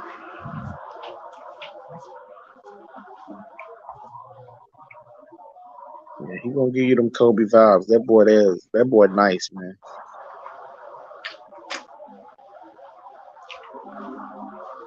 Him and Anthony Edwards is gonna battle it out for top two, the top two guard in the NBA so you don't have over the next 10 years. Booker in that mix. I mean, he's still young enough, kind of Booker. He's still young, but what is he I mean, like he's not 26, 27, something like that? like he's still 25. I mean, I think he'll be 26. I think during sometime next season. I Yeah, mean, but see, like Anthony wait, Edwards and Wilson, they like 20 years old, so he like 5, 6 years older than them. That's why I don't really put him there. But I think that they're gonna be just as good of scorers as Booker, but they're far more athletic. They're far more dynamic. oh yeah, Like they just gonna be on another level athletically than he is. mm-hmm. So I think that that's gonna push him down a little bit, whether it's fair or not. I just think once they get to a point where they're getting ready to enter into their prime, when they hit 24, 25 years old, they're gonna be next level. Yeah. Talking about prime Kobe Bryant versus prime Dwayne Wade. Yeah, I don't really see. I don't compare Edwards to Wade. To me, there's no comp right now that I see. If that what you're doing, because you said Kobe is the Jalen You Ed don't see Green. you don't see D Wade and Anthony Edwards. How so? Explain to me, like how do Like you see it? they got a similar build, a thicker, uber athletic, Yeah, D Wade was 2'4", can 220. flat out get buckets. Mm-hmm. I think D Wade, is probably better than him as a playmaker Yeah. and better than him defensively at this point. But again, he's only 20, so I'm talking about Yeah. prime D Wade. So I think when Anthony Edwards hits his prime, he improves his defense and adds a little bit more playmaking to him. I think it's a nice comp. Okay. Body type, athleticism, you know what I'm saying? That type of thing. And I feel the same way about Jalen Green. Body type, movement, athleticism, shooting ability. And he already said that he want to add post up to his game. Oh, you're gonna have to. That's what, if you're trying to be Kobe, because Kobe was. Yeah, he already said that Kobe and Michael Jordan was his idols. Yeah. And he already said this offseason, we're going into the offseason, that he wanted to, add posting up to his game. Now he gonna have to still get a little bit stronger, get a little bit more weight on him. And that comes with Before he age. gonna I really mean, be able to excel. Yeah. That's why I say prime. By the time that boy is 24, like Jason Tatum, only 24 years old. Yeah, Tatum's a different story for me. I mean, I thought he was a budding superstar. I mean, but because off the top of my head, what did he do? He went 3 of 17, of course, in the NBA Finals for Game 1. I think 8 of 23, 8 of 25. Bad efficiency, bad turnovers. He needs to work on his because he can only go in one direction right now. I understand he's still very young. So I mean, like I say, and the problem is people try to crown these guys as the one prematurely, as opposed to just let it ride out. I think he's a young superstar. I got him as a superstar. I don't know. He's not a superstar right now. Nah, I'm gonna tell you why for me personally, because a superstar to me can change the graces of your team and elevate them in moments. Now I understand. Listen, he went to the ECF in 2018, right? He went back this year. But the problem is that He done been 3 times. sir, he went He in went as a he went as a 2018. rookie. He went as a rookie. He Go ahead. then turned around. He then turned around, and I think went 2 years later against LeBron. LeBron beat him in the Eastern No. Conference Finals. Hold on. I'll correct that. Because his first year was the 2017 year. It finished in 2018. That was his rookie season. He played against LeBron. He didn't make it back until this season, which is impressive though. You could fact check that. I'm not lying about that. I mean, Yeah, he because went twice. I could have swore that he went 3 times. The bubble. I think they. Hold on. Wait. Who did Miami play in the bubble in the ECF? I'm trying to think. I had to look that shit up. Yeah, I could have swore he went 3 times and then make the NBA Finals. Because if he did go, then that would have been the bubble. Hold on. Because I know they beat the Sixers early in the bubble. This is gonna kick me out though. That's what I'm saying. I don't. I can type this in. 2020 bubble. Hold on, let me see.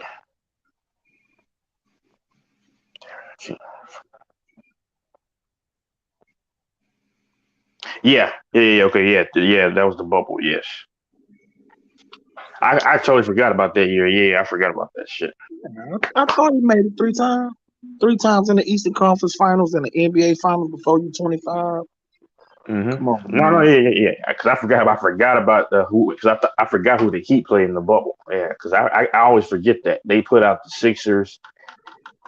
Then they put out. I think they put out the Raptors, and then then they lost to the Heat. But yeah. I mean, the reason why I don't have him as because when you compare the stats and forget about just stats, because I don't just do that. The eye test.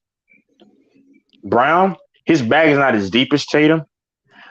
Of course, the stats are very similar, but to be a bona fide, unequivocal superstar, you can elevate your entire team. But when I look at him, he's got a barrage of players around him, to where when he's had many off nights and on nights, but it's just been too up and down. A superstar to me is sustained, consistent success, especially throughout the playoffs. And at least this go around, he has not shown that to me. That's why. But that's something that I think you more so expect from maybe a veteran superstar that's been through, a bunch of battles, a lot of disappointment, and that type of thing. That's why I said he's a young superstar. He's still learning. He's still honing, grounding out his game. I don't even think he's really hit his prime yet. No, hell no. I mean, I'm saying he's a star, but a superstar is a different stratosphere. Like, this is what I actually tried to defend Tatum before he showed us what he really did this in the last 2 rounds. I was trying to say that I had him over Luka. Okay, Luka. To me, I got him over Luka. See, I got Luka overall. His resume is just far more impressive. No. I'm saying as a player, yeah, his resume is more impressive. He went to the Eastern Conference Finals three times, but before 25. But what I'm saying is, no, I'm saying like player for player, because I was offending Tatum because I said, oh, he played better defense, and he does. Yeah, of course. But here's the thing, though. Luka's offensive prowess and playmaking ability is just so spectacular. And we saw them both play against the Warriors, right? It's probably not the greatest comparison, but I'm just going to say this and I'm going to say something else. Luka played against the same team where, of course, okay, you throw Wiggins on him. Wiggins watered him down. He had 20 points, but he still had decent efficiency. Luka, if you look at his efficiency numbers, he actually had a damn good series outside of the last game where he was chucking up a bunch of threes, unsolicited threes. But I understand you got to go out swinging. I'm not blaming him for that. But I saw Tatum play against the same exact team with a more complete team. I saw the guy only have he went 3 of 17. He went 8 of 23, 8 of 25. That can be checked. And he was getting crucial turnovers in when you cannot have him. He predominantly drives one way. It's just like, and then also like to me, he's robotic with his moves. I mean, and I'll explain. Like, there's not much finesse because that kind of matters when you're trying to contort your body and make what tougher shots around the rim. I just think that he got exposed. Now, I think he'll be a superstar, but to me personally, and then when you look at him and Brown, their stats are very similar. This is where stats come into play because Brown, I believe, is a little slightly more efficient, but throughout the finals, but their numbers in the third and fourth round of finals. My thing with Jesus Christ, my thing with Brown is that their numbers were very similar, and I'm just hard pressed to say right now that Tatum is a bona fide superstar when he has 3 to 4 glaring holes in his game, maybe 3. With Luka, I think Tatum has the higher upside because he's the more complete player. And I think once he can fix and rectify his deficiencies, I think he'll probably be better off long term. But right now, I got Luka over him, and you see what they both did against the Warriors, and Luka had essentially nobody. Maybe a Jalen Brunson who was up and down, up and down. You had Dinwiddie that gave you a spark in one of those games, but I mean, right now I'm giving it to Luka, and Luka also had many years of prep against professionals, so that can kind of also play a factor into to me as to why I think he's better than Tatum right now overall. Just impact everything else. That's it. I mean, Okay. So here's the thing. Number one, Luka usage is far greater than higher, Tatum. yeah. See, I So use that argument for Tatum, he though. always Yeah. has the ball in his hands, so he's gonna be able to do more damage because of that. Number two, Luka searches out weaker defensive opponents. Oh yeah. And he does that offensively. He's James Harden, just a bigger, less athletic James Harden. Like he I seeks compare out him to the James weakest, Harden. the weakest, the weakest matchup on the floor so that he can go one-on-one against that guy. Jason Tatum isn't doing that, so he literally had to go against Wiggins, play in, play out, where Luka didn't really have to do that. Wait, And so the other thing, go ahead. I'll go when you're done. About this. and the other thing, you basically stole my last point, that Luka has been playing professional basketball since he was like 14, 15 years old. You know what I'm saying? So being able to analyze the game and make adjustments on the fly of being in those situations already at a very young age, and now in the NBA, that's experience that Jason Tatum don't have, that he just has not reached yet. But his ability to score the basketball, defend the basketball, he does have weaknesses to his game, but every player does. I just think that with everything that he brings to the table and his resume, which cannot be ignored, puts him above Luka. I think that he's a superstar. Luka is a basically a offensive weapon. He's one-dimensional on the offensive end of the floor, and so I think at this point I can't put him ahead of Jason Tatum. I That's just fine. can't. Okay, when you say one-dimensional, so you're saying Luka? Okay, so I would imagine you. Wait, what do you mean? Because you say he can't. Wait, you can't attack, or he's not. He's a volume shooter. Go ahead. Right. So his biggest impact, really his only real impact, is on the offensive end. Yeah. With the ball in his hands and being able to, search out weak opponents, score, and then he gets to dictate, who gets the ball and assist and everything. That's his impact. But he has no impact defensively. He don't have. There are games where he will impact it rebounding, but it's not something consistent. I don't feel like I don't really see him down there fighting for rebounds, getting steals, hustle plays, diving on the floor, that type of thing.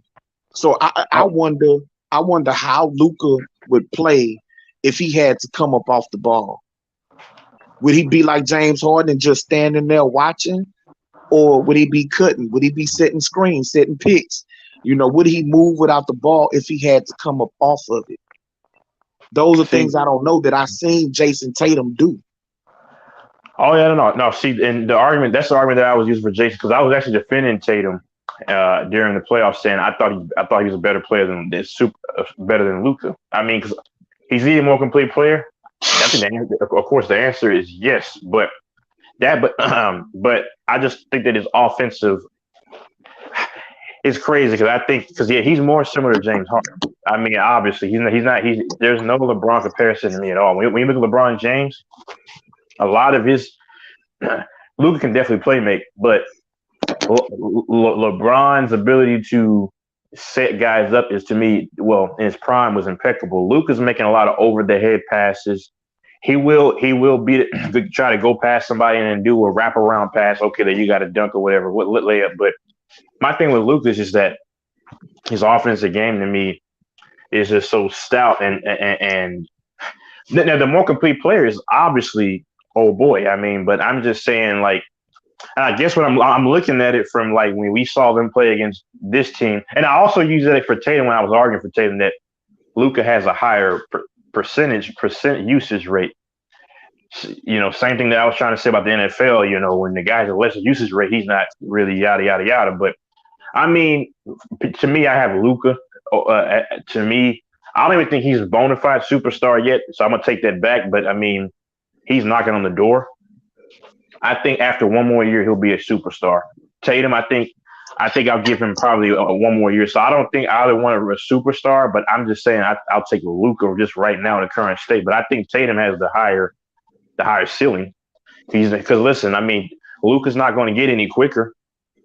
I mean, he's not going to get any faster. But just to me, impact or I don't know. Because the only ways that he's gonna actually get better or show that he's better. I'm talking about Luka. If he shows that he's able and willing to defend, and if he shows something to his game as far as being off the ball and becoming a playmaker, catch and shoot guy, you know, hustle plays, you know, doing that type of thing. If he does that where he's impacting the game besides when the ball is in his hands, then he will he will make a big jump, you know, to a bona fide superstar status, in my opinion. Now the fact is that, you know, the media and a lot of fans elevate guys to superstar status simply based on them being able to score the ball at a high rate. I mean, that's just the facts of it.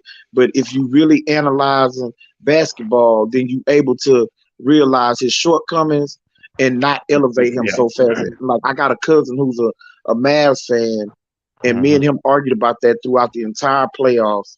Where I'm just telling him, you know, he needs to add to his resume. I feel he's gonna become a superstar, but I don't know what the rush is. I don't know why everybody's in such a rush to elevate him to superstar status because he had one playoff run in his short NBA career.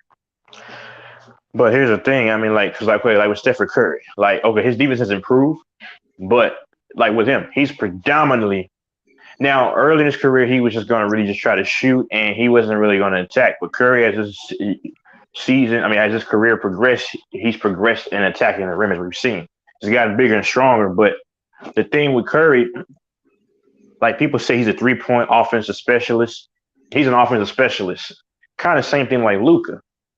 But Curry's Curry's defense is slightly better than Luka's in terms of defensive commitment. I agree. But but they can both pass, if we're being honest. I mean, people say Luka's a better passer. I'll look at the stats. I'm pretty sure the stats says he is.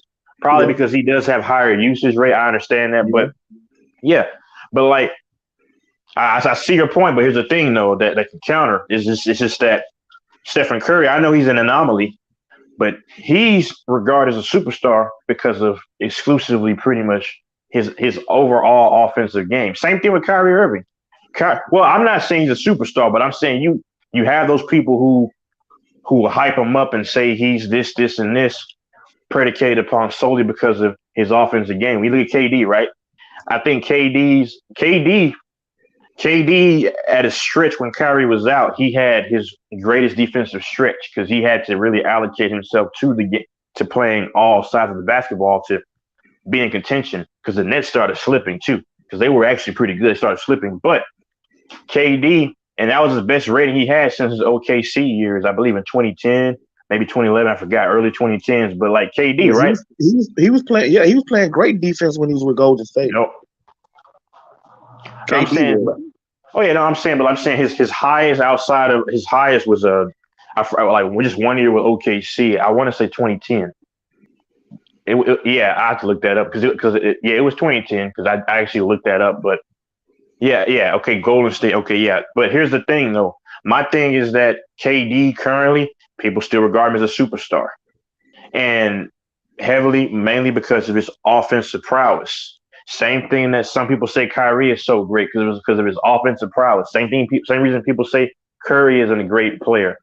Offensive ability predominantly. So that argument can be bestowed for Luka. I'm not saying he's a superstar just yet, but he's almost there. I mean, if he can if he can improve upon something, just something, that's what I'm saying. My point is that you have other guys like a Stephen Curry and these guys who are solely looked at as or regarded as superstars because of their offensive game. So that's proof positive. That's what I said. Like that's what the media and a lot of fans do. I will say in regards to Steph Curry though, that Curry showed the ability to impact the game without the ball in his hand. Yeah, moving around. Yeah, moving What around, about KD, drawing though? attention, setting picks, getting steals. He wasn't a great, now he has, like you said, improved his defense. But earlier in his career, when he first started hitting superstar status, he did come away with a good number of steals. And he got It some wasn't. rebounds. It probably wasn't on the ball steals. You know what I'm saying? But he was getting his hand on balls, getting he got steals. in the lane. Yeah. He got in the, right. he got in the lane. And like I say, offensively, he was impacting the game without ever touching the ball. And so that's my only point with Luka. I want to see if he can do that. Like that's my draw. That's my biggest thing that I hated about Harden is that early in his Houston years, he would not play no defense whatsoever. And when the ball wasn't in his hands, he just stood there. Like he wasn't diving to the basket. He wasn't setting no picks. He wasn't moving around to, because when you that type of offensive player, you're gonna draw so much attention just by moving. You move from the top of the key to the corner, you're gonna get somebody open because now the defense is wondering what you're doing. Is all eyes is on you. When you that explosive of a score. So how do you explain KD then? Huh? How do you explain KD? Because that dude when you saw when Kyrie and them play, they got swept. They would just because KD does not move around. Like I think, he doesn't move around either. But he's regarded as a superstar. What, he's 6'11", can shoot threes over the top of people? I mean, I don't know. Well, I can't really speak too much. Like I said, I wasn't able to pay attention to the playoffs this year. Because of my work schedule, so I wasn't really able to pay too much attention. Not just this year. Just even last season he played similar to how he played this past year. So if you watch the playoffs last year, right during that pandemic season, like now he wasn't standing around as much because he had the ball in his hands. But I'm saying before Kyrie got hurt, he was when James Harden had first got there, it seemed like the offensive players was moving around more. KD was coming off of screens or flares and stuff like that, and catching it. It wasn't Golden State's offense, but it had some tenets of it. You know what I'm saying? So he wasn't just back to OKC days where it's my turn, your turn, one-on-one offense, and just beat your man.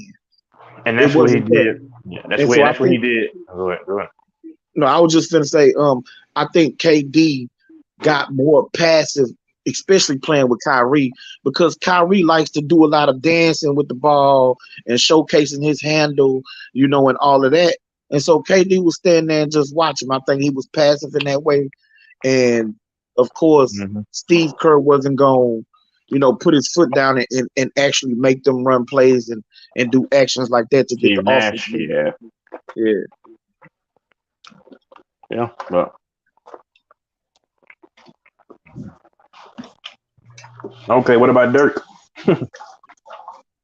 Dirk was a superstar. Well, do you say he was a superstar? Most people say he was a superstar at one point. Yeah, he was a superstar. And Yeah, so Dirk, Dirk, Dirk. He was another one of those guys, man. He wasn't a great defender, but he did try to defend. He did try to defend. And Dirk was another guy who would, set picks he would when set he had a screens. Yeah, ball. he would Yeah, set he'll screens. set He would. screens.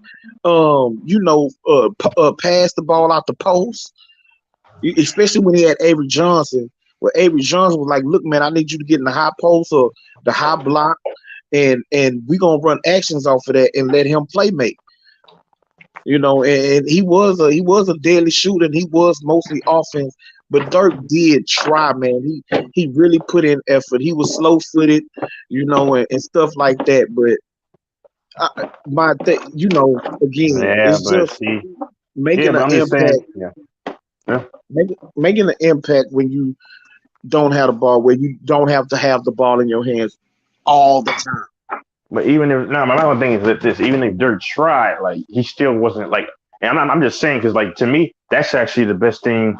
Like from my argument I'm going to make because I mean like Dirk, yeah, he tried, I get it, but I can't give him an effort for trying, and he still can't. He still wasn't really effective defensively, but everything else, yeah, he could. He wasn't a great passer. He passed out the post, but with Luka, I'm saying Luke, but his game was predicated pretty much solely on offensive ability. Even though Luka doesn't shoot like him, he does everything else much better. So I think some things can cancel out, or Luka, some aspects of Luka's game can make up for what the Dirk does so well in shooting. So that's what I'm saying. I mean, I'm just saying that can make up for that because when you get assists and stuff like that, that's still, it's not your points per se, but you still kind of account for those. I mean, I don't have Luke as a superstar just yet, but I just think that he is knocking on the door. I mean, like I say, that's just me though, because I don't know. I think you can be such a great offensive player overall to where that can make you a superstar in this era. I mean, yeah, that's why I said that, people are gonna put him there, and it's gonna get to a point to where no matter what, if he's scoring a lot of points and his team gets to the playoffs and he looks good in the playoffs, they're gonna say he's a superstar, and they'll let defense fall by the wayside and not really worry about it until he gets into a series and people are hunting him on defense and scoring on him, and he's not getting back. He's not getting back on defense. He's not giving maximum effort getting down in the chest stands and trying to defend people. He's not diving for loose balls. He's not, impacting the game when the ball's not in his hands.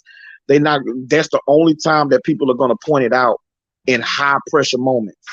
But other than that, they just going to sit by in amazement and make him a superstar. So, because some people say Barkley was a superstar and he played really no defense. He'll be the first one to tell you. And that was back in that era to where you had guys who prided themselves.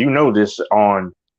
I'm going to bust your ass and I'm going to offensively, but I'm going to get back on defense and try to give it to you the opposite way.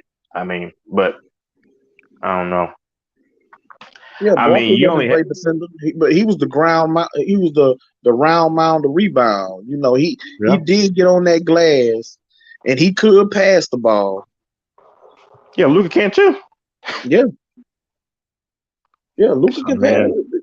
But like I say, Luka always got the ball. He always got the ball. I mean, I understand, but we got to go with what is. You know what I'm saying? I mean, I get it. That's just like. That's like an NFL quarterback, and please, I just understand. I mean, I'm just giving this. Maybe you can understand this analogy. Like yesterday, y'all didn't get it, which is fine. But I'm just saying,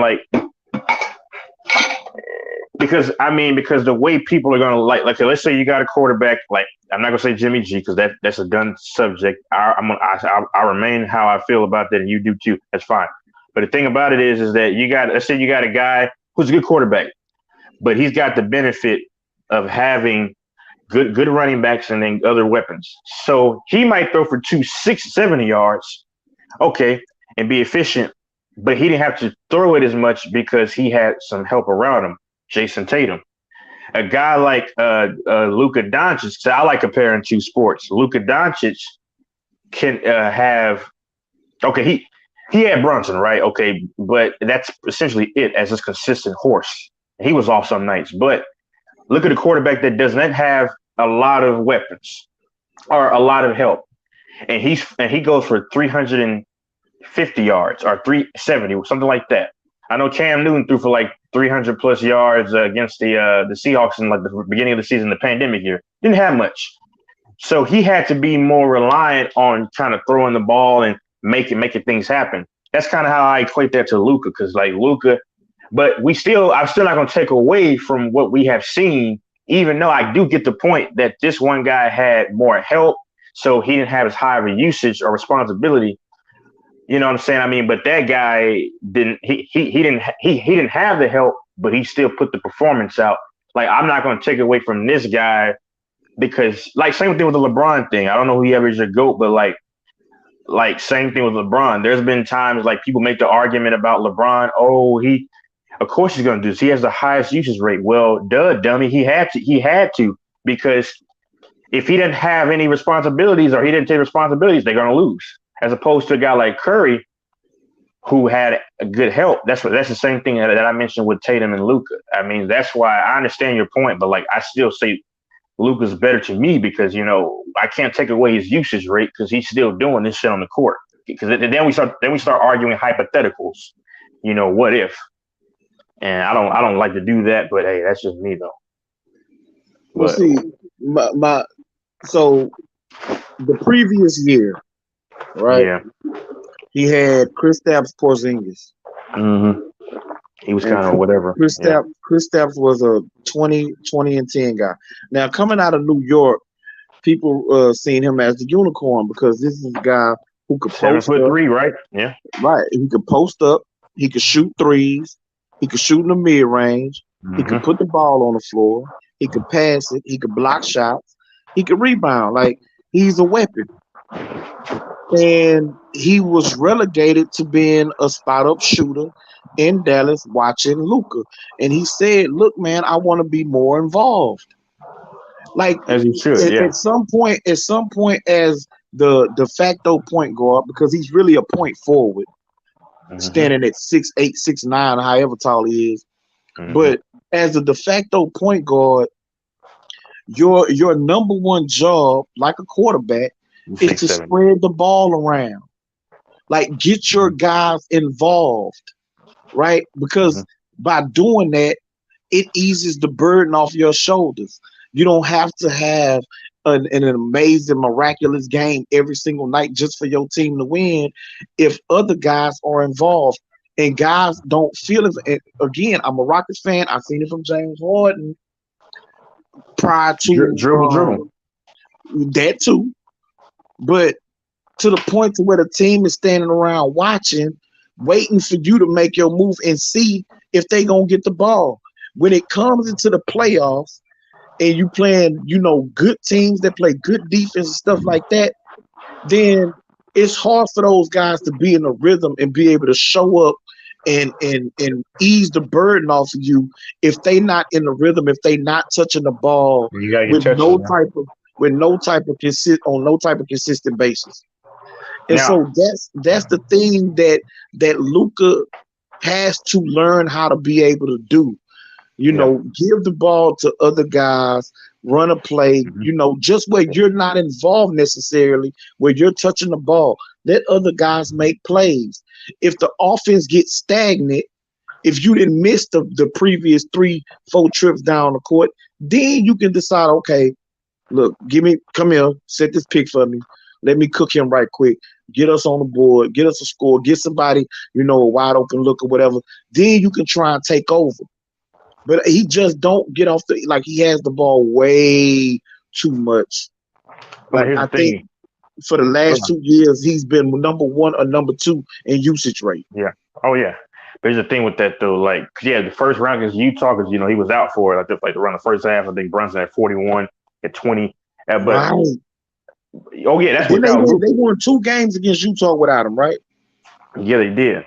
But here's the thing though, because like he started ball hogging. I watched that when he came back, but then Jason Kidd, I'm pretty sure he told him distribute the ball more. Against the Suns, he started getting guys involved more. And I think that's going to come with more maturity, him growing in the game and getting more established. I mean, from the maturity standpoint, because he has a sharp IQ. Of course, he played overseas for years when he was a kid, but it's just like some things you're not going to have unless you're LeBron, maybe. Because LeBron, to me, had a lot of that stuff at a young age. But like Luka, that'll come with age, sharing the ball more. But against the Suns, he started sharing the ball more, and they started to have their way, the ancillary players. Now, against the Warriors, he was doing that, but of course, the last game, he had to just go all out and just take a bunch of shots because, you pretty much go win or go home or, whatever, and that's how he was. But, I mean, that's why I like LeBron so much because people knock him, say he tries to on one hand, he passes the ball too much, but then he ball hogs on the other hand. But it's just like LeBron's been the best example of somebody who can gauge a game when it's prime properly, where he could say, okay, this guy's getting off. Yeah, he has gotten to that point to where he'll realize at some point in the game his team ain't doing it, and he'll decide to take over. The problem people had with LeBron early on is that in moments where he was supposed to take over, he was too quick to defer to lesser players on his team. Yeah. So that's why he took a lot of criticism. But last thing on Luka, even Brunson this offseason said that he wanted to go to a situation where he could have the ball in his hands more and do more playmaking. That is a direct reflection on Luka. Yeah, you got a point guard who can score, who can run the offense, who's shown that he can run the offense at a high level, yet he's posted up behind the 3-point line. And the only time that he really, at least from what I was able to catch as far as Dallas in the playoffs, when he really was able to cook was when Luka was resting. Yeah. And now the offense is kind of running with him. And so now he's distributing or he's scoring, and he's getting himself going. So that's really my only thing. I think Luka is an exceptional player. He's James Harden, but bigger. You know what I'm saying? And he can score with the best of them. Will he reach the scoring heights of James Harden? I don't know about that. But he is an exceptional scoring player, an exceptional offensive player. I just want to see him add more layers to his game, so we can really see the heights he can reach. I mean, I don't know if he'll get the heights of James because I know James Harden had a 36 point per game year. That was an MVP season, but I mean, James Harden. I don't know what his second highest average was. Luka averaged, I think, close to 30. I mean, like something. His second was 34. James Harden had a 36 and a 34 average. Okay. Yeah. No, I don't think Luka's Luka's not averaging no 34, 36 points. I mean, but another thing, now Harden was very notorious to me for, of course, dribble, and just taking a lot of shots. But I mean, he in those years, in like 2016. I mean, you had what, Anderson? You had the white guy Anderson. I think he was on that roster at that time. Ryan Anderson. He was injured. He played Orlando too back in the day. Of course, you got Eric Gordon, but Eric Gordon started to really take over for me.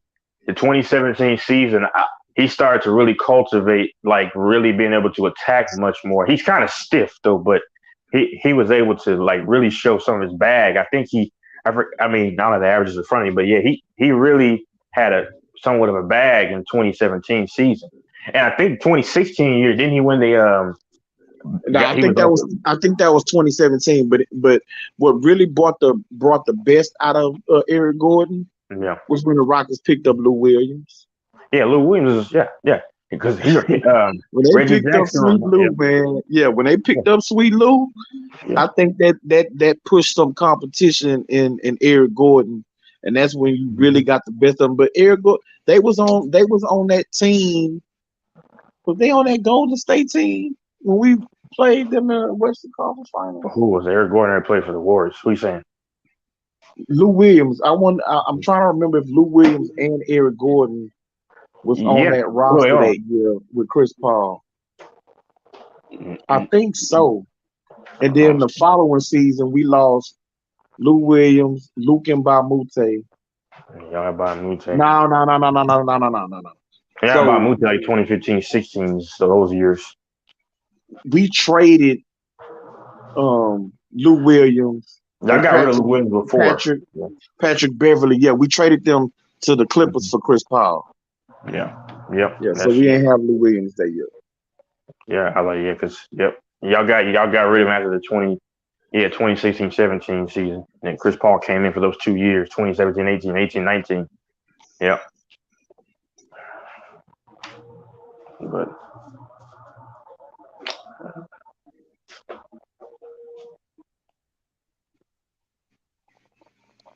Mike, is Mike still there? I don't know. I don't know. Well,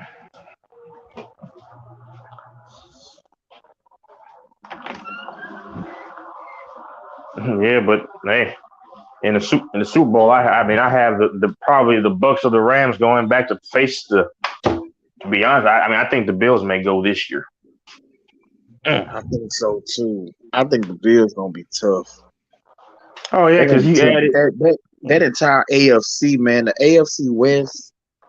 Oh my God, that's gonna be a gauntlet. I still have the Chiefs coming out on top of the AFC West because I don't know if people seeing. The Broncos could shock me, but I think they'll go 10-7 at best because you got Jerry Jeudy. Obviously, I like him, but he's a young player. That defense, the first half, because Von Miller got hurt. I thought his season was going to be cut short when they played in Cleveland again. I think against the Broncos on Thursday Night Football, and I thought he was going to be done, and then he was over. He was convalescing, getting healthy, and then the Rams called up and they get rid of him. They sent him over there and whatever, and rest is history. But I don't believe in the Broncos. And Russell Wilson is notorious for he'll play great the first half. Like back in 2015, he had a great first half, then he tailed off. 2020, he played phenomenal first half, tailed off. And the thing about it is that it switched over because earlier in his career, around 2012, 2013, 2014, they was a slow starting team, and then would crank it up on the back end of the season. Now it then flipped to where they was a fast starting team, and then would tail off towards the end. But Cortland Sutton, Jerry Jeudy, Noah, that tight end, Noah Fant. Yeah, Noah Fant. They got weapons over there, and who they added as a pass rusher? Because they added a new pass rusher over there with Chubb. Fuck, I didn't fucking. Chandler Jones. Hold on. From Arizona. Hold on. I think Chandler Jones.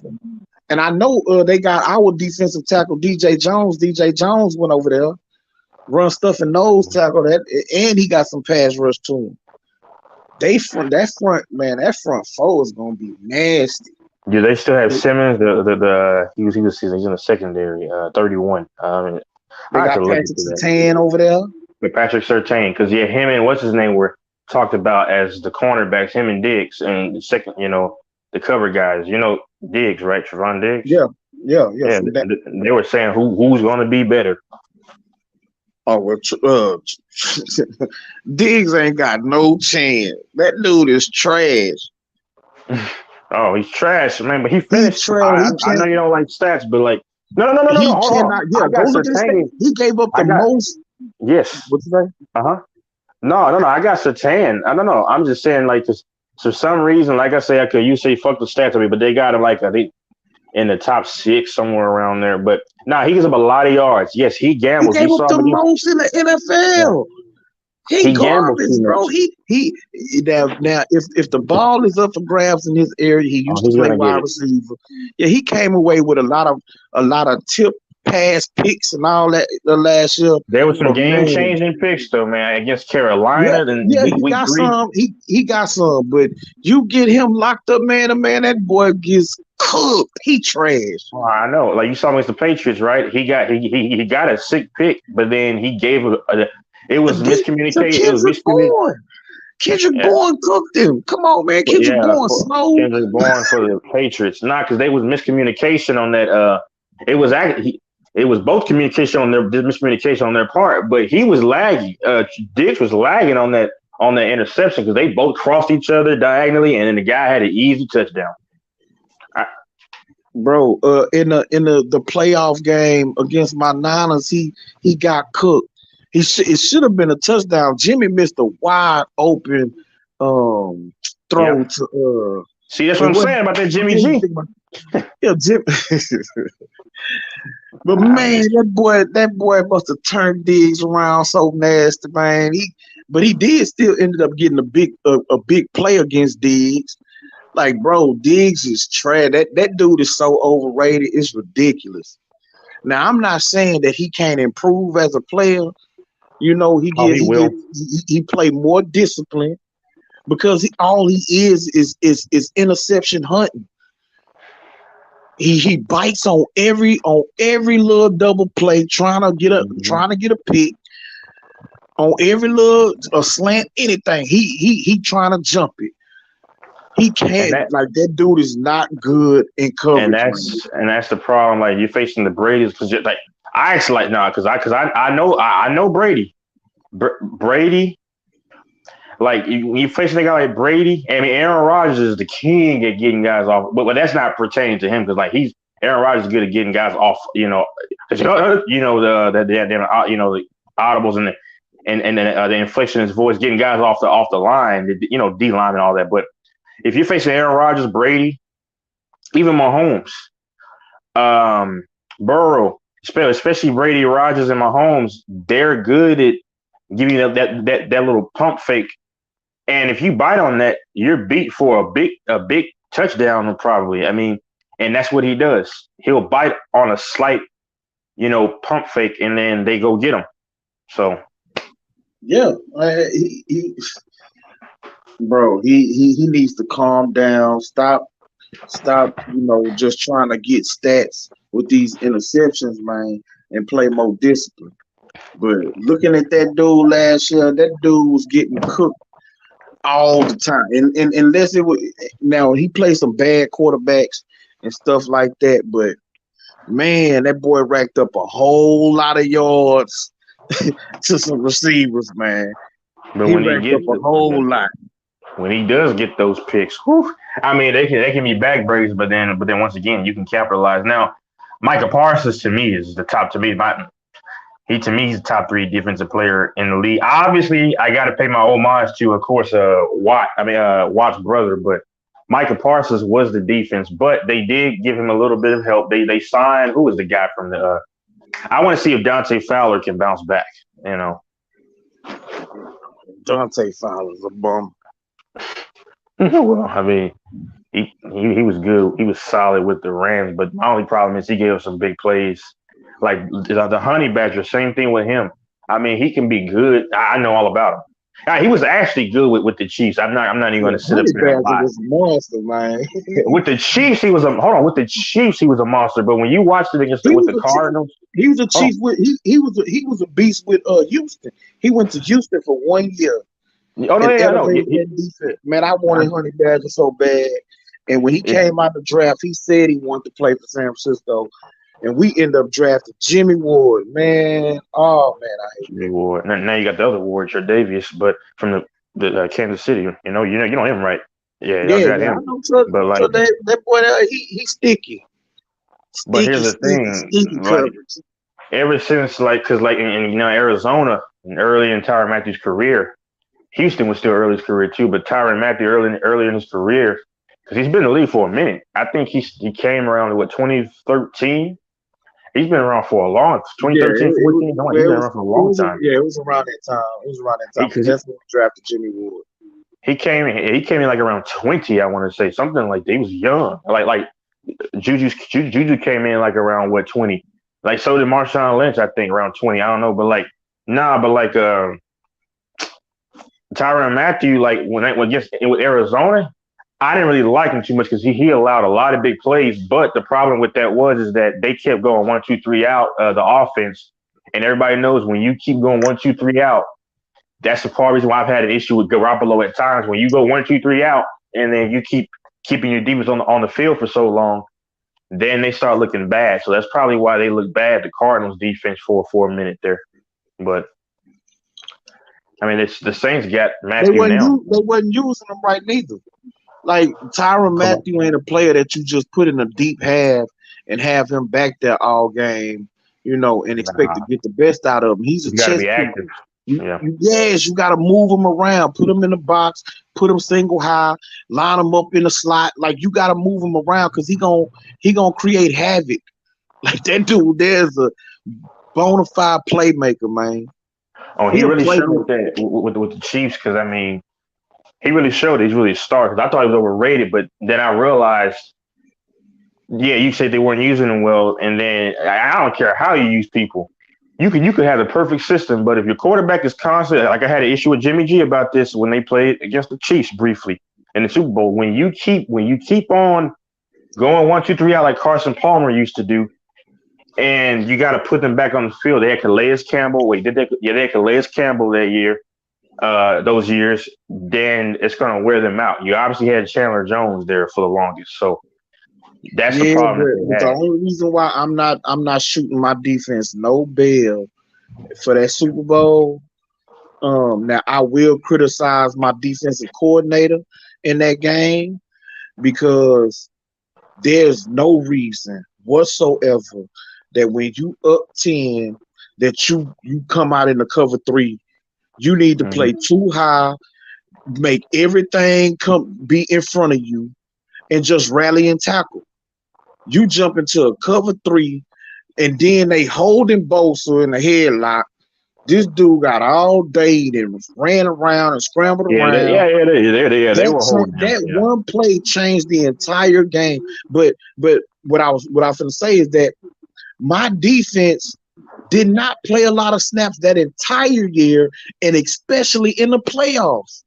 They sitting on the sideline, twiddling their thumbs. Oh, well, you know why? You know why? Because the 49ers remind me of the 2014 Dallas Cowboys. When they had DeMarco Murray, what they do is eat up the clock. And then you end up only getting So I'm not giving you no excuses in the Super Bowl that you tired or none of that, man. This is for all the marbles. The offense that gave you a 10-point lead. Like, you cannot lose this league, bro. You can't. But you understand, though. Pick up the offense the same way the offense picked you up when you gave up 40 points to God doggone me, New Orleans. The Saints, You had the team was down 24 to 7 or something to the Rams. Like, come on, man. And the team had to come back and win those games. The offense picked up the defense that entire season. Well, not the entire season, because they did play. They started out early, started out strong early. Then they fell off in the middle of the season. And then right around the playoffs, they picked it back up. But maybe, and this could be a problem, like, because I watch the UFC too, and those people who knock people out the first round, and then you really get to see what they're made of cardio wise when they're not used to going in deep waters.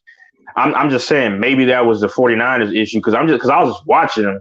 Of course, the D linemen, those normally the first. Well, a lot of guys could be tired, but but those guys, some of the guys look tired. But I think a big part of what changed that game, because I called it out before it happened because I saw Watkins going over to the right side of the field like in motion. That's fucking Richard Sherman. And then Richard Sherman, I was like, oh my God. No, I was happy because my Chiefs are my team. We got y'all. But I was like, I was like, y'all know where the ball might be going because they did a great job covering Sherman's ass as slow as he is, and he was a little bit older. I understand his best days were behind him in Legion of Boom, but But like y'all know where he's going, and then he hit that damn what was it, the in and out? I think he did in and out, just basic No, one no, two, he just flat beat him ran past him. Yeah, he just off the ran right past line. him. He ran right Yeah. past him. Like Okay. first of all, now I got much respect for Sherm.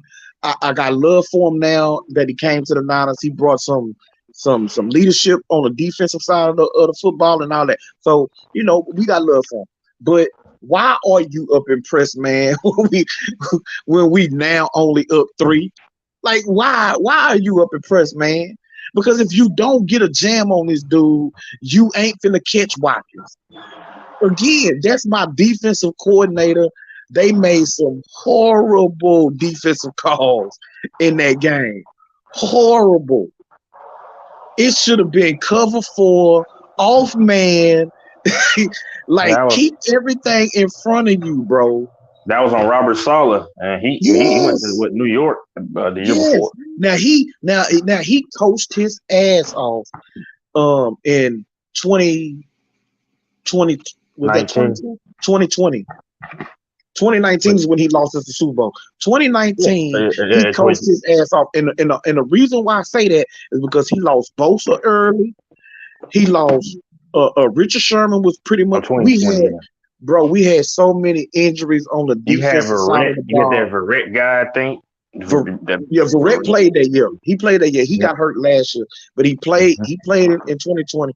But my defense was ravaged by injuries. And we still ended up with a top 10 defense. They were fighting. That was his best coaching job of the entire season. I mean, of his entire tenure in San Francisco.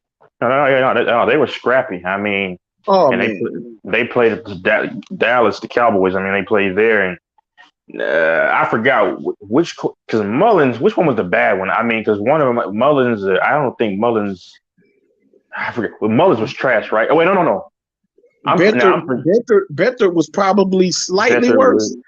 Mullins was smart. He knew the offense inside and out, but his arm was my god. It was his arm was my arm playing in the NFL. I could throw a football. I mean, I just had to, I can't throw no football on the NFL field. That ain't gonna get picked off.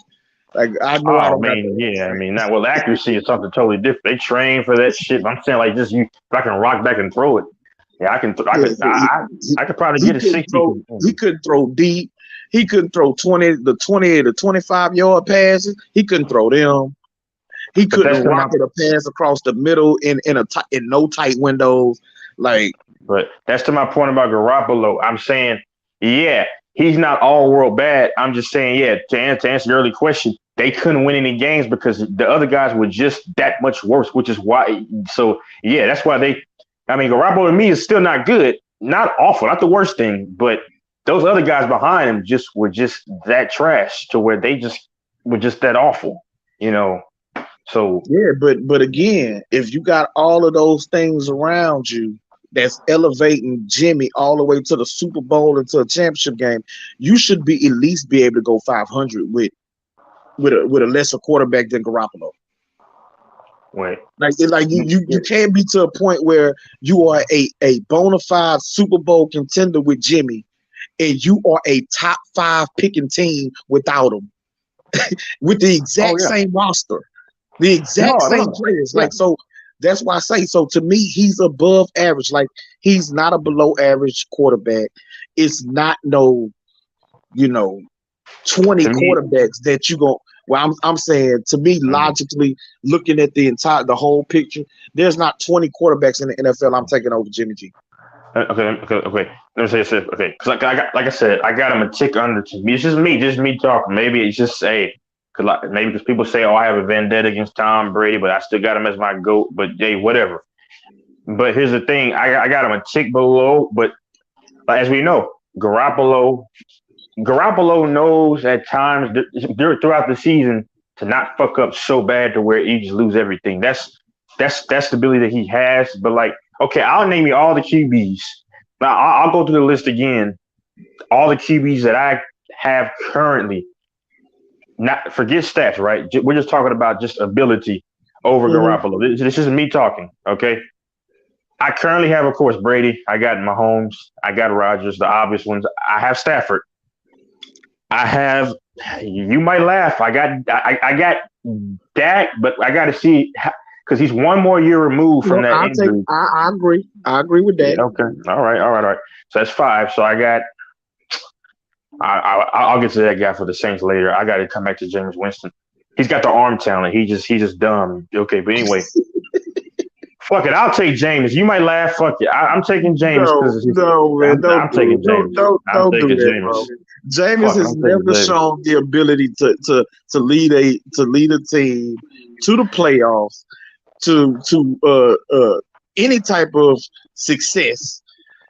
You know what I'm saying? Hold on, but my only thing is just this though. But like, to be fair though, I mean, yeah, okay. I'm taking in terms of like his just ability. We know Garoppolo's actually more accomplished. I'm just saying, like, because I just got to say, like, but Jameis Winston hasn't had the luxury of having and you got to understand. Yeah, hold on. But I'm saying he ain't had the luxury. What do you mean? He had Mike Evans, a young Mike Evans. No, not the offense. Oh, no. The offense. No. I ain't saying the offense. But then, hold on, wait a minute, though. But Tom Brady did go and take him. Okay, I understand that. But that's fucking Tom Brady, though. With the same defense. That's fucking Tom Brady, though. I mean, come on. I understand, but again, you can't take him to the playoffs. Even if you don't go to the Super Bowl, you can't get to the playoffs with the exact same team. I understand, but here's the thing. Hold on, here's the thing. Because they play Seattle, I believe. Wait, no. Wait, hold on. They played one game. I forgot. That was like during like the middle of this. I forgot who it was. Was it Seattle? It was somebody, and they had the game right there. And this guy just threw just a crazy. I forgot who they played, but they should have had that game. Fuck it. I'm talking about in terms of ability. I'm just saying ability, man. I'm not saying your whole resume. I'm saying ability. I'm still taking Winston. Hey, listen. You can say, oh, he's crazy. That's fine. Okay. Go ahead. I'm here. Okay. 7. I forget. Was it Burrow? 8. I'm trying to think. Herbert. 8 Herbert. 9 Allen. Lamar Jackson. Josh Allen. Lamar. Yeah, I mentioned Allen. That's 10. Okay, 11. I'm gonna go with Jesus Christ. I'm gonna go with. Listen, when it comes to arm time, if you give Matt Ryan what Garoppolo has, Matt Ryan can act. You understand? Matt Ryan can will and deal that shit and slice you when he has time. I'm giving Matt. I'll accept Matt Ryan. 11. Also. That's fine. 11 is Matt Ryan. 12. Russell Wilson. 13. You can if Deshaun. Listen, I'm gonna throw Deshaun Watson there. I know he hadn't played forever, but come on, I'm throwing Deshaun Watson there because Deshaun Watson to me is a top 5 quarterback if he's in the league. That's 13. You might disagree. I don't know how you could agree with that, but 14. I'm gonna have to go with. I'm trying to think. This is my list. I'm getting ready to just really let it go. 14. Trying to think. Hold on. Ben is out. 14. You can laugh all you want. I'm taking Kirk Cousins just as talent and ability. What he just from a player. 14. You can laugh. Their ability is the same. Oh no! Kirk Cousins can actually fling that shit, man. When he has time, he can fling that shit. He can throw that. You know that, right? If you don't know that, I don't know what you're watching. 15. I'm gonna go with Kyler Murray. That's fine. You can laugh. He makes bad decisions. He makes bad decisions at times. I know. That's 15 quarterbacks. Hold on. Let me finish my list. 16. I'm trying to think of all the QBs. Who am I missing? Fuck. I'm trying to do all the divisions. Did you say Aaron Rodgers? Yeah, I said Aaron Rodgers. So I mean, okay. So I got 6. I got to do 16. 16. I'm going to have to go with. I'm not picking Carson Wentz. Man, to be honest with you, but see, you got to understand the system that Garoppolo is in. They really make him look good or better because you got it. Because like how you would say, if a guy had this usage rate or did not, you know what I'm saying? So Just ability. I'm going Baker Mayfield. He sucks, but I'm going Baker Mayfield just off of ability. Now, see, now you're getting disrespectful. You just being 17, disrespectful for no reason, man. 17. Okay, that's when it gets pretty bad, and that's probably because now the league is getting bad. 17. That's probably because they got him ranked at 21. That's overall in terms of QB pass. I'm just saying what they have him ranked. I don't know who else is. I didn't. Mariota's playing. He's battling it out with what's that guy? Ridden Rider, whatever his name is. I don't know, but yeah. I guess I could say that he's around the 18 mark, 17, 18 mark. Well, Jalen Hurts is making progression. He's making progression. I don't understand why people say he's just trash because his numbers are slowly, gradually jumping up in accuracy, and he can obviously run. He has an arm, but I don't know. He got an arm and he got legs, but he's not at all accurate. He's not a good decision maker. I'm not sure that he's good at reading defenses. I can't put Kirk Cousins ahead of Jimmy, man. I think Kirk Cousins in his entire career has won one big game. He's won one, and that was against New Orleans. That's the only big game he's ever won, and that's the only big game he's ever won in his career. But I can't do Kirk Cousins. I can't do Jameis Winston. You already said he's a damn idiot. He turns the ball over too much, too many bad decisions, bad at reading defenses. No way in hell am I putting Baker Mayfield ahead of Jimmy G. That's horrible. That's horrible. No to Carson Wentz. I didn't say Carson. I didn't say Carson. That dude may legitimately be the second worst starting quarterback, the third worst quarterback in the league. No to Tannehill. Who else is said? I think it may be one more. I didn't say Tannehill. Well, I'm throwing him out there. No to him. But I'm not talking about career though, dude. I'm talking about just like right now because you mentioned he only won one playoff game in his career. I'm not saying that. No. We're throwing that out. I understand what you're saying. But again, at some point, the rubber has to meet the road. Like it has to come down to what have you done? What is your resume? Because it can't just be on skill set. It can't just be, the guys with the biggest arms, who's most athletic, who looks like a quarterback. No, who is actually better at playing the position, at winning football games. Well, I'm not saying. Okay, so there's nothing that Jameis Winston or Baker Mayfield has shown you that they're better at winning football games than Jimmy Garoppolo.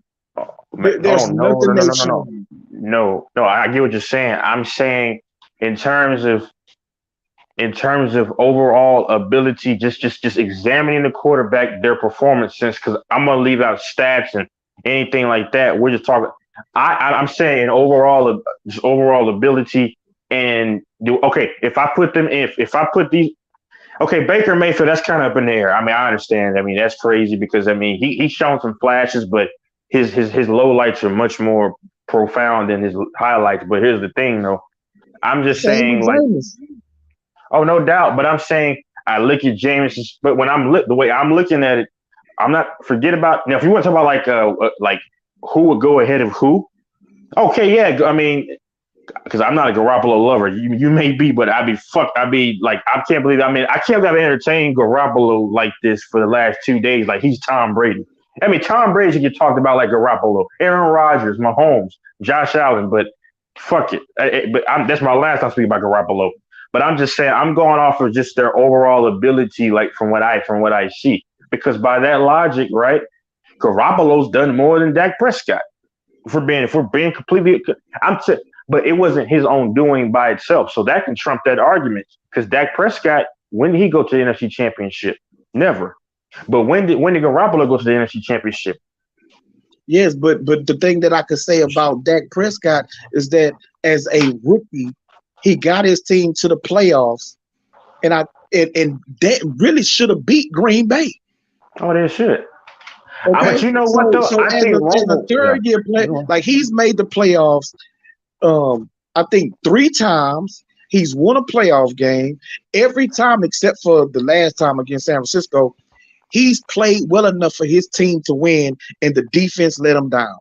Like those are the facts. And like I say, he's won double. He's had double-digit wins in 3 of his 5 seasons or something like that. Like I can't. My only thing is hold it. Yeah, that's fine.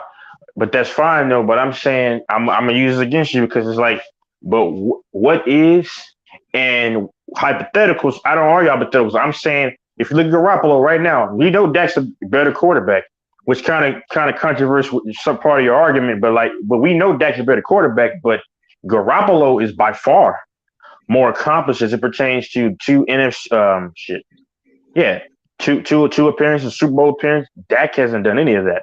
You're right, but like I just said, so when analyzing the game, analyzing what Dak Prescott has actually done on the football field, he has played in playoff games. He's won double-digit games in I think 3 different seasons. Outside of last year against San Francisco in the playoffs, Dak Prescott has played well enough to win every single playoff game that he's been in. Yeah, they should have beat the Rams. They should have beat the Rams in the Coliseum. That's right. They should have beat the Rams. That's what I'm saying. In every game, playoff game except for one, he's played well enough to win those games. And so that's context that has to be added to the argument when I'm comparing him to Jimmy Garoppolo. Jimmy Garoppolo has not played well enough to win every playoff game that he's been in. Dak Prescott has. So, and the fact that, like I say, the rubber has to meet the road. He has to be able to show that he can win games, get his team to the playoffs. Like that has to be part of the evaluation. That's what Dak Prescott has done. Jameis Winston hasn't done it.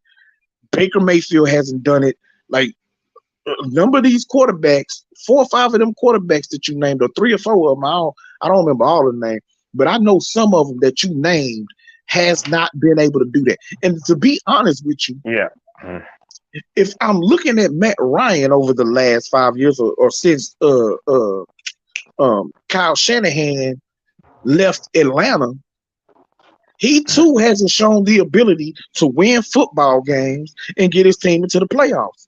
So career-wise, and even right now, talent level, intelligence, I'm gonna leave Matt Ryan. I'm gonna leave Matt Ryan because I still think he's intelligent enough. He got the skill set, and you put him on, that team, with the coaches and all that type of stuff, circumstances, extenuating circumstances. I also said that's all that has to be considered. Okay, I'm not gonna hold that against Matt Ryan, but there's some of these quarterbacks, man, that you putting ahead of Jimmy that has not shown the ability to win games on a consistent basis, to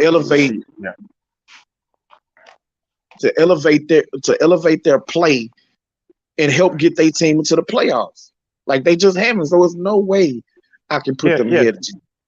I mean, if you implement all that, I was just saying, just strictly because I know you probably don't really look at maybe some of these NFL you probably do, you may, but NFL Network, right, how they rank them. They don't go off of just what their career for instance, like let's just say Brady hypothetically was a shell of himself, hypothetically, right? And then you got a guy like, let's just say Stafford or somebody else who's currently just better currently. Like the same thing with the LeBron thing, right? That's why I like to compare the same because LeBron, of course, has done a lot more than a guy like Kawhi. But if Kawhi's healthy, I'm taking him over LeBron. So I'm saying their current state. That's what I was arguing about. Like their just their ability as the quarterback. And if you were to insert said Matt Ryan, which is proven that when he has the requisite pieces and his stacked pieces, which then you could insert him into maybe a 49er organization or whatever, and he could, be damn near just as good, if not better, statistically and possibly get you to the promised land and win. But I'm just talking about just their abilities, right? That's what I prefaced it with. Now I understand what you're saying. Now if you're talking about I get what you're saying. I'm just saying just off of ability. Who would I rather have on my team on this roster or whatever with who Garoppolo has or whatever? That's what I'm kind of looking at. I should put that in context. Oh, Mac Jones. I'll take Mac. I didn't mention Mac Jones. You might disagree with that. You might disagree with that. I'm taking Mac Yeah, I mean, Jones. he's a taller Jimmy G. Now I will give him that he's willing to push the ball down the field. He's similar to Tom Brady a little bit too to me. Especially more than Jimmy, but Mac Jones is not, no. I'll take Mac Jones. I'll take Mac Jones over him. Yeah. This is personally though. I mean, because if you put Mac Jones, okay, I understand he's a lot younger. Okay, but I'm saying I'll take Trey Lance over Jimmy. I'll take Trey Lance, but obviously he's not a starter. Who knows? Because the only thing having competition. Yeah, exactly. It's not gonna be no competition. Jimmy G is gonna be cut if he's not traded, which I don't think he's gonna be traded. And the only reason why, and people don't understand it, the stupid media, they come out and throw out all these stupid stories and sources, whatever. The only reason why Jimmy has not been cut yet, the only reason, well, there's two reasons. Number one, if they cut him right now, they're gonna have to pay him $7.5 million because he had a clause in his contract that if he made a Super Bowl, then in the final year of his contract, if he was injured, he would automatically get $7.5 million. So the 49ers has to wait until he recovers from that shoulder surgery and pass a physical before they can cut him. The other reason is because they know that if they cut him right now, Seattle is going to be the first team to pick him up and pay him. But the thing about Seattle is this is just why I want to see Garoppolo play in a system. See, I'm actually looking at my chops because I want to see Garoppolo play in a less fortuitous, or just a hapless situation when he's not as fortunate, because that way we can really see him exposed. Because I'm just saying, because like they say the same thing about Brady's system when he played in New England. You put a lot of QBs in this position, who have good talent, they can do what he could do. And do I think Aaron Rodgers could get you 1 or 2 rings if he had to play as long as Brady has in New England? Yeah, of course. I mean, if he could humble himself and actually listen to Belichick, yes.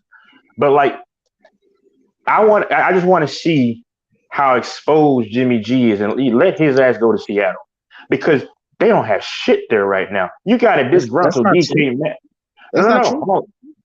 No. Let me explain. No, I'm saying in comparison, I was going to finish, in comparison to what the totality of what the 49ers have, because the 49ers are still locked and loaded as it pertains to competing. Now you got Drew Lock up there. I don't know. I don't think. I mean, he beat Drew Lock out. I mean, Drew Lock is. I'm not impressed with Drew Lock. I think Garoppolo could beat him out, but I'm saying. And they got Geno Smith. Yeah, you got Geno Smith, but then Bobby Wagner. He went to the Rams, right? Yeah, he went to the Rams. So, but they still got that safety. I don't remember his name. Came from the Jigs. Don't bring him up. Oh no, I know you're talking about. He's the black. Of course, he's a black dude, but he's the Adams. No. Hold on. Let me explain this to you. I watched a lot of his tape from last year. That mother effort, and they'll tell people in Seattle, like in the organization, well, not the organization, because they're not going to just shit on him like that publicly like that. But I'm saying, if you watched him play, he misses a lot of assignments. He's giving up a lot of big plays on Thursday Night Football. I think who they played on that in that one game during the season on Thursday Night Football. He allowed 2 big ass touchdowns where he was out of place, you could tell. And then there was one play where I'm not joking about this. Like he's given up a lot of major yards and doesn't really know where he doesn't know where he was late on a lot of assignments. That dude is very overrated. Adams Well, from the Jets, and he went to the Seattle he, Seahawks. he's like not exactly like. So just hear me out. He's like Tyrann Matthew Nah. in the way that Mhm. he's a piece, and you have to know how to use him properly. He is not good in coverage. He's not Bad. good as a single high safety or even a deep half. Well, he could probably play better at deep half, but he's not a single high safety. He's better in the box coming downhill.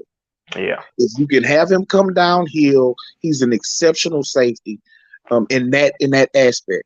But overall, now, first thing, Seattle swept San Francisco last year. Like they swept Well, us last year. well, And Seattle's so y'all's kryptonite though. They've always given okay, 49ers okay, problems. okay. Yeah. And so the difference, the reason why I think he would be successful in Seattle is because Pete Carroll wants to get back to the style of play that they had when they had beast mode.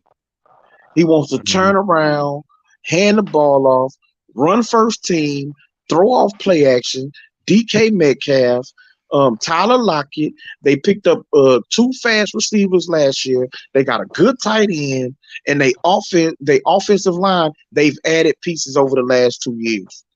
In that situation, Jimmy offensively is going to be going to that same situation. He's not going to have a Debo, but he got a Metcalf. He ain't gonna have a Oh, Kittle, but they got two really good tight ends that okay. gives the 49ers trouble every single season. So Yeah. he's Okay. gonna have weapons. It's gonna be a quick get rid of the ball passing game, run the football. They will be a problem offensively for people. And Pete Carroll, one thing that he does do, because his defense has started off slow, the offense starts off fast, and then it switches on the backside. The defense gets much better, the offense gets much worse. That defense is going to still be a solid defense. Seattle would cause problems for teams. Jimmy goes to Seattle. But the thing about Metcalf, I mean, not Metcalf. I mean, he's not. No, he's not Debo in the aspect of Debo's a Swiss Army knife. But like from a physicality standpoint, oh no. Debo's not too far off though. I mean, but DK is So I damn near. got Debo as a better receiver. Metcalf. DK is almost as physical as it gets at the receiving position. Like right. they're close though. He's probably the fastest receiver in football. He's faster. He's faster than Tyreek Hill, sir. Not faster than Tyreek Hill. I think it'll be close. But no, I'm saying Tyreek Hill's faster though. Yeah, but it'll definitely be a close race. That the reason why I would give it to Tyreek is because off the gun, Tyreek is going to jump out in front of him. He's the fastest twitch guy. I mean, like off the first jump, and I know all about it. First jump, he can dart. He's gonna get him, and Metcalf is a long strider. But and please don't take this the wrong way. But DK is gonna be more in line with Usain Bolt. Yeah, long strider. And once you get to 50 meters, 60 meters, he gonna start walking Tyreek down a little bit. Yeah, he gonna close that gap. So if he ain't the fastest, then he definitely in the top 5. Because like he got the Hill, type of speed where he will improve Jimmy G's deep ball, because at that point, all Jimmy got to do is throw it as hard as he can and let DK run up under it.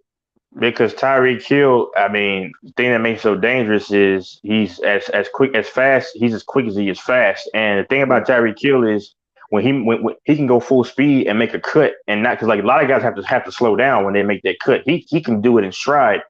That's why And Tyreek improved his route running a whole lot over the last few years than when he first came into the league. So 2016 they used him a lot in the return game, and he was kind of like he would line up, but of course he wasn't nowhere near the featured guy because they had the Anthony Thomas back in the days. You know, he was another speedster. Of course, you had a young Kelsey. You had God dang it, I was gonna say not Dwayne Bowles before. That was long ago. I mean, oh Jesus, they had another speedster, well, relatively fast guy. I mean, but well, and then at the running back they had Spencer Ware and all, but yeah, he was okay. I mean, wasn't nothing too special. But the thing is that I mean, Seattle's always given the 49ers problems just for some reason. I mean, that's been the way that I mean, no matter who's on the roster, but they can give them definite issues.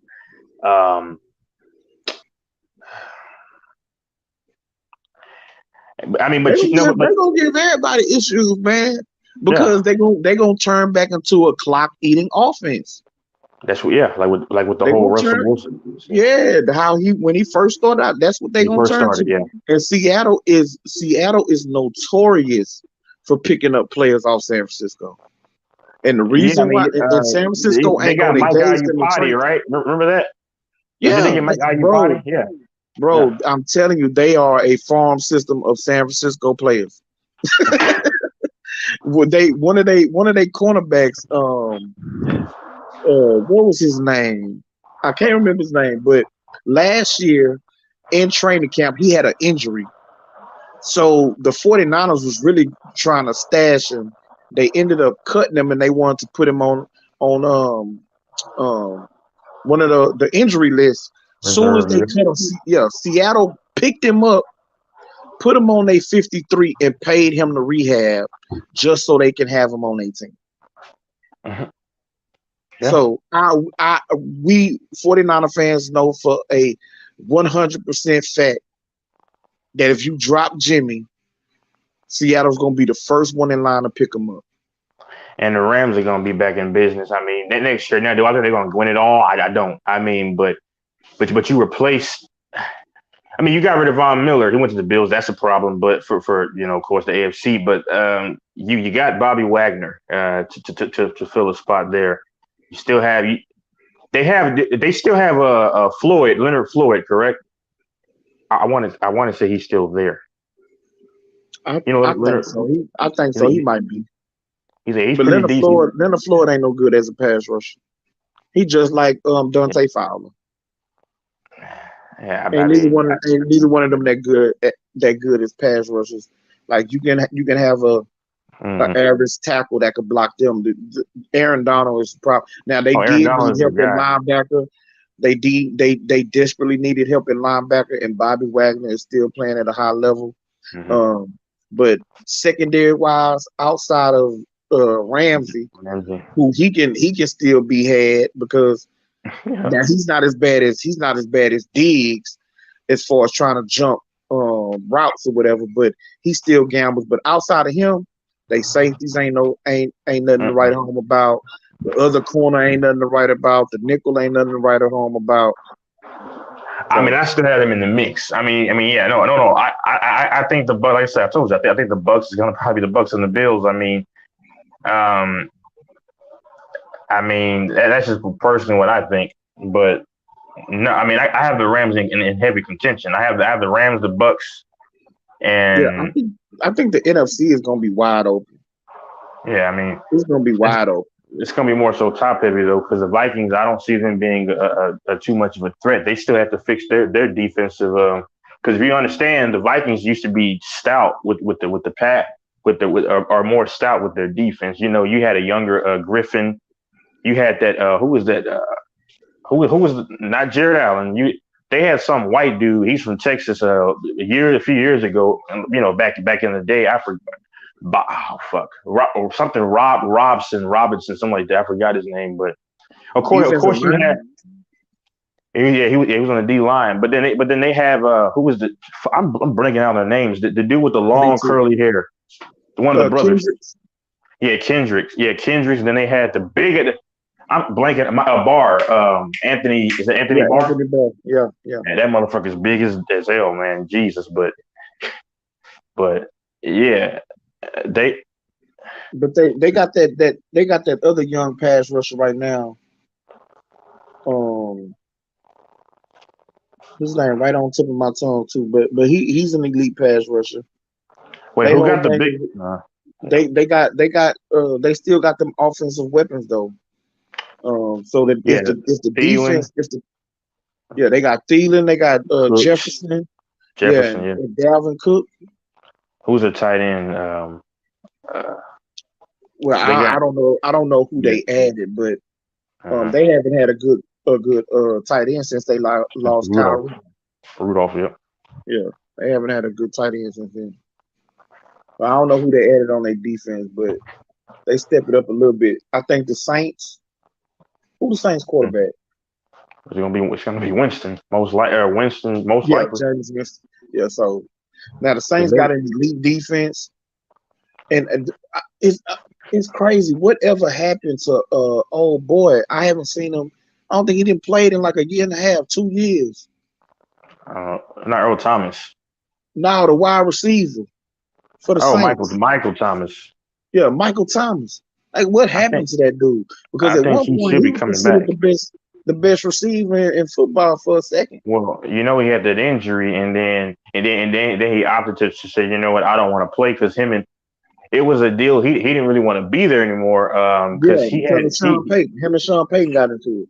Sean Payton, he was mad with Drew Brees because obviously Drew Brees, and I've been saying since 2017. Pay attention, Drew Brees since 2017. His arm was just falling off since 2017. He was mad at Drew Brees because I'm like, because he's a phenomenal receiver. He's not the fastest guy, but yeah, he's like Devontae Adams, great route runner. And he was mad because it's like he was mad at Sean Payton and Drew Brees as well because it's like I'm this high caliber receiver, and he saw guys like Devontae Adams. You saw other receivers starting to get this high praise, and I understand though when it's not being selfish. It's like when you're that guy, you want the opportunities, but I still think Hopkins is one of the best in the game when he's healthy. Oh yeah, DeAndre Hopkins. Yeah. Hopkins, he another great route runner. He ain't super fast, but his route running, his hands is impeccable. Yeah, I mean, but I mean, I don't know. And I didn't like that because back in the day, the Saints, when they had, of course, Kamara, they had Latavius Murray. I've always liked Latavius Murray especially with the Saints, but they didn't use him enough. He was the big running back. You know Latavius Murray? Yeah, I remember. He played for Dallas. No. Latavius Murray, not DeMarco. Latavius Murray. Oh, yeah, played for the Raiders. Yeah, Raiders and the Saints. Yeah, and he played. He went to Baltimore, I think. Like he just never got used the right way because he was a big physical back. He was 6 foot 230. I mean, but yeah, they was too busy dealing with what's that boy name came from Alabama? Mark Ingram. Yeah, I didn't like him. I'm sorry because when he didn't have Kamara there with him, you saw. I mean, he kind of flamed out in Baltimore. Yeah, he had one good year in Baltimore, and that was it. I think he in Houston now. Yeah, I think so. And Houston. Now, to talk about nobody. I want to see Garoppolo play for Houston. Yeah. See how. So you can see firsthand. So you can see him elevate somebody. You go to the Jets. Like I told people, forget the roster that he joined in 2017. No, I understand. Hold on. But my thing with that is, I get your point. But I also brought this up though. I said, and it's not a guarantee, but I'm saying it's like once again, it's only a theory, and it's not a proven fact. But nobody really had a requisite or a decent amount of film on him. So we've seen guys before when they don't have the proper film or decent amount of film on you, they're not you might be able to get by for a certain period of time. Now, I'm not saying that was a guarantee here. I'm just saying. But then we saw Patrick Mahomes, right? The last 2 games of the season in 2017, or 2 or 3 games, he was trash. But we saw what he became. But when people don't have film on you, you know what I'm saying? You can kind of fly under the radar and then get them for a stretch, and then they figure you out. And I think that's kind of how they neutralize Jimmy G from his individual standpoint. But I'm not talking about Jimmy G anymore. I should have brought his name up, but yeah, send him to Houston over there with y'all. I mean, I'm born outside of Houston, but they can send him over there to where the Texans play. Well, I say this: no matter where, if they did send him to Houston, he'll win more games than Davis Mills would. Oh, of course, because Davis Mills is not good. No, well, Davis Mills didn't he lead all rookies in passing yards or whatever? He was the highest rated rookie last year. Quiet as kept, Davis Mills had a pretty damn good season for a third round pick. I mean, but I mean, and Houston didn't draft another quarterback this year, so they do got some trust in him. He played pretty well down the stretch. Davis Mills beat the Chargers last year. I mean, you know, but I mean, they beat Tennessee too. Tennessee's and against that defense. Yeah, but Tennessee was the number 1 seed in the AFC last year. Yeah, no, I'm saying, but like the defense could definitely have been had at many moments. It wasn't the best defense. I mean, I'm not knocking him because he's a third round QB. That pass rush in Tennessee is ferocious. I'm saying because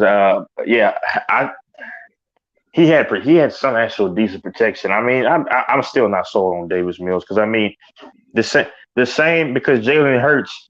Because I've actually watched Jalen Hurts too. I mean, well, I watched Jalen Hurts. Jalen Hurts, if you look at it, I mean, he doesn't. There's times where he makes bad decisions, but we have to understand. He came in towards the end of the 2020 season, green as hell, and then last year was his first season. So you could argue that he was actually really a rookie last season. And if you look at Jalen Hurts, I mean, he's progressed throughout the season. I want to see what he can do now because the Eagles. I think the Eagles are going to win the division in the East. I don't know. I think they could, but it's all contingent upon Jalen Hurts because you have they got Hargrove still. Mm-hmm. They have Fletcher Cox still. I mean, he's older, but he can teach some of these guys. They have Devontae Smith. They have Jesus Christ. Boston Scott, Miles Sanders, and who's the others? Oh yeah, Brown, AJ Brown. You still got Darius Slay. You got Bradbury. To me, that was a steal. I mean, you know. Well, the issues with Philadelphia, number one, they did not use their running game the way that they were supposed to. Too often, they was dropping that kid back, having him throw the ball. He struggled on intermediate passes. Now he throws a pretty deep ball, and you know he's not afraid to take those shots. But throwing from 8 to 15, 16 yards, he struggled with his accuracy, with anticipation. So he has to improve that. The secondary has to improve for Philadelphia. They got a great pass rush. Solid front seven, but on the back end, they just struggled. Like they not that good. Well, I mean, if they're able to put it all together, and he can really take a huge jump throwing in the intermediate area, then I believe that they can contend. Other than that, Dallas got the easiest schedule in all of football. I have Dallas still winning. Yeah, I got Dallas going. Yeah. Now Dallas lost some pieces going 12-5. Huh? Dallas lost some pieces. So they lost Randy Gregory. Yeah, they lost Gregory. They lost Cooper. They lost Amari Cooper. The slot wide receiver. What was it? Because his daddy played for the damn 49ers. I can't think of his name, but the number 3 receiver, they lost him. I don't believe that. You're not saying Gallup is number 1. Now Gallup's still there, but he's still there. Yeah, he's rehabbing. Yeah. I don't believe that CeeDee Lamb is a number 1. I don't believe it either. No, he's number 2 to me. Yeah. He a number 2, but really he's built to be in a slot, just a big slot. Because he doesn't have great, it's real speed. That's not his game. Well, and also beating press man. You know what I'm saying? Like he shined because he in the slot, and you don't see slot receivers get in press coverage. You know, they like But off the ball. So and plus he's going against linebackers and safeties most times. And if he is going against a nickel corner, he's a big receiver. So, you know, your nickel corner is usually 6 foot, 5'11", something like the quicker guys. You know, but like with they Jalen not Hurts, now, but like with go ahead. Jalen Hurts, like you know, that's what I'm saying. He improved. He improved his deep ball and intermediate got a little bit better when I at least when I was watching towards the very end of the season. I watched like the last two, well, small sample size, but I mean, but they said that they're going to try to feature the run game much more. I don't know why you wouldn't do that, They have especially for a young. You have to because he's a young quarterback still, and it's just like in the NBA. Like you can attack, then you can rock back, and then you got to make them respect your running game. And you understand Miles Sanders and Boston Scott, not last year but the year before, they were they were amongst the top five rushing attacks in the league. And yeah, you know that, right? I mean, and then of course the Patriots had that too, a top rushing attack, but they did it by committee too. You remember that yeah. when Yeah, but Cam see, Newton was there? Yeah, running the ball will give him also bigger windows to throw into. exactly. That's what I'm saying. It opens everything up. Yeah, That they drove me crazy last year watching them have Miles Sanders with goddamn 7 carries for a game. Like that, I hated that. Like they drove me crazy last year. But they still made the playoffs. So and adding AJ Brown is a huge get. yeah. That's probably one of the biggest acquisitions that's not really talked about. Like they talk about Russell Wilson and Chandler Jones and Von Miller, and like they talk about all of that, man. But AJ Brown going to Philadelphia is one of the biggest low key acquisitions of the entire offseason, in my I opinion. mean, I could see the Eagles winning. Like I said, it's contingent upon yeah, Hurts, and just the safety play because he brought in Bradbury to try to, I mean, because to fix things. He kind of reminds me a little bit of Josh Norman, just a little bit, and he played for Carolina when Norman left. Yeah, I hate Josh Norman. I mean, he sucked. No, he's. No, I'm saying like his Carolina Panther days, I Yeah, mean, he only really had one great season for one being great honest. season, and he cashed in on that. He cashed in. He had the He tried. He tried. 2015 He season. tried to be Richard Sherman with running his mouth and all that. But he had I one. mean, He had one really good season. 2015 season. I mean, he's like his stance is similar to Richard Sherman. Like when they get down, because like Richard Sherman, a lot of times when I watch him play, which is smart because he knows the limitations. So does Josh Norman. Josh Norman ain't a fast guy, but they would At all. use the boundaries. You know, they put their back towards, which is smart. You put your back towards the kind of slanted towards the sideline, as to you know what I'm saying. That's how both of those guys would play defense. Like that, you know what I'm saying. Like they have you see like if you watch the games, like you're watching it and you see like they have their back towards the side, kind of. Yeah. But Josh yeah, Norman was on our team last year. oh, yeah, I forgot he was. But that's Yeah, how bad he's falling off. we had Y'all got our him from the Bills. improvements in the secondary. I forgot he played for. Yeah, y'all got him from the Bills. Nah. He was Oh, unsigned. We signed him I off mean, the street because Jason Verrett got hurt early in the season. Um, well, that's who he left, uh, and then that's who he last played for. But yeah, before he went to y'all. yeah, he was on another team, but when we signed him, we signed him off the street because we had too many injuries in the secondary, and he was Oh, getting his ass wait, what team was roasted. he on? Because the Bills let him go. Then for like after he played those. Then what team was he on? Because the Bills let him go, he was a free agent. And then I looked up and he played for the 40. He was with the 49ers, but Yeah, then I forgot. we signed him as a free agent. Yeah, I'm saying, yeah, but he was last on the Bills. Yeah, unless somebody just signed him or say, hey, come work out with us. Oh, we don't want you anymore. I mean, I don't know. But Man, wait, he's a free agent, right? I mean, or wait, how's he looking? trash. No, I'm That saying no. dude. I'm not saying how's he playing. I'm saying like when I say how's he looking, I'm saying like where. Hold on, I got to see where he's at currently. Oh Like, no, is he he a ain't free nowhere. agent? He Yeah, back on the his career street. is over. His career is Yeah, over, it's probably. a wrap. It's a wrap. It's a wrap. He's like what, He done. He 35, done now. 34? I Yeah. don't know how old he is, but he done. He done.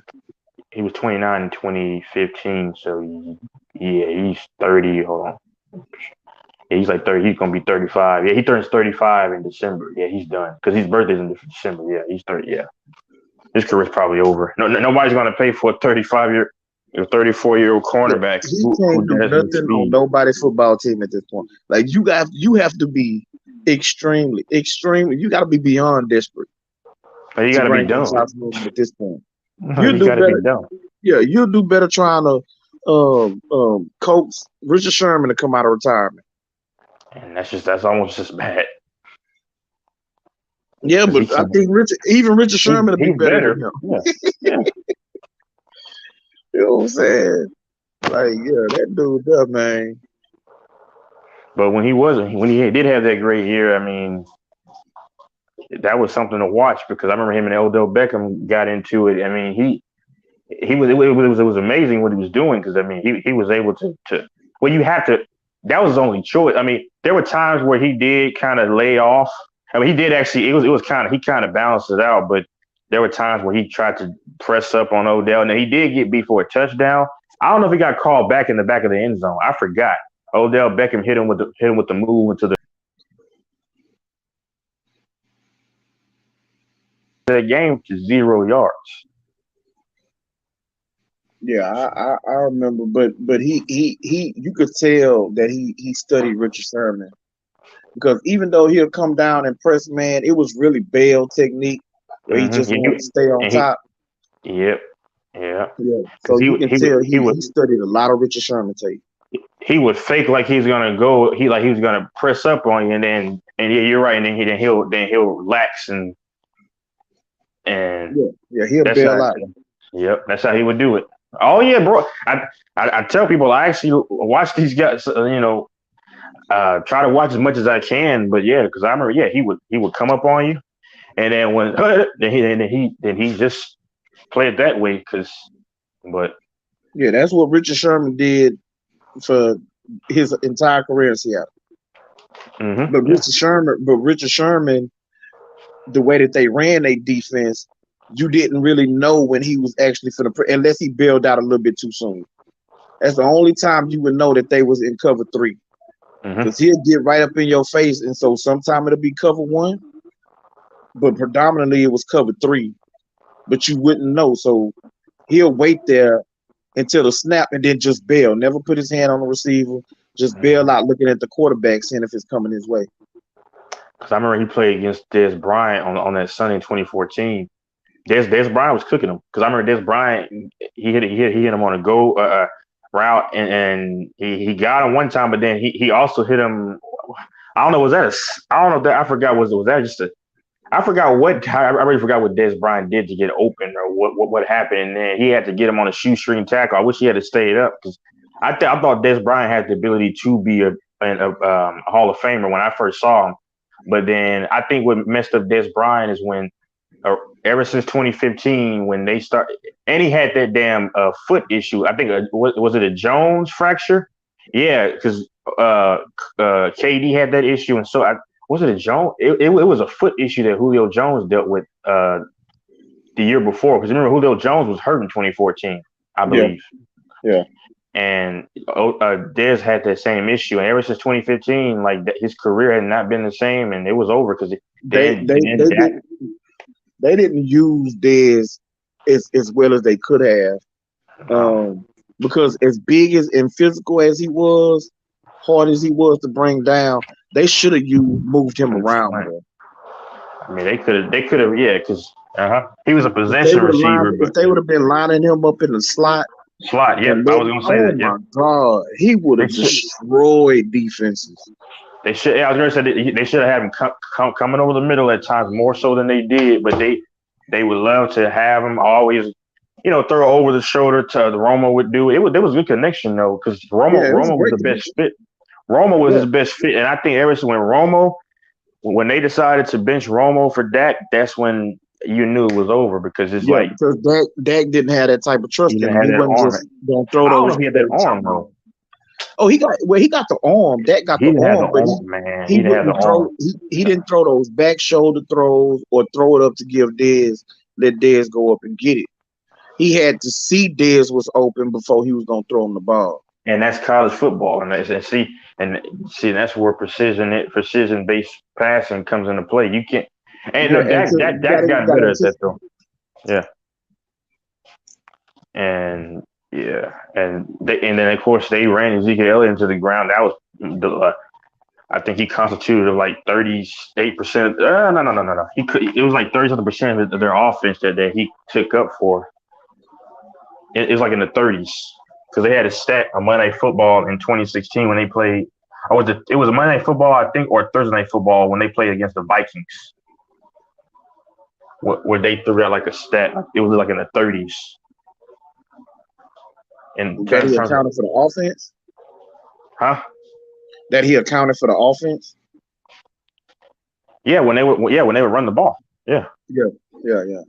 It was a stat that they put up. It was a Monday Night Football. It's the games. I think it was Monday Night Football. It was later in the season. It's the games on YouTube as well. I mean, see, because people can go.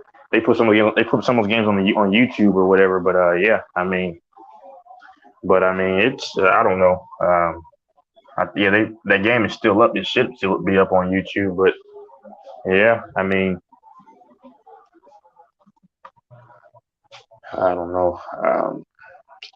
But Yeah, I but do. Dallas been running people in the ground for a minute. They did the same thing DeMarco to Murray. DeMarco Murray. Yeah, they did the same thing to him. And ever since he left there, They waited too long to use Dak to transition to letting Ezekiel Elliott compliment Dak as opposed to trying to have Dak compliment Zeke.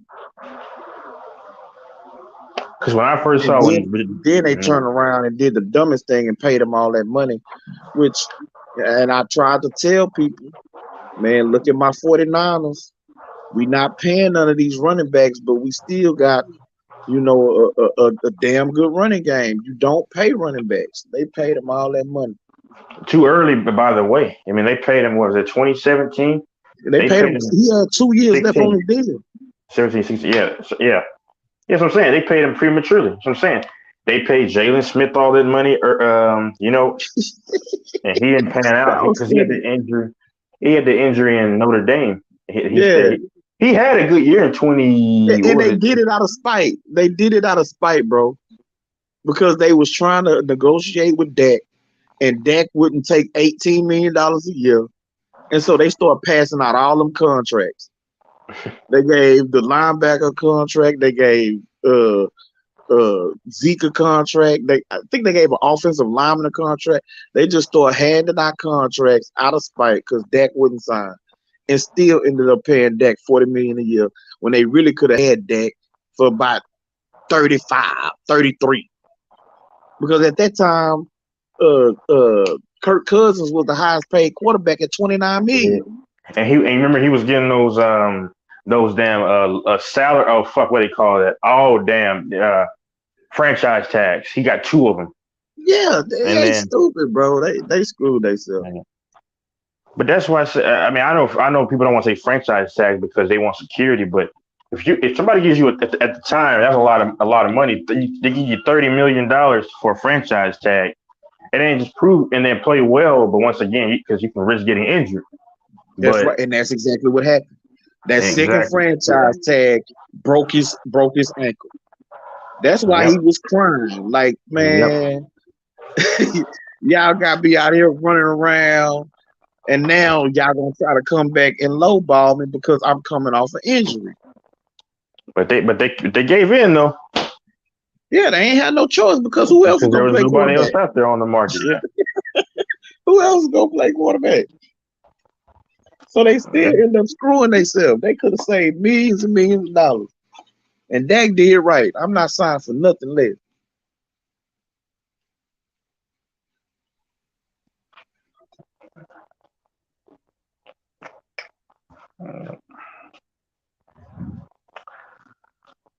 But bro, man, we had a go ahead. Yeah. No, I was gonna say I like the way the Chiefs are going though. But yeah. But all right, man. All right. Oh yeah, man. Salute to your Chiefs, man. I think they're gonna have a hard way to go this year. Like I said, I think the Raiders are my only concern. Cause I That gotta see what the AFC was Broncos gonna be a do. gauntlet, and I still gotta see how he gonna perform. How that offense is gonna perform now that you don't have that dude to take the top off to put But fear in defenses yeah, like Tyreek Hill did. but you understand they got Sky um in there. Juju, I'm concerned about because I mean he's saying that the workouts are going well and everything with Patrick Mahomes. Of course, it's Patrick Mahomes, but like he's on a prove it to me deal, so maybe he's motivated. You still got Kelsey, and I think they're going to really make McCole Hardman because they got rid of Byron Pringle, or he left, he's gone. But McCole Hardman, I really think that he'll take over the reins, and we got decent running back production. Looks like you know Jared McKinnon. Y'all had Jared McKinnon. Let me see where he's at. Yeah. But Yeah, I mean, he was injured damn near his entire time in San Francisco. but we're still looking good. I mean, I have the Chiefs easily going to the playoffs, but the Now, I defense think they'll make the playoff, but I think it's gonna easily. be a gauntlet. I think y'all gonna beat up on each other because it ain't Yeah, gonna I be mean, no more easy games in that division. I haven't going 12-5, but that's just me. But all right, man, I'm gonna I'm gonna head out. Yep. All right, bro.